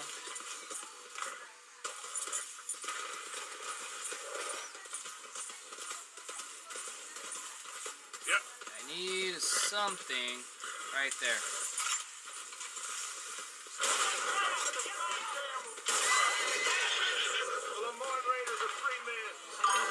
What the fuck is happening? Hold on. Legal matter. Not your concern. Legal matter? My bad, my bad. My bad, I'm not messing with the cops.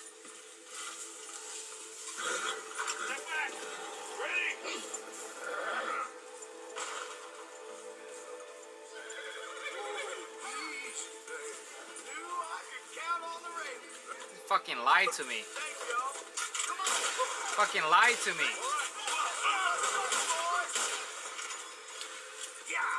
Goddamn liar. Legal matter, my ass.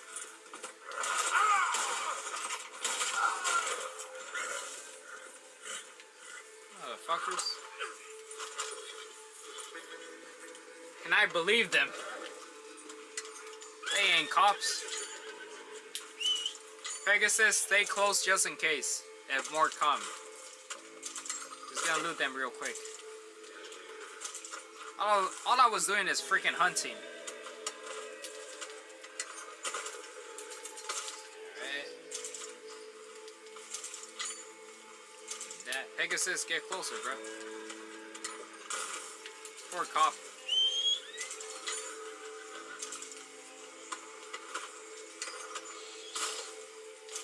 Alright, Pegasus.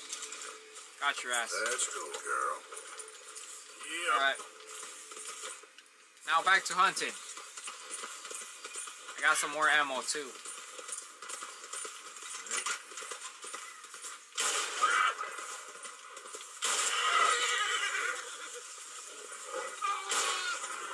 Sorry, I gotta go. That's one. Now we gotta get one more for the camp. We getting food for the camp. Right, Ducky? Hell yeah. God damn it, this boy look heavy. You got it, Pegasus?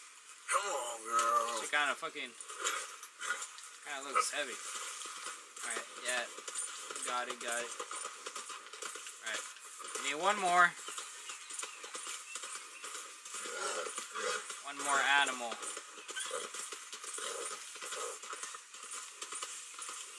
Where?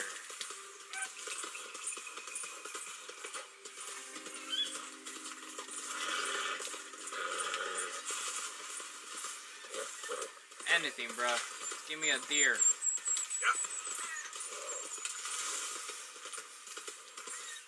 Come on.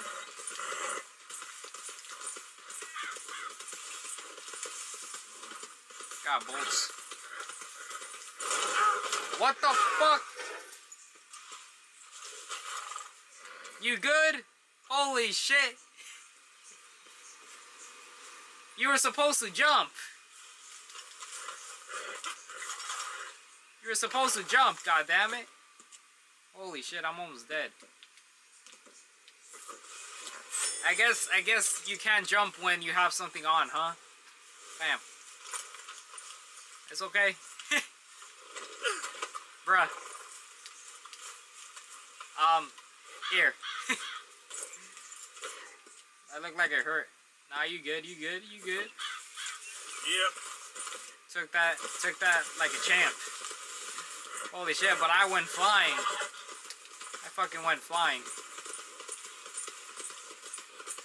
Anyways, where the hell are the deers? God damn. My ass got folded. My ass got folded. The hell is afforded?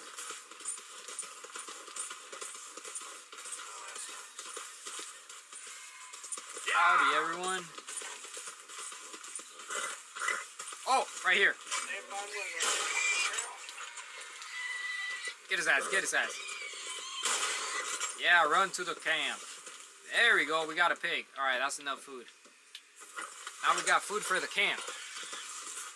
Alright, stop moving, Pegasus. Stop moving. Oh my god, Pegasus, stop. There you go. Calm down. Alright, let's go. Idiot. Let's go. We got food.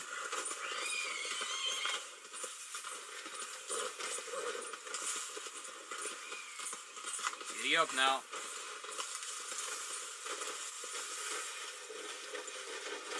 I have returned. Leave that right there.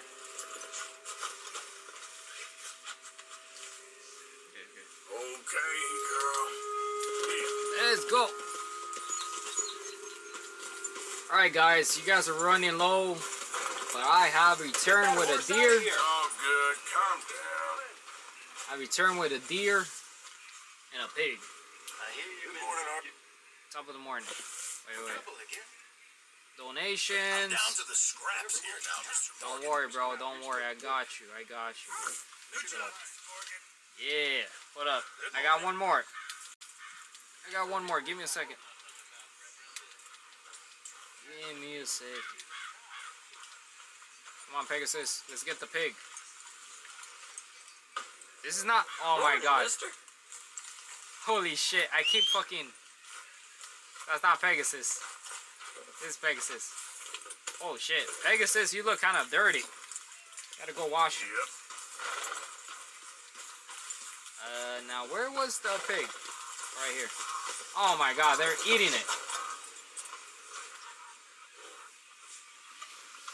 Motherfuckers were eating it. Yeah, it won't take long, girl. So let me pick it up. Gotta skin it. Protein. Hell yeah. Love to see it. Now, let's go. Full power. Full speed.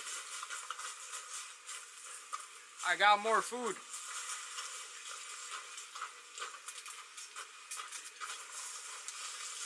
Let's see. Right here. Oh, I gotta keep pressing the wrong button. There we go. For you guys. This now, Pearson. Take that too, take that, and take that. There you go. Thanks, Mr. Morgan. No problem. Good morning. Alright. Let's go to John Marshall.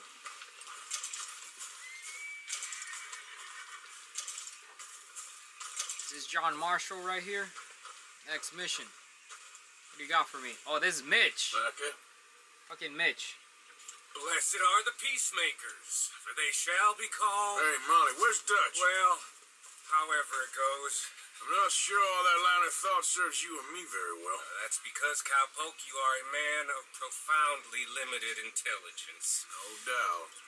Well, you and the old man and Dutch have been running around, digging us ever deeper into shit. Old Mr. Pearson might have gone and lightened the load a little. Pearson!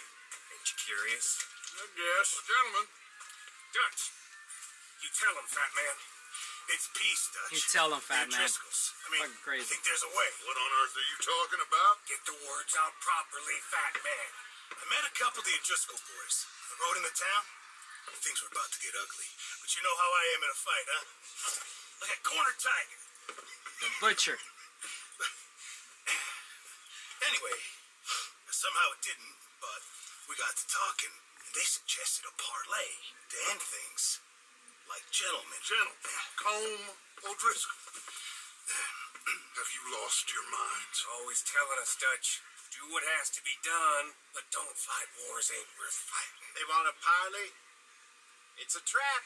Well, of course, it's probably a trap, but what do we got to lose finding out? Get shot. We ain't getting shot because you'll be protecting us. Boy. It's a trap. You shoot a lot of them. If it ain't a trap, that's slim chance. Any of this. It's a chance. Gotta take. Gotta take the chance, boy. I killed Combs' brother. A long time ago.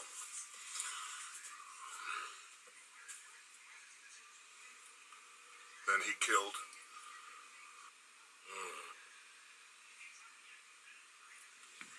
As you say, it's a long time ago, Dutch.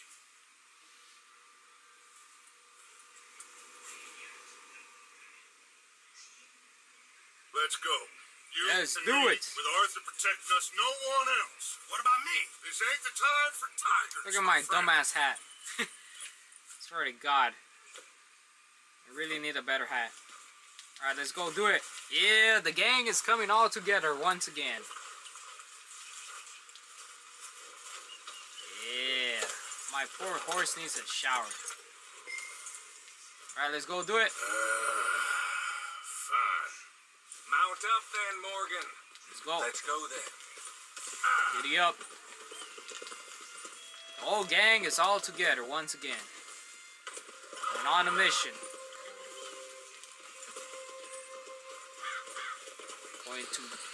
Gonna go face the O'Driscolls, our arch nemesis. Well, You know, that's I've been fighting Colm for so long now, I can barely remember a time when it was different. You still that's fighting Dutch's now. Make no old mistake of menaces. Here he goes. Doubting Thomas. Is there any plan you ain't sour on? Maybe you're right. Giddy up. Just nervous. Let's not waste any more lives needlessly. I ain't costing lives here. I'm saving them. What did you say? We had Pinkertons coming after us? Because of Blackwater? And Leviticus Cornwall and his private army. Then who knows when this local hillbilly thing will come to a head? Can we really afford to be fighting on all these fronts? And O'Driscoll. He got a point. There is wisdom in that. He got a point. I hope so, gentlemen, but like I said, I'm nervous. Look, you ain't even going to be the one in danger. We'll get on over there, find a nice perch for you to settle into. You Hey. got that rifle, don't you? And I'll snipe their asses. Yeah.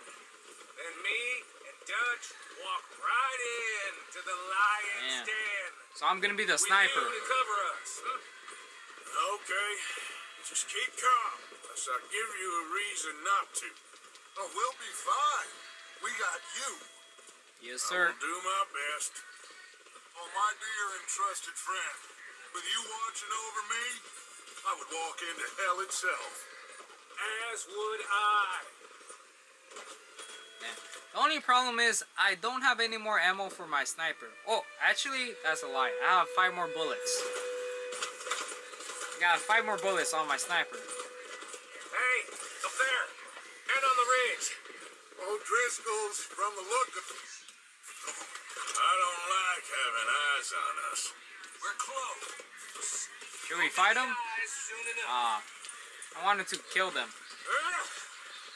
Maybe he's right, Dutch. Maybe I have pushed too hard. Got us into situations that could have been safer. I see all those mouths we gotta feed, and I dream too big, caring too much. That's my problem. Caring too much? There's no such thing. This is horse shit from both of you. Oh my god. It might be. Look at my poor horse. What the fuck? Colm O'Driscoll might be full of shit. My fucking poor horse is so Of dirty. This great nation. Man created equal. Liberty and justice for all. That might be nonsense too, but it's worth trying for. It is worth Leaving. Leaving in. Can't you see that, friend? I don't know. Try. I don't know, friend. All I ask is you try. Try. So are we going to their fortress? Is that what we're doing? I think that's where we're going. We're going straight to the fortress. All right, cowpoke. You're gonna peel off up ahead. We'll be meeting down on the plain. Actually, no, we're not. Find a spot just above us where you can keep an eye on things. Alright. Alright. However this shakes out, let's aim to meet back at the fork in the road afterwards. We'll be there, partner. Alright. Alright, we're not going to the fort. Yeah.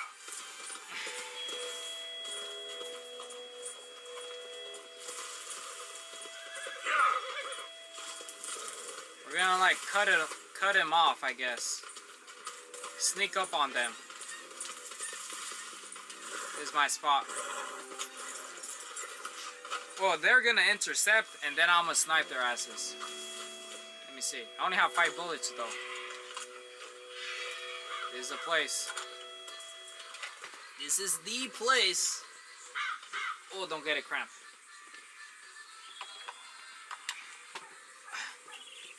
Let me see.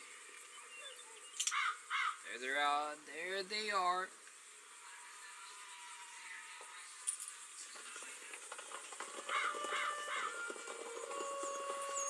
See what happens.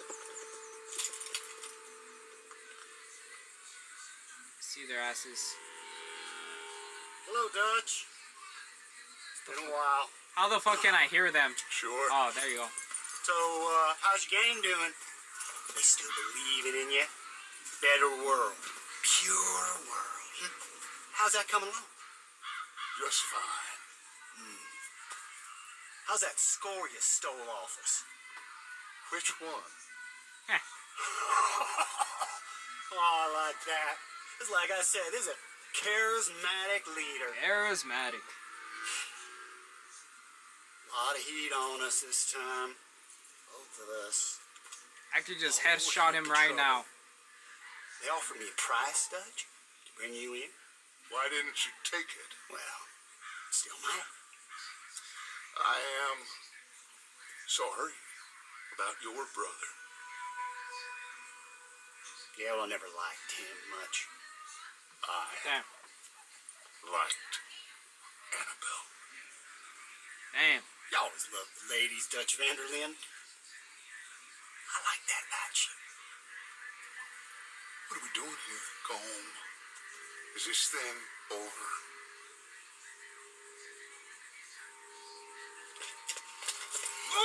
What the fuck? How? How? What the fuck? You ain't dead, is it? We have a fucking rat. Someone told them. Holy shit. Someone told them about our plan. Handing them over to the lords. I don't know. Strange times. They killed Seamus. Fuck the whole lot of them. Damn. With this fella Coleman's right, we can draw them all back. True. Where'd Colum and Patrick head off to? In a town, I think, to speak to the law. That has to be crap. It ain't worth the risk. Colum's got a cinch about Vanderlyn. He's escaping. Shoot him! I got it. Did I kill you? Oh, not yet. Oh, shit. No, of course not. Not yet. Damn. But I will. I fucking died. What the fuck? I'm still alive? How am I alive? Freaking died. 4.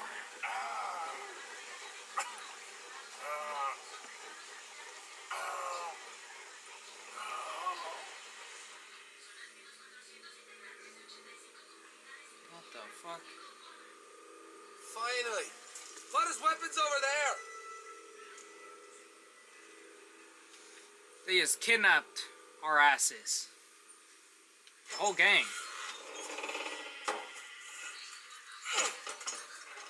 What the fuck? What is this? Fucking basement? Bringing us dinner? Arthur Morgan. It's good to see you. Hello, Cole. Oh, hell nah, bro. You got me hanging upside down. Hardly feel it. You will. Septic. Ain't nice. Now, tell me. Fine gun like you. Why you still running around with old Dutch? Could come right with me and make real money. It ain't about the money, Cole. Oh, no. It's Dutch's famous cars. Damn. You killed a whole bunch of my boys. So fucked. I ain't got no clue what you're talking about. Oh, you lie, my friend. And I thought Dutch preached truth. Let me go, Cole. And end all this crap between you two. We all got real problems now. The way I see it, they get him. They forget about me. They ain't forgetting, sort. If I were you, I'd run as soon as I had the money. Oh, I know you would. But see, we lure an angry Dutch in to rescue you. Grab all of you and hand you, then disappear. So you only met with him to grab me? Of course.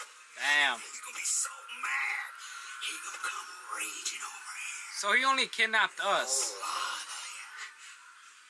I'm the only one that got kidnapped. What the fuck? Arthur. Arthur, I missed you. Damn. Fuck. Shit.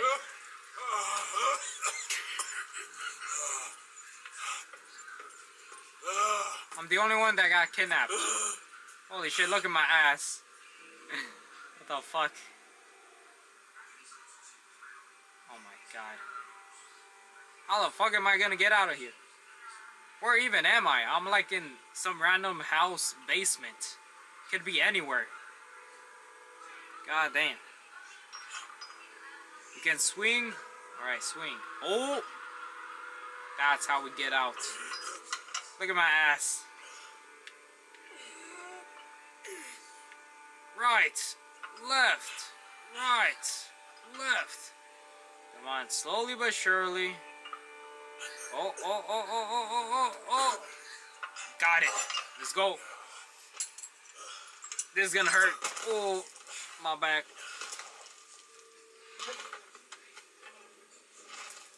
Heat. Eat that shit, bro. Light it up, bro. Light it up, bro. 10% battery. Oh, hell nah. Hurry up. Oh. Twist that shit. Mommy. Hi. There we go.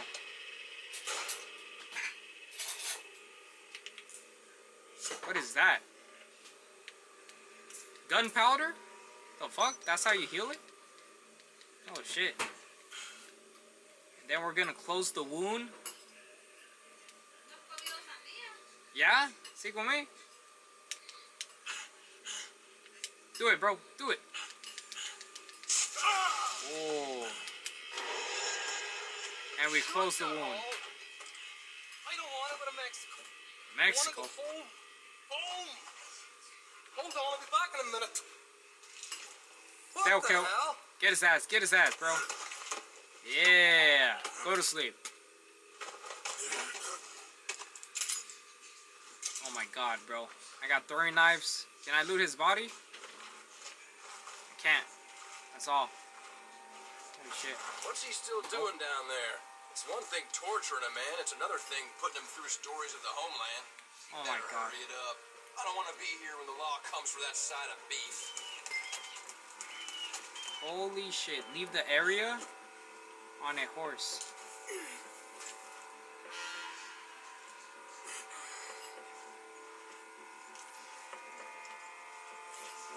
Watch out, watch out, watch out. Where's the horse? Gonna let that guy go. I was gonna get him.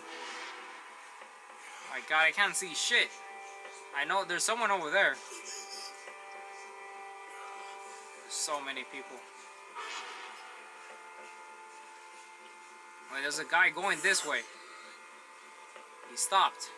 But he's looking this way. Gotta watch out. Oh my god.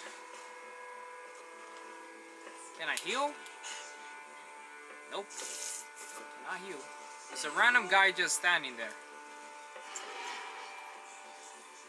no. Oh fuck, oh fuck, oh fuck. Morgan's out! Move it on. Oh, I'm dead, bro. Oh my god. I was supposed to throw this shit. Fuck. I'm so not gonna make it. Holy shit. Oh my.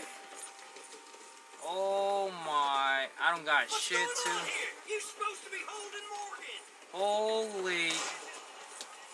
Good thing I got the fastest horse in the game. So get the hell out of here. Come on. This is your chance, Pegasus. Use your full speed, bro. Full speed. I don't have anything, bruh. Oh, come on, girl. Get me home. Holy fuck. All of my guns, everything's gone. Don't worry, I got money. Oh. Did I just die? I think I just fucking died. I bled out. Oh no, I'm alive. W Pegasus, bruh. Got me out of there. Oh, I knocked out. I fucking knocked out. Oh no, I'm going. God damn, look at my ass. They took everything from me. God damn.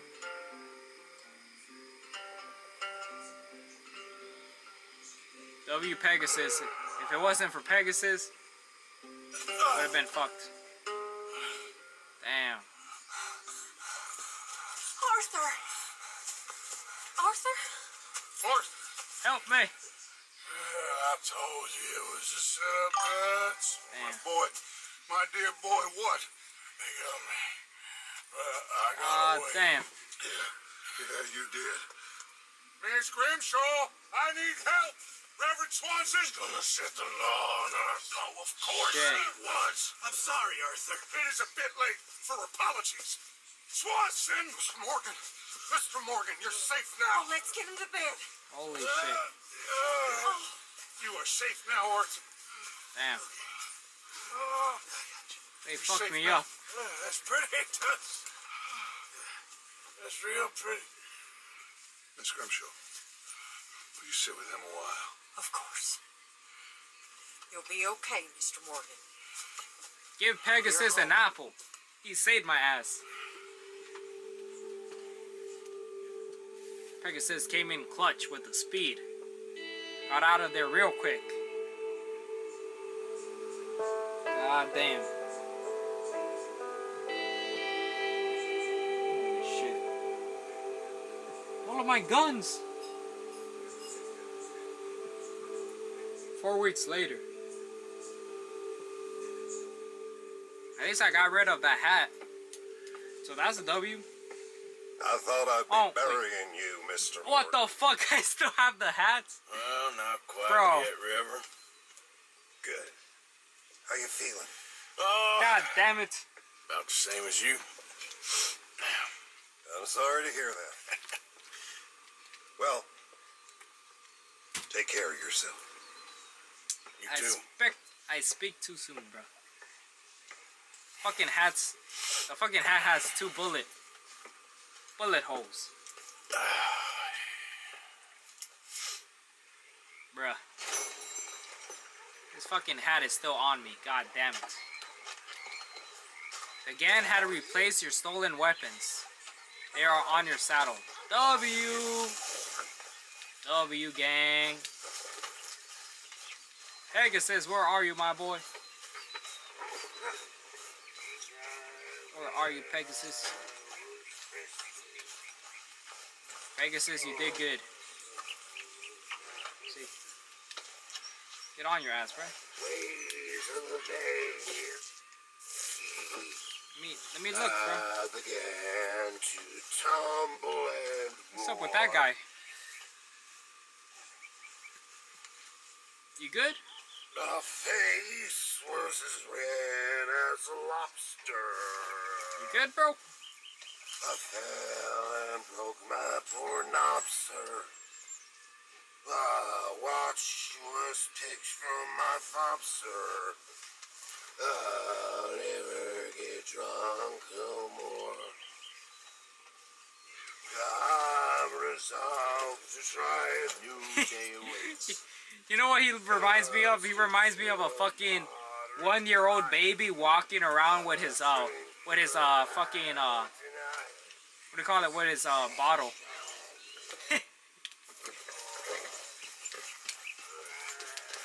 Let's go. Morning, Arthur. Good morning. Top of the morning. I gotta wash my horse. My poor horse needs a shower. I'll go do that. My freaking camp is low on food again. Gotta be kidding me. Oh shit, I forgot I'm at 10% battery. Oh my god, I completely forgot. Okay. I got it. I got it. I forgot, bro. Save that shit, bro. Give me a second. Do not die, bro. Do not die. Save that shit. Quickly. What just happened?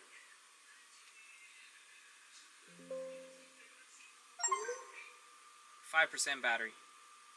Did I just save this one? Yeah, okay. Holy shit, 5%. Okay, I got it. Give me a second. See? Let me leave, bro. Let me. Oh my god, bro. My computer is panicking. Holy shit. Holy fuck. God dang. Relax. What the fuck? Holy shit. Alright, it's okay. Everything's okay. Everything's okay, bro. Oh. Yeah, I get it. We good. Relax. No need to panic. Relax. Stop it. 5%, wow. Yeah. Holy shit. 4%. Oh my god. Barely.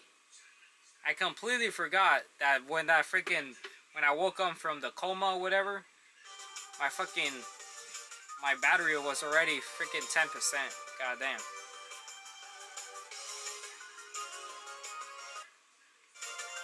Alright. Ugh.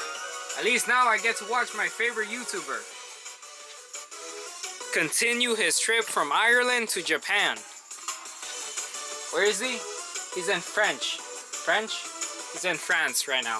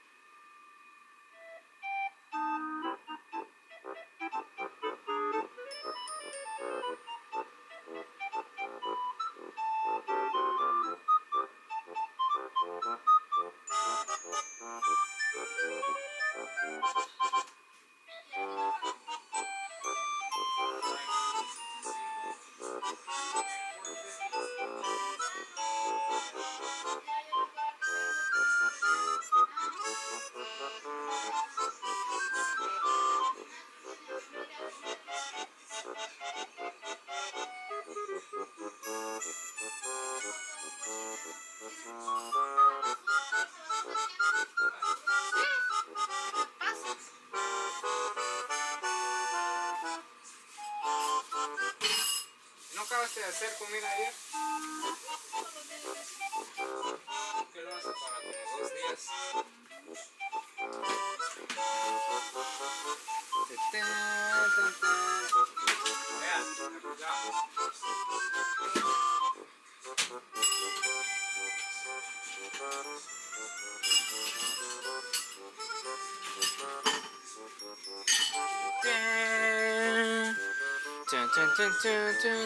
My car accident? They only offered me $5,000.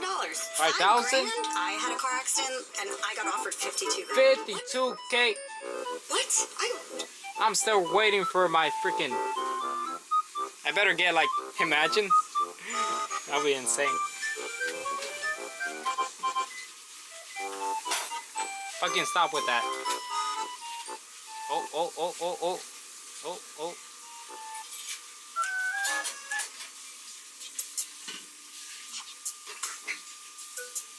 Literally was injured. I had to go to the hospital, see a specialist. What is happening? Stop, stop.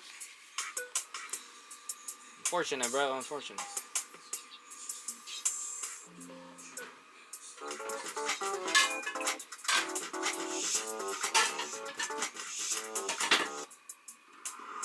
Yeah, the legend himself. Hopefully he got that bike fixed.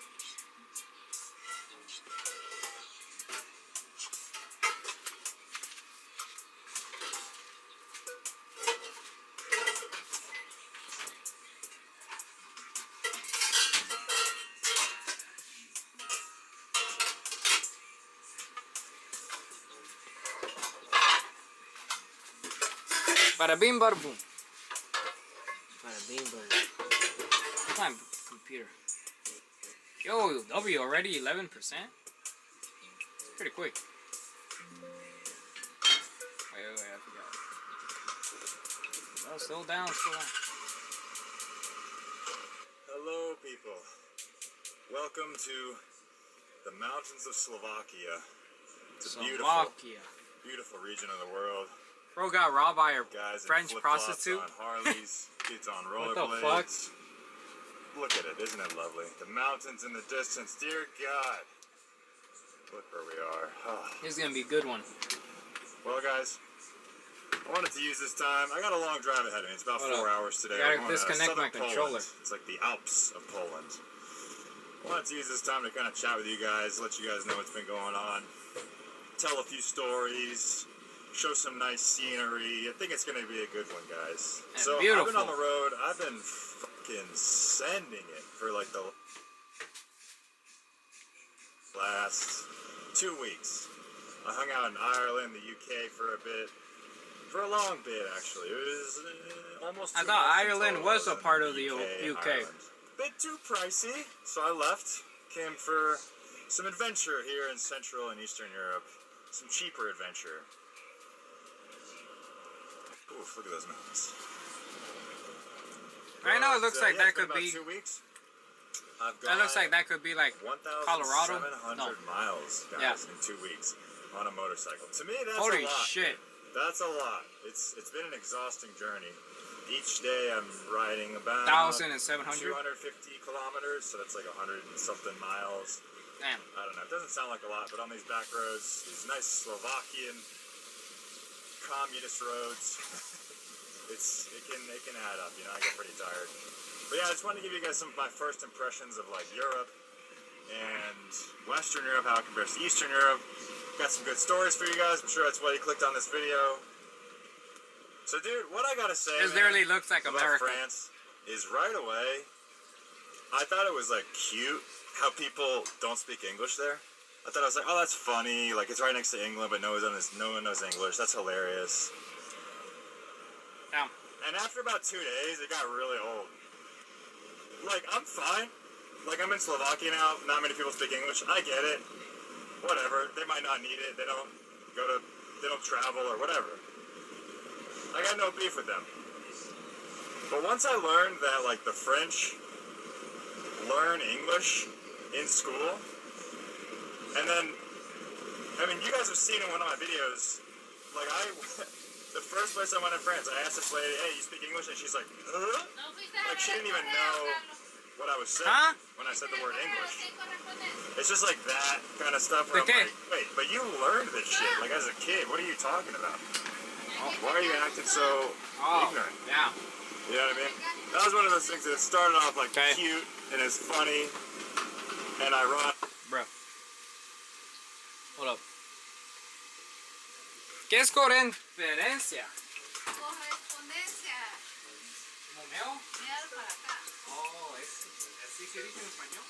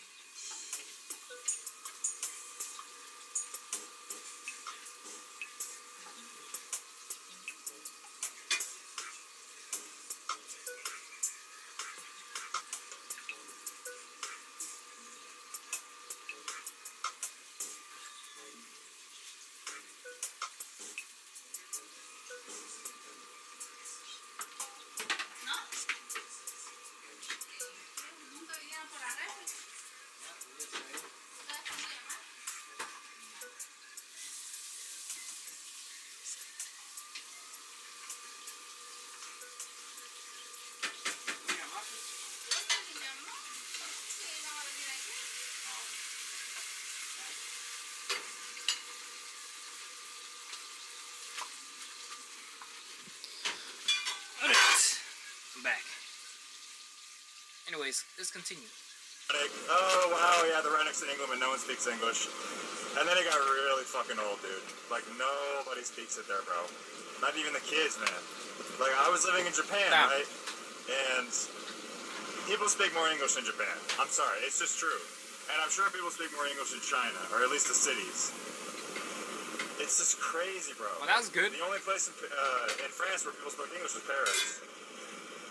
So, yeah, that's my beef with France, man. It's like, you gotta live right there, you all learn it as kids, and then, yeah, nobody speaks this. Like, what that's kind of crazy. Going on?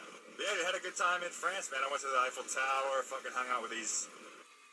I finally got my claim from my Oh my god, the same ad. They only offered me $5,000. The same freaking ad. I had a car accident, and I got offered 52K. God dang. Hot Brazilian girls. That was a good time, dude. It was a lot more fun than I expected. You know what? I'll be honest. I was a shameless tourist in Western Europe. I don't give a fuck. I'm near the Eiffel Tower. Bitch, I'm gonna see the Eiffel Tower. Hell yeah. Sorry about it. You know what I mean? Is this recording? Oh shit. Is this shit recording? Oh my god, wait. Okay. Are you recording? You're recording! Alright. He thought he wasn't recording. That's funny.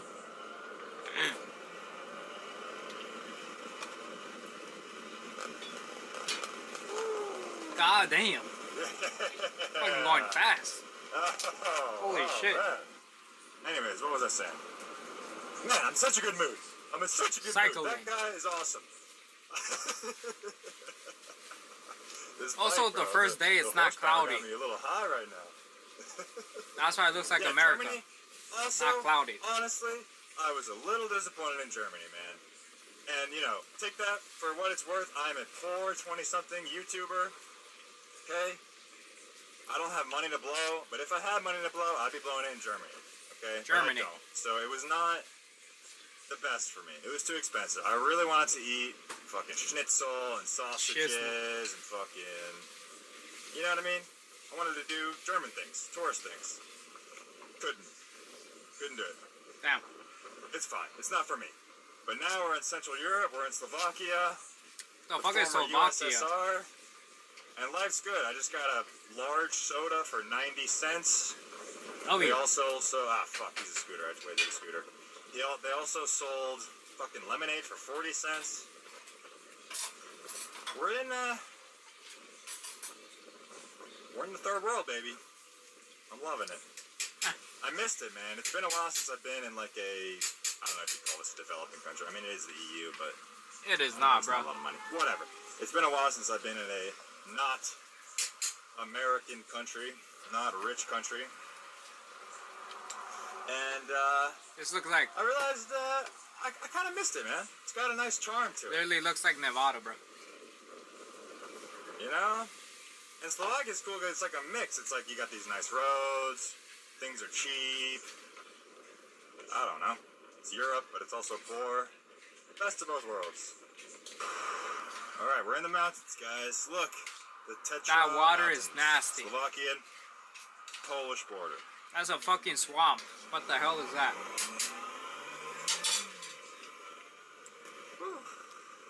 That shit is man, I'm green, really excited. like the I'm trees. going to Poland What the today. fuck? I'm going to stay in the mountains. I'm just going to rest, bro. I just really need the rest. Been sending it every day for the last 2 weeks. And truthfully, for the last month, ever since I left that job in Wales, I've just been going so hard, dude. I finished my last day at work, went to Stonehenge. Hold up. Went to I forgot. Glastonbury. It was all very quick succession. London, Paris, it's just been, life's been crazy, so it's going to be nice to just kick it, get some work done, just chill, man. I forgot. But dude, these last 2 weeks have been Protein a hell of a ride, cookies. man. Like I said, I've gone 1,700 miles, dude. God damn. For me, that's a lot. In kilometers, I think it's like 2,600. Holy fuck. It's been so much. Protein cookies. I almost Like, forgot. dude, it was funny because I started my plan. I started my route. I was like, yeah, I'll go from London to fucking Warsaw, Poland. I can do that in a week. And I mapped it out, and I was like, yeah, I got it. And once I started going, dude, like Paris, London broke records for how hot they were. It's like over 100 degrees Fahrenheit. I think Paris was like 104. It's like 42 Celsius. The bike quit working. I had to stop. It's just been a lot of like learning as far as like pacing goes. I've had to be really patient with how I travel, man. Jesus, look at this. Yeah, I mean, dude, obviously a motorcycle is not a jet airplane. You cannot just step on board of a vehicle and just step off and immediately fucking appear in a new place. A motorcycle forces you to be patient, man. And you have to earn it too. It's not just like buy your ticket, stand in line, fucking, you know. You have to earn it. One hell of a journey. God damn. God, this is nice. Nice views though. Very nice. Meow.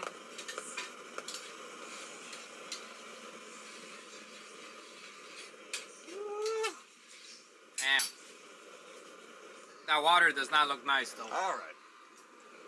Let's get down to business. The moment we've all been waiting for. Final destination with that truck in the front with the logs. Holy shit. By multiple French prostitutes. So what the fuck? I was gonna come on here and have a podcast about how I actually prefer hanging out with like low-income people on the fringes of society, yada yada, because they have like less pretensions, which I still think is true. I still think that's true. I would rather hang out with poor people than rich people.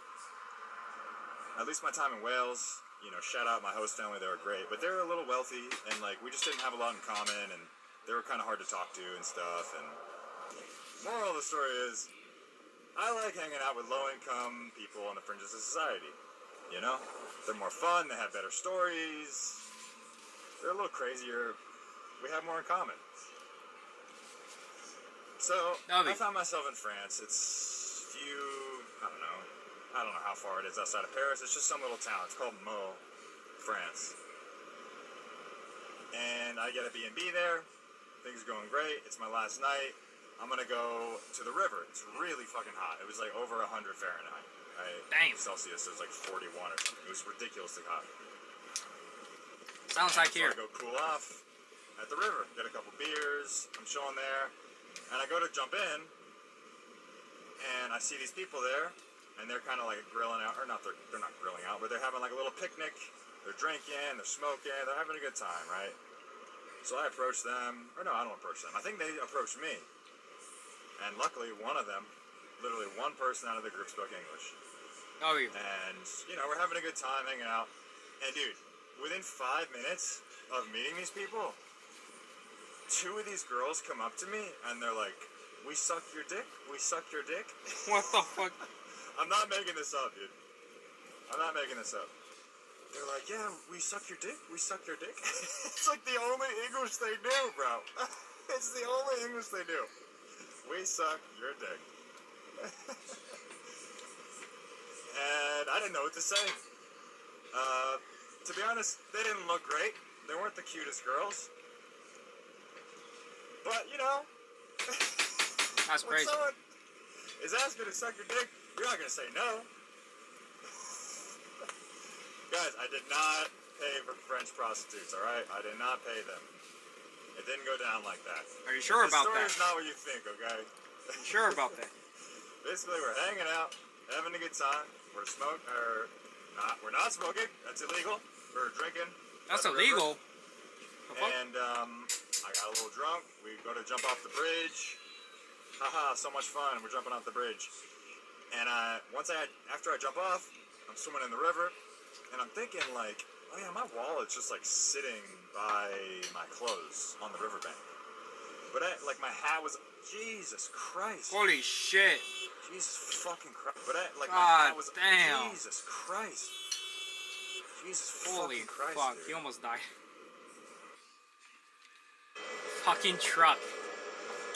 Now we got the military ads. What the hell? Well, kind of early for that. God damn. We're not in Iraq yet. Jesus, man. He almost died. Holy fuck. Crazy ass. This ain't even America. That was scary. Shit. Hey. Alright. Jesus, this road is fucking crazy, dude. Did you guys see those holes in the road? There's like, you know, I'm gonna let this guy pass. Go around me, go around me. Got people trying to hit me from the front, hit me from the back. God damn, Slovakia. Damn. So anyways. Sorry. I think they kinda...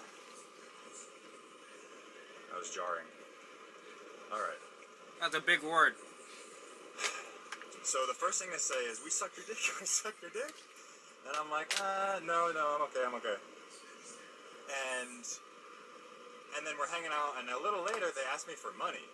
Damn. They're like, "Oh, can you buy us liquor, or can you give us some money to buy liquor?" And just the whole vibe of these girls was off, dude.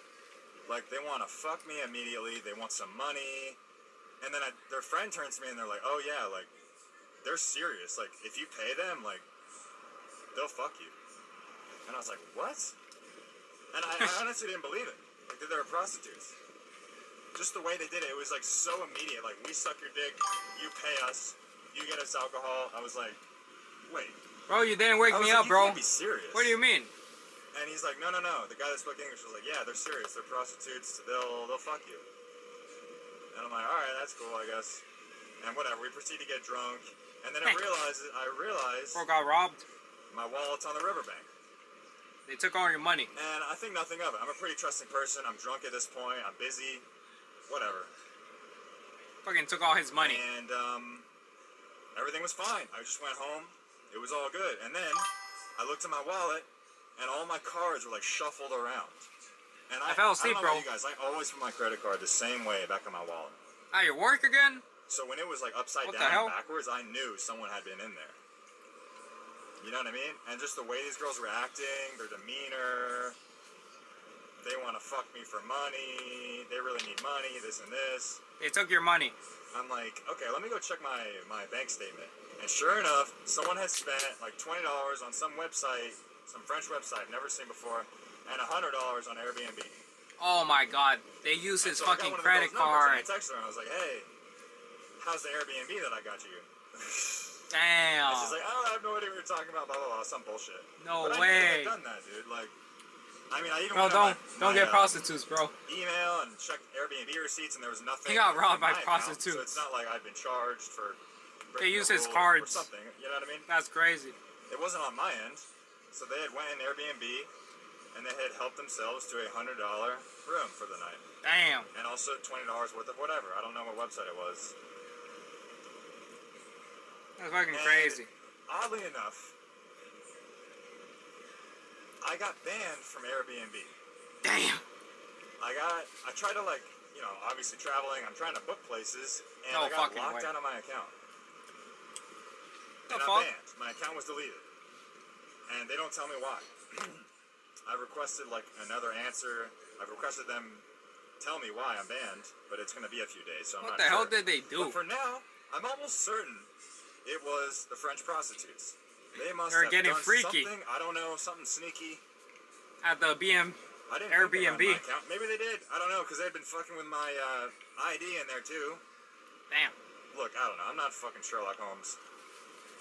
But something went awry. They stole my money, they got an Airbnb, and then a Damn. few days later, I'm banned from Airbnb. It's like... What the fuck did they do there's at probably something Airbnb? related there. So, no longer on Airbnb. I'm out 120 bucks. No, I think my bank is gonna, like, give me the money back, but still. W Bank. Felt a little violated. The French prostitutes violated my trust. Damn. Hello. No, that's a hard rejection. Okay. What happened? Well, guys, I just wanted to check in with you, let you know how I've been doing. I know, like, when I'm vlogging, I can't show you everything, but so I just wanted to share a few stories with y'all and show you a near-death experience, apparently, on my motorbike. Almost fucking died by a truck. All right, guys, that's all I got. It's a fucking massive ass truck I will see you too. sometime, somewhere else. Trailer, Poland, I guess. in the mountains. All right, guys. Poland. Peace. Thanks for coming along, listening, watching, whatever. Oh, if you're not already, subscribe to my podcast on... Goddamn. What's it called? Spotify. Off the McBeaton. Ukraine? We Ukraine Imagine already? being able to build an app with your name on it, just by thinking about it. Meet Base 44, a complete AI.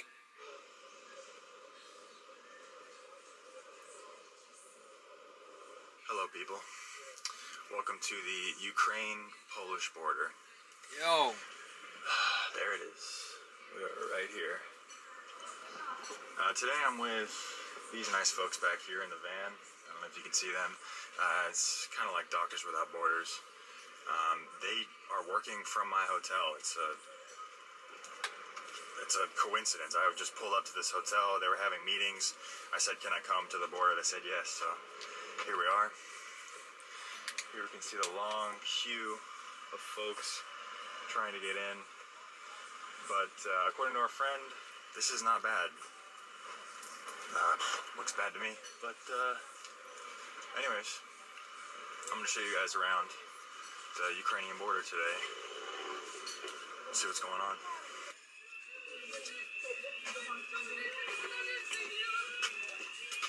Is she crying? The fuck was that?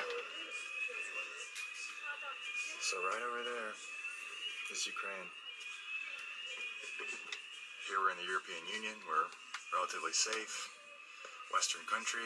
Just behind us is a country at war. Damn.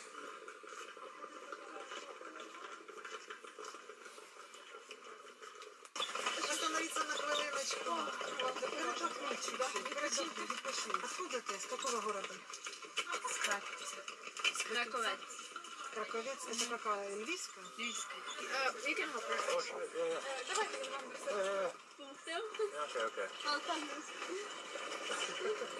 А вот это, о, і отак. Why don't they just fucking pull the thing? There's a fucking thing they could pull and just... So weird. Where are you from? From Ukraine. So it's okay to We can go back bring now. you to Ukraine. Okay. Okay, and this one. What's happening? Wait, is it working Are you here? afraid to go back? Yeah. Oh, damn. I don't know what that says, but a hazard sign is never a good sign.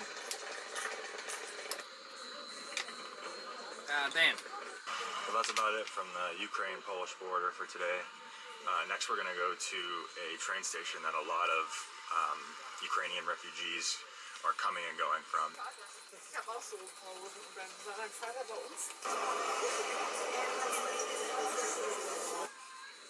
So the train just arrived from Ukraine, and there's this big line of people that they have a customs area here for them to check their passports and everything, and that's a lot of people. The energy in the air is somber.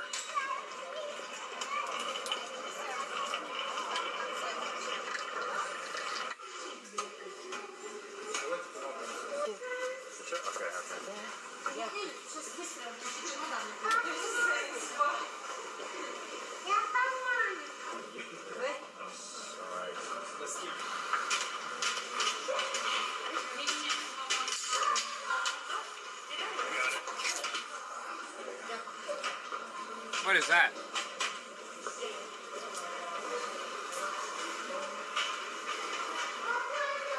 Hey, yo. Маю потребу real chat, потяг. Hello, were they all jets? Germany. No, it's Poland. Germany.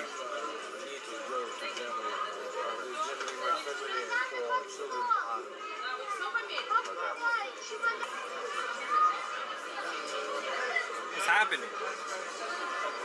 Hello. Hello. I'm looking for a train that goes to Rail Jets. It's platform number 3. Number 3. Yes, to Praha. The wrong place, bro. Praha is number 3. Thank you. The wrong place.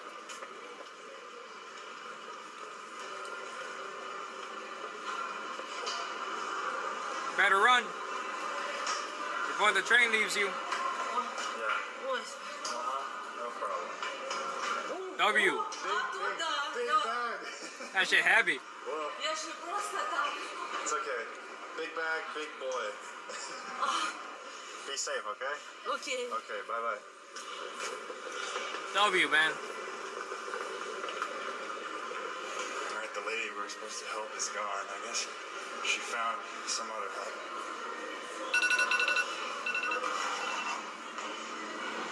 Yeah, she's gone. I left her here at the bottom of the stairs. I was gonna go find out where her train goes.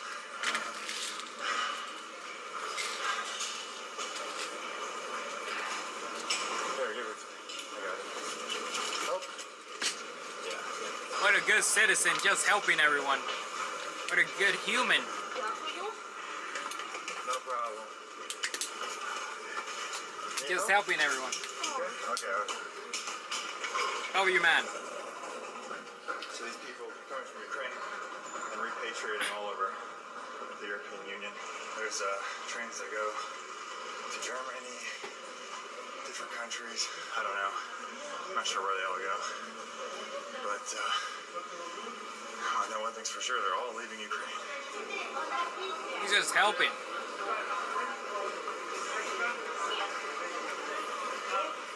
So this is the train that's going to Germany. It's about 20 minutes later. It looks like they're still picking and choosing people to get on the train. It's a free train, so it's kind of first come, first serve, and like disabilities, people with... Wait, does he work here now? What? No. Sorry. Oh, he's volunteering. It's kind of like I get it. To leave basis, so...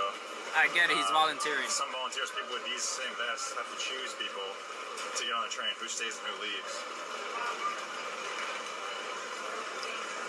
He's helping. He's a volunteer. Hey, bro. Still here. Where are you from? Odessa. It's my wife. 4 children in Germany. I go to Germany. Yeah. Good luck, man.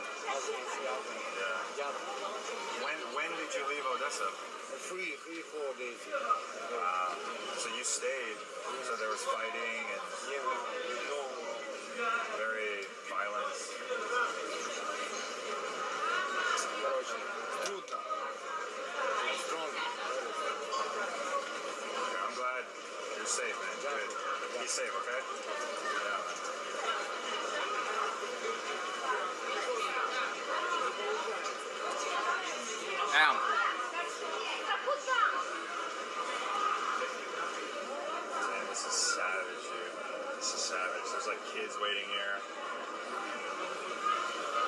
must be a full train. Yeah. Clearly. They're just standing outside. A family-owned oil company focused on unleashing American oil from North Dakota and Montana. We've already sold over 2...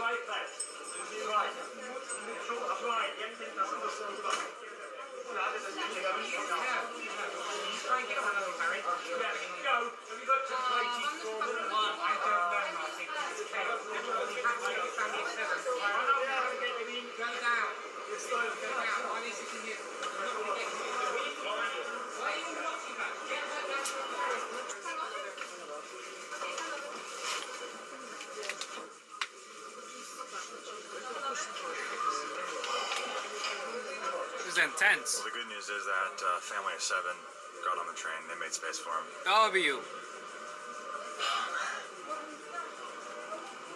The scenes here. My heart breaks for these people. Alright. I guess on the bright side, is I saw volunteers from all over the world. People came from all the way from Japan to Damn. come volunteer here. That's awesome. But still, it doesn't really negate the fact that some really fucked up shit is happening. Well, things are coming along, guys. Epic. See you in a different place at a different time. And so the journey continues.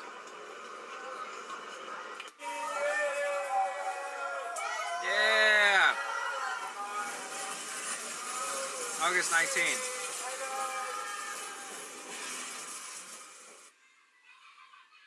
What is this?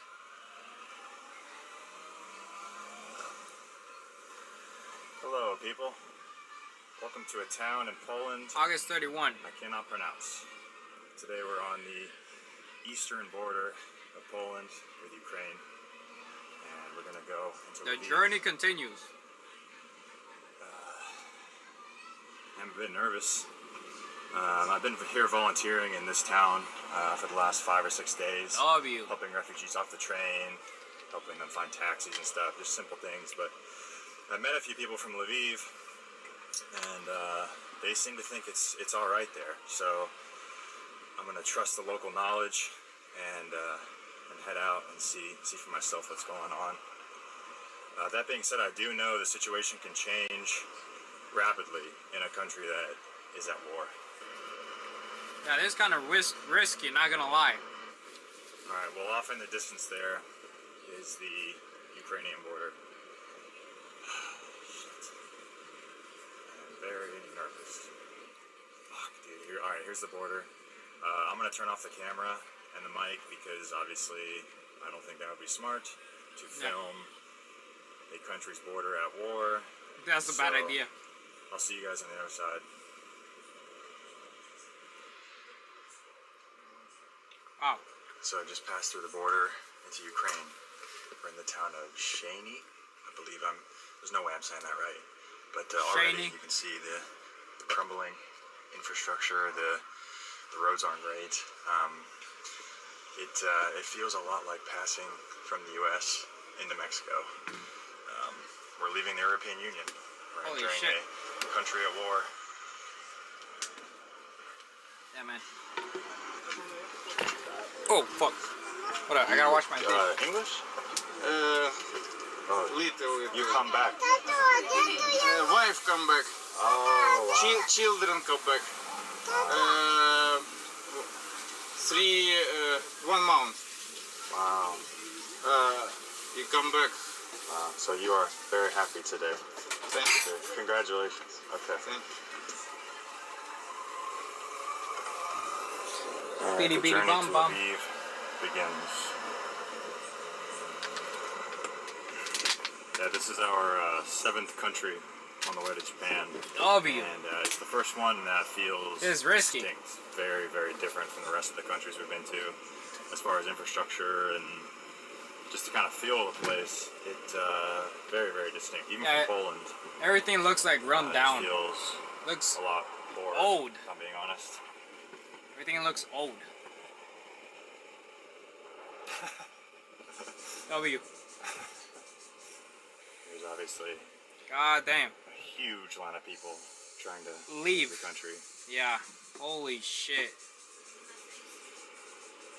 God damn. Can't say I really blame them. Everyone's dipping. God damn. All of the same Alright, bus. we're pulling up All to of the some same bands. Town. No idea what it's called. But that looks nice. that's what I'd like to eat. Get some Ukrainian food. That looks like a nice town. Not too bad. We have just now we have problem with Russia. Yeah. In Lviv, normal. Lviv is okay. You deserve the best. At Harbor Freight, you can afford it. Performance. Ukrainian people is very good people. Yeah. I've been here for maybe 1 hour, and people are very, very nice to me. Can I propose you a cup of coffee? Sure. Okay. What do you? Thanks. Some coffee. Come on. You can put it in my cup. Oh, really? Okay. Thanks. Nice. Nice. Here. How do you say thank you in Ukrainian? Thank you. No Ukrainian. problem. My name is Michael. Michael. And what about you? Connor. Well, how do you say thank you? McGregor. Yeah. Come on. Conor McGregor. Thank you. Bruh. Thank you, Michael. Where that shit down? Jordan. Please. Thanks. Yo. That's very nice. Got Pepsi. Cheers, man. W Pepsi. Because you are saying very helped to Ukraine. Very helped. So can you leave Ukraine? Just not now. In the period of the war, there is no possible. Do you want to leave Ukraine, or do you want to stay? I like Ukraine. Yeah. I want to visit all countries in the world, but I haven't such opportunity. Yeah. This music is annoying. Your taste. Nice. Yo. Burger and fries. Okay. No, I'm okay, thanks. Thanks, man. You're not going to eat? I live 200 meters from here. Oh. So we just came here to talk and for me to eat. No problem. Oh, okay. Cheers. Thanks, man. Thanks. What's up with the gloves? I know. What's up with the gloves? Good, W Burger. I thought he was gonna eat Ukraine food. Jaku. I don't think a burger is Ukraine food. Alright, the helmet's safe and sound. Okay, Michael. Jaku though. It's very good. Yeah. Slava Ukraina. Glory for the USA. Alright, man. Okay, cheers. Thank you for your help and good luck and God bless you. Thank you. Same to you. Be safe, okay? You are the best. You, man, you. Okay. So wholesome. Ciao. W. Huh? Yeah, sure, I'll call you. Yeah, okay, nice.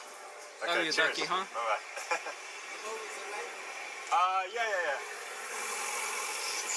Yeah. Okay, Michael. Nice. Okay. Thanks. Be safe, okay? All right. Ciao. Daku. Yeah. Shout out to Michael, man. W Michael. What an absolute legend. Beautiful human being. Oh yeah. I think he's probably the friendliest person I've met on my entire trip across Europe so far. Yeah. Well, there's the potholes they mentioned. There they are. There they are. Yeah, if we can find one person who's half as friendly as him in our week in Ukraine, I think it'll be a success. And the journey continues.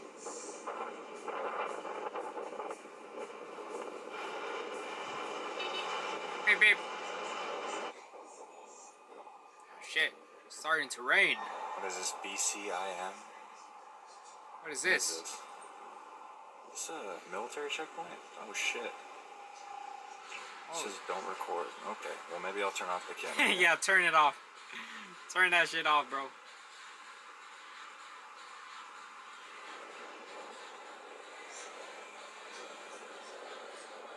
Oh, he's still recording. He's still recording. This is intense.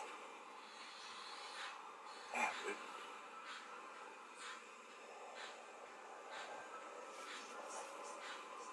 What the fuck? Wow. What the fuck?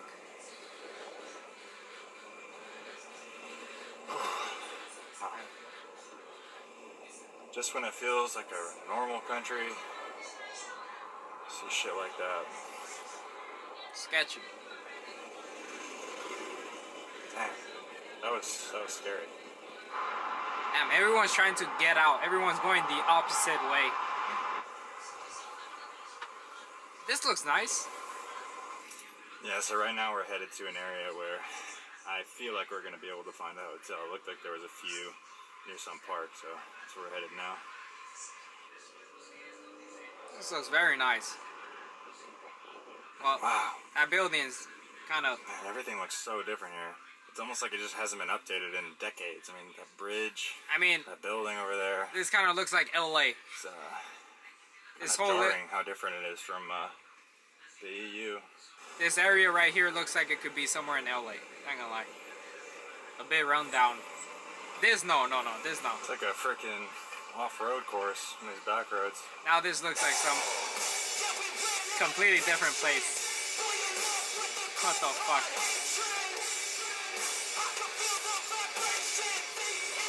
Boy. Well, I just pulled up to a hotel. They told me to park underneath here.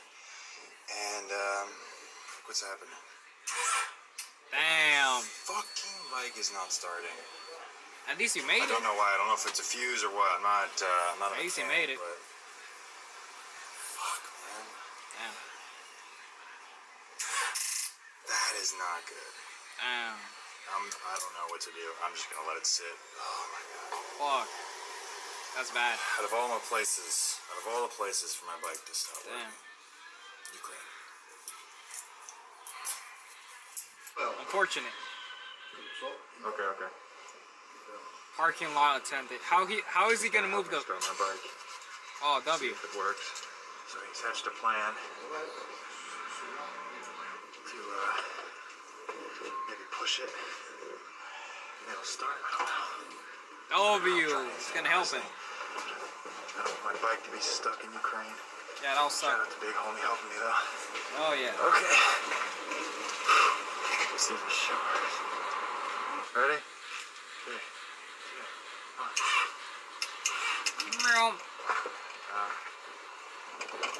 Is it working? No. Nah, it's okay. It's okay, man. That's cool. Got some bad luck today, but damn. You got a real one here to help me out. Hey, I have for. No, come on. Come on. Take it. Okay. For parking and the help. Takuja. Thank you. Hey. Bye-bye. W, he tried to help. For as shitty as this situation is, and for as poopy faced as I'm being about it, homeboy just really helped me out. He inspected the bike with me and checked the fuses, and I don't know, he was just there for me. He's just a true homie. This guy I just met in Ukraine. So that's 2 for 2. People being awesome today. First it was Michael buying us lunch, and now it's homie helping me with the bike. These Ukrainian people are world class. Oh yeah.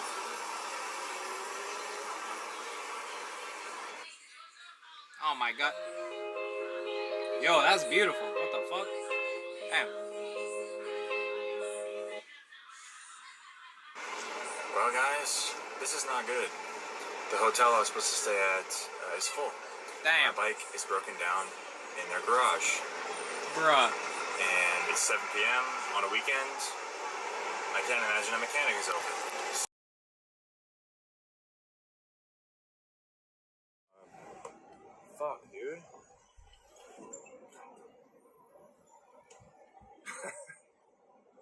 It's like 2 strikes at once, man. Bike's broken down, no hotel room. Well, I guess I'll just walk around the streets and look for a hotel where I am. Fucking camera, bro. That shit died. Do you have a booking? No. So you don't have like Bye-bye. Camera dead. Lost. The receptionist called a different hotel to find a room for me, and they have one. So off we are to Hotel Sputnik. Alright, had a slight change of plans, per usual. Just stopped at a random hotel on the way to Sputnik. Sputnik. $13 for the room. So let's see. $13? What $13 gets us? Yo, that's nice, very modest. Oh wow. Hotel room. I mean, $13. yeah, it does look like $13. That TV is crazy. That's good. That's good. Sweet, that'll do. That's a W bathroom, but the TV is crazy. Well, alright guys. That fucking TV. That's it for day 1 from Ukraine. The original plan was to stay here 6 or 7 days, but with the bike situation, it not starting, it might need a new battery. I'm not sure what's going to happen, if I'll ever be able to leave this country. Honestly, I think it'll be fine. If our luck was anything like today, we're going to meet some awesome people in the days to come. Maybe someone to help with the bike, I'm not sure. But we got 6 more days left in this country. Let's see what else it has to offer. Alright guys, I'll see you tomorrow from Lviv. I'll be damned. Love you, bro. Bro, that fucking hotel room, holy shit. The freaking old-fashioned TV. Definitely Hello, looks. people. Welcome back to Lviv. Definitely looks like it's worth $13, but hey, it has everything you need: a bathroom, a shower, I cannot use it. I feel like half of a man. bedroom, and a TV. Today we're gonna be Maybe no Wi-Fi. Without a bike, we're gonna be taking the bus. We're gonna be walking. We're gonna be talking to locals. We're gonna be asking the question: is Lviv safe for tourists? Situation is very, very bad. Very, very bad. In Lviv. All Ukraine. My wife and daughter stay now to Sweden. Now 5 months stay. I am not looking only sky. You miss them? Yes. Yeah. Very bad situation. What do you think will happen in Ukraine in the future? Who knows?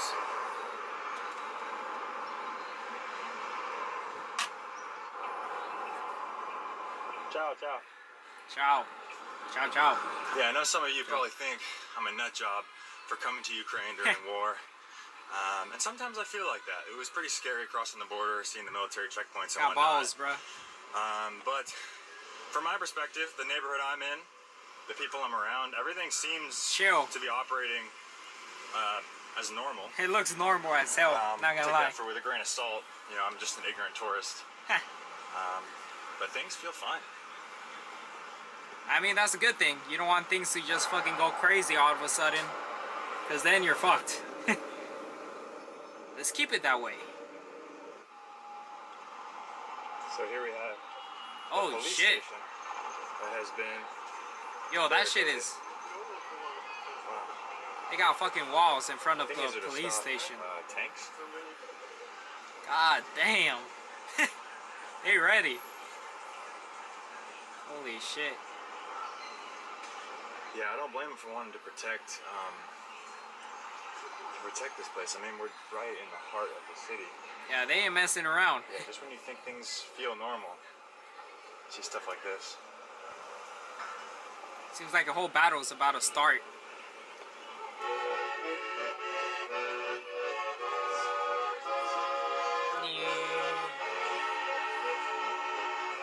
And then right near the same barricades, the same protection from Russian bombs, is these them nice all? outdoor cafes. Damn. People going about their business. Like if nothing's gonna happen. It's business Hopefully as usual nothing here in happened. Lviv, minus the threat of war, which I imagine is, you know, constantly humming in the background. Like it's safe, but I think people know that the situation could change very quickly, me included. Is that an Apple store? But optically, it looks just fine in this area. Yeah, it looks like I might have spoken too soon. Holy shit! What the fuck? Yeah, so just fully on display here. Damn! Is a bombed out Russian tank. What the fuck? Touch it. It's a fucking Russian tank. Holy shit. Eating this means a night in for me. I can already anticipate the stomach issues. I kind of like it though. It's like a flex, you know? It's like a trophy right here in the middle of town. Damn. What is the other one? Damn, it's a fucking tank. What's that one? Another tank? Holy shit, that one's fucking big. It's kind of like a impromptu museum out here on display. Jesus. There's more. Wow. They really fucked them up, didn't they? Yeah. Damn, dude. Damn. Imagine what must have happened. I mean, the wheels are melted. God damn. It's crazy. All of it was recently. And they're just watching it. They're just fucking. God damn. Shot down by Ukrainian artillery, abandoned by Russian occupiers. Be brave like Ukraine. Damn. You know, the craziest thing is, you're used to seeing stuff like this like in a museum. Yeah, but this is all like 50, 60, recent. 70 years ago from one of the world wars. It's fucking but recent. This is a few months old. Damn. I mean, history is playing out right now. What the fuck? Yeah, W, more music. Wow. I used to have one of those. World model. So your daughter is a famous model. Так. Damn. Miami. До брата Майами. The brata Miami? Trepata in Miami. You're the best. Навчати треба англійському. Good wingman. Alright, I'm just gonna give you guys some context on what's happening. I walked away to run a quick errand. I need to fix something with my hard drive. And this woman fell in love with me. She got her daughter on the phone with me. She gave me a contact of someone to talk to about working together in Ukraine. And then she walked me upstairs, just right there. There's this beautiful modeling agency where the friend of her daughter runs a fucking modeling agency. And Bro.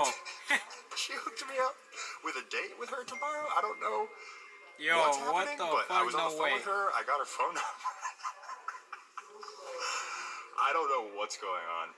I know this video is about like political stuff and whatever, but W mom. I don't know what's happening now. Як зрозуміли один одного, не знаючи ні одного слова. What a fucking model is I don't know what crazy. this woman is saying, but she's lovely. Can't you feel her beautiful energy? Super, super. Right. It's raining now. My friend has situated her waiting room to accommodate me. А то я вишиваю. She moved the chairs around. She told me to sit down. All right. Wow. Так, от вишиваю, українська вишивка. Ukraine style. Так. Your name? Name?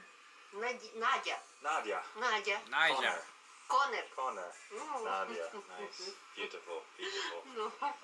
Прошу, Okay, сам або тут, або Okay, тут. okay. I actually cannot believe what's happening right now. I'm sitting in the receptionist's office. She's fixing me a chai tea. Chai tea. She gave me the phone number of a model. Oh my god. She's helping me look for a hotel.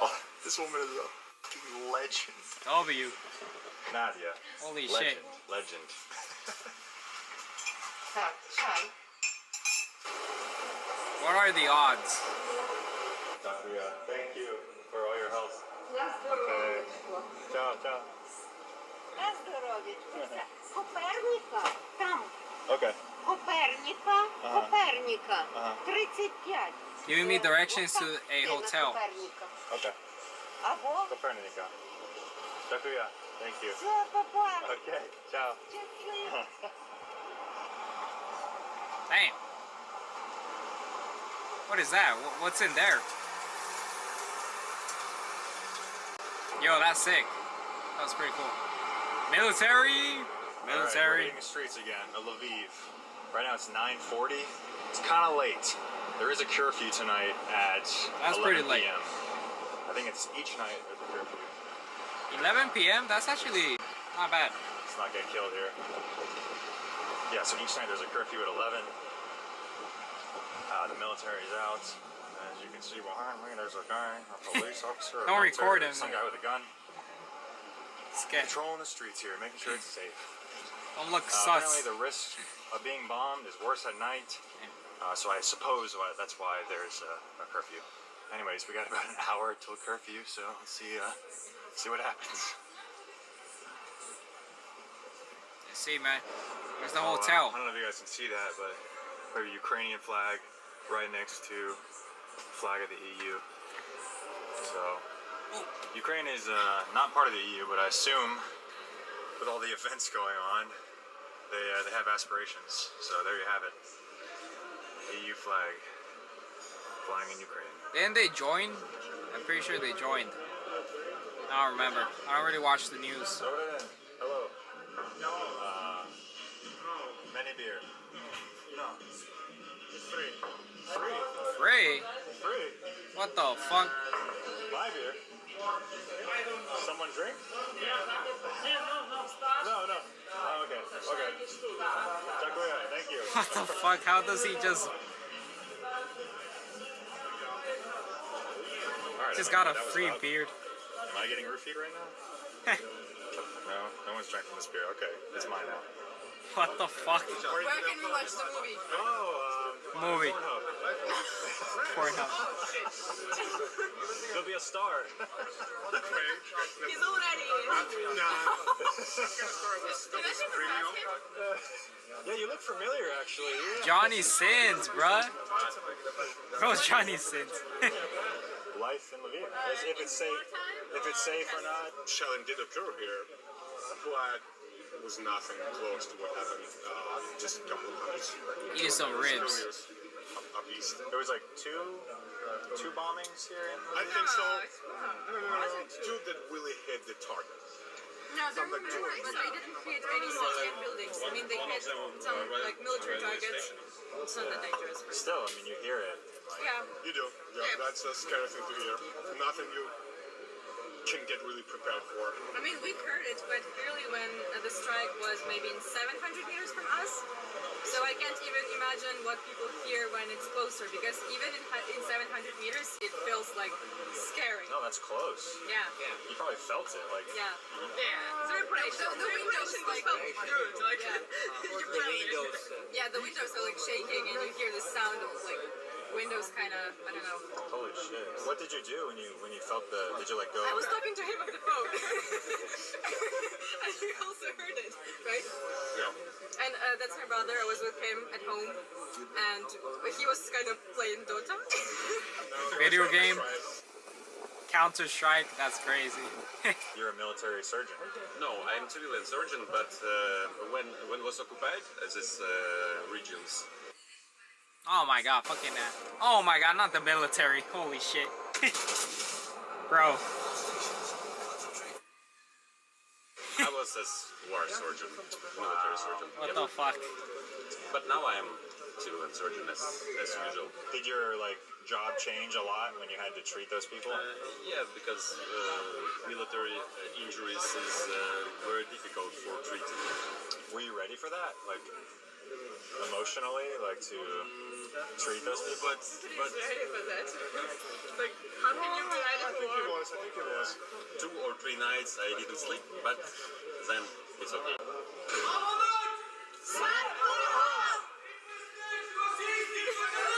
Yeah.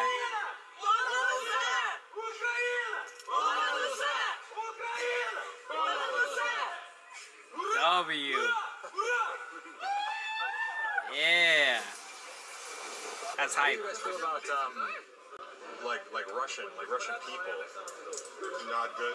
Yeah, not good. I guess we like hate them. Yeah, or at least, at the very least, we want them to just fuck off. The reason it's not something that gets. Okay, one moment. Whoa. I'm a magician, It's not okay, then? No, it's not. Yes. Watch. Добрый день, everybody. Whoa. That was your magician. Another truck, military truck. Ukrainians should die. I think it's just small general knowledge in the world that they really believe that we have to die. You treated? Yep. Russians in the hospital. Soldiers? Soldiers, yes. They were injured by our soldiers, but our soldiers arrived with them to our hospital, and we must treat them. I imagine you would be like morally conflicted. Like it was difficult for you to. It's a very difficult conflict because as a doctor, I have to treat them. Yes, as a Ukrainian, I just think that I don't have to do this because Interesting. they kill our people, our civilians. When you became a surgeon, did you ever think you would be treating soldiers? No. Hey, W surgeon, bro. Yeah, I am just doing plastic surgery. You're a plastic surgeon? Yeah, but that's why you're so beautiful. You're so beautiful. W, he's a surgeon. I think I'm gonna leave it here for today. I think the locals describe it best, man. That for Ukrainian city, yes, it is safe. Is it normal? No. Is it scary? Yes. You know, things have changed dramatically in this country, as, you know, seen by the sandbags Yeah, behind me. god damn. And the curfew that's happening right now. Everything is closed. So, no, it's not normal. I can't imagine it's pleasant living in this country right now, but, you know, the people they're tough. They're fighting through it.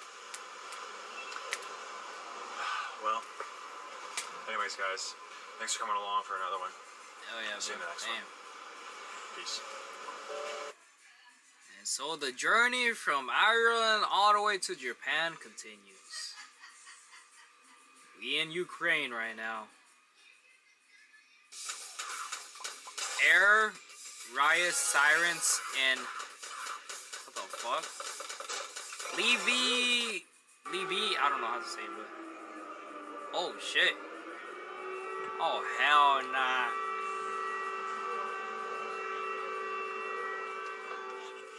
Fucking Hello, sirens. friends. Welcome to Lviv, Ukraine. Here in my nice hotel room where things are mostly fine, but The occasionally sirens. the air raid siren goes off, telling people to go to the bomb shelter. What the to fuck? take cover. So a lot of mixed signals here in Ukraine. 1 minute it feels safe, 1 minute it doesn't feel safe. My heart is racing. Shouldn't he go to the fucking all of a sudden bomb shelter then? Yeah. Why is he still there? Oh hell no. That's a sound you do not want to hear. It's the first time I've heard it go off. I'm gonna head to the bomb shelter. Yeah, you better get the hell out of here there. It's the first time it's went off during the daytime. It usually goes off at night. Damn.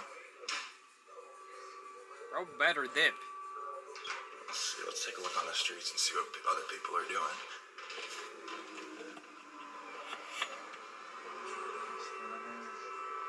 No one's.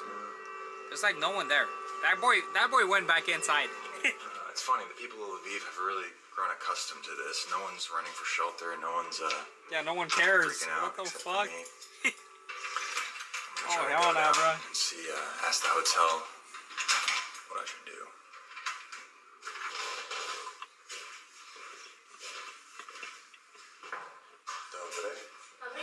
It's a nice hotel. The siren going off. The air raid. Like that one. Yes. Is it okay? It's okay. I don't know, like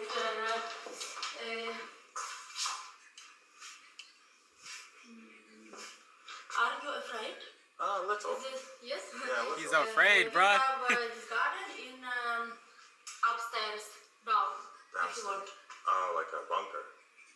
Like a safe place. No, stay in bunker. Okay. No, if you want.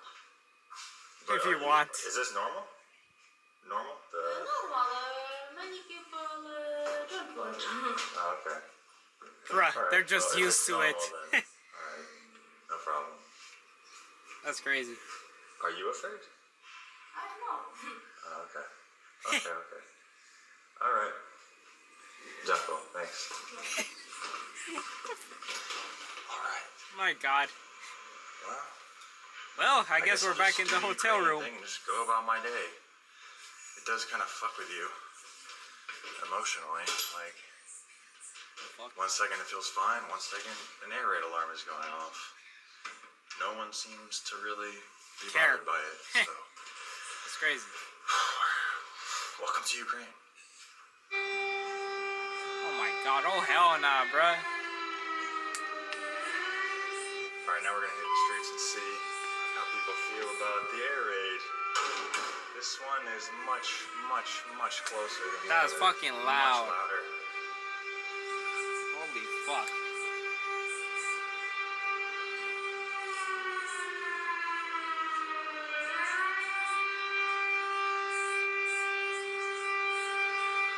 We're right next to a police station. I'm not sure if that matters, if we're a target or I don't know. Probably a target. People are just, god damn, that's loud.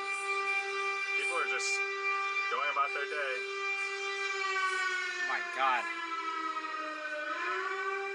Holy shit. Oh, it stopped. Speak English? Yeah. Does the how do you feel when the air raid siren goes off? Like the Don't matter. Don't matter. I live near the tank fabrica in Lviv, and where was the bomb blasted. Oh I shit. was at home and that was scary, but now don't matter. Man, bro, they So build different. The Russians bombed very close to your house. Near 500 meters. Holy shit. Damn. If there are the alert, I try to get away of the places where there's a lot of people, like center or bus stops, because it's dangerous, and Russian Federation is the terrorist Nazi fascist state, and there are make the genocide of the European Ukrainian peoples, and the world must understand it. Do you want to leave Ukraine, or do you want? No. I work in Ukraine. I wait my time to go to the army. You're very brave. I think most people are scared. I think I'm a little scared. I hear the alarm and it scares me. You must understand that this war is not the first. Yeah. There was a war 10 years ago. There was war 17 years ago. They fucking used to it. Century, Russian tries to destroy the Ukrainian nation, language, history. Russian are stupid. Russian are scary people, little people, but they have many people. So you don't like Russians? No. The Russian people, I have no opinion that there are the good Russians, because there are no good Russians. Yeah. Well, it's a little later in the day now, and yet another air raid siren. Another fucking air raid. Oh my This is God. A monument that's been obviously protected from destruction. Right in the center of It's town. fucking intense. People going about their lives, eating at cafes, chilling, man, chilling. No one cares. That's fucking Babies and insane. strollers. People are unfazed, dude. What the fuck? Honestly, man, I've only been in Lviv for like 6-7 days, something like that, and it's already starting to wear on me. Like the kind of fatigue of, I don't know, like the air raid siren, and just knowing that any second things could change here. How do you know which one is not real and which one's It's real? only been 6-7 days. What if those one of those sirens are actually legit, and then out of a sudden, Stability, precision, things go to shit? essence of driving, Lawfin. Like, who the hell is controlling these sirens? I feel like they're doing a terrible job. Thousands of players searched for me. Thousands failed. All the time.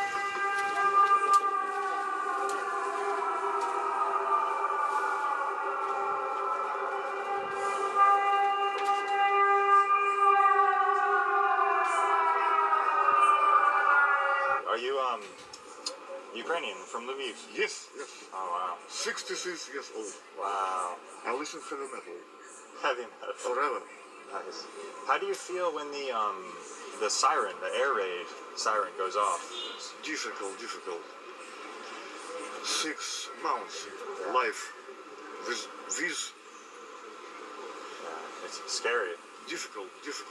Scary for me, but for you, very scary, no? Yeah. Thank you very much. Of course, thank you. Best wishes, good luck. Thanks very much. All right, cheers. Bye-bye, thanks. Wow, that's another thing. People here love Americans. They love Americans. I tell them I'm from the USA, they get wide-eyed. I mean, that guy, you saw, I put my hand on his heart. He was about to cry, I think. They love us, dude. Just all the weapons and money we've been giving to them. So I'm not here to tell you to travel to Ukraine. I'm not going to do that. But if you do, you'll see for yourself. Like, people love Westerners. They hate communism. They hate Russia. Yeah, it's pretty. They've definitely chosen a side. Obviously, there's not really any fine lines when it comes to this issue. And I found that in Czechia, in Slovakia, in Poland too. People hate Russia, dude. They love the West. They love capitalism. They hate communism. It's just really funny because in the USA, I think there's like this fascination with communism now. People are flirting with the idea of being communist. And, you come to these countries where it actually happened. Russia, all the famines they put these people through, the genocide, the concentration camps. And they'll tell you, they fucking hate it. They hate communism. They hate Russia. They love the West. So, it's palpable, man. Like, I feel that guy's energy right now. Like, he loved America. He grabbed my hand, he put it on his heart. Shit, I missed that. Yeah, powerful stuff. Seeing history unfold right here in Lviv. I missed it.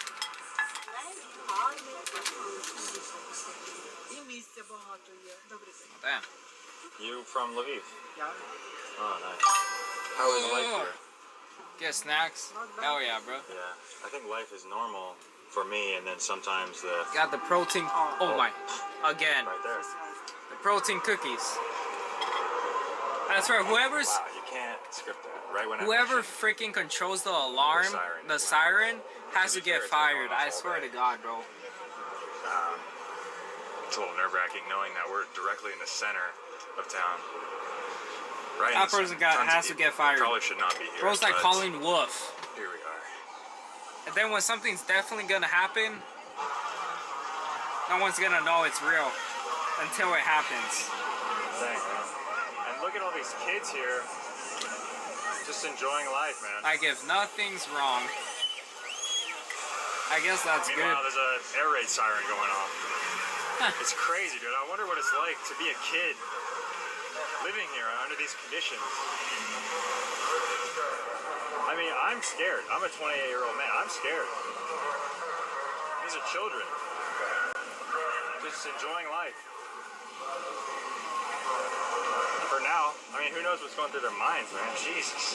How is it living here? Good. Life's good. Hey, good. My name's Connor. I'm from the USA. USA? Yeah. So life is okay. You're not scared about. A little bit. The war is very bad, but we must live. It is what it is, I guess. I think people in Lviv live it is what it regular is. lives. Like even now with the siren, people are just It's amazing, actually. So, Slava Ukraina. Героям слава! All right, ciao. Thanks. Bye-bye. Wow, inspirational kids, man. Inspirational people here in Ukraine. People are really just doing their thing, man. They're just having fun on a Saturday. That's good. They don't give a fuck, man. Wow, I'm not gonna lie, guys. Those sirens are really fucking with me earlier. And then I meet these kids, and they're just chilling, doing their thing, man. Like unfazed. It's insane. I mean, I'm sure there's like psychological stuff, developmentally, you know, that's going to affect them, certainly. But for now, they're just kicking it, dude. Looks pretty chill to me. Well, guys, it's going to be it today from Lviv, Ukraine. Another day in Ukraine, another story to tell.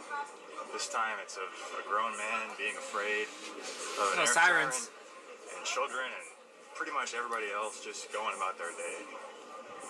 It really is inspiring to see these people just truck through, man. Like, all these women here, they could just leave. No, thanks. They could just leave. They don't have to be What was she offering? The men, on the other hand, do. But people are just persistent on maintaining a normal life for as long as possible. Which is really admirable, dude. Like, if I was in the same situation, if I had the existential threat of my country maybe not existing, my home, everything being destroyed, I don't know what I would do. I really cannot even imagine. I'd like to think I would stay. Like these brave people here. I would just but leave. I hope I don't ever have to answer that question myself. Take one last look at the Ukrainian people. Wow. If anything from this trip, I've gained a ton of respect for all these people, man. Like, some of the most warm, loving, generous, amazing people I've ever met in all the countries I've been to. Even though they're going through some shit. Protein like, cookies, bro. You're gonna make gains. People could easily, you know, reject foreigners and, you know what I mean? Like, it's a wartime. Shit's crazy, but, or it should be, right? But it's really not. People are just living their lives, man. So, much respect to the Ukrainian people. Alright, guys. See you somewhere else, some other time. Thanks for coming along. Hey, if you like this video, if you appreciate what I'm doing, if you want to support me and keep me on the road for longer, well, anything helps. If you got the money, if you have the means, if you have the... See you in the next one. Bye-bye. Peace. Why is there still more time? Oh. Solo to bombed out? I finally got my claim for my car accident. They only offered me $5,000. $5,000? I had a car accident and I got offered $50,000. I'm still waiting for my money, bro.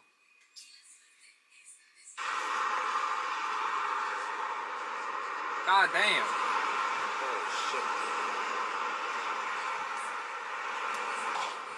Holy shit. Welcome to Erdipin. A place just a little bit north of Kyiv, goddamn. where some of the toughest fighting Get protein, in the city happens. protein dough with protein sauce, with protein cheese, and protein pepperoni. I imagine these cars were bombed. I could get protein dough. They've all been burned. I would get protein cheese. From one I would get protein pepperoni. Missiles or but I cannot get protein sauce.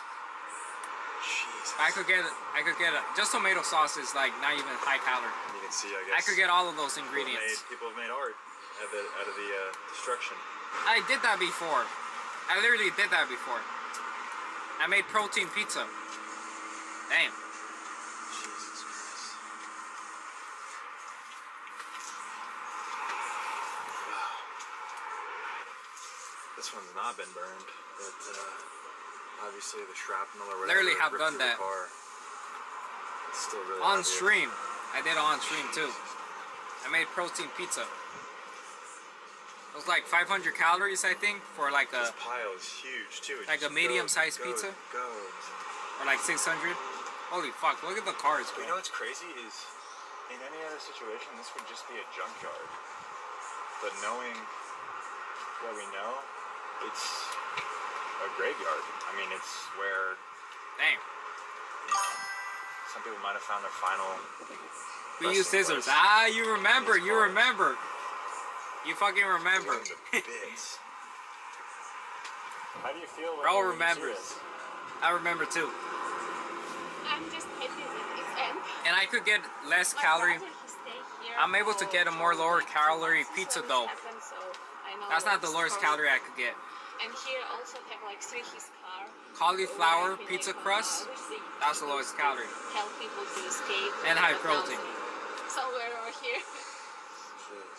So he stayed here during the Like occupation. volunteer job and Rescued people. he helped to rescue people.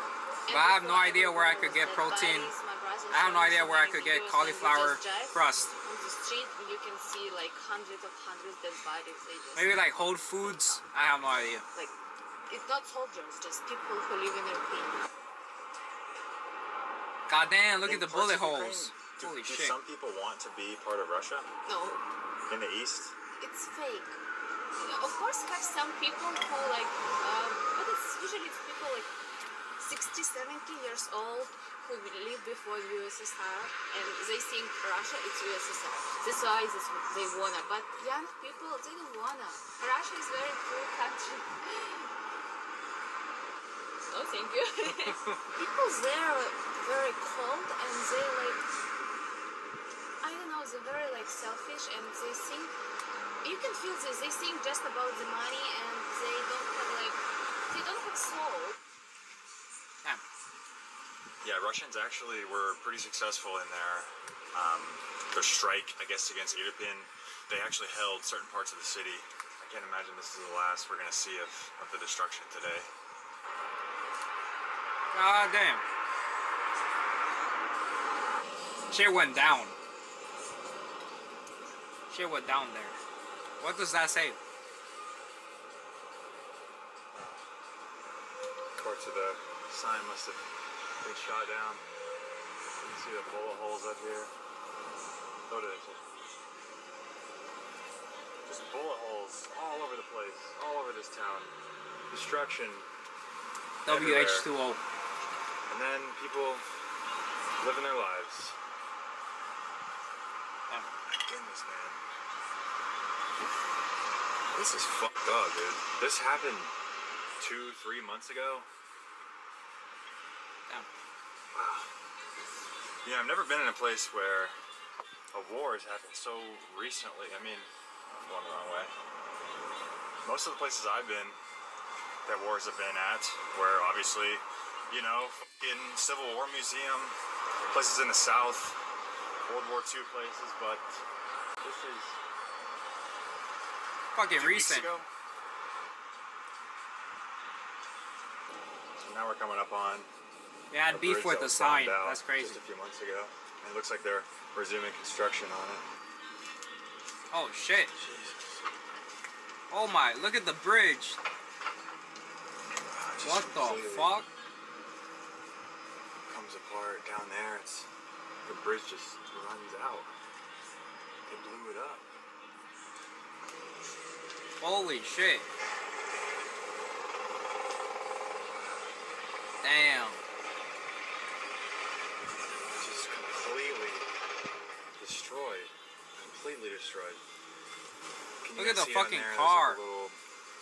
There's a few crosses and like, looks like a memorial for the deceased. Damn. My God.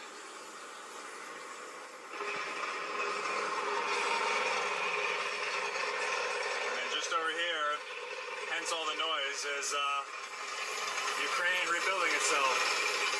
W. Damn. They are quick to recover. Oh yeah. From such destruction. Damn. Fuck. Dear God,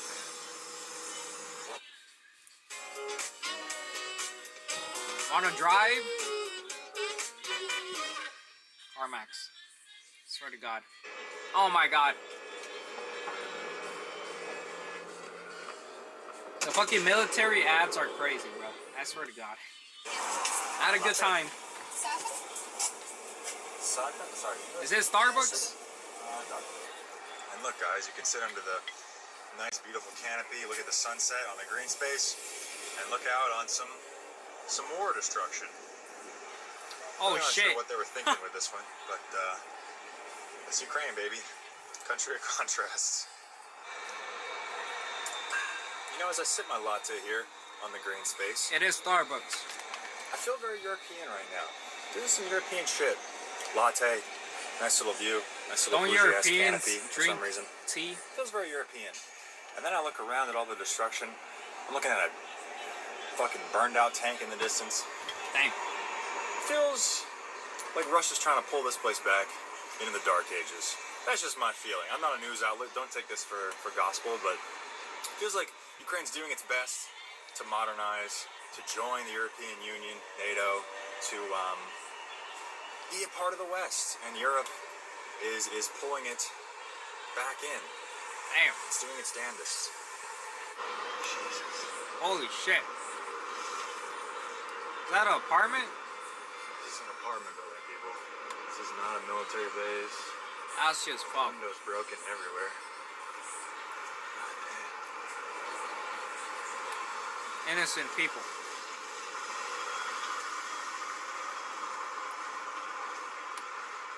Right next to the playground. Damn. Are you from Irvine? When did you come back? Did you ever leave? Oh wow. So right after the conflict ended, you came back. Yes. Damn. So in Ukraine, oftentimes they have these big residential kind of high-rise parks, and then in the middle of everything is like, you know, big playground, mall, restaurant. They have things for families. It's making me realize Irpin is not a military strategic base, I don't think. I haven't seen anything. It's all residential. It's all families. Makes you wonder why Russia wanted to bomb this place. Yeah. It's just families, dude. I mean, maybe I'm missing something. I'm not a fucking political strategist. I know that's not why you guys tune into the channel, but Maybe they wanted just to kinda thinking attack. out loud here. Want to attack the people. Wondering why. That's fucked. So you were here with the fighting. And, Yes. what was that like? Very, very scary. Yeah. Why did you stay in Irpin? Не було можливості сразу виїхати, а потім вже якось... You stayed the whole time. Yes. God damn. Is Irpin safe now? No. Ukraine, no, safe. Good luck, man. Damn, bro. So right now we are in the previously held Russian zone, where Russians were actually occupying Irpin. It's right on this street. God Imagine damn. the citizens had to leave Please their zoom in. homes, or I don't know, they were killed, or who knows, really. But it was right here. Damn. Completely burned out. That's someone's home, man. That's Fuck. not a fucking military base. I mean, we're in Just attacking the people is crazy. just a regular neighborhood. Imagine your neighbor's house just being burned down. Damn. Damn. Completely destroyed. Damn.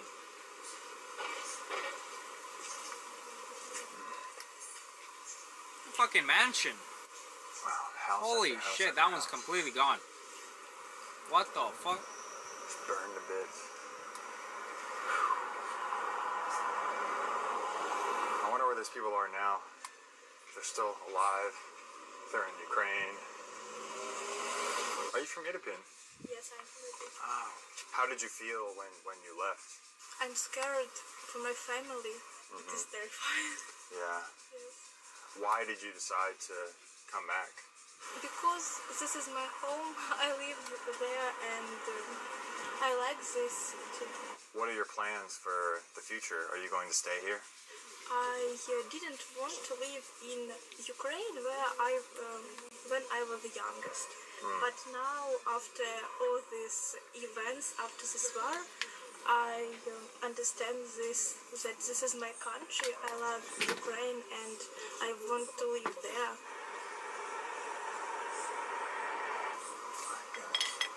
God damn. History is right here, guys. Played out right here a few weeks ago, a few months ago. Damn. God damn. And you see right here, half the building sides blown off. It's all burned to bits on the side there. And then right in the middle, someone's light is still on. Oh wow, that same building right there, the one that's completely blown up and burned on the back, there's people living in other sections of it. Dear God, the balls on these people. And it looks like there's still a operating shop in the building that was bombed.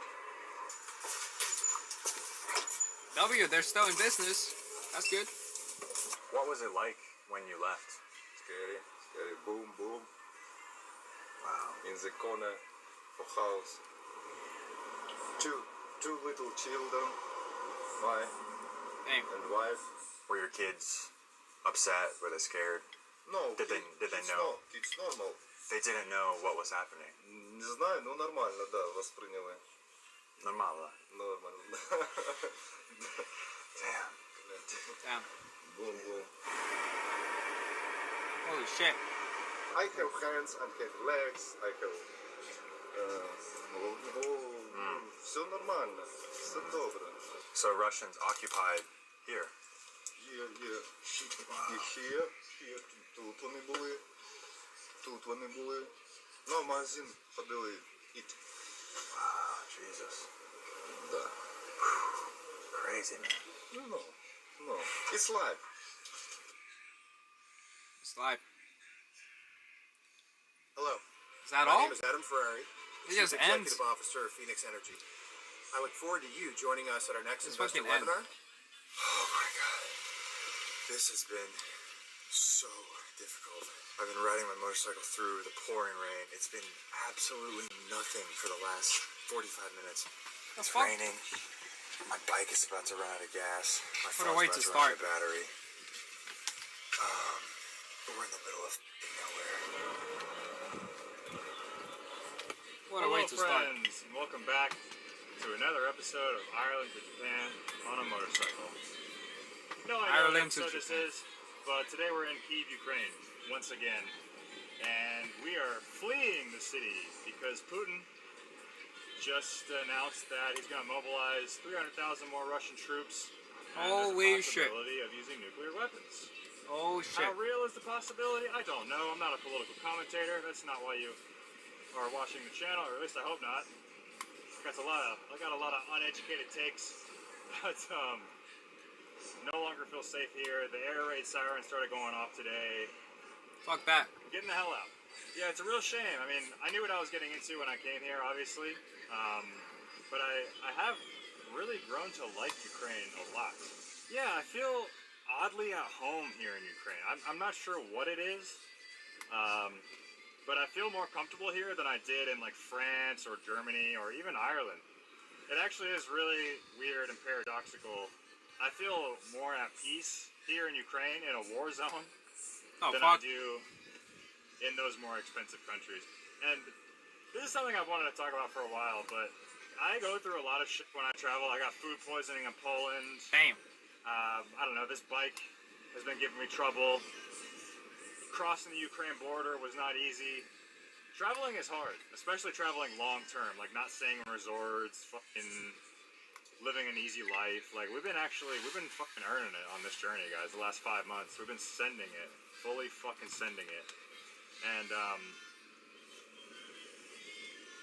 it's been hard, right? But it's hard in the physical realm. And I don't want to sound too woo-woo, okay? Bear with me here. But in the spiritual realm, Everyone's going the opposite like me, direction. The way my soul feels is Look at the traffic. I feel Look at the truly traffic on happy the other side. when I'm traveling. And to me that's enough. Like I can put up with the shit, I can put up with the food poisoning and being in a war zone and You know what I mean? Like, my tolerance for bullshit is actually pretty high because I'm doing exactly what it is that I want to do with my life. Exactly. Like, dead on fucking bullseye. I am riding a motorcycle. I am in a foreign land. I am making videos for you guys. I'm sharing it with the world. I'm having fun. I really am having fun. Like, this is exactly what I want to do. I never want to work a real job. I never want to have another boss. And, you know, we're on our way, guys. We're on our way. I can't say we've made it there yet because I'm still struggling for money.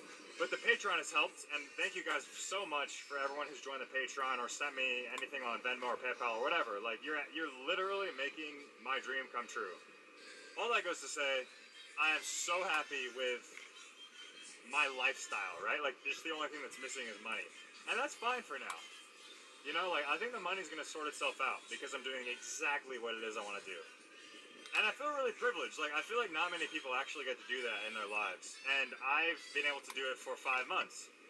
It could end tomorrow. I could crash this bike. I could end up in the hospital, whatever. It could end tomorrow. But I know that I can say I've done it for 5 months. And that makes me really fucking happy.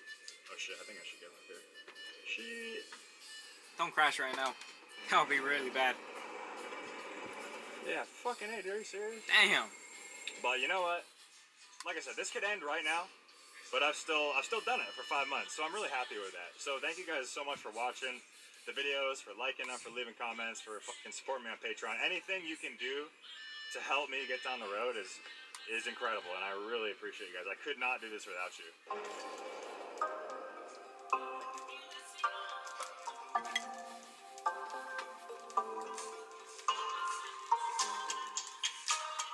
Beautiful.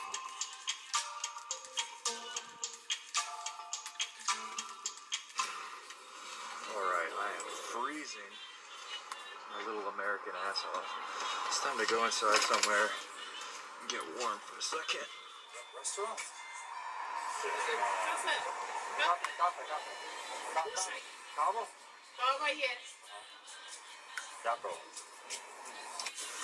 Coffee. Cold, very cold. This looks like a house, not even a restaurant. Maybe it's both. A restaurant and a house. Latte? Хорошо. Yako. Ooh. Looks good. What is that? Looks like coffee cake. What is it? Yo, that looks good. Cake? It looks like a blueberry coffee cake, bro. That looks fire. Okay. Not the best. Not the best. I guess not. And I'm relaxing in here, getting warm. Never mind, it's not good. Unfortunate. Super good. Lies. Alright, we are departing the middle of nowhere at night. Something I usually don't like to do on a motorcycle. I think it's quite dangerous to ride at night. But I'm trying to get as far as I possibly can today. This is kind of what I was mentioning earlier about like being kind of uncomfortable in the physical realm. Physically uncomfortable, but happy spiritually. Some military checkpoint.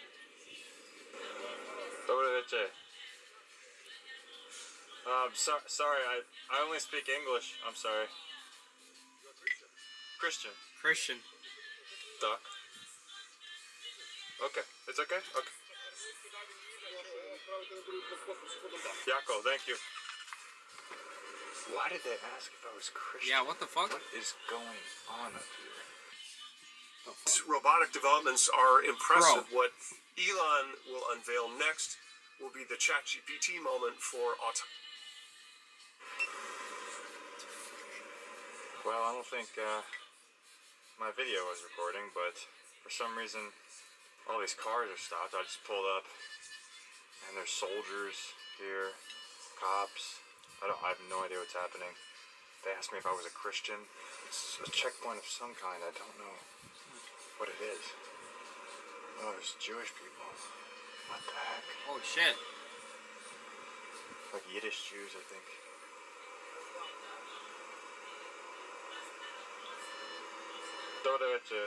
Hello. I'm sorry, I don't speak Ukrainian. English? I'm sorry. Dobre, hello. Hotel, sorry, English? You go to Uman? Uman for hotel. Where hotel? I think it's here. Oh, sorry. You go you country. USA. USA. Duck. Passport? Maybe you're right. Huh? Passport, okay. Passport.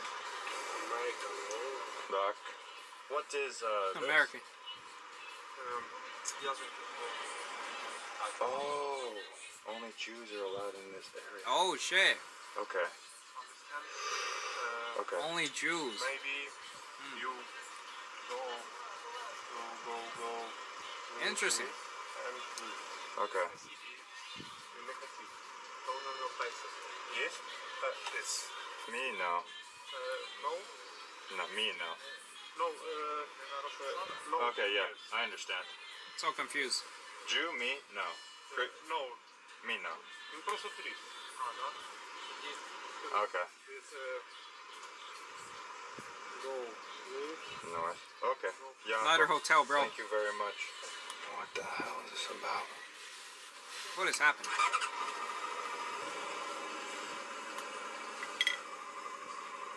Alright, now we gotta find a hotel somewhere that's not in that town. He said there's only Jews allowed in the town. Like, yeah. I have no clue what's happening. There was buses full of Yiddish Jews, like with the little, I don't know how to describe it, like the little pigtails or whatever, like the special hair and the hats. Or Hasidic, maybe? I don't know what they're called. Orthodox? I don't know. I'm not sure. It's not me, though. I don't know where I'm going right now. I'm just riding aimlessly through the night.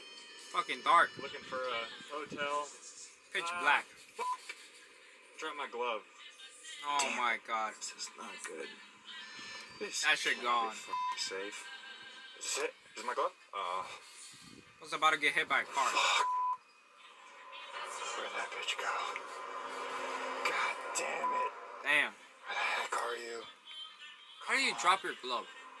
Please. It should be on you. This is not safe, dude. I am walking. Is this it? Is this it? That's it. He got his glove. Thank fuck. Wow. This is what I'm talking about, kids. This has not been an easy day of travel. But it's all worth it, baby. Because we're free. Back to full speed. I don't have a reservation.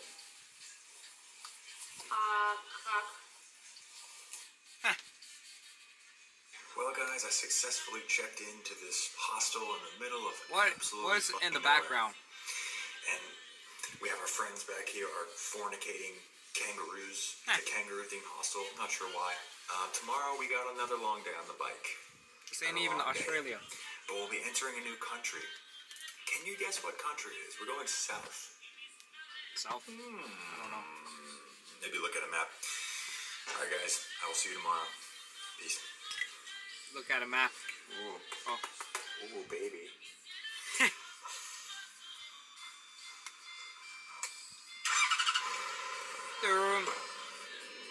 Hello, people. Welcome back to Ireland, Japan, on a motorcycle. Today we're in the middle of fucking nowhere, Ukraine, where I thought we'd be safe from air raid sirens, but alas, I was wrong. This morning the air raid sirens started going off, thus solidifying my fears. The Russian invasion. I don't know how real they are, but you know, you only get one life, man. You can't really fuck around and find out. Yeah, fuck that.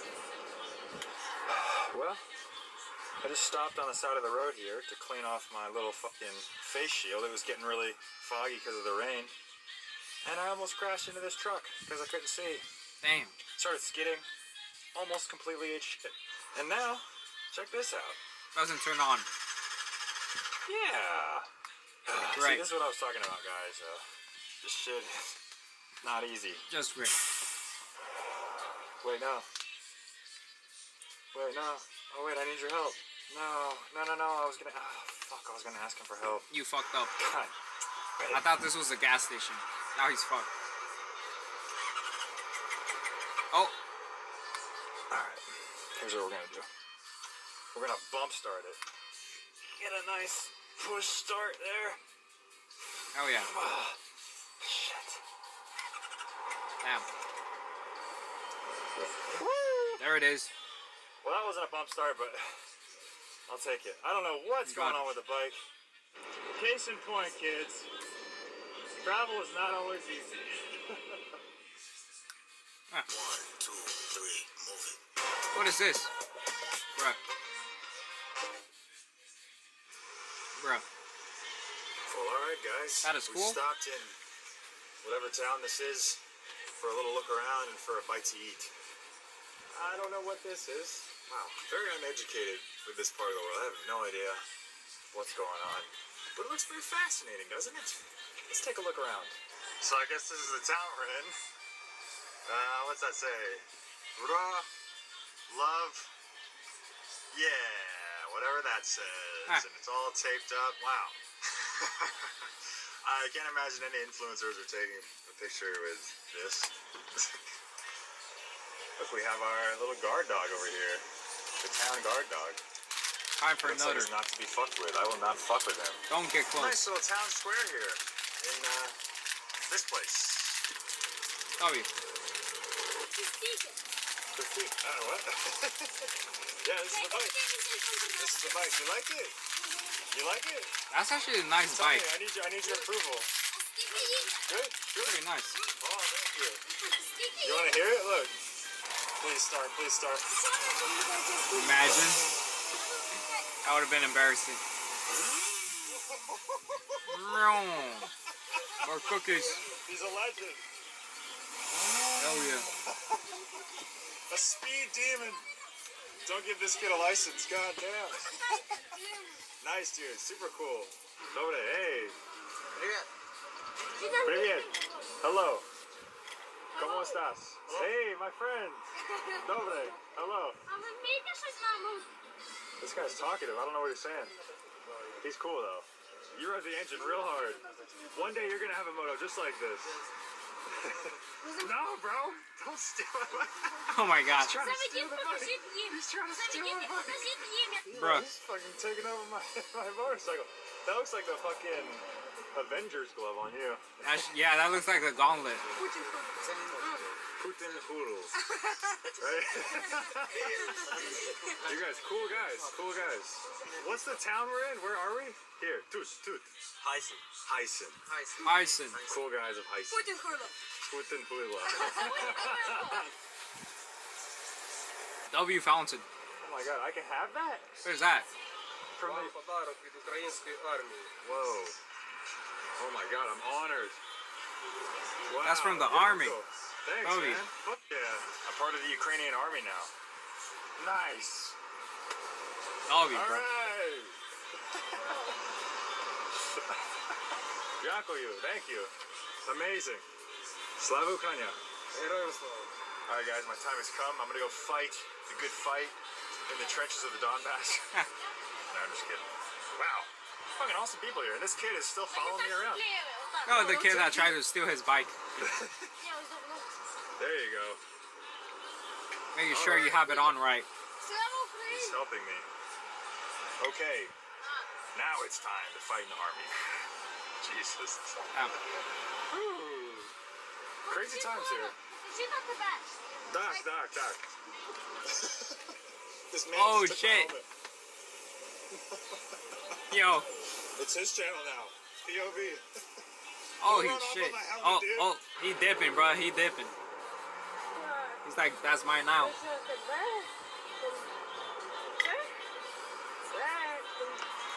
What is he eating?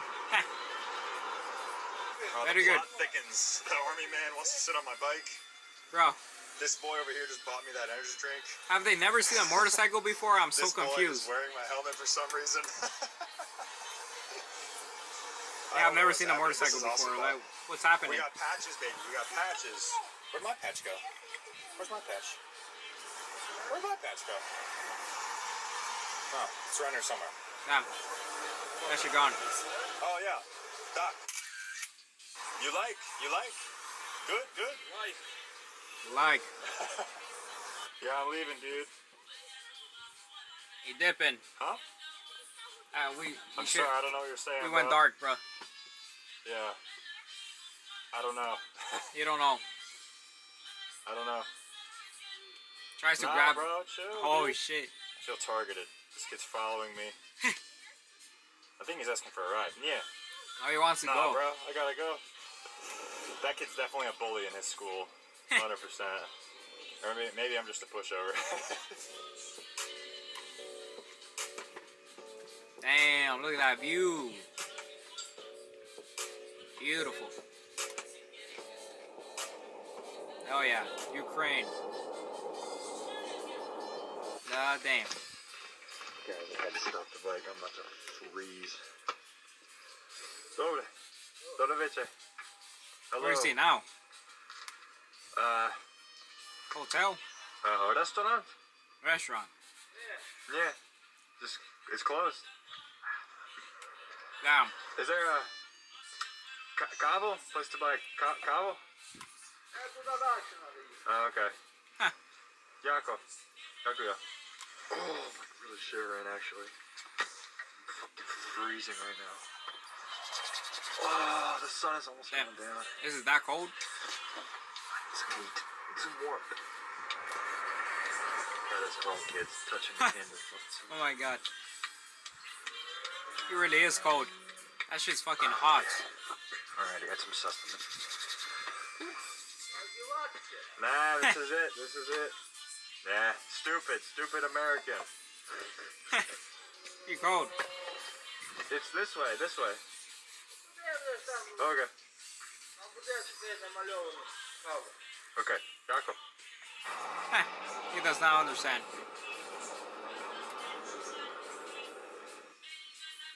Imagine being able to build an app Boy. with your name on it, just by thinking about it. Meet Base 44. Base 44. I swear to God. Guys, I am so cold right now. My hands are numb.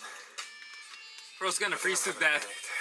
Holy shit. I just drove through the countryside, and there was absolutely nothing. I'm talking nothing. Damn. No people, no stop signs, nothing. And I'm like, oh, I'll just pull over when I see something, but there's nothing, dude. No place to get warm. I'm losing feeling as my hands and my feet too. Holy like shit. The cold is real on the motorcycle right now. I think I'm having a panic attack. But damn. Is this a kitten? Kitty? No fucking kitty, bro. Kitty? No fucking kitty. Damn.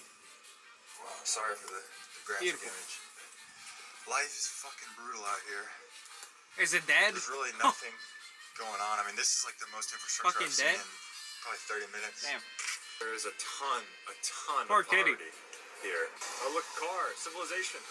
Almost no infrastructure out here. I mean, these people live in severe poverty, so hopefully there's a gas station or something I can get a little bit of coffee and keep going. Train. And I see houses. And that's the gas station. Finally. Who's that? Oh, Coda. Well, guys, my hair looks ridiculous, and that port is closed. It's been closed for 2 years. Damn.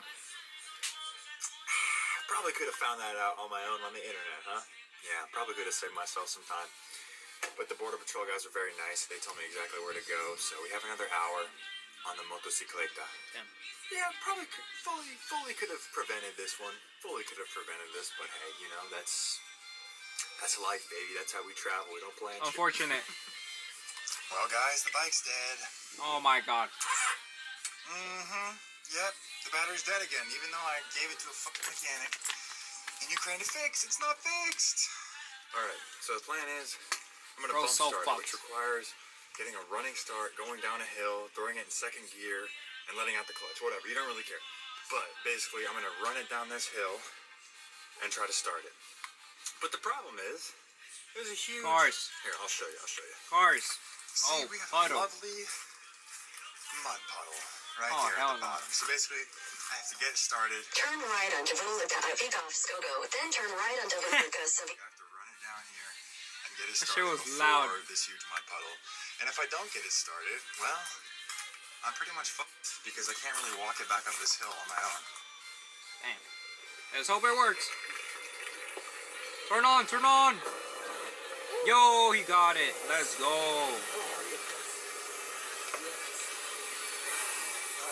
W. Get back on before she dies. Alright, give her some gas. Oh my god. It fucking worked. He got it. Right next to the death puddle. Oh, we got so lucky. Oh. W, Ducky. Oh my god. This has been so difficult. I've been riding my motorcycle through the pouring rain for the last 45 minutes. The road, the border security guys told me to take has just been nothing. It's been absolutely nothing for the last 45 minutes. It's raining. My bike is about to run out of gas. My phone's about to run out of battery. Give me water. Pretty good.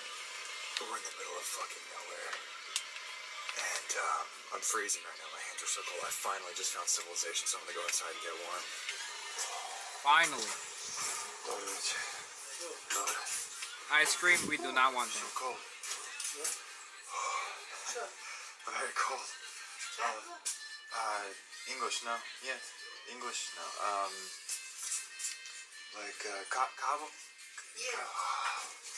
Будь ласка, latte. Americano, espresso. Want a bite? Latte. Yeah, bite. Good latte. Very Будь good. ласка.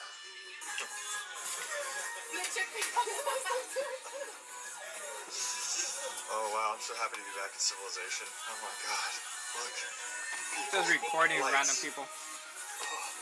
I would What is partake, happening? But, I'm very cold and I wanna flee the country. Oh, let's see if the bike works. Poor dude. Work, please work. Please start. Yeah. We're in business, boys. W.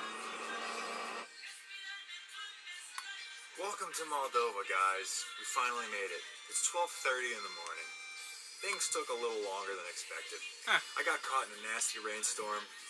Had to stop the bike. I was freezing my little ass off. But here we are in Moldova. Fun fact, there's no hotels where we are in Moldova. There's no hotels. The closest one is right across the border in Ukraine.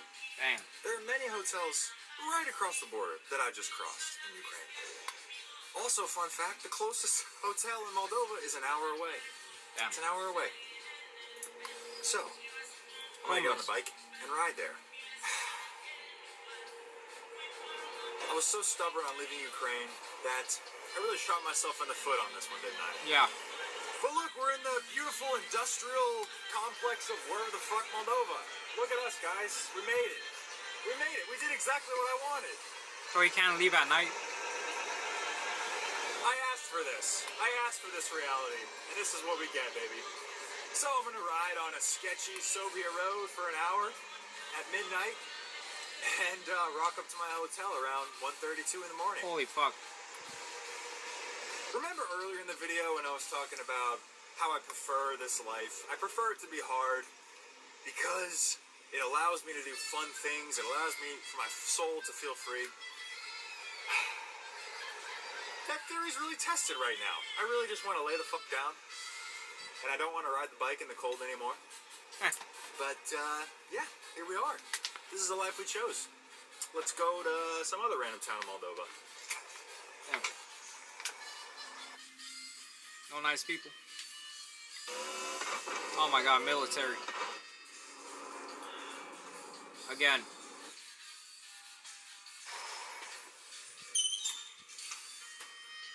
Check out the digs, guys. We Oh, got a you. fatty room.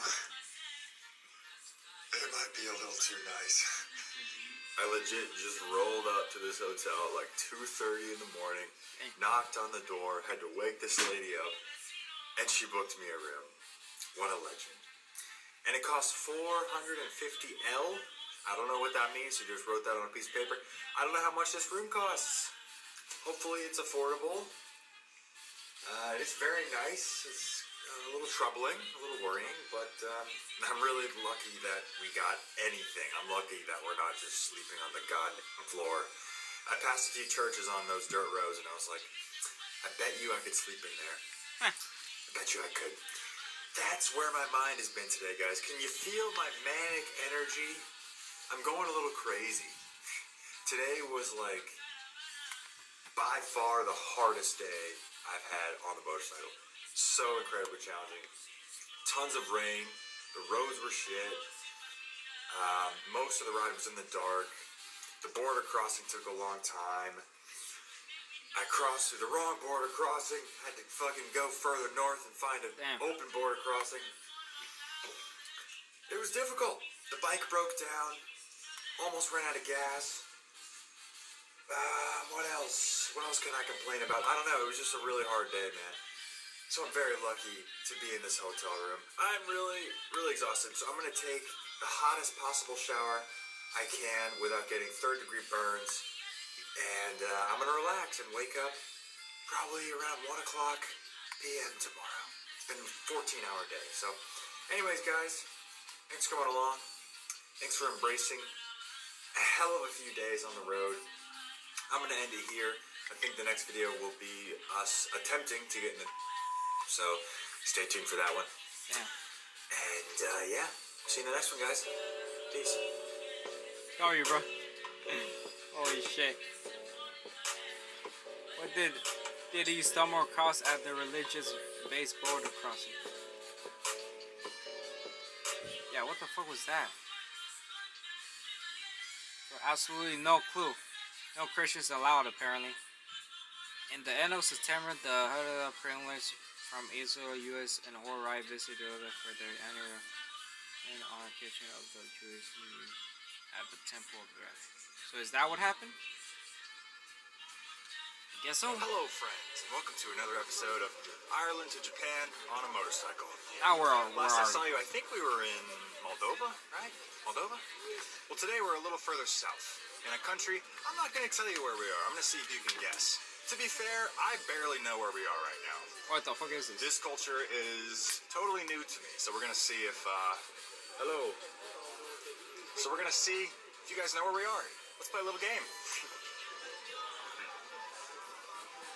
The fuck is this? Look at the definitely real baby clothes. Hello. Bro. Hello, my friend. Hello, my friend. How are you? Good. Super. Very good. You are from? Albania. You're from Albania? Okay. USA. Albania? Nice to meet you, my friend. The fuck is that? Alright. Cheers. Bye-bye. Hello. My friend. Hello. Oh, cool.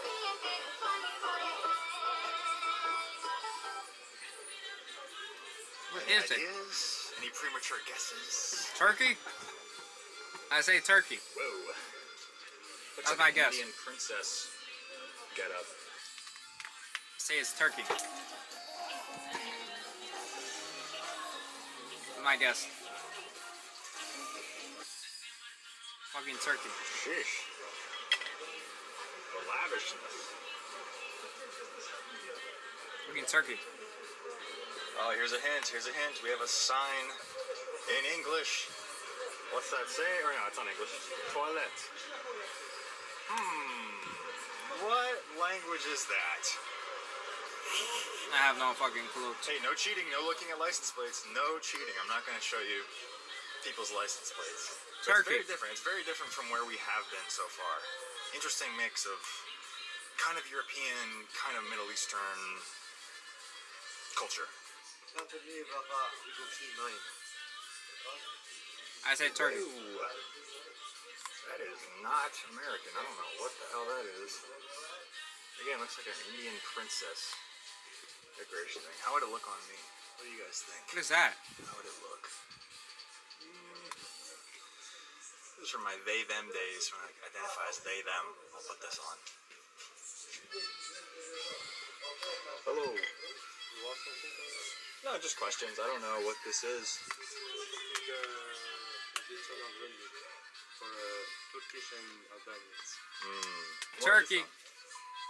Oh, But cool. I'm Albanian. You're Albanian? Yes. Interesting. Okay. And you? USA. Yeah. Cool. Nice to meet you, man. Okay. He's like, Cheers. of course. Ooh. We're getting closer. Turkey. It's all around us. Do you guys know where we are? I know Turkey.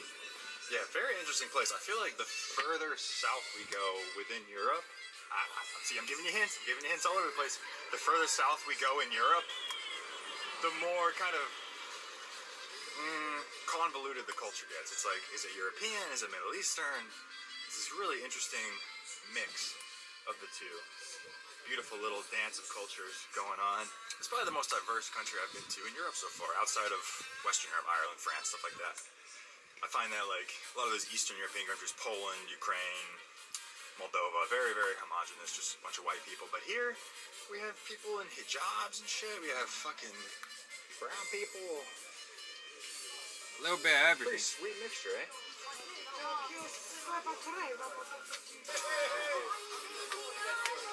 Ooh, is it one of these flags? Is it one of these flags, guys? Are we in any of these countries? Already said Not here. Turkey. I'll tell you that much. Those are some disturbing mannequins. My goodness. Oh, hell no. It's like if a Cabbage Patch Kid had a baby with a blow-up doll. Soulless boy. Happy Soviet child. Uh-oh, I'm giving you guys hints. I'm giving you hints all over the place. Oh my goodness, what have we stumbled into here? Yo.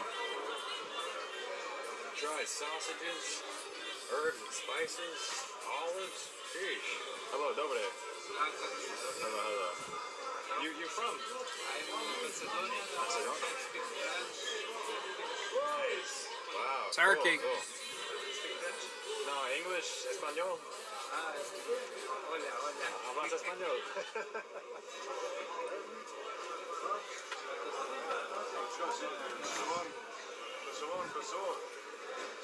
Wow, all kinds of characters here in the market in this unknown country.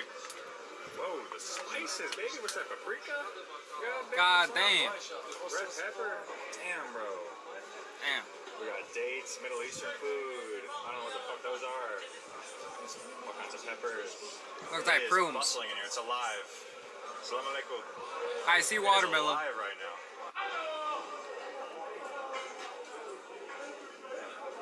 Tomatoes. Or paprika. God damn. Dobre, hello, my friend. Paprika. Yeah. Spicy. No. No. You like hot? Yeah. Uh-oh. Oh shit. He's getting out the special sauce for me. Huh. Uh-oh. What the fuck? That's dangerous.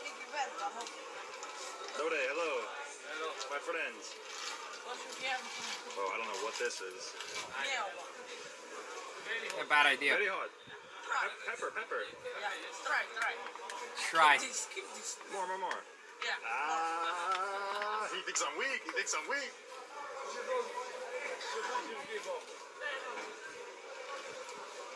Yeah, it's good. Not so spicy. How are you? Not so spicy, no. I was good. You are from? I'm from Albania. Albania. Many Albanians. Yes. You Albanian? Yes. How are you? This is my dad. Your dad? Oh shit. Ah, no, it's your brothers. No. You say American? USA, yeah. American. Nice to meet you. Hey, Jimmy. Jimmy? Yes. Jimmy? Really? Jimmy. Connor. What the fuck? Hey, Jimmy, actor. Actor? Oh shit. How are you? Famous.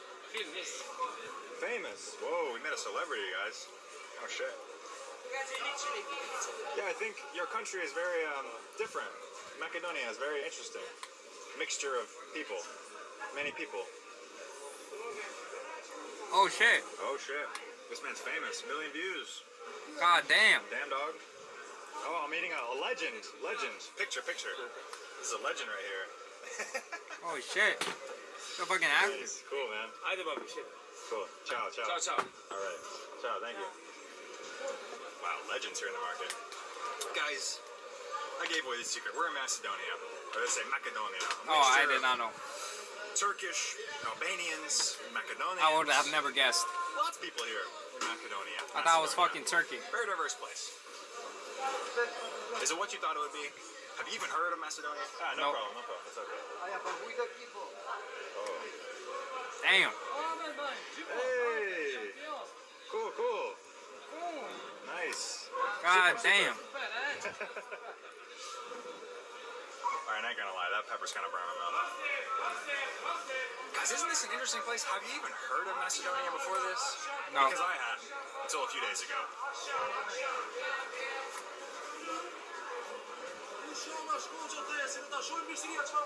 Ah. Take a picture. Picture. Hey, be nice, be nice, be nice. Ah, Facebook, YouTube, huh? Yeah. People are much more open here than I've found in other European countries. Maybe it's a mixture of Middle Easterners, I don't really know. Hello, I've never been to a Middle Eastern country, but... W. Yeah, it feels a little bit looser here than other parts of Europe. Very good. Guys, enough looking around, let's eat some shit. Let's eat something. I'm also on the hunt for a special liquor. It's called, Prodoke? What up? Prodoka? Prodogo? I don't know what it's called. That's what we're gonna drink today. Because we're in Macedonia and we have to embrace other cultures and their level of alcoholism. However much alcohol they drink, we have to drink. Because we don't want to be snobs, do we? My friend. USA. Salam alaikum. Alaikum salam. You are from? Macedonia, Skopje. How is life here? Good. Grapes. Whoa. Oh. Okay. Alright. Pretty damn good. Very sweet. What's the, Bruh. Those are ugly ass shoes. Who the hell would wear those? Wait, I thought Venmo was for paying people. Yeah, Venmo. and for everything else. Everything. The wine, the liquor people drink here. It's like Ordogo? Ordoga? Ordo. Huh? Ordogo, it's liquor. Alcohol. Alcohol? Bro. It's called Ordogo? Ordoga? R-A-K-I-A. No, it's beer, people. Beer. He knows what beer it is. No, alcohol, no. Ah, okay. You don't drink? No. Muslim. Muslim. You're Ah. Muslim. People here are Muslim. Muslim. Wow. Muslims So you don't pray? drink. You pray W. 5 times a day? Oh, yeah. Alright. Ciao, man. Ciao. Wow, Muslims here in the streets of Macedonia. Interesting. Hello, my friend. Hello. Americano. You? Oh, my friend. No. Go. Speak in English. Yeah. Oh, people are amazing here. Everyone's so nice. W. My friend. Signor, my friend. Americano. Y vos, too. Albania. Many people Albania. Cocktail mix. Cocktail mix. Scheiße, yeah. Okay, ciao, man, ciao. Alright, arrivederci. Alright. Спасибо. Спасибо. Alright, ciao. Ciao. Wow, legends. Legends here. So in the nice. streets of Macedonia. Is it the cultural mix you thought it would be? Have you even heard of this country? I don't even know this country. Amazing. I don't even know where it is at wow. on the map. That can't be And that's for any country, Alright. to be honest.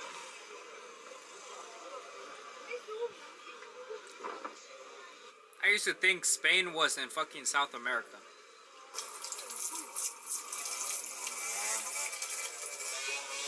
What's COVID? What's that? Huh. Wow, and look at all the retro technology you can buy here in Macedonia. So if you too are a drug dealer, you can... Yo. My mom used to have this one right here. This one, and I think my dad had this one. And I had this one. Little Sony I used to have this one before. Little throwback situation. Yeah. Hello, my friend. Very Old fashioned. For selling drugs. So if you too want to become a drug dealer and buy a flip phone that the FBI will never know about, come here to Macedonia and all your wildest dreams can come true. Oh yeah. You can pray to Allah 5 times a day. You can speak 3 languages in the same neighborhood. It's a good old time. W.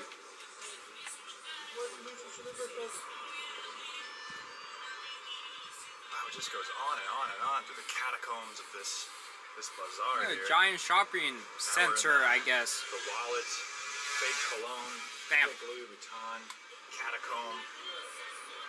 Loaded, my friend. Hello, hello. They got Louis Vuitton, bro. We're deep. We're in the granny panties catacomb. Hello, my What friend. the fuck? Hello. They got everything. What is that, anime? Different world here in the bazaar. Something I found really interesting is the number of white Muslim people here. I didn't know that was really a thing. I'm not trying to sound intolerant, but yeah, just white Europeans. Watermelon. Or Islam. Didn't know that was a thing.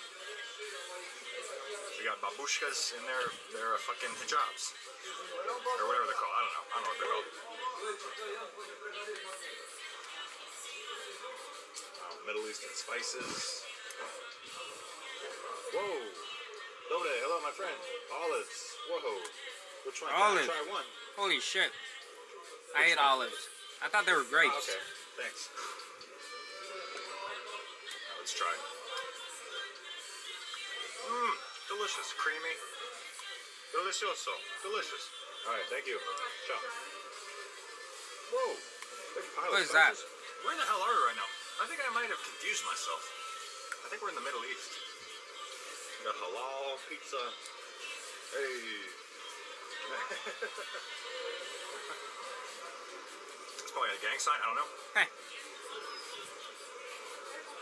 But guys, come to Macedonia, you can get some olives, you can get a handful of free grapes for no reason. You can see crazy jars of honey. Yeah, Damn, that looked good. Right. Right. And the people here are so friendly, aren't they? The number of people we've met that have said That guy hello was to us. kind of sus. He did not look friendly at all. You know, it's funny, I find myself more comfortable in places like this. I'm actually out of my comfort zone. No one speaks my language. Feel free to be myself. I wonder if you feel the same way.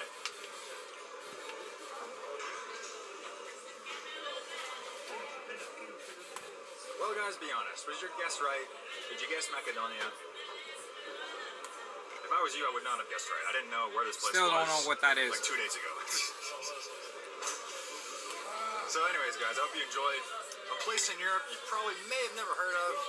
It may not look like the Europe you're used to with your mental image. I still don't know where it's this is Europe. at. It's in the EU, baby. Here we are. Not too What far the fuck from, is this? from Western culture. The poor pizza shop worker showing the Eastern double European, Middle Eastern. head eagle Anyways, sign, if you guys enjoyed all that, getting If you guys want to help me get all confused the way for to a Japan gas on my stand, motorcycle, had me dying. please consider becoming a patron. It's $3 a month. The fuck? Any help will go a long way to getting me across 2 continents on my motorcycle. Double. Well, anyways, guys, see you in the next one. Peace.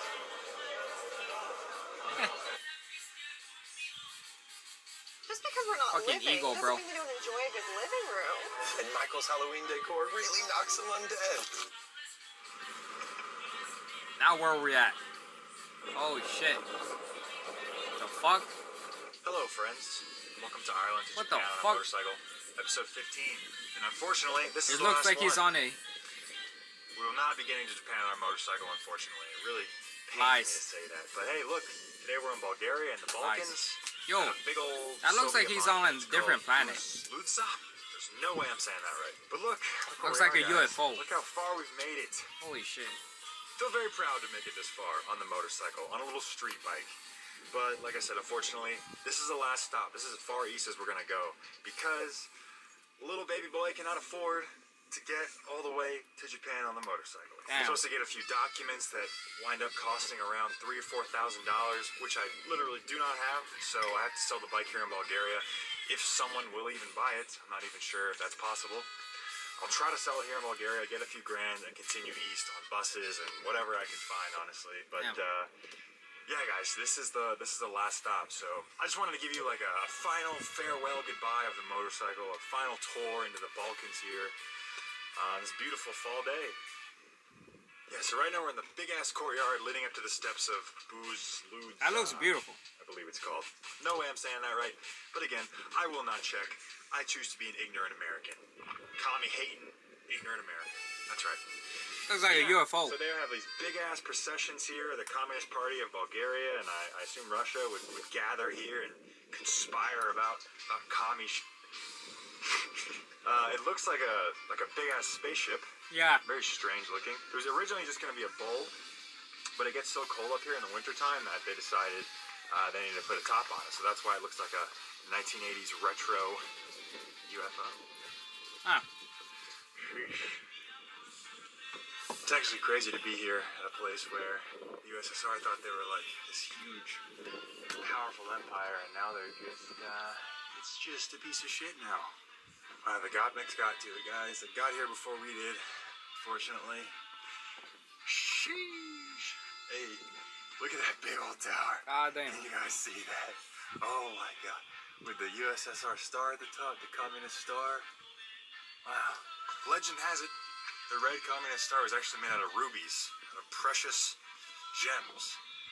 And when the USSR dissolved in 1992, these became owned by the state, and the Bulgarian citizens decided they wanted to take back what was rightfully theirs. So they came here with their rifles and they shot down parts of the star. And it turns out it wasn't rubies. Surprise, surprise. Damn. Yeah, what I find so interesting about this part of the world is the USSR was such a big, powerful empire, and I guess they wanted to, like, I don't know, make people feel proud of being communist, of being Soviet, that they built all these crazy-ass monuments. I mean, this is, like, so, what's the word I'm looking for? Ornate. Well, not anymore, but, yeah, dude, imagine, this was built in 1981, right? Imagine if you saw this shit in 1981. You would lose your shit. You'd love to be a commie. I feel like we just don't have monuments like this in the U.S. Like, proud to be an American, and they don't build fucking huge spaceships to make people proud to be American. Just a very foreign thing. Very strange. It's a guy over there. And on the peak of a mountain, it's almost like they're trying to make their own mythology, like Greek mythology. Ooh, this big monument on a mountaintop. It's like Mount Olympus, where you come here to get all the communist secrets. A socialist monument, right? Yes. And now, because now we are democratic, they want to destroy it. How do you feel when you see this? Do you care about communism anymore, or? Actually, I was born after the communism, so I don't have nothing special about this building. Yes, my parents told me about the communism, it's not good because you don't have free, but now it's not so different actually. Yes, you have the freedom, but the democracy it's democratic. So much corruption, and now the government is so bad. So do you think you should go back to communism then? No. No. Communism is like the worst system possible. Well, guys, that's gonna be it from the big UFO communist monument here in the mountains of where the fuck are we? Bulgaria. I fear if I continue filming, my government will begin to think that I'm a communist. We can't have that. Can't be getting killed for conspiracy. Anyways, guys, next we're gonna go into a village a little south of here called Stara Zagora. We're gonna go hang out with some gypsies if we don't get killed. Join me. Yeah. Horse.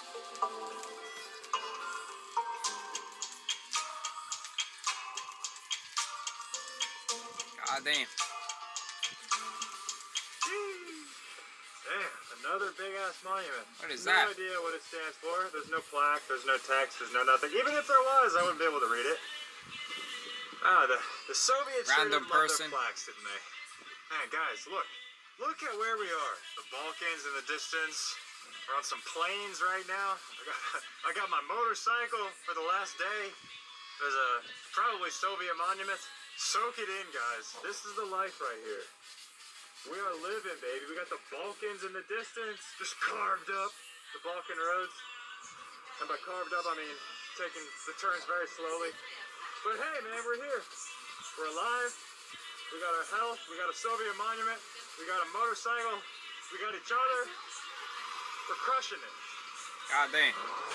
W, bro. Back on the road. Shit looks like Nevada, bro. This looks like it could be America. God damn, he's zooming. We're getting past that car. We're prepping for Bravo-tacular at Car Bravo. Get great deals on our wide selection of certified used vehicles and used for it. Bruh. Today the plan is go walk around, hang out with some gypsies, sell the motorbike, and then we're going to Turkey. So it's a really big day in the journey to Japan, guys. I'm coming here like an open book, like a clean slate. I really don't know what to expect, but if I'm basing it off of what other people tell me about these places, it's dangerous. But who knows? I think gypsies have a really bad reputation in Europe. Every time I tell someone I'm coming here, they think I'm crazy. They think I have a death wish. But we'll see. We'll test that theory today. Camera's okay. Camera. Just selfie. Me. Tebe, Tak. ti, slagaj na mene kamera tuka. Tuka kamera. You want to a picture? Okay. Okay. What's happening? Budu mi zamba. A nice shop. Hello. Cool. Oh. You dropped that. Kamera. Camera. It's okay. It's okay. Yeah. Oh, okay. Kamera. Tak. Koju kaptra. Kredet detu, kredet. Kamera da vidi. Okay, okay. Huh? Not sure what's happening. And he's recording. Yaptın kamera işte. Huh? Oh, sorry. Selfie. Just me. Oh, you have a camera. Kamera. Oh. I'm so confused. Oh, it's a security camera. Smart camera. Kamera da. Oh. Ti moj da sada. Maybe. Yeah, maybe I can help you. App? Wi-Fi app? She wants to know how to install the security camera. We got it set up. Tech genius. Bruh, that's funny. Oh, right there. You need some kind of... Yeah, tie it up. Okay. Yeah, The lady needed help to set up a security camera. That's funny. Oh, okay. Okay. Bruh. We're looking for an Ethernet cable.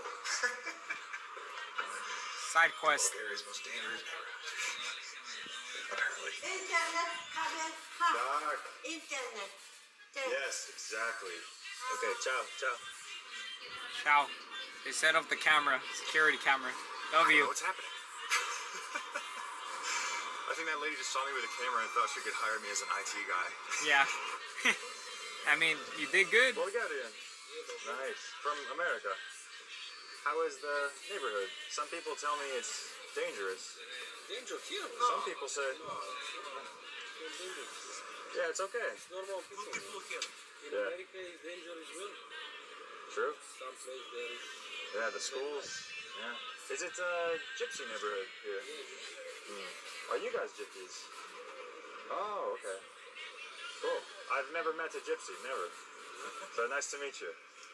Well, what's a gypsy? You're not so bad. You're a good guy. Many people think it's dangerous here, so I want to show them. Yeah, gypsies are good. Good people. You look, this man is gypsy taxi. Gypsy taxi, okay. Gypsy taxi. Over there, hello. Salam baba. Salam alaikum. Alaikum salam wa rahmatullah. I'm giving for you cover drink. A drink? You go, you take story. I'm paying. Don't worry. You go. Oh. What the hell? Yeah, you go. Oh, okay. All right, thanks. So nice. W. Thank you, man. Thanks very much. Your name? Ali. Connor. Doug. McGregor. That's the second time someone makes that joke. Or Christian. Christian. What's the normal wage here? 250 euro hour. Okay, my friend. Yeah, ciao. I will leave. Okay. Ciao. See you, man. Sometimes you take for your drink. So Thank you very much. No danger. No problem. Perfect. Thank you, Ali. Okay. Ciao, ciao. Bye bye. Love you. Nice people. Huh. See, you don't get robbed in the gypsy neighborhood. They gift you with lattes. All you gotta do is exchange a little, a few minutes of IT work in the babushka's basement. Get a latte. That's the gypsy barter system. Bruh.